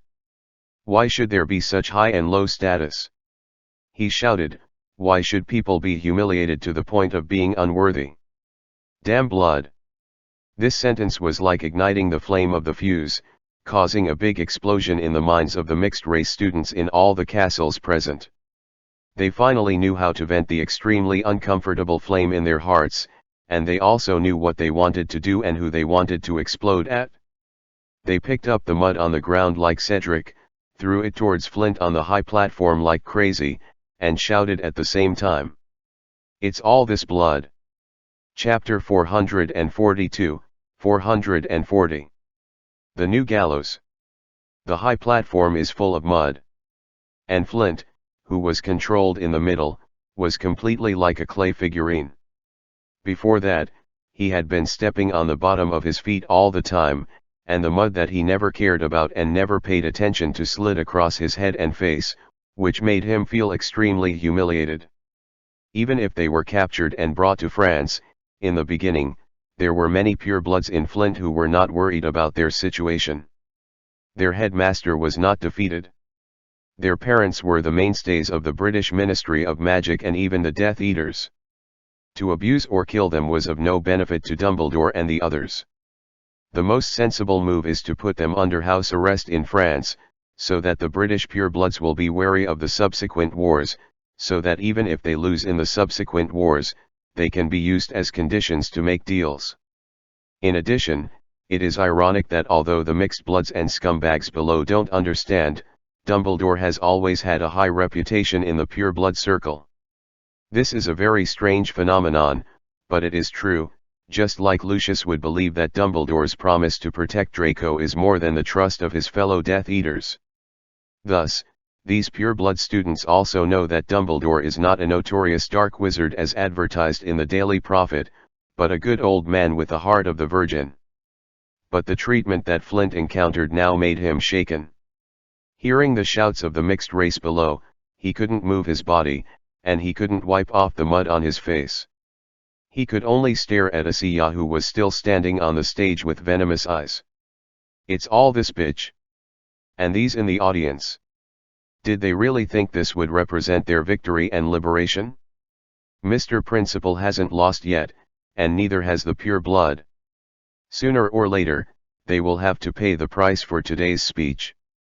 After all, the purebloods are too lenient to the mixed blood, so they should be squeezed like slaves to mudbloods. Make them all slaves. It is only allocated to slaves who are used to serve noble blood and who will never stand up for a lifetime." What Flint was thinking, of course, the audience didn't know. If they knew, the anger of those mixed-race students would only be multiplied by 10 times. Such emotional venting lasted for a while before it was stopped by the teachers around to maintain order, and then the devastated mud on the high platform was just cleaned up by Lupin's cleansing spell. Flint looked embarrassed, but McGonagall showed no pity on his face when he looked at him.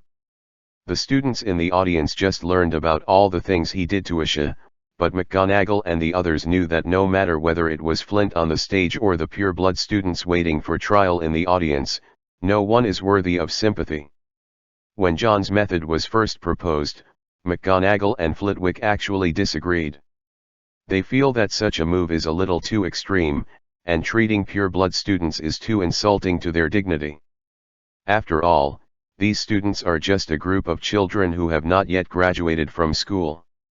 No matter how bad they can't be as bad as their parents, right? John didn't say much about it at the time, but suggested that they could complete the separate interrogation of these pureblood students first, and then decide whether to conduct a public trial on them. Regardless of whether there is a follow-up public trial, these pureblood students will be subject to strict interrogation in the whooping line, especially some of the senior students, a large part of which has already participated in the family business. Each of them more or less knows a lot about the secrets of the British pureblood high-ranking officials, which is of great value to Wu Pingxian's strategy against the UK. In order to ensure the accuracy of the information obtained, Veritaserum was not saved in this private interrogation. It was after this interrogation that Mag and the others were all silent, and they no longer had any doubts about the subsequent public trial. He even took the initiative to determine the minimum sentencing standards for each pureblood participating in the public trial, and these standards are surprisingly consistent. After restoring the order of the scene to silence, Mag picked up another piece of parchment and read it coldly in front of everyone present. In addition to the crimes committed in Hogwarts Castle, Ganos Flint, in the absence of witnesses and evidence, we obtained the approval of the Humanitarian Review Department of the Wizarding Equality Front to use Veritaserum was used to obtain evidence, and the results obtained are as follows. In 1994, in Flint's home, he killed for the first time 2 living beings, slaves assigned to serve his family. One was a witch named Stacy Angel, motivated by Flint's lint was discovered by the victim when he was trying to the victim's daughter. He claimed to have used a blasting spell that he hadn't fully mastered in a panic and blew up the storage room at home. Angel mother and daughter died here, and he escaped, and later, together with the housekeeper of the Flint family, killed Angel's husband at home. His parents, in order to cover up his crime, declared that the Angel family was executed by them because they intended to escape. In 1995 and at the beginning of this year, something happened to Miss Conrad. He went home once after Christmas. In order to vent his anger that he didn't get Miss Conrad, he went to his magic product factory to deal with the numbness in it. The witches cast the unforgivable curse wantonly, and no one was killed in this incident, but his cruciatus curse turned one of the witches into a lunatic, and he was expelled from the Flint family. The scene was extremely quiet. The half-breeds who were originally burning with anger because of what happened to Asiya also became silent at this moment. Compared with these two incidents, shouldn't they also feel angry? But they turned their heads to look at the numb students rescued from the Hogwarts castle. Without exception, they all had numb expressions on their faces. The crime of persecution is several times more cruel, and they are very calm. Is this kind of treatment supposed to be like this? But the students in the carriage under the stage couldn't help numb. They all clenched their fists tightly, and their furious eyes seemed to be able to eat Flint alive on the high platform. This is a pure animal. A brute who doesn't deserve it at all.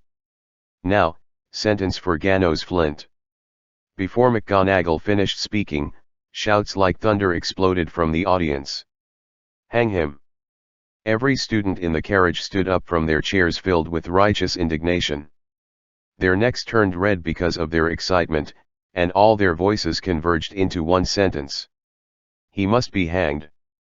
This beast doesn't deserve to live in this world. Even the half-breeds were infected, and they stood up from their chairs together, shouting with all their strength, demanding that Flint be hanged. Among these people present, only the scumbags in the castle are still sitting. They sat at a loss, looking around and wondering if they should stand up with the others, shouting to hang the pure-blood master on the stage. They were all at a loss. It was normal for other people to be angry because of that mixed-race lady. After all, that lady also had noble blood, but why were they so angry about what happened to them Moodbloods? Shouldn't Moodblood be born lowly? Isn't this what they are born to endure? In this shout like a wave, under McGonagall's signal, George untied Flint's mouth. Is there anything else you want to say about yourself, Ganos Flint? Flint was in such a panic, he had no idea he had been given Veritaserum. He just remembered that after lunch the day before, all the purebloods were taken into a room that looked like a lunch break, and then the men asked them some questions, and they fell asleep. It was evening when they woke up again, and everyone thought it was just an ordinary lunch break, and some pureblood students were even complacent about it, thinking that even if Dumbledore brought them to France, it would be delicious drink and entertain them.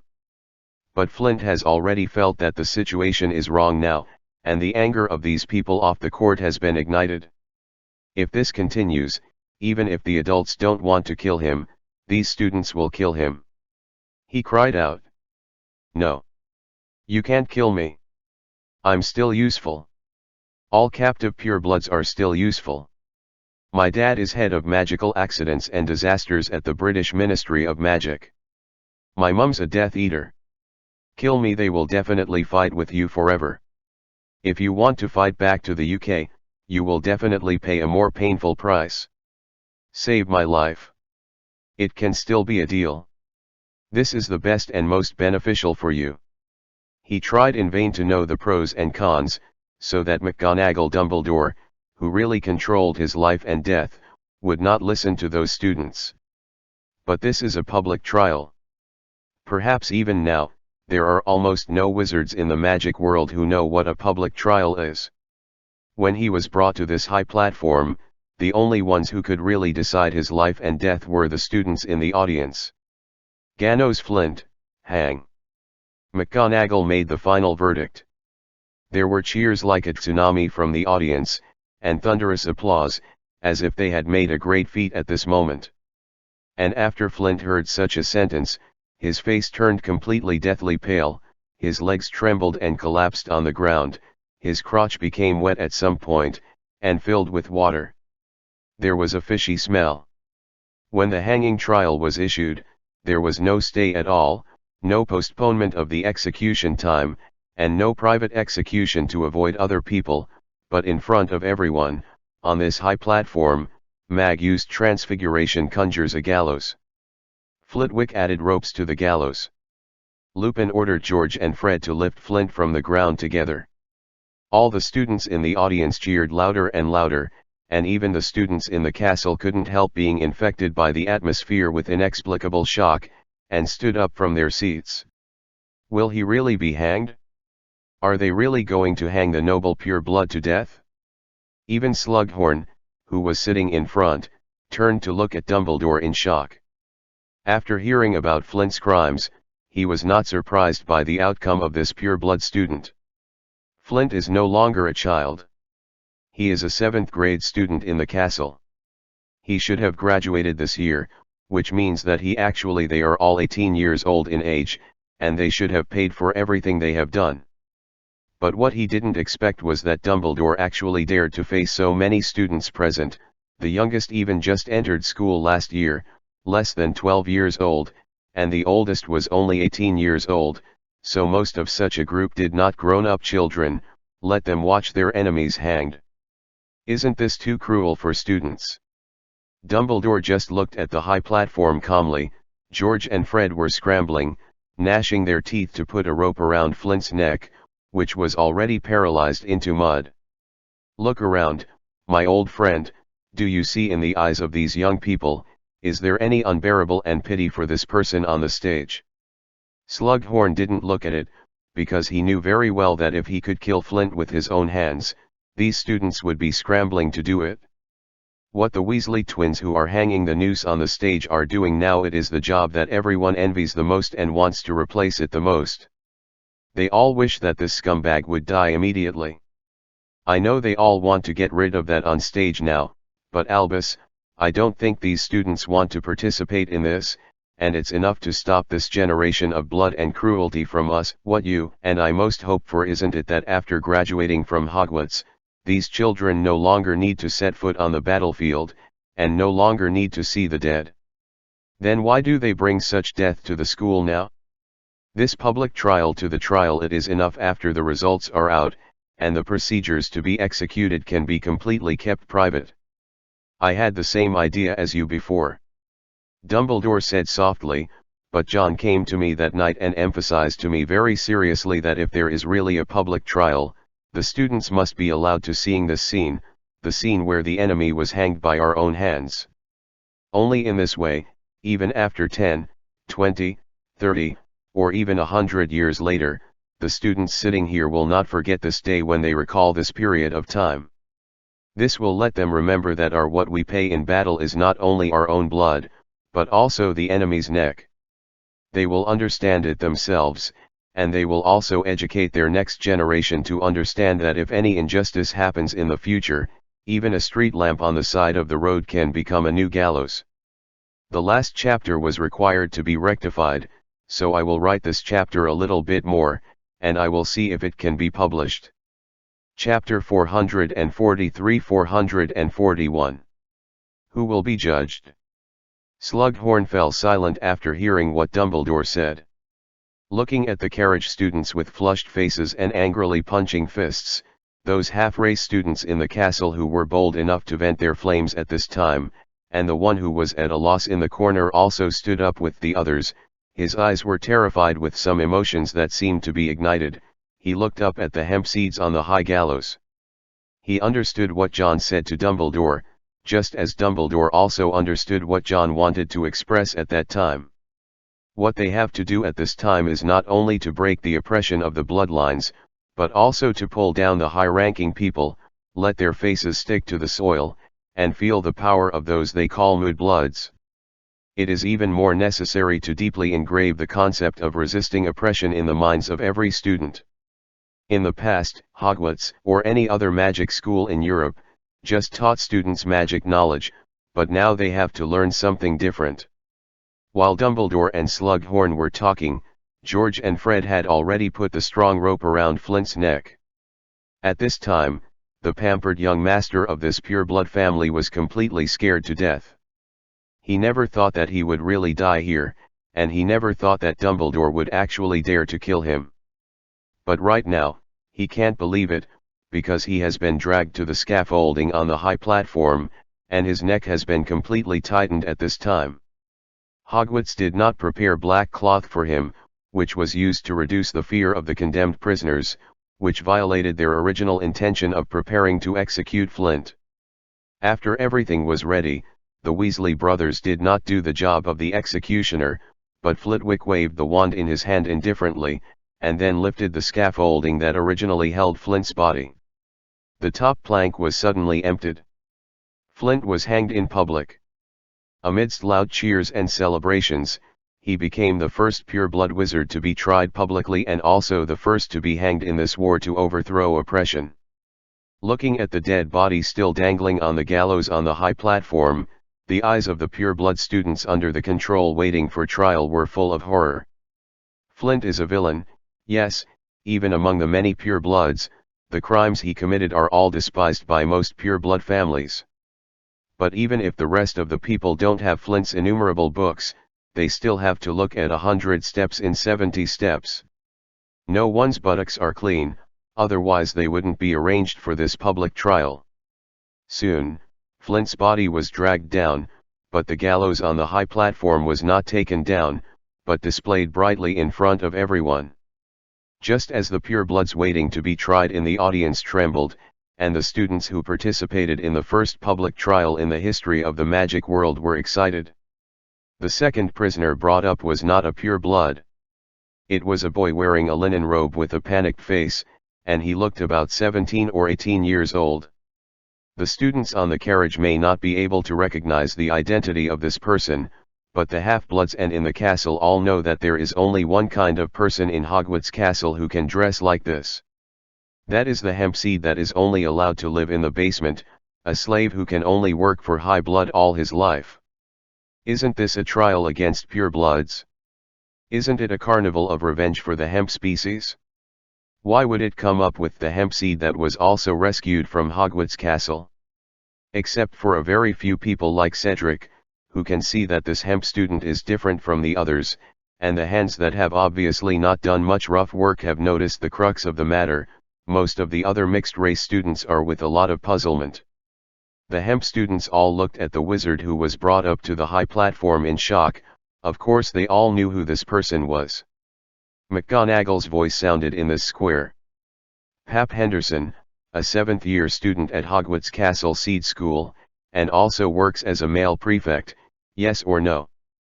Henderson's whole body was trembling uncontrollably, and he was dragged tremblingly by George and Fred to stand still. Yes, yes, I am innocent, I am enslaved. I am forced. He answered in a very low voice, and the students sitting behind could only see him open his mouth, and then he didn't know what he was saying. Fred put his wand on Henderson's throat very discerningly, and used the amplifying charm. Answer again, are you Pape Henderson? McGonagall asked again. Yes, I am. Now his unstoppable crying voice can finally be heard by everyone. But at this time, the students in the carriage also showed doubts. They also didn't understand why the one who continued to be interrogated was actually a hemp student, a subject of enslavement and oppression. After confirming Henderson's identity, McGonagall didn't look at him anymore, but turned to look at the corner of the auditorium below, where the hemp-seated students in the castle were rescued. Renee Riley. She said a name, and under the gaze of everyone present, a boy who seemed to be about the same age as John tremblingly stood up from his seat. I am, husband, madam. He was so nervous that he didn't know what to call, but Mag obviously didn't care about this, and neither did the other wizards off the field, but they all stared at him for a while and didn't understand why they called him. Come on, Mr. Riley. Her voice is still so serious, but obviously less indifferent than before. The boy named Riley seemed to feel this too. He timidly left his seat, and then walked to the high platform in front of everyone present. Know this Mr. Henderson? Mag's voice spread throughout the square, and everyone else in the square was also watching this scene. Riley just raised his head and glanced at Henderson, then lowered his head again in fear. At this time, Henderson has become as if he has lost his soul, and his eyes are lifeless. No, no. Then turn around now, Mr. Riley, face everyone here, and tell everyone, what this Mr. Henderson did to you when you first entered Hogwarts Castle. Riley is like a timid hamster under the spotlight. His face is full of cowardice, and he hides his left hand behind his back. Even if he turns around and looks at everyone in the field as Mag said, but his head was still down. No, he didn't do it. To be honest, Mr. Riley, on this high platform, every word that everyone utters will be recorded. Mag said solemnly, it is impossible for a temporary lie to be exposed forever. Riley seemed to be about to cry, he didn't dare to speak out, and he didn't dare to go against Mag's words, so under the watchful eyes of countless pairs of eyes, he finally spoke again. Force majeure. He began to cry, and the crying interrupted his narration, but no one urged him. It wasn't until more than a minute passed that Mag said in a deep voice. Then what? Then Administrator Dolokhov hung me in his office, stripped me naked, and whipped me on the back. Your hand was still broken. Yes, it is. After taking Dolokhov's punishment. Henderson he was abused too, he was very angry. Then he started hitting me, he kicked my head, scolded me, stepped on my broken arm, he said it was all because of me, pure blood lord they will scold him. Is the back of your arm okay? Mag took a deep breath before asking. The arm can't get better anymore, he was crying, but it was obvious that he was enduring to prevent his crying voice from bursting out. The people in the audience were silent, and the moose who were rescued from the castle all lowered their heads. They also heard Riley's narration, and even many people knew about these things, but no one knew what kind of expression they have on their faces now. For a while, there was only Riley's suppressed sobbing in the square. Is there any more? McGonagall continued to ask. Riley sniffled his nose, he seemed to be a bit broken, he had already said those words before, and the result would be the same no matter whether he said it or not.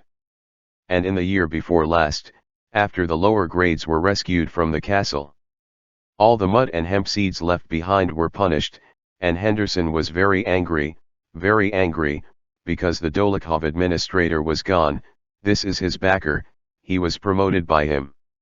He started hitting me, still hitting Crook, Dorji, Heath, but hitting me the hardest, and then he kicked me in the lower body. I passed out in pain, and when I woke up, there was nothing underneath. Henderson didn't dare to send me to the school hospital to report to others, and he was afraid that I would bleed to death like this, so he used a magic, help me stop the bleeding, but I'm not a whole person anymore. Woohoo. He seemed to be unable to suppress it anymore, his emotions completely collapsed, and he burst into tears. Riley sat slumped on the ground, only his crying in the square and a few unnoticed sobs from the corner. Compared to Asiya's experience, compared to those killed adult hemp seeds read from the parchment, the tragic situation of the people around them reminded them of their own experience. Riley is one of the typical representatives, but not the only victim. At this time, most of the numbness lowered their heads. Even if they felt sadness and pain in their hearts, they did not dare to express it openly. As the chief interrogator, Mag looked at Riley who was crying, and looked at the below who had to hide their sadness even now. She couldn't read the words behind the parchment. So the latter procedure was taken over by Flitwick. Mag took out a handkerchief from his pocket and wiped it. Even though he had read all these things many times, he still couldn't help crying. Is there a girl named Mayawati Anderson who enrolled in the same year as you?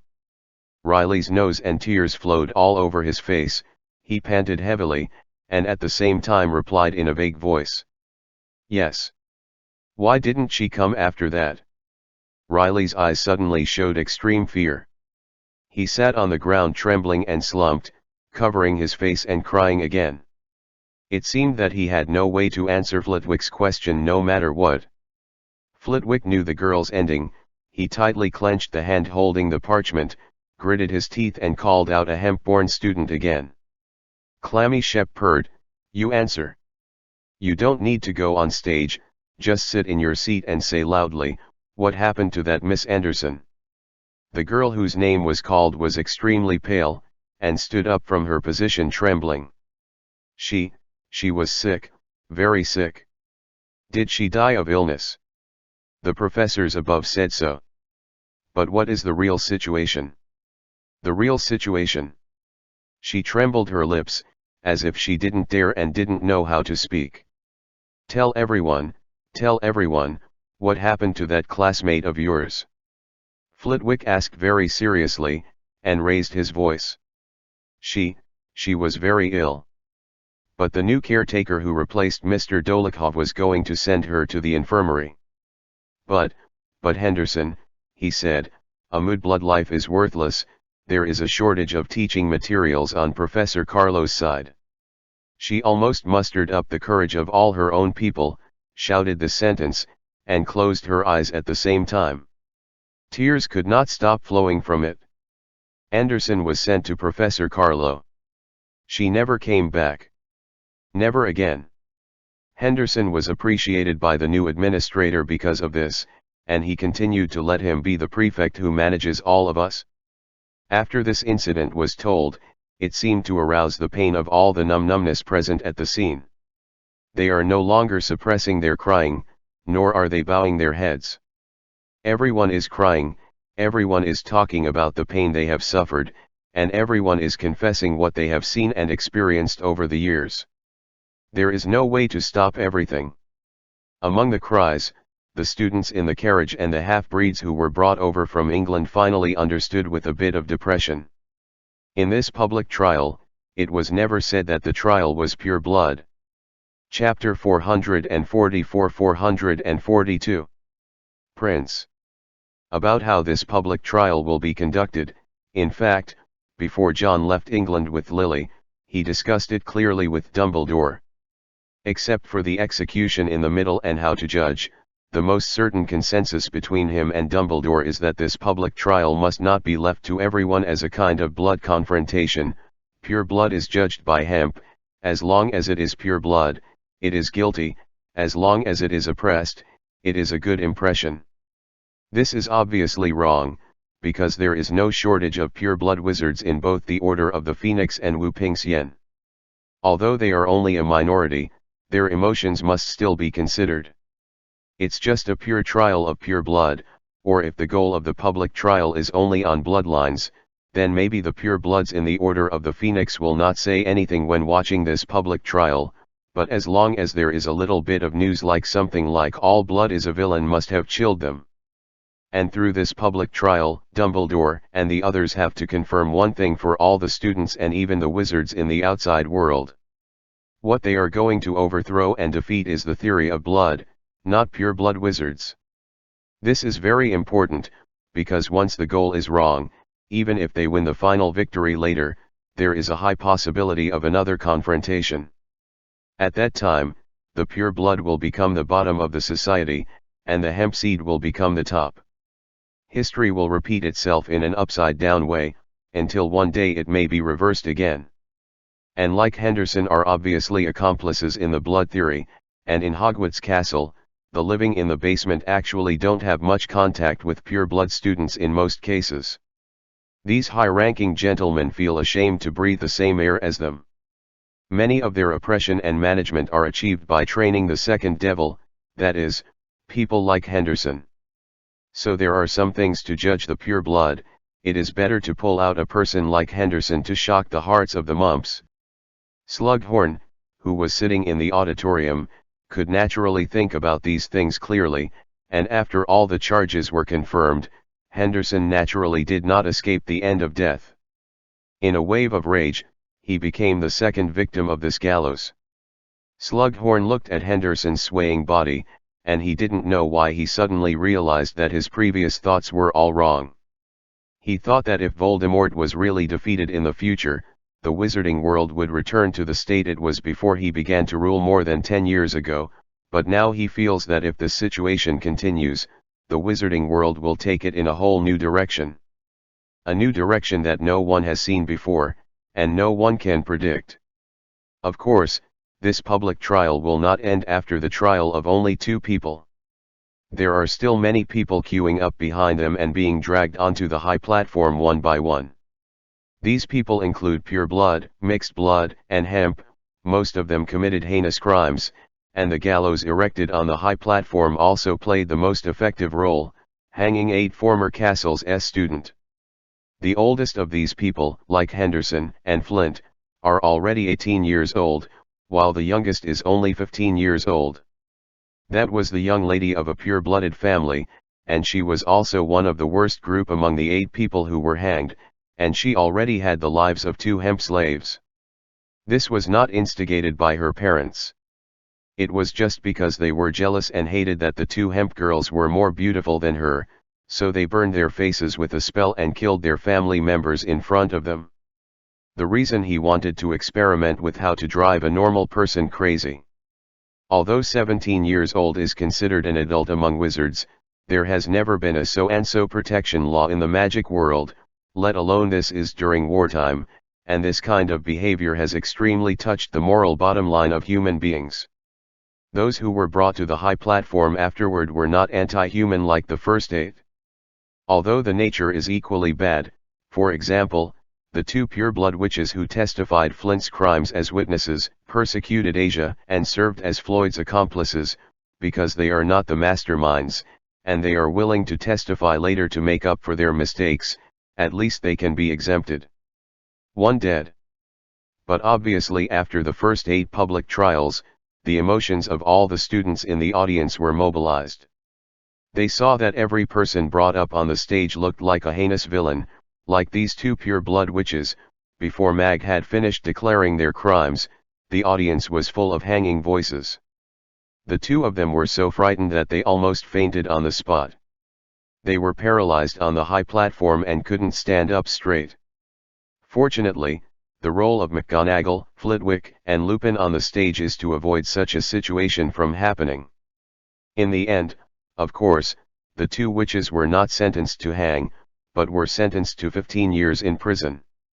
This means that although they followed Freud and killed the marijuana, they did not kill anyone, and Asia did not really die in the end, otherwise it would not have been only 15 years. Draco also watched all the public trials throughout. He was not selected as the target of the public trial. In the final analysis, he is a stinky fart with a bad personality, but he did not have the courage to do so many evil things.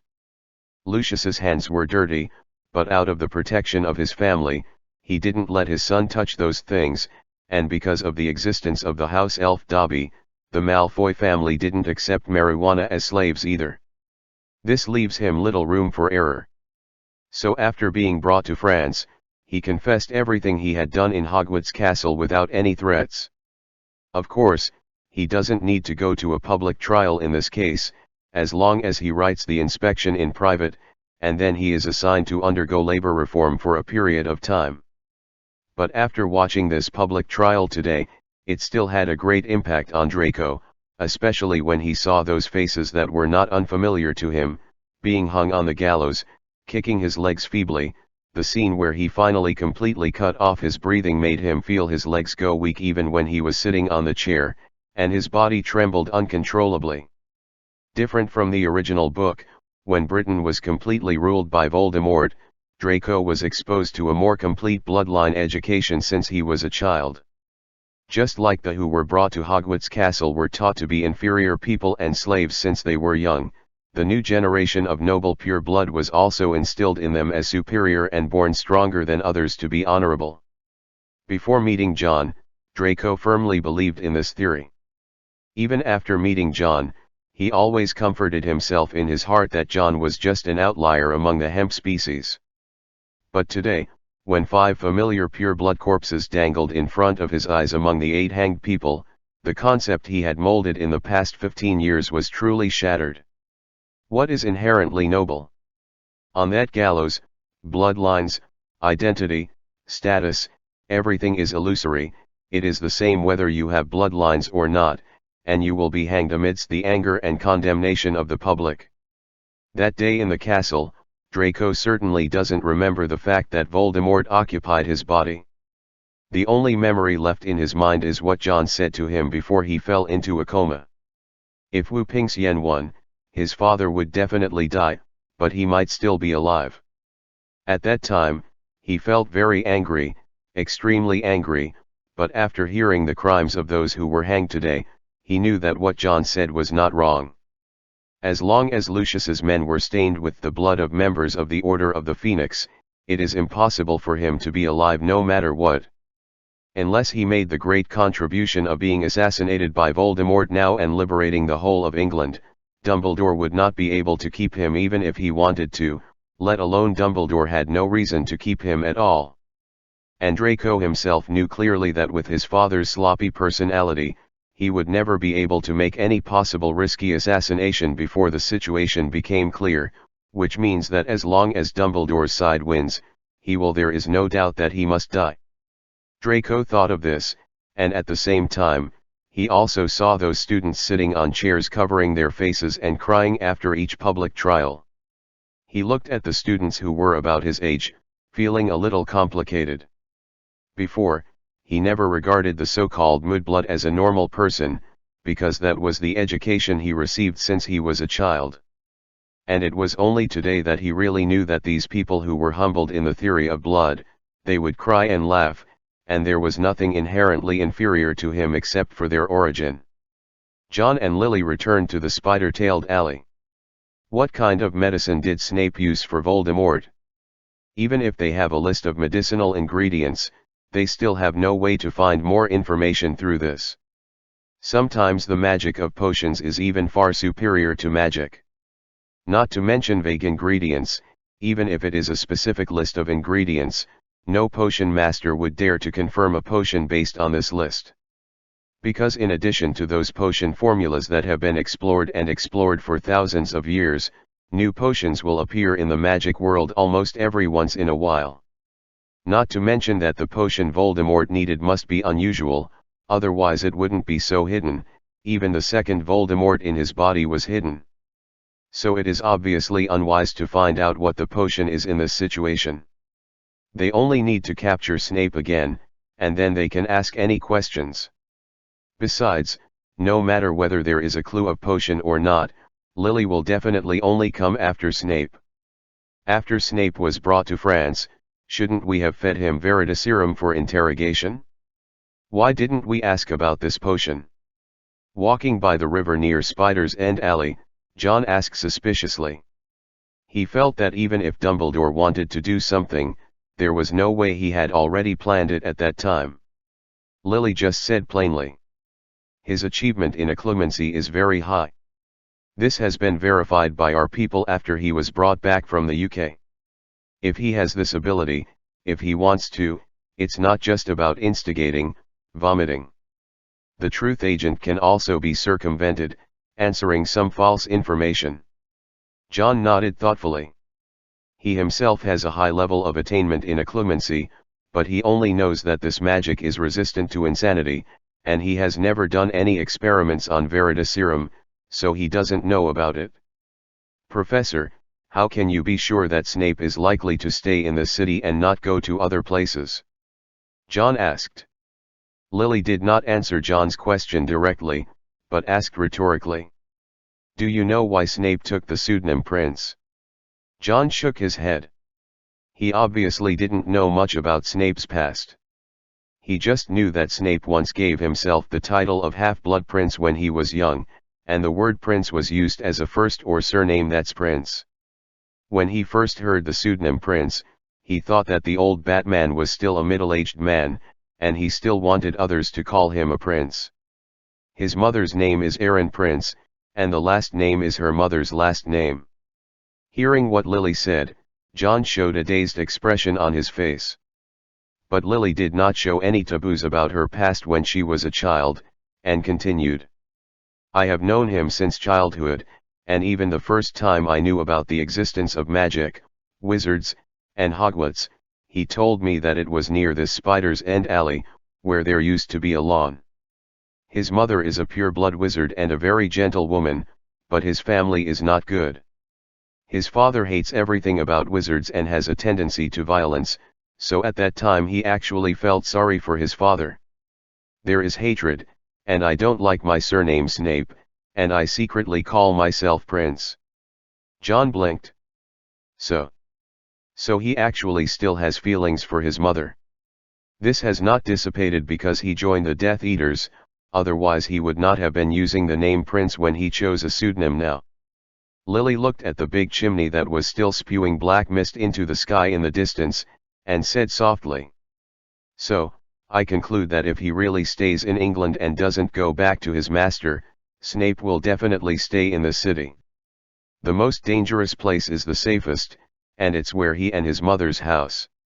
Her analysis is well founded, and John also thinks it makes sense. But this city is not small. Where do we start? Don't be so anxious because you care about me. I have been waiting for so many years, and I won't be impatient for these few days. It's so late, let's find a place to live first. Chapter 445-443. Past. John and Lily found a hotel near Spider's End Alley to live in. Lily did not appear as impatient as John imagined, and she seemed to be ready for a protracted battle with Snape here. They did not use apparition to frequently travel back and forth between Britain and France. The goal would be too obvious. No one can guarantee that the Department of Magical Transport within the British Ministry of Magic can resume normal work.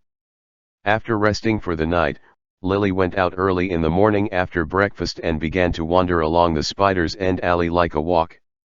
She didn't use her original identity anymore, but drank the compound potion together with John, and turned into two middle-aged Muggle men, acting as if they came here for a trip.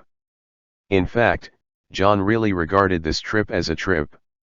Originally, the job Dumbledore arranged for him was to take care of Lily, and he didn't need to worry about other things. The previous trip brought the Dursleys back to France. The task is considered overtime. And Lily's actions didn't look like she was looking for Snape, she was more like reacquainting with the city that seemed a little strange to her. After getting married with James, she never came back here again, not to mention living in exile in the UK for more than 10 years, so she had no chance or time to revisit her old place. John's previous memory was somewhat wrong. It was true that Snape's family lived in Spider's End Alley, but Lily's family did not live in this narrow alley before, but in a house not far from the alley. Now this kind of house has changed owners, but Lily and John just looked at the house from a distance for a while and left from here. It seems that she didn't want to disturb the current owner of the house, and went in for a visit. The meaning of it was close to 11 o'clock in the morning, and they came to an emerald green lawn that seemed out of place in this almost entirely grey city.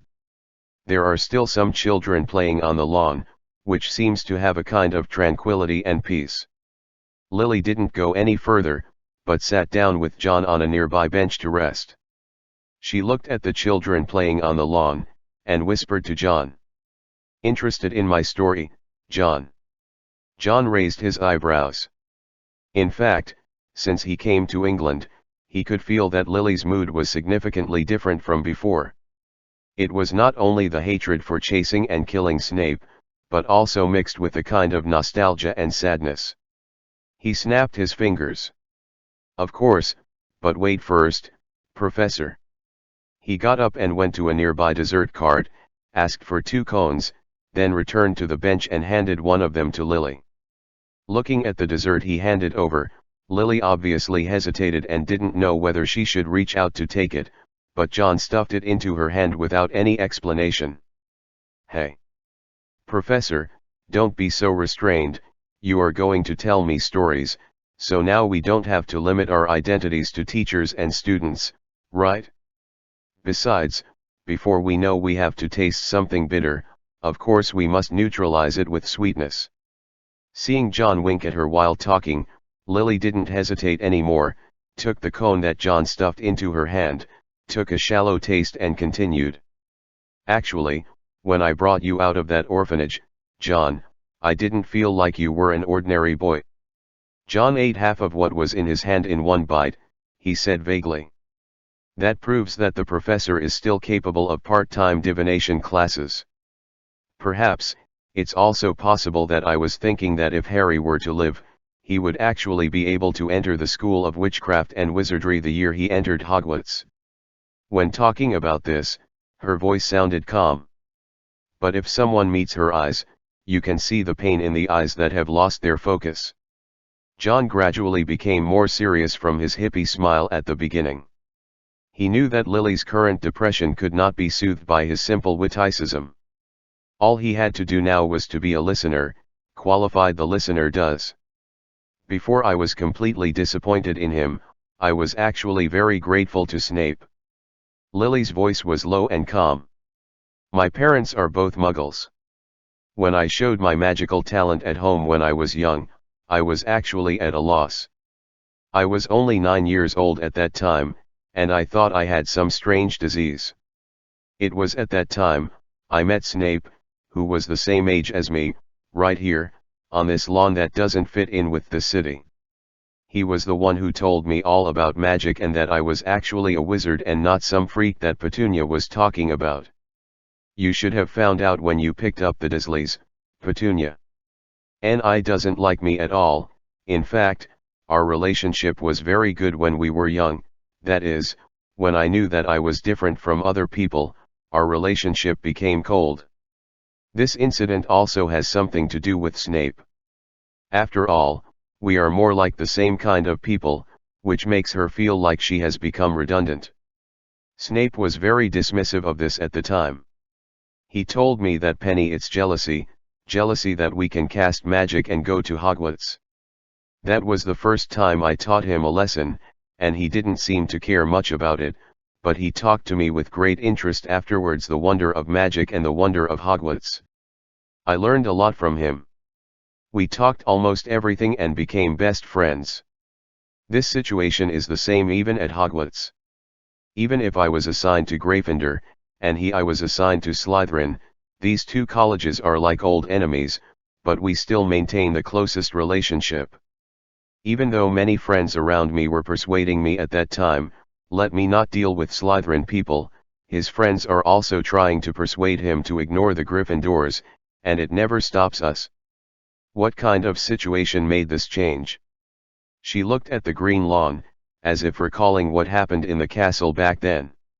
He started to be exposed to poisonous spells and jinxes when he first entered Hogwarts at the age of 11, and he knew more of these black arts than some 7th grade students. But at that time, I didn't think it was a big deal. The unforgivable curse is black magic, but black magic is not limited to the unforgivable curse. At that time, even in Gryffindor, many students used poisonous curses to play pranks on people. But Snape, the talent in black magic is really very high. When he was in the 4th grade, he was already able to create new curses by himself, which is the throat lock you used to use. But I still thought it was nothing at the time, until he started hanging out with some people I really don't like, Avery, Mulciber, and even Evan Roger, Wilkes, and Bellatrix, who you killed. Lestrange and others were staunch supporters of blood theory before Voldemort rose to power. At the same time, his research on black magic has become more and more in-depth. It is not limited to evil curses and poisonous curses, but has begun to develop into more dangerous curses. I warned him and told him to do his best. Stay away from his so-called friends, who actually had contact with Voldemort outside when they were in school, some like Lucius Malfoy, who joined the Death Eaters directly after graduation team. Snape, who was in the school at that time, still had a good correspondence relationship with him. Snape was very perfunctory in agreeing to my words. He said that his friends are actually nothing, and they will change their views on people like me in the future, but they will also integrate into their communication, and at the same time, they will be more fascinated by black magic. I was bored during that time. I didn't know if Snape understood what he was doing, and I didn't know if he really joined Voldemort like Lucius Malfoy and others in the ranks. Should I still treat him as a friend? John had finished eating the cone in his hand, and he didn't open his mouth to remind Lily that if she didn't take care of the cone in her hand, the cream would melt completely, because he knew that this story had reached its turning point. Finally, he called me that title during a bullying session where he was humiliated. Lily's voice was flat, and it sounded like she didn't really hate the title. Just as I was cursing, he called me a mudblood while watching James and defending him to the people around him. At that time I was very angry, so I responded to him by calling him a snot. From then on, I began to realize that there is really no way we can be together. He has chosen another path. A way that I could not accept, and there was no way to accept me. From then on, I broke up with him, but he didn't seem to realize it. After that day, he even apologized to me, saying that he didn't mean to call me that. I didn't take that because it's not what he's apologizing for and changing. In the end, I got together with his deadly enemy, James. To be honest, I never thought I would accept James before the 6th grade. He seemed so arrogant in school, arrogant and imposing on others. Violence. But in fact, he has always seen it more clearly than me. He understood from the beginning to the end that Snape would never turn back. He resented the half of his father's blood that brought him to him, so he recognized Prince so much. The surname is a symbol of pure blood, and it is precisely because of this that he is obsessed with the theory of black magic and Voldemort, and he is so close to real pure blood wizards. Even in Hogwarts, he has always been with Death Eaters. We all keep in touch. He is very nice, but he only treats me well. I have no right to blame or resent him. At that time, what I thought was that since there was no way to be friends anymore, then we would go our separate ways. Road, the future will no longer involve each other. Lily lowered her head. She didn't look at other places, because the next story will involve the biggest scar in her heart. After graduating from Hogwarts, James and I got married. Although we did not directly join the Order of the Phoenix, we had a deep relationship with Dumbledore and the Order of the Phoenix. At that time, Voldemort already had. They are very powerful. They tortured and killed the witches and wreaked havoc everywhere. James and I were also regarded as targets by him, but we were all lucky to escape. And at that time, as I expected, Snape didn't change at all. He joined the Death Eaters directly after graduating from Hogwarts and became Voldemort's lackey. Becoming that person's subordinate is not just about expressing his support and allegiance to the blood theory. That's a group of terrorists, and if you want to join the terrorists, you will naturally have blood on your subordinates. Lily's voice became obviously cold when she said this. I heard a lot of people in those years regarding his deeds, such as which operation to kill the hemp seeds he participated in, which Muggle area he attacked, or what more brilliant achievements he made for his master. James has never regretted it what he did to Snape when he was a student. Long before he started targeting Snape, he had already started to get closer to those people, but James knew I had no right to accuse Snape, so they didn't ask me to say anything nasty with him. Then what happened that night? In her always calm voice, she trembled slightly uncontrollably when she said the sentence. John also remained silent. Voldemort came to my house, James stood in front of me and Harry, and then he died. Lily clenched her hands tightly, and the joints were obviously white because of too much force. I knew I had no way to resist. I humbly begged that man to let Harry go, kill me, and keep Harry alive. At first he was extremely impatient, and I was very excited and nervous. I can feel the magic power in my body produce some strange changes because of my emotions. Such changes are connected to Harry. Maybe it can save Harry's life. But at that moment, things suddenly went wrong. Lily suddenly trembled and said inexplicably. John also held his breath at this time. As the only person alive that night, Lily must have known what happened to cause all this turning point. He seemed to have changed into a different person suddenly. Instead of showing impatience, he was very calm, surprised, and excited. Then, instead of using magic, he grabbed a broken table leg on the ground. That knocked me out. Chapter 446-444. Picnic. John froze on the spot. In the normal timeline, what should have happened that night, he clearly remembered and never forgot. Lily died at the hands of Voldemort. Voldemort actually planned to fulfill his promise to Snape and save Lily's life, but Lily was unwilling to let go anyway in order to protect Harry.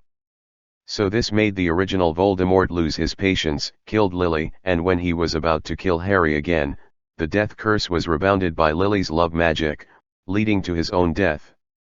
But it was not until today that John really understood what the changes that happened in the middle were from the mouth of the only person who survived that night.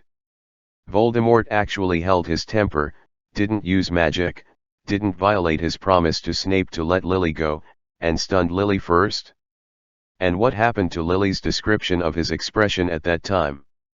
Why did Voldemort suddenly show that expression? Or was Voldemort too already present at that time? And not after killing Harry Potter?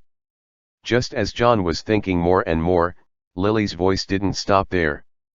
By the time I woke up again, it was already midnight. Her voice was visibly trembling. Albus came to my house, he woke me up from the coma, and then, the first time he rushed to Harry's crib. He was not breathing, completely turned into a cold corpse.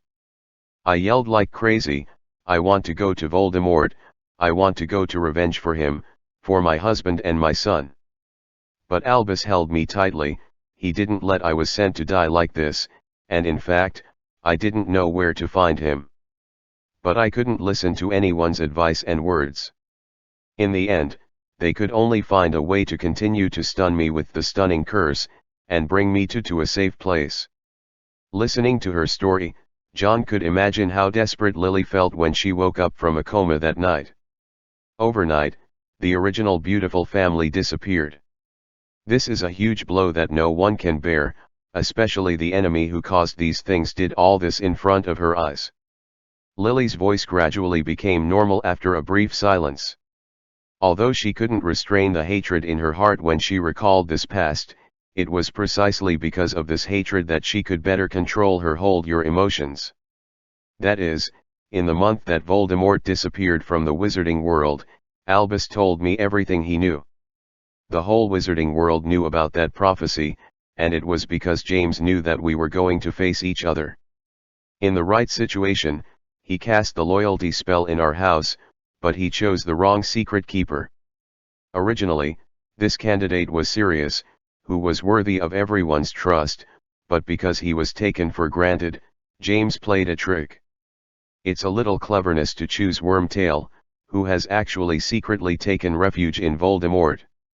I know who my two biggest enemies are, one is Voldemort who did all this with his own hands, and the other is Wormtail who betrayed James' trust. But Albus was staring into my eyes, his voice was very very serious. Let me know another piece of news. That is who leaked and told Voldemort this ridiculous savior prophecy. That's when I knew that on the night Voldemort came to my house, Snape went to after finding Albus, he actually begged Albus to help save my life. A cold, sarcastic, and resentful smile appeared on Lily's face. When he leaked the prophecy to his master and wanted to use it to claim credit for Voldemort, the only thing he missed was that the family that gave birth to the child in the prophecy was my family. He has no scruples, vicious and cruel in this way, he sacrificed the life of a family as a stepping stone to his superiority, and repaid Voldemort's trust and appreciation for him. He didn't start to feel scared until he knew that the mother who gave birth to this child was actually me. James said that's right, Snape never showed me his only little bit of humanity, and other times he was not stingy compared to his master. He begged his master to let his master keep just kill James and Harry, my life is worthless to Voldemort. He also clearly knew that Voldemort was not a very trustworthy person at all. Even though his master, who was extremely harsh and stingy to his subordinates, gave him a promise, he was still afraid, and then showed that the only thing he would show in me was he found Albus, betrayed his master, and told him that Voldemort knew the secret that the boy in the prophecy would be born in my house. Albus showed me that memory, he didn't hide from me." Snape burst into tears. He hoped that Albus could save me, and said he once offered Harry in exchange for letting me go. He can hate James, I don't expect him to let go of the previous hatred, but even if he gives Harry a little or even a little bit of mercy. Lily clenched her teeth. He thinks this is treating me well? He thinks that I should thank him. It is he who makes me live in a world like every day. Every night, I can think of Harry's crying. I often wake up from nightmares. I dreamed that Harry was crying, and he cried and said why I failed to save him. Why did I let my own child die in front of me? John listened to Lily finish all this in silence. To be honest, Snape is definitely an extremely tragic character in the original book. Even his treatment of Lily in the first half of his life was all wrong, and of course he was also bullied. But in the original book, he used the rest of his life to repay all this. In order to make up for Lily's death due to his own fault, he did everything he could. But now it is different. Lily is not dead, so he naturally has no possibility of making amends, following Voldemort all the way to the dark, so that he has no trace of sadness, but is so hideous. No one would have a slight liking for Snape after hearing such a tragedy as Lily, even John, who knew what choice Snape made in Another World line. So far, John has not seen any sparkle of humanity in him, and he is completely a selfish crumb. The so-called doing Lily's best is also his own wishful thinking, just to make him feel at ease, and he doesn't care how Lily is doing. So, Professor.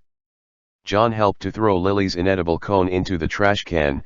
Now that we know that Snape will definitely stay in Spider's End, how do we find him? Lily looked towards the lawn. He cares about me very much. When she said this, her voice was not the slightest bit warm, so he also cares about the memories of being here with me. As long as he chooses to stay here, there will be a day come here again. John looked at the lawn and shrugged. He could only blame him for being a straight man. He really couldn't understand Snape's thinking. But at least Lily's words let him know the purpose of their continued stay here. While the school public trial was in full swing in Lyon, John and Lily lived together near Spider's End Alley. It has been more than half a month since the end of the Triwizard Tournament. After entering May, the weather gradually began to rise, and early summer began. Even in this city full of industrial atmosphere, there is no way to hide the coming summer. The leaves of the trees on the side of the road are getting denser and greener. John and the others have been here for a whole week. During this week, they can obviously find that there are often some very strangely dressed people near Spider's End Alley. Those are obviously Aurors from the British Ministry of Magic. Their imitation of Muggles is not professional, and they have the unique temperament of wizards, which can almost be seen through at a glance. Not to mention the Death Eaters who made the city's law and order worse and worse recently. Even if they carried out Voldemort's order and were willing to temporarily put down their arrogance in order to catch Snape, they would not low-key when confronting Muggles. There have been many fights near Spider's End, such as the one in front of John. A man who was still wearing a thick trench coat in early summer and a top hat on his head, just because passers-by around him took a few extra glances at his weird attire, he cursed unscrupulously, and then went up to punch him, hit people. John, who just came from a bakery holding a paper bag of various desserts, pretended to be a crowd of onlookers, watched the Death Eater secretly use magic to restrain the Muggle's movements, and began to punch him, hit and kick. There were people fighting around, some people ran to the nearest phone booth to call the police, and some people stood aside to watch the fun just like John. It's just that John didn't stay here for long, he tisk-tisked twice, and left the scene. Based on the performance of these Death Eaters, it would be a ghost if they weren't discovered by Snape, and I don't know if the local Muggle government will be overwhelmed by such security during this time. John came to the lawn. He and Lily have changed their appearance. Unlike those Death Eaters, both John and Lily are very knowledgeable about how to hide themselves. He always maintained an appearance and appeared every day on this lawn that hadn't attracted the attention of those Aurors and Death Eaters. Maybe it would make Snape suspicious. So even if they come every day, they never attract the attention of the people around them. Today, the two dressed up as a mother and son going out for a picnic. Such a combination is not uncommon in this lawn. The recent weather is very good, even in this heavily polluted industrial city. There was a clear sky. Therefore, many families chose to go out today and chose this lawn. John placed all the desserts he bought on the tablecloth, then picked up a bottle of juice, and finished it in one go. When I came here, I saw Death Eaters making trouble again. Those Aurors are probably going to have a headache. Not only can these people not help them at all, they will also mess up their arrangements and tasks. Lily was taking out all kinds of washed and cut fruits from the dining basket one by one. She was wearing a red knitted coat and a floral dress.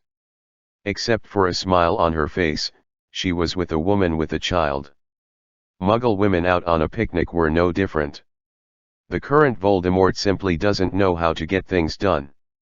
Lily said in a low voice, from the perspective of an outsider, it would only feel like they were chatting casually. These purebloods who are used to being pampered and pampered are becoming less and less willing to pay. They just want to ask for it. When Voldemort has the same interests as them, such as chasing and killing us, they will pay about 60%, but when Voldemort's ideas go against their demands, for example, the capture of Snape is not beneficial to the purebloods at all, then they will act quite negatively. Because if Snape is captured after returning, no one can guarantee whether he will return to the previous high position. If that is the case, it will inevitably make some things that have been eaten into the stomach by the pureblood now spit out again.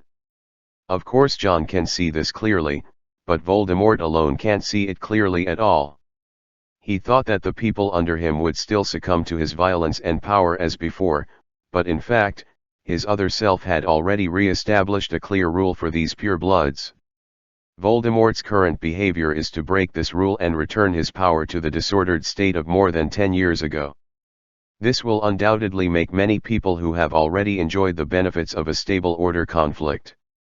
While John was enjoying this pleasant time, lying on the lawn and watching the sky deliver the fruit Lily had just taken out to his mouth, he suddenly noticed Lily standing up from the ground out of the corner of his eye. John turned his head in doubt, and then he saw Lily staring in one direction. There was a group of children who came out for a picnic to play.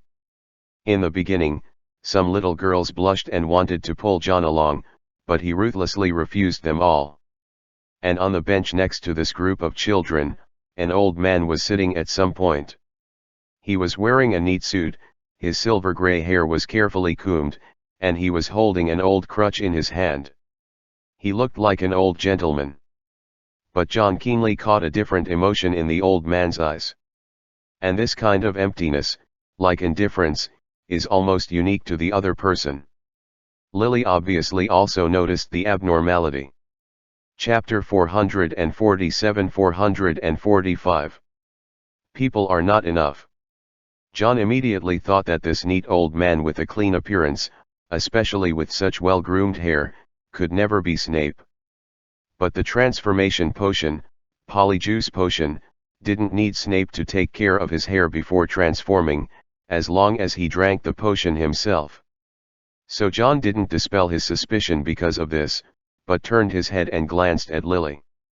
Lily didn't meet John's eyes. After seeing the old man, she pretended to be nonchalant and lowered her head to pat the grass clippings on John's clothes. "Don't look, it's him, even if he turns gray, I can recognize him at a glance." John thought silently in his heart, if Snape heard this sentence, he didn't know whether he should be happy or sad. "So what do we do now?" Lily sat back on the tablecloth again, as if she was restraining her inner emotions. "Wait a minute, there are too many people here, and it is easy to get accidentally injured in a battle." John couldn't help looking at Lily a few more times. No matter how much hatred was squeezed in his heart, Lily's heart must not have changed. She is still a kind person after all. However, just when John took out a small cake from the dining basket and smacked his lips to enjoy a pre-dinner snack, Lily suddenly continued talking. We are too far away from him, approaching so rashly can easily arouse his vigilance. Didn't those little girls call you to play over there just now? You go and join them now. Holding the spoon, John, who had just put the cream dotted with half a strawberry into his mouth, froze as if he had been petrified. What about the one who agreed to take a vacation? You still want to play with the childish little girl, right? As if sensing John's instantly resentful gaze, Lily smoothed a few strands of hair behind her ears. Thank you, John. John had no choice but to stand up from the tablecloth, and put the cream cake that was missing a piece back to its original position. Okay, then let me meet these little girls. He cleaned up the expression on his face, and in the next second he showed the smile of a sunny and cheerful boy next door, and then he turned towards the bench where Snape was sitting, where a group of little kids were gathering place to go. When John got closer, he realized that this place was actually a sandy field, and 7 or 8 children were making sand here. Hi. Do you guys need a reliable helper to join? I don't have the tools, but I'm sure I'm a professional. John had a bad face inside, but he acted like a social cow on the outside, greeting these children with a bright face. The 3 little girls who had invited John were immediately happy when they saw that he was willing to take the initiative to join. Haynes is building a castle. If you are willing to join, we can give you the right to name the castle. What's your name? Alpa Black, just call me Alpa. John naturally walked into the sand. Wait, didn't we agree to call it Haynes Castle? A boy followed with a mournful face explain. Alpa. A little girl enthusiastically held John's hand. Alpa Castle is a great name. Let's call it Haynes, I prefer that.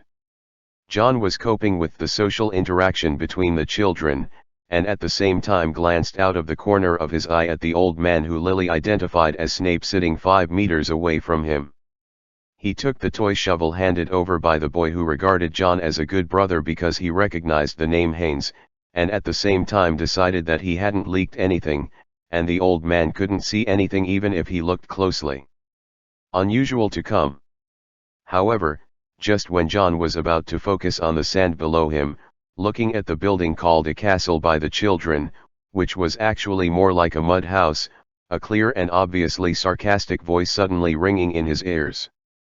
The captain of Hogwarts, Dumbledore's proud student, and the champion of the Triwizard Tournament would actually play sand with a group of Muggle children here. There was no fluctuation on John's face, as if he hadn't heard the sentence. He first glanced in the direction of Lily. Lily was very cautious, she only turned her head occasionally to pretend to be a mother who cared about her children, and looked towards Lily. Looking at the pile of sand, the rest of the time was busy preparing lunch on the tablecloth. The children around didn't seem to hear anyone talking at all, and they were still planning their castle with great interest. John didn't look at the old man sitting on the bench who was absolutely sure to be Snape.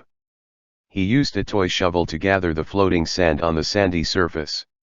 Your speaking habits are destined to never find a wife in your life.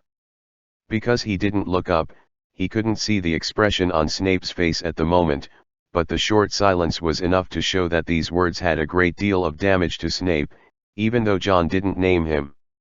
I said, what do you want to do here, like playing peekaboo? Is there something to do? I still want to go to the beach before the summer is over. John leaned sideways, lowered his head, so that Lily in the distance could not see his mouth moving, and avoided her from discovering the communication between the two. Snape was finally able to speak honestly, his voice was still so deep. There are not enough people.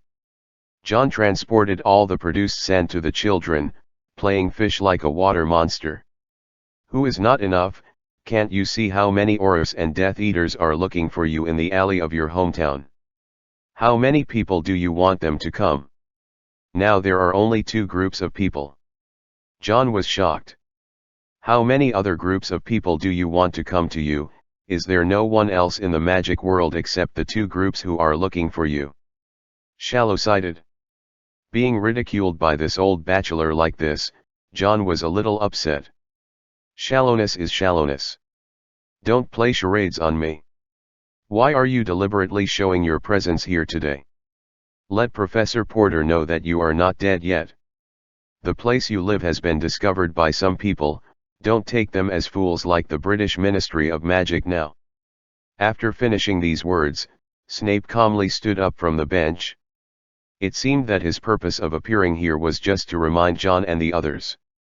To be honest, can you tell me why you are willing to help us again? Don't tell me that you have always been on our side, and you were a spy before. Snape didn't answer John's question immediately.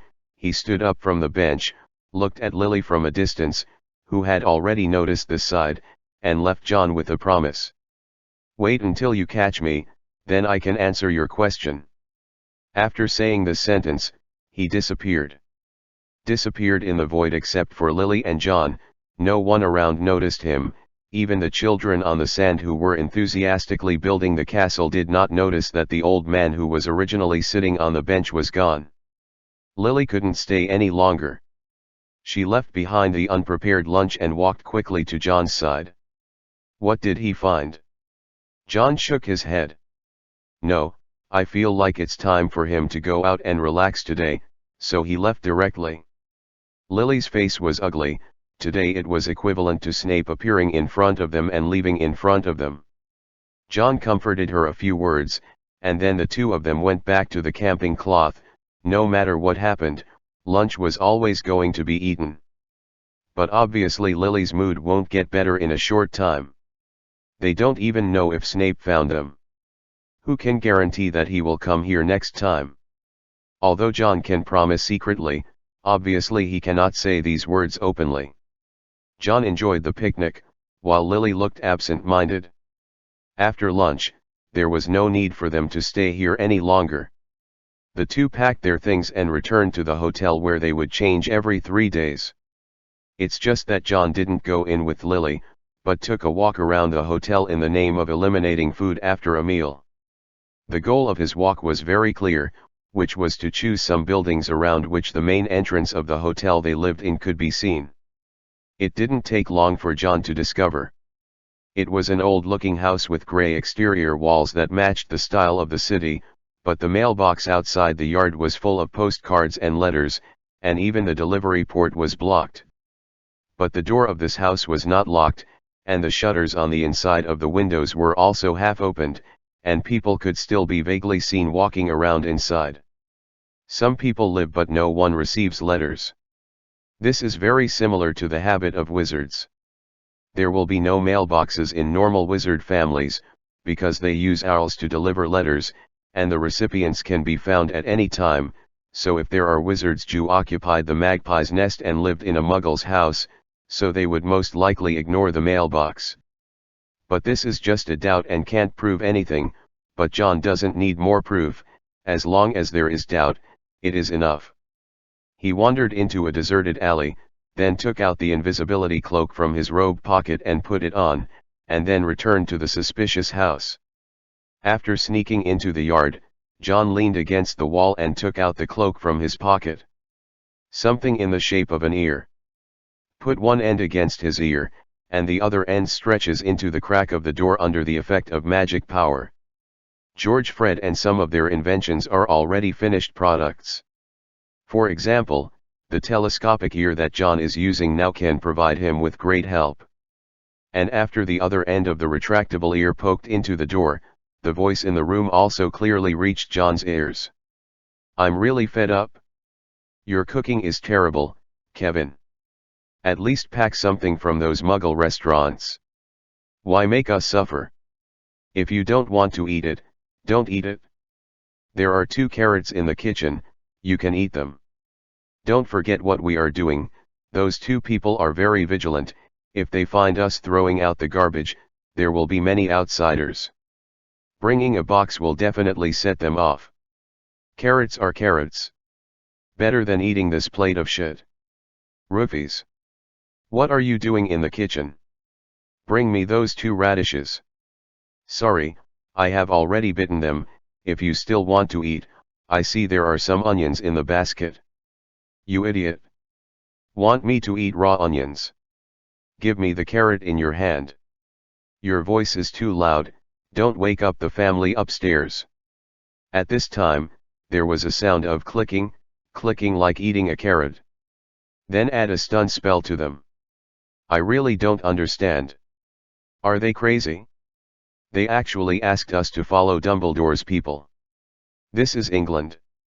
If something is discovered in the first place, it shouldn't be those Aurors. Stop questioning the decisions above, we can just do it, and don't you know what level the Aurors and our colleagues are? These 2 days they are about to blow up the city. I just want to know how long we have to suffer here. Next time, don't cook, I think it might be healthier for us to eat raw ingredients directly. Stay until Snape shows up. If you want to eat raw beef, you can go now. Hearing this, John cautiously retracted his retractable ears. The people in the back room will only have endless nagging, and there will be no more valuable information. John didn't need other information, he could judge a lot of things based on these alone. He dexterously climbed over the fence again, returned to the alley and took off the invisibility cloak. This group of people is obviously related to Voldemort but not Voldemort's people. They just said Aurors and colleagues, and now the only wizards who are blatant in the city are the Death Eaters besides the British Aurors. Means that these people are actually Death Eaters too. But they are obviously not working for Voldemort, so whose orders are they obeying? John ponders this actually obvious question, which is of course a good guess. Death Eaters will only be loyal to one person, since it is not the current Voldemort, it can only be another one.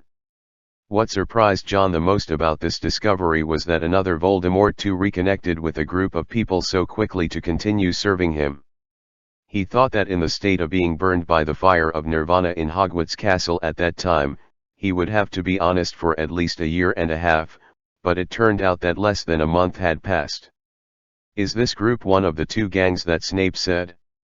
If not, besides Voldemort 1, Voldemort 2, and him and Lily, will there be other people who are looking for Snape in this city now? Just as John was thinking about this question, as if fate was deliberately trying to fulfill his guess, a familiar figure suddenly hurried past him. Chapter 448-446 Meeting. John looked at the American wizard, Matthew Graves, who was a referee at Hogwarts Castle and presided over the entire Triwizard Tournament half a month ago. He was wearing a simple thin coat and a normal Muggle attire. He was walking along the side of the road in a hurry, and he didn't realize that John's eyes were on him. John didn't follow up rashly. In fact, when he saw Matthew, some things could be verified. As far as he knows, after the end of the Triwizard Tournament, Matthew has returned to the International Federation of Wizards, but he also got some news from Dumbledore. Grindelwald himself is very uncomfortable, and this kind of confrontation even extends to the Congress. In the Magic Congress of America, the former is much higher than the latter in terms of the danger level of Grindelwald and Voldemort. So it is definitely not a coincidence that Matthew appeared here. Either he himself represents the Magic Congress of America and is also very interested in Snape, or he is actually investigating and tracking another group of people and followed them here. These two may be enough to make John's heart sink, but can Snape really attract so many people? What exactly did Dumbledore talk to him about? What kind of deal did he make to be willing to release him? John always felt that Dumbledore, that bad old man, had a very bad habit of always not telling the whole story, but he was not in the mood to go back to France now to ask for clarification. Originally, Dumbledore didn't let him intervene too much in this matter, and he didn't say that he must help Lily catch Snape back, so John only cursed the old man secretly in his heart. Otherwise, returned to the hotel. By the next day, they had already lived in this hotel for 3 full days, and they were going to change to a new one and check in with the other 2 new identities. John was careful this time. He directed Lily to complete the new identity change in the hotel bathroom after checking out, and at the same time directly use apparition to leave without showing her face again, and got rid of the previous one. watched by a gang of Death Eaters. Then he accompanied Lily to squat on the lawn for a few days during the day, and John secretly stuffed one of his feathers on Lily, and left the industrial city in one night. He didn't go too far, he was still in the UK, but he came to the Leaky Cauldron with a different identity and appearance. As the most famous wizarding bar in the whole of Britain, even in the middle of the night, some lonely wizards would come here to drink away their sorrows, so John was actually not conspicuous after coming here. Rejecting Bokbokin's hospitality, he glanced towards the bar, and soon saw a wizard in a grey robe and a white hood sitting in the corner near the back door. John walked over, sat down on the opposite side of the wizard, and then picked up the cider in front of him, which was obviously not touched, and Gilugilua drank most of the glass. The law has been amended in the whooping line to allow underage wizards to drink alcohol. The wizard, whose entire face was hidden under the hood, asked in a low voice that could not be heard by a third person. John smacked his lips indifferently. In fact, this fruity wine is not as good as drinking fruit juice directly. You want to take care of it? If you have the ability, go to France and report my drinking. I support it with both hands. Lucius took a deep look at John. Every time he talked to John, he couldn't feel that this 15-year-old boy looked like a minor, but he was even older than an old fritter. How is my son over there in France? He should have just witnessed a grand public trial. The news should not have been passed on for the time being, but it is estimated that you will know it in a few days, so it doesn't matter if I tell you in advance. John raised his eyebrows. Fortunately, you didn't teach him to do good deeds, but you didn't let him be extremely evil. He was not dragged to the stage for public trial, but he had to be given some correct education. But that day he was so frightened that he saw a total of 8 the classmates who got along day and night were hanged. Lucius seemed to be stunned by John's words. He was so shocked that he didn't speak for a long time. That is to say, taking advantage of this gap, John drank the glass of cider directly. You! How dare you kill those students? He trembled, and it took tremendous perseverance to restrain himself from exclaiming, and the eyes under the hood were fixed on John. John shrugged. Otherwise, what do you think? No, your colleagues feel that their children are not at all dangerous if they are taken to France. Dumbledore will feed them with delicious food and drink, just because of the sentence they are all just children. And then forgive them for their mistakes? I didn't expect pure blood to be so naive. Lucius ignored John's ridicule. He hadn't recovered from the astonishing amount of information. The purebloods really never thought that Dumbledore would kill the students. This is completely inconsistent with his previous performance. Even if it was Voldemort, when he was studying at Hogwarts, Dumbledore did not really criticize him. At most, he heard about it when he was recruited. He was full of bad deeds, and he was frightened with fire. Even during the period when Voldemort first became popular in the wizarding world, there were already many hardcore supporters of the pure blood theory in Slytherin College. Now the mainstay of the Death Eaters, Dumbledore also never opposed it. What did Slytherin do?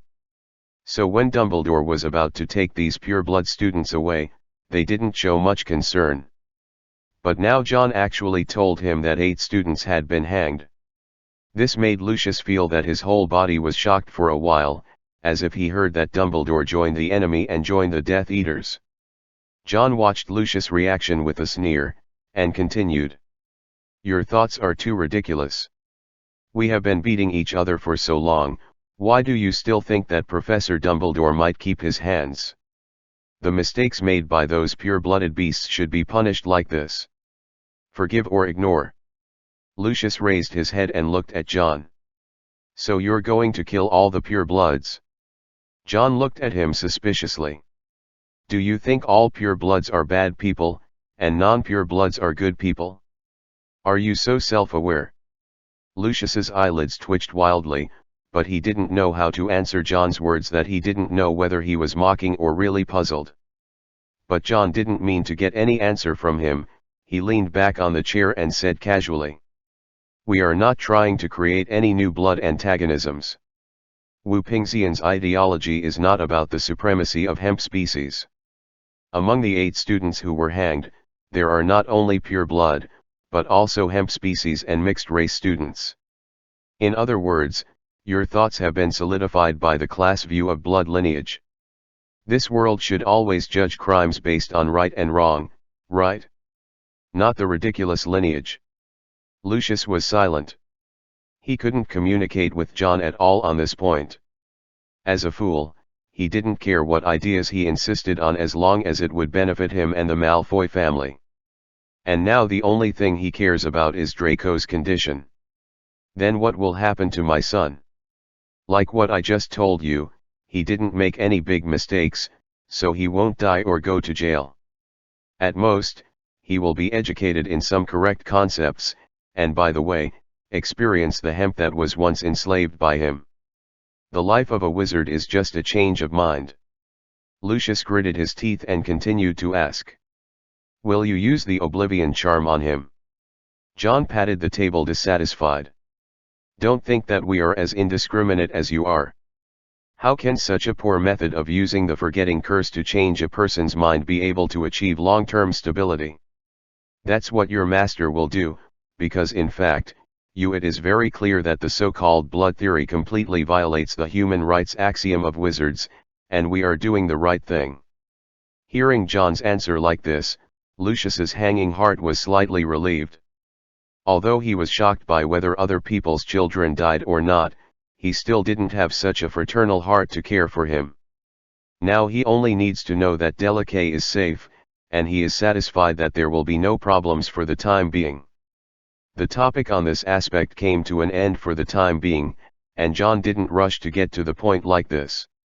He suddenly looked at Lucius with a playful expression. I heard that you have been very leisurely recently, brother, and have retired at home to experience life with peace of mind. Do you have any idea of having a second child by taking this opportunity? Give Draco a younger brother or sister or something. Lucius' face was very dark. For some reason, from John's tone, he had the feeling that he was communicating with Snape, that who couldn't spit out ivory from his dog's mouth. What do you want to say? Recently, the British Ministry of Magic has been very uneasy. John smacked his lips and said. After your great master experienced the loss of the Triwizard Tournament, he seemed to be a different person and started to clean the inside, right? I guess you purebloods are not as happy as they used to be. Then have you heard any other rumors, such as the idea that some colleagues plan to find another job? After Lucius heard this question, his heart suddenly jumped. He thought of some things that someone had just found and asked tentatively not long ago. Why am I telling you this? John spread his hands. Of course you don't have to say it, but you have to grasp the situation yourself. Mr. Malfoy, don't wait until we judge you in the future, and you will have already fallen in the end. John's words were meaningful, and Lucius felt an irritability that he didn't want to face. He cleared his throat. If you still want to talk about trading intelligence, then we can continue to talk, although I am no longer the Auror Command. Before he could finish speaking, John interrupted him with a wave. My answer is still the same. For you, we have no consideration in this regard. If you have nothing more to ask, then I think we can get down to business now, Mr. Malfoy. Lucius' complexion was very ugly. He and John always failed to gain the upper hand in the communication, but were restrained everywhere. But they did get down to business today. During such a sensitive period of the confrontation between the British Ministry of Magic and Wu Pingxian, John and Lucius, of course, did not meet to cover up their identities just to taunt each other. There is still a deal to be completed between them. As for the promise to save Draco's life in the Triwizard Tournament, John finally did it. If he hadn't finally driven Voldemort's soul away, then when Voldemort's plan really succeeded, Draco would definitely die, and according to his degree of caution, he would definitely not leave anyone alive. As Draco's reward for surviving this match, Lucius will naturally fulfill his promise. Take John to the residence of Adrian, the wizard who created the ring, in England. They left from Diagon Alley, and then in a deserted corner, Lucius used the apparition John to follow him to a wilderness. John is not afraid that this is a trap set by Lucius, unless they have developed a magic that restrains the Phoenix's apparition, otherwise even Voldemort may not be able to keep him if he wants to leave. After landing, John didn't notice any buildings in front of him, but after Lucius pulled out his wand and tapped on the grass, there was some kind of magic that seemed to be removed, and then a dilapidated old building, the courtyard, appeared in front of their eyes. John looked at the yard carefully for a moment, then turned to look at Lucius. "Are you sure it's here?" Lucius had a cold face. "We made a contract before, unless the Adrian I mentioned is not the same person as the one you know, otherwise I have no possibility of lying." "Then what are you still doing here?" John looked at him and said. Lucius took a deep breath, he glanced at John one last time, and said something hesitantly. "As long as you can take good care of Draco, you can talk about everything later." John waved his hand. "Then let's talk about the rest later." After receiving such an answer, Lucius seemed a little unwilling, but in the end he didn't have any more entanglements, and directly used apparition to leave here. John waited for him to leave, then turned his head and opened the courtyard door and walked into a small deserted courtyard. It could be seen that its former owner had taken good care of this garden, but it has been abandoned for more than a dozen years now. Didn't stay in the yard, he came to the door of the house. The door was not locked. John easily opened the door and walked in, came to a messy and dusty living room that had been rummaged through. Chapter 449-447. Exchange. It does look like this place has been abandoned for a long time, and obviously at the beginning, as Lucius said, the Aurors of the British Ministry of Magic conducted a major search of this room. John didn't know if Lucius had left something for him. When he conducted the first search, he had already found something here, but he didn't tell him about it. But what John is sure of is that if Adrian used this house as a hiding place for one of the gems, he must have used some means to prevent people who don't own the ring from finding the location of the stone. This is the experience John gained from finding the first two gems. Even though this unknown wizard seems to have messed up gems that he doesn't use at all, these basically either it is his former laboratory or the place where he lived, and the condition for finding gems is that he must have the key of the ring. Except for John, obviously no one else has this condition. So John didn't waste time looking for it. He directly took out the ring around his neck, and then started to walk around the house with the ring in his hand. His way of searching was obviously very correct. It didn't take long before he was in front of a floor near the window, and found that the ring obviously had some special reactions to this place. Afterwards, John managed to pry open the floor, but there was just an empty ground underneath. He didn't struggle too much, but insisted on digging down towards this position. After digging down about a dozen or 20 centimeters, he finally found a simple wooden box. After cleaning up the dirt on the box, he carefully took it out of the pit. The box was unlocked and could be opened directly. And inside the box, there is a small light blue diamond-shaped gemstone. In the dark room, the liquid in the crucible was bubbling and bubbling. Snape was standing by the pot. He took out a small glass bottle, and carefully poured a third of the white powder in the bottle into the pot. These powders seemed to have smoothed the irritable liquid in the crucible, making it no longer look like boiling, but calmed down like a pool of stagnant water. Snape recovered the lid of the crucible. It will take more than 10 minutes before the potion is finished. During this period, he needs to entertain a guest who came from afar.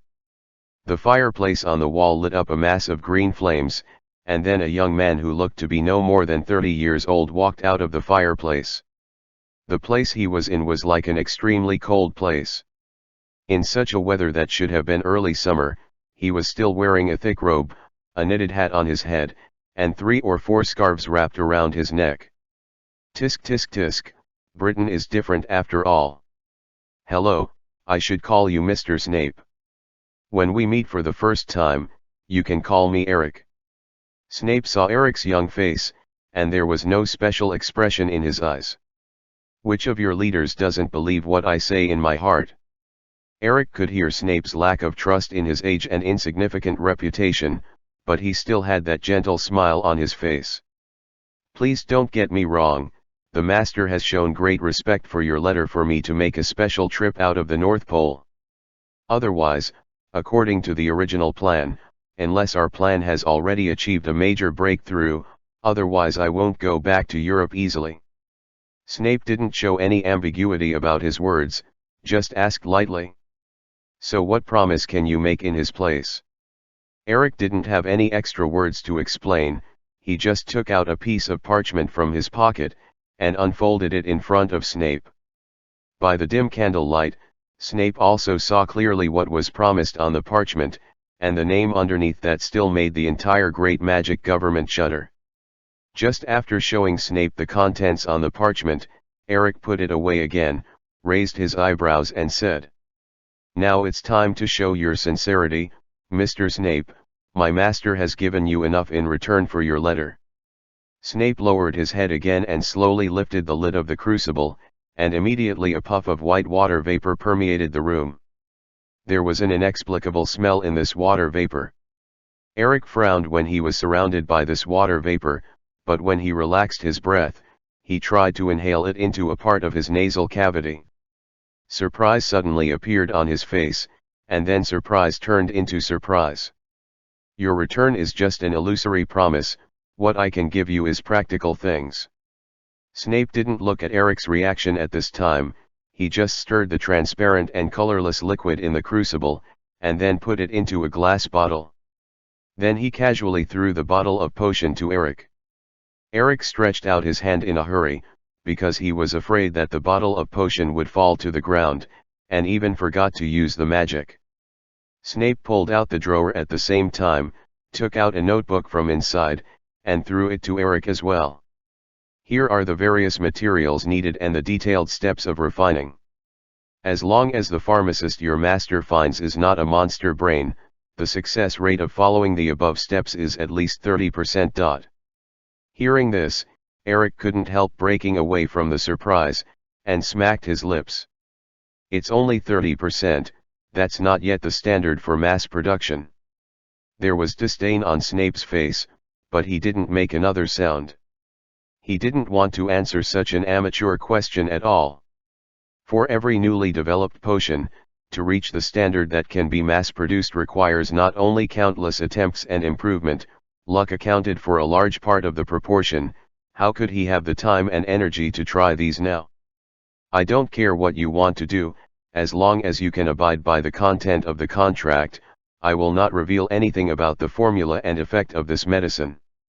It was beyond Eric's expectation to have such a harvest today. He happily put the finished potion and recipe notes into the pocket of his robe, turned around and sprinkled a handful of flue into the fireplace again. Fan, before leaving here, also said the last sentence. "The master will not break his promise, Mr. Snape, he is not like the master you used to be."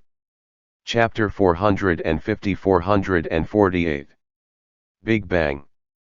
When John returned to the hotel, it was still dark. He traveled very fast this time, and he could still get some sleep when he came back. When it dawned the next day, Lily didn't even notice that John had gone out once.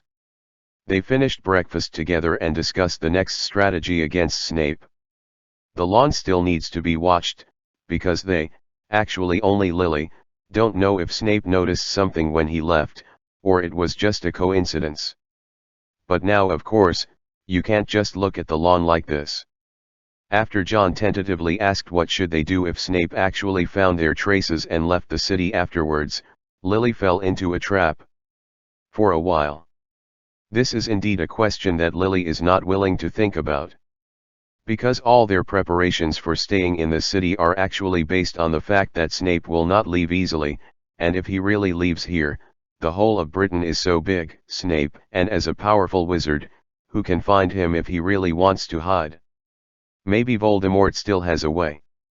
After all, Snape must have the dark mark on his body, which is the representative of Voldemort. If you want to find it, Voldemort should have a way.